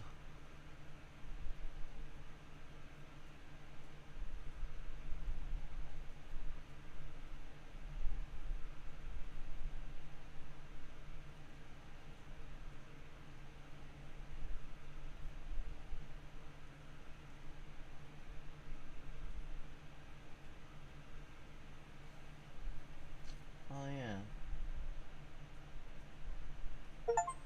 I'm still in that Discord VC.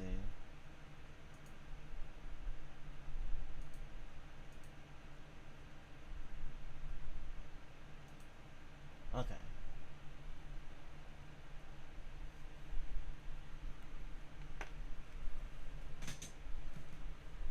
Switching controllers. Fantasy racing games or driving games are more our speed than like straight up simulation stuff, though. I don't know. Maybe we'll try like something like Motorsport or Gran Turismo one of these days.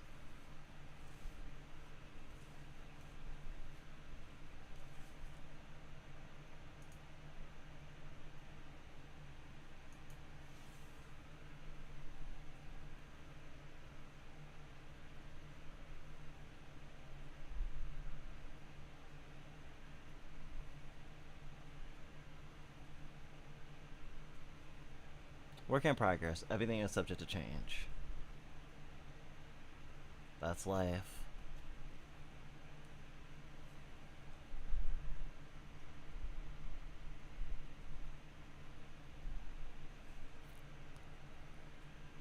There's some interesting graffiti.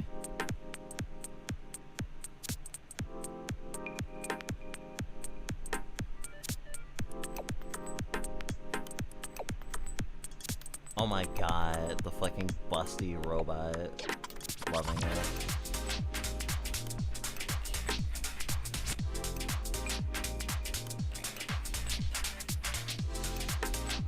I really want to get this running better. Yeah, everything's on high.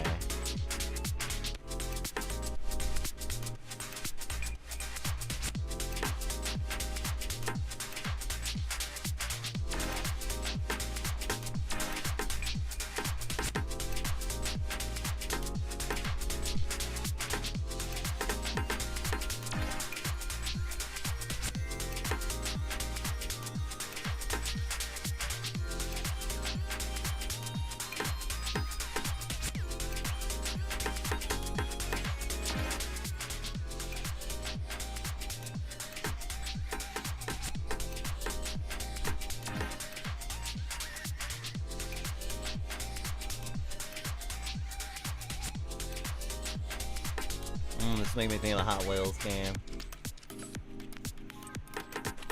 Let's do a Grand Prix. Oh, this is so cute. Let's do Novice.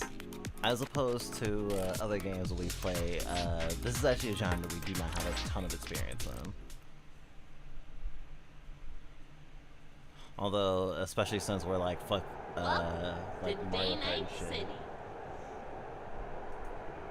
Well, I guess not fuck Mario Kart, but fuck Nintendo, so we're definitely not playing the new Mario Kart, that's for fucking sure.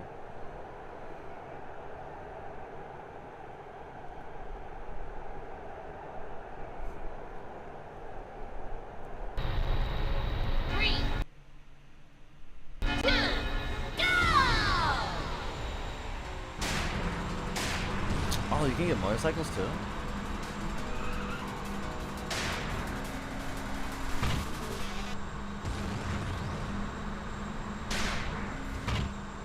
I can jump?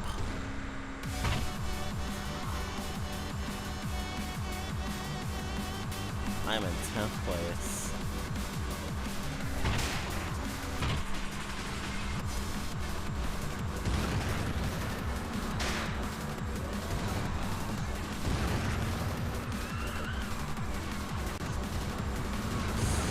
Go speed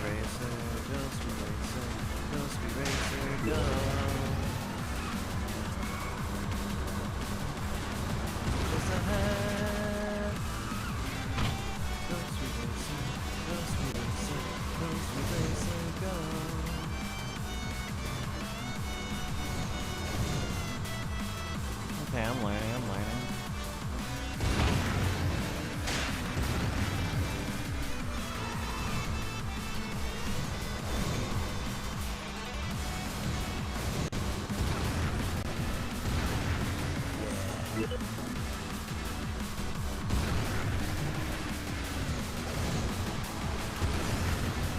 First place, bitches! Oh, second place, bitches.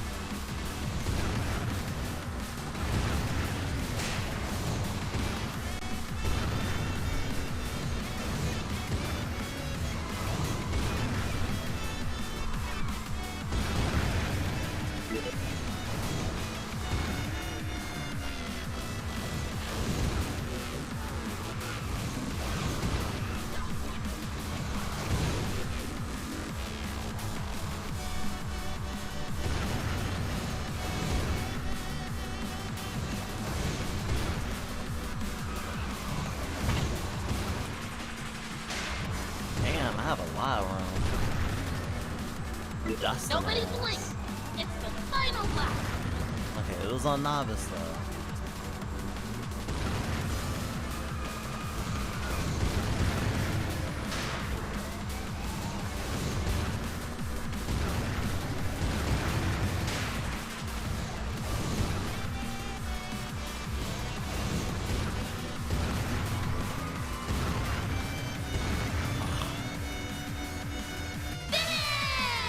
Man, the guy hit me right at the end. Second place!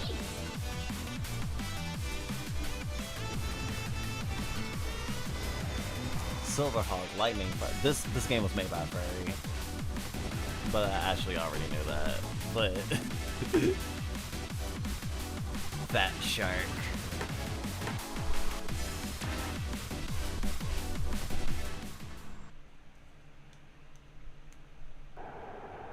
Welcome to Day Night City.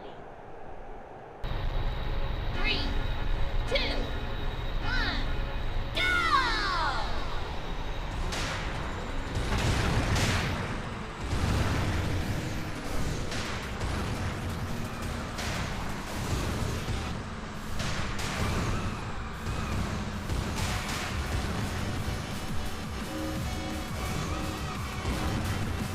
Critical damage, can I blow up? Yes, I can. Burnout Paradise.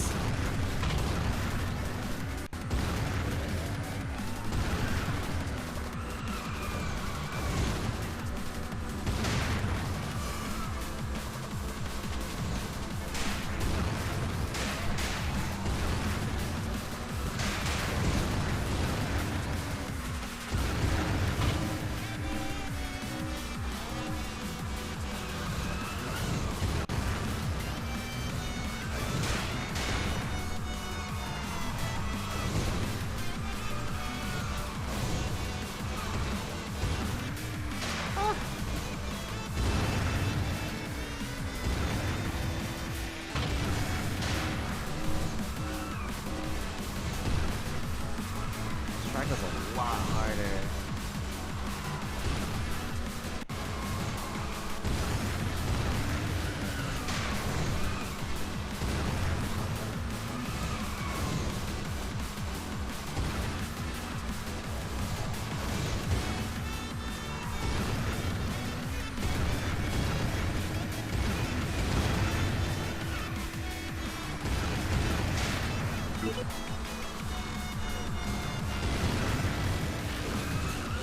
Is this how Lightning McQueen felt?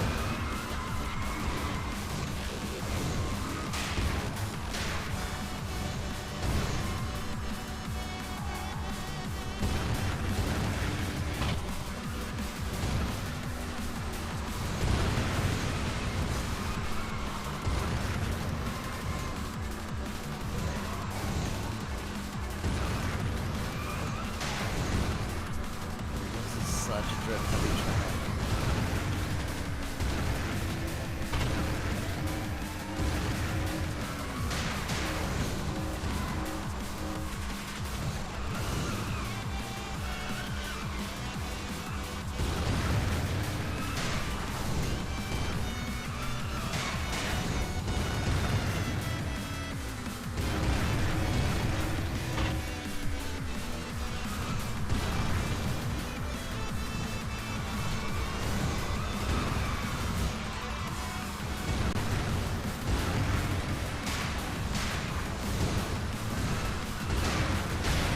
No.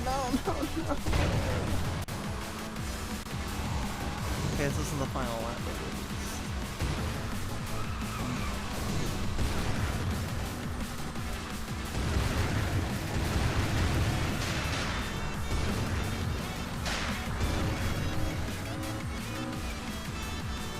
Nobody blink.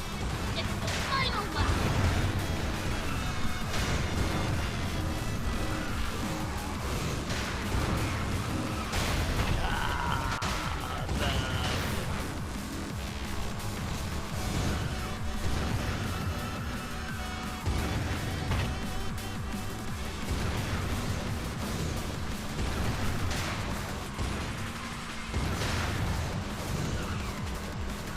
I'm so far behind.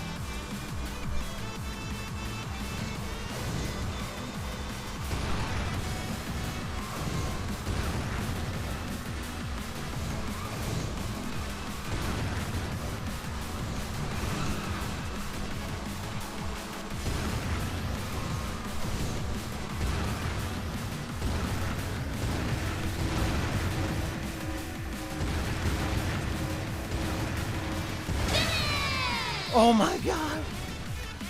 Yeah! You got first place! I got first at the very last second! Almost blew up my entire car. Won by a 1/10 of a second. Incredible. Beautiful. That track was treacherous. Evil, even. Oh, hello. Welcome to Sun Peak Treetops. 3,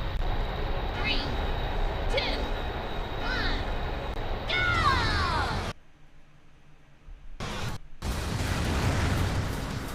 Oh my gosh.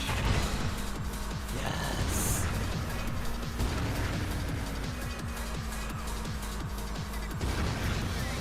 My kiddo heart is pounding.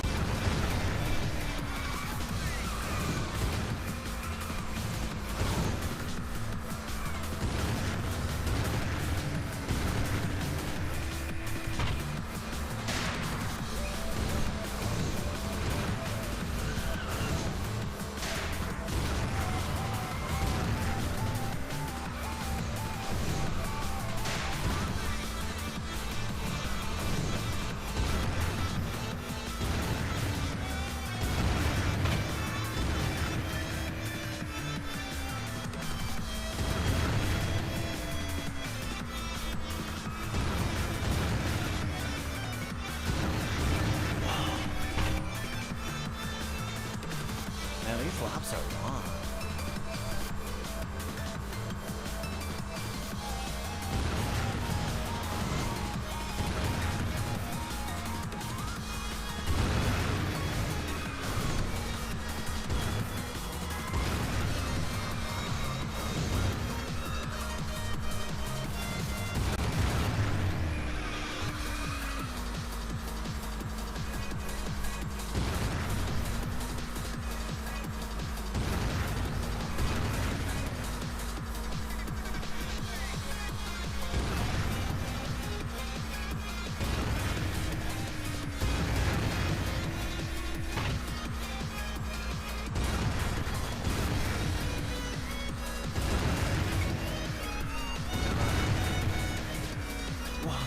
Oh, vertigo.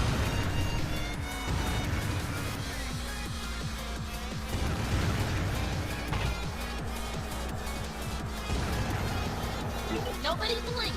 It's the final lap. Even in third place, I feel like I'm lagging behind. I mean, not just the actual lagging.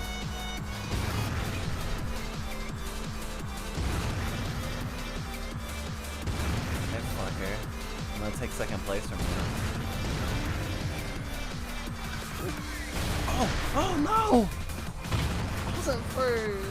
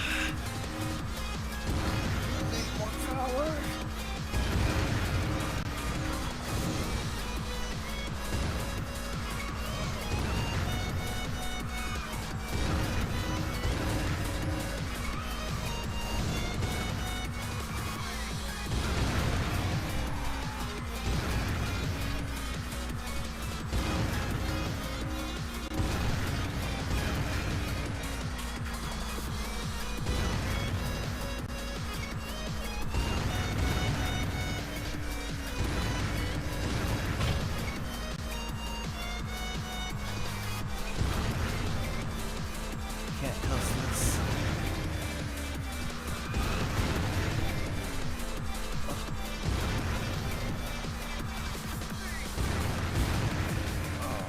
Hey! You're going the wrong way! How?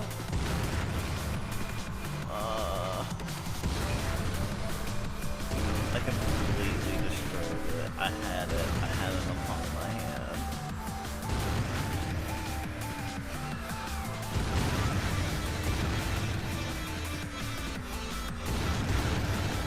I wish it had told me sooner.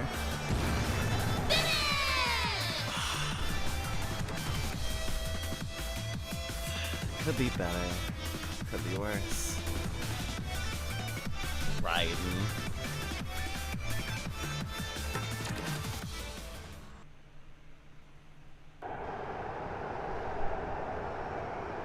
Welcome to Blue Oasis. 3, 2, 1, go!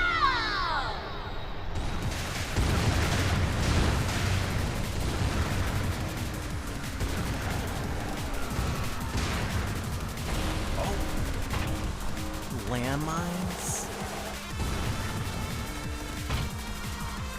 You could probably bump someone into landmines.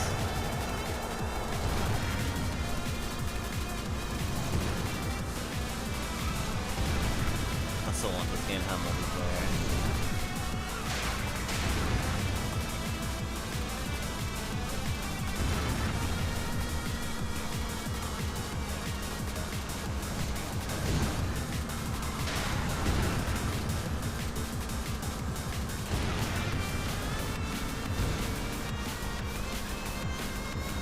I wish I had cruise control.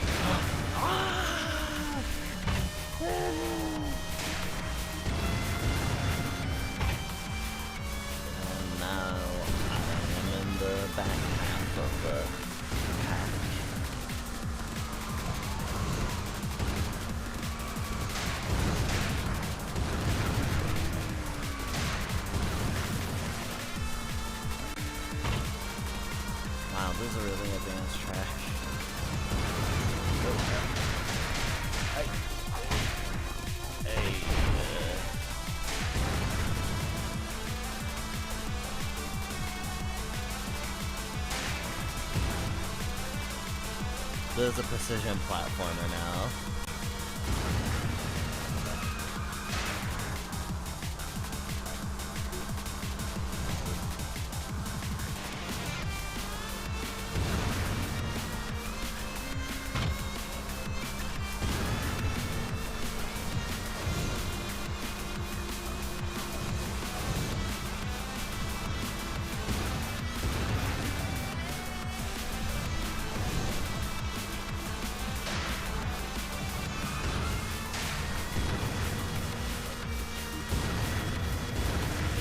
Nobody blink! It's the final lap!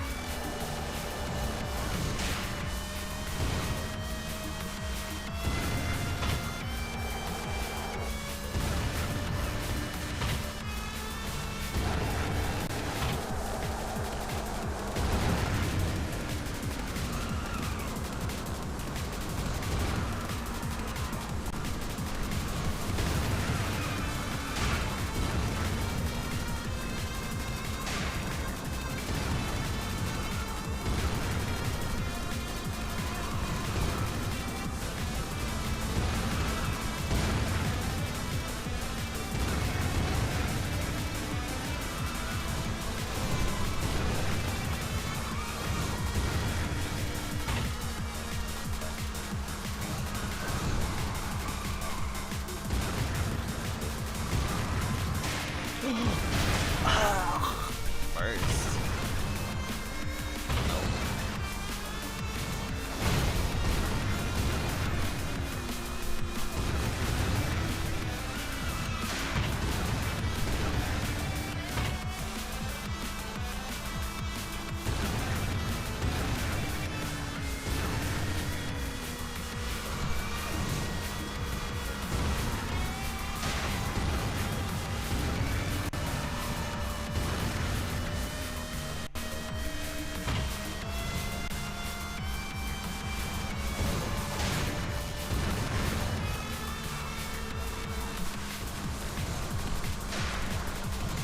Sorry, drifting too early. These corners are insane.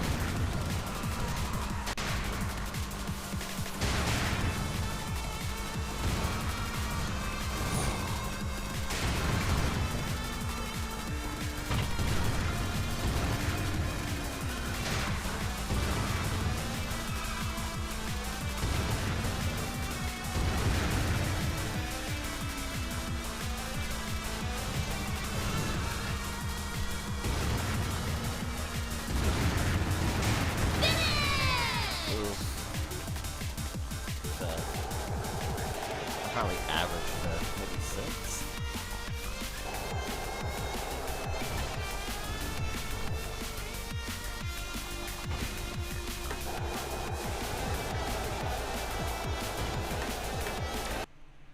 I actually don't know how many a cup is, but I think I've had my fill for now. I want to practice. What, vehicles?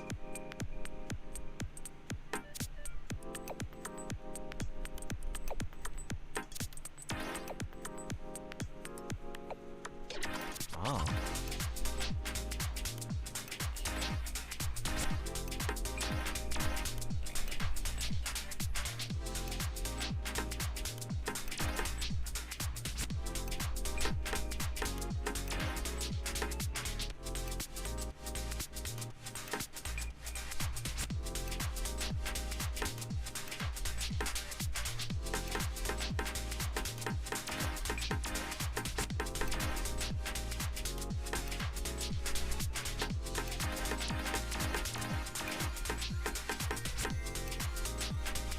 Ooh. No shark.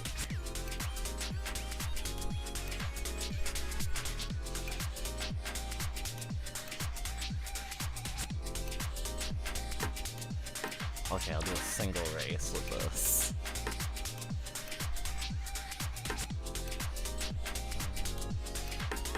We join a host games. Body.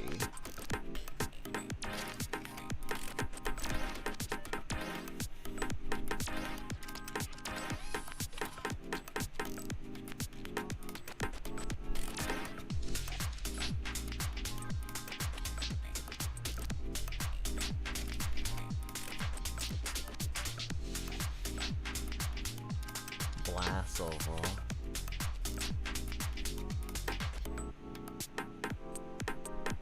Let's see what standard feels like. Welcome to Day Night City.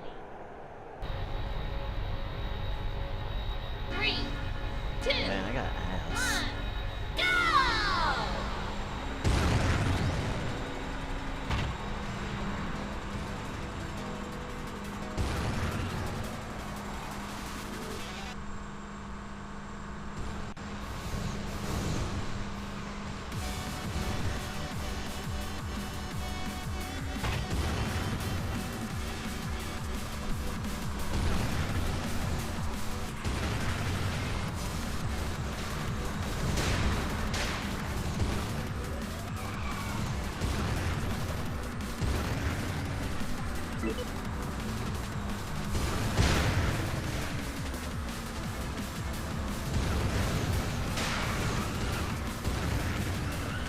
A lot more cutthroat, a lot more bumping.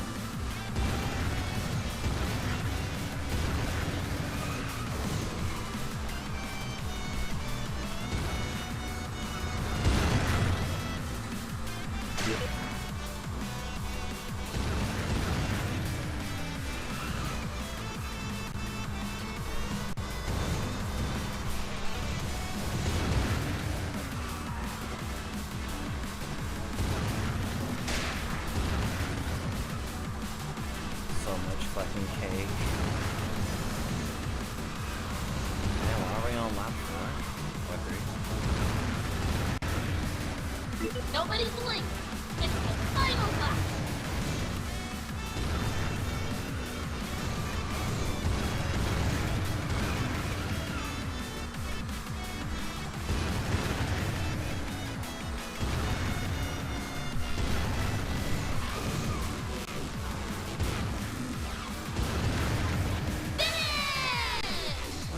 I finished 2. That's not Second bad. place. On standard. Pretty cool.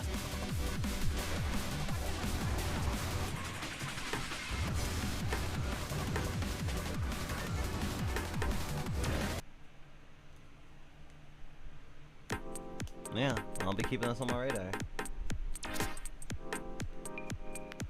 Don't forget the wish list. No feedback survey for now. But later. No, it's fine. Definitely gotta get eased into it. Amish old school arcade racers like F-Zero, Hot Wheels, CTR, and many more. Nice. Join the Discord. You can playtest early builds, get news updates, see works in progress screenshots, give feedback, support, check links, info to join. Playtesting and support. Don't forget to wishlist the game. Yeah, we'll drop this on our Discord. This is cool.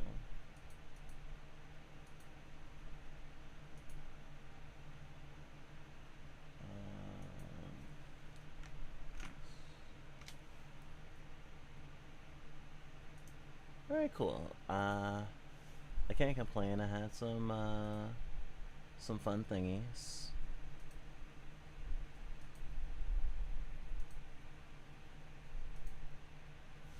And when we come back, we'll see you for probably Advent Neon, at the very least.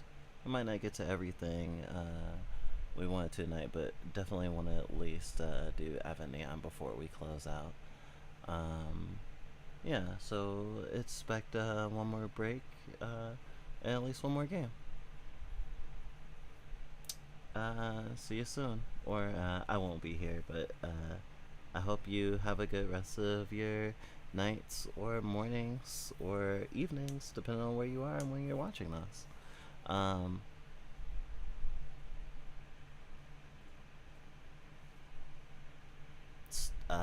Stay woke.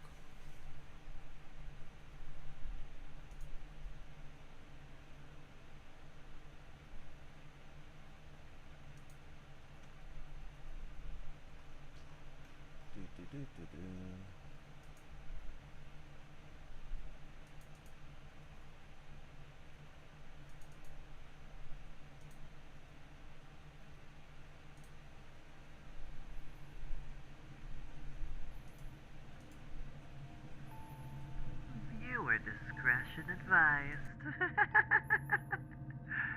Fluff Bites as streams are intended for mature audiences. Be prepared for disturbing or dark games and themes, difficult discussions, and things that may be outside of your comfort zone, or outside the realms of normal society. Please respect boundaries and treat others with respect. If you are not 18 plus, please leave.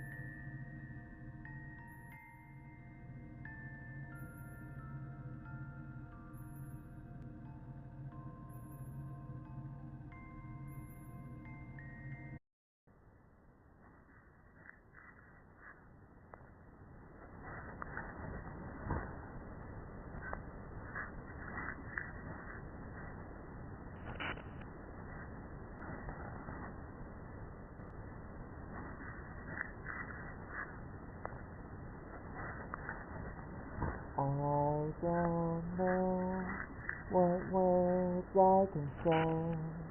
The wind has a way to talk to me.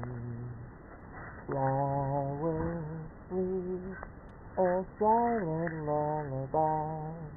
I pray for reply.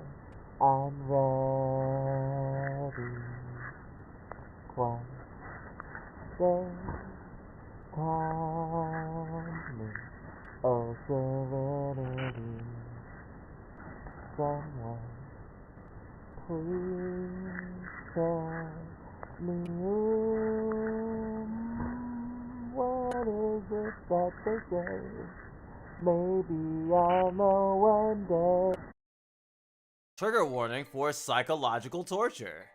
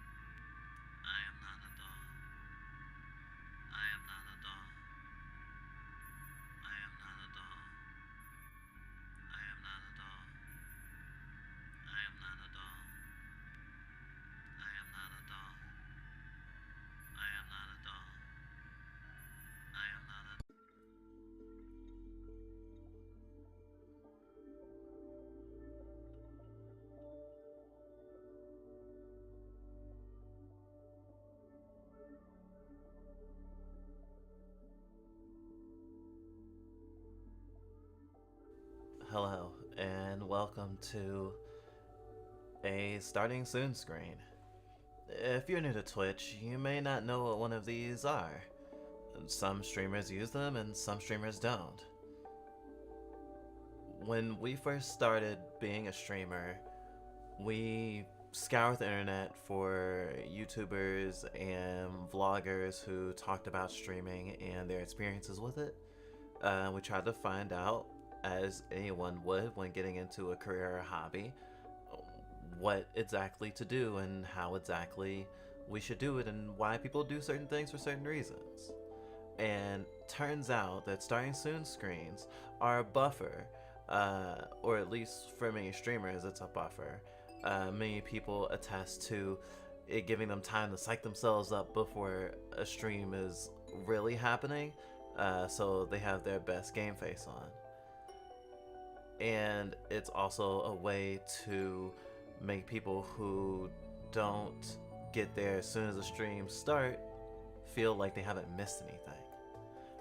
And especially for a scheduled streamer, it's something to expect, so it also gives people a certain amount of time buffer for when stream first starts, for when they need to get in, because the top and bottom of your stream are when most people are going to come in anyway, so it being dispersed throughout your stream isn't bad. Though we heard others say that it's actually not that useful. It needlessly pads out your stream. If you need to psych yourself up before a stream, then you should allot yourself some amount of time before you hit the live button to do whatever you need to do. And most of all, we've been seeing that if you have a starting soon screen, analytics say on average that you're going to lose people while you're in the starting soon screen if they're new, because all they'll see is this loading screen and they'll just be kind of like, I'll go to someone who's actually streaming. Though in the almost 2 years of streaming that we have under our belt, we have gone over to the starting soon screen side, and it's been hard to think of things to actually put in these, because we actually took it really seriously to have something worth seeing, or at least worth vibing with. We saw that Iron Mouse had these little anime clips in her starting soon screen, and that gave us the idea that persists now of this kind of cursed children's programming a la Toonami, or I guess maybe Toonami meets Nick Jr. Aesthetic that we have now. And it's led to some really interesting places and some really interesting inside, I can't really say jokes, but inside lore, as you might come to find out by looking at more crinkle bumps. That's what we call these anyway. It's a bump at the beginning of the stream, or maybe during a break. We've tried to make it our own, and we kind of say that other streamers looking to do something that sets them apart to find ways to do it within things that everyone does, like we did with this. And I think most of all, we just really wanted a starting soon screen that made people feel invited and didn't confuse people like we've seen a lot of early streamers doing, where they have just a static screen where you can't tell if your stream is buffering or not, which can be very confusing to a lot of people, or one that doesn't have sound. And again, some people will literally continuously check, oh, is my stream running? Oh, is my stream running? Because instinctually, someone wants to run your stream for the noise. For the noise, for what you're saying, for the game you're playing, for who you are, for so many different reasons. But if you're not getting any feedback, then you might as well put on something else. At least, that's the pull of the reptilian brain. Though obviously people who have been here for a while, your loyal viewers, might actually just stay for a while. Or maybe poke you in chat, say, hey, is stream running? I'm not sure. But that's just my 2 cents. Anyway, we do video essays here. Well, on YouTube, at least. at time of recording. And this is a little experiment. Just starting soon essay. About just starting soon essays. Maybe we'll do more of these. Who knows? Your future will be filled with happiness and sadness.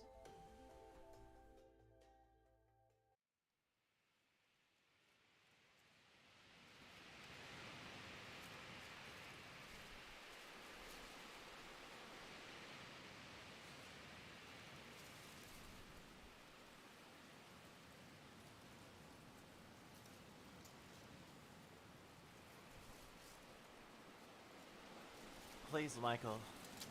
Let me stay here a little longer. I met a boy I really like.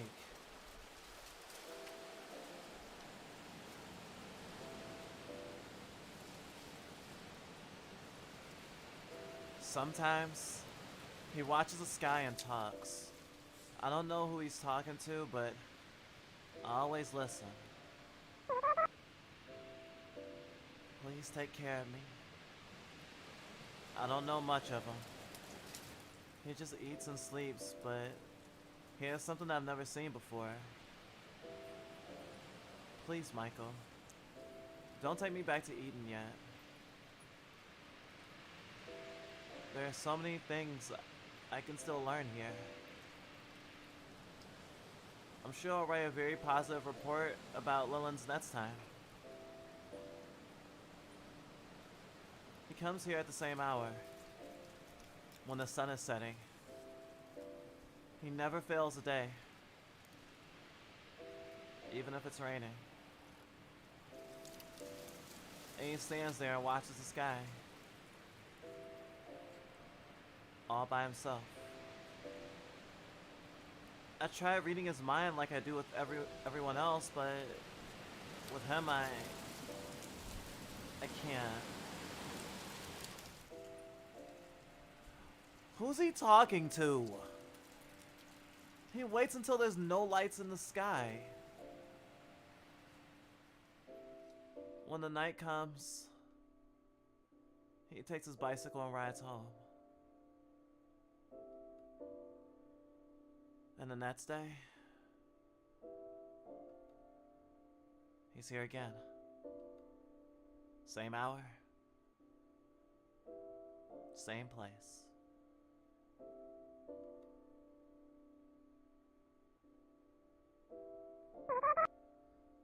Please take care of me. He never changes a word. His eyes always focused on the sky. The wind blowing through his curly hair. The clouds come and go with the last rays of the setting sunlight. He gets on his bike and starts going home. He's really not the most skillful guy. I've seen him fall many times. But today is different. He's going downhill. No holds barrel. In just a moment he'll jump on the cliff. I'm sorry, Michael, but I have to know.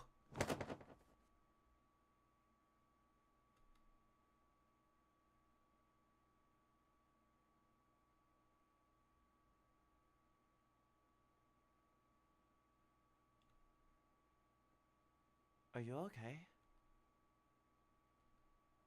He's not saying anything, but he's breathing.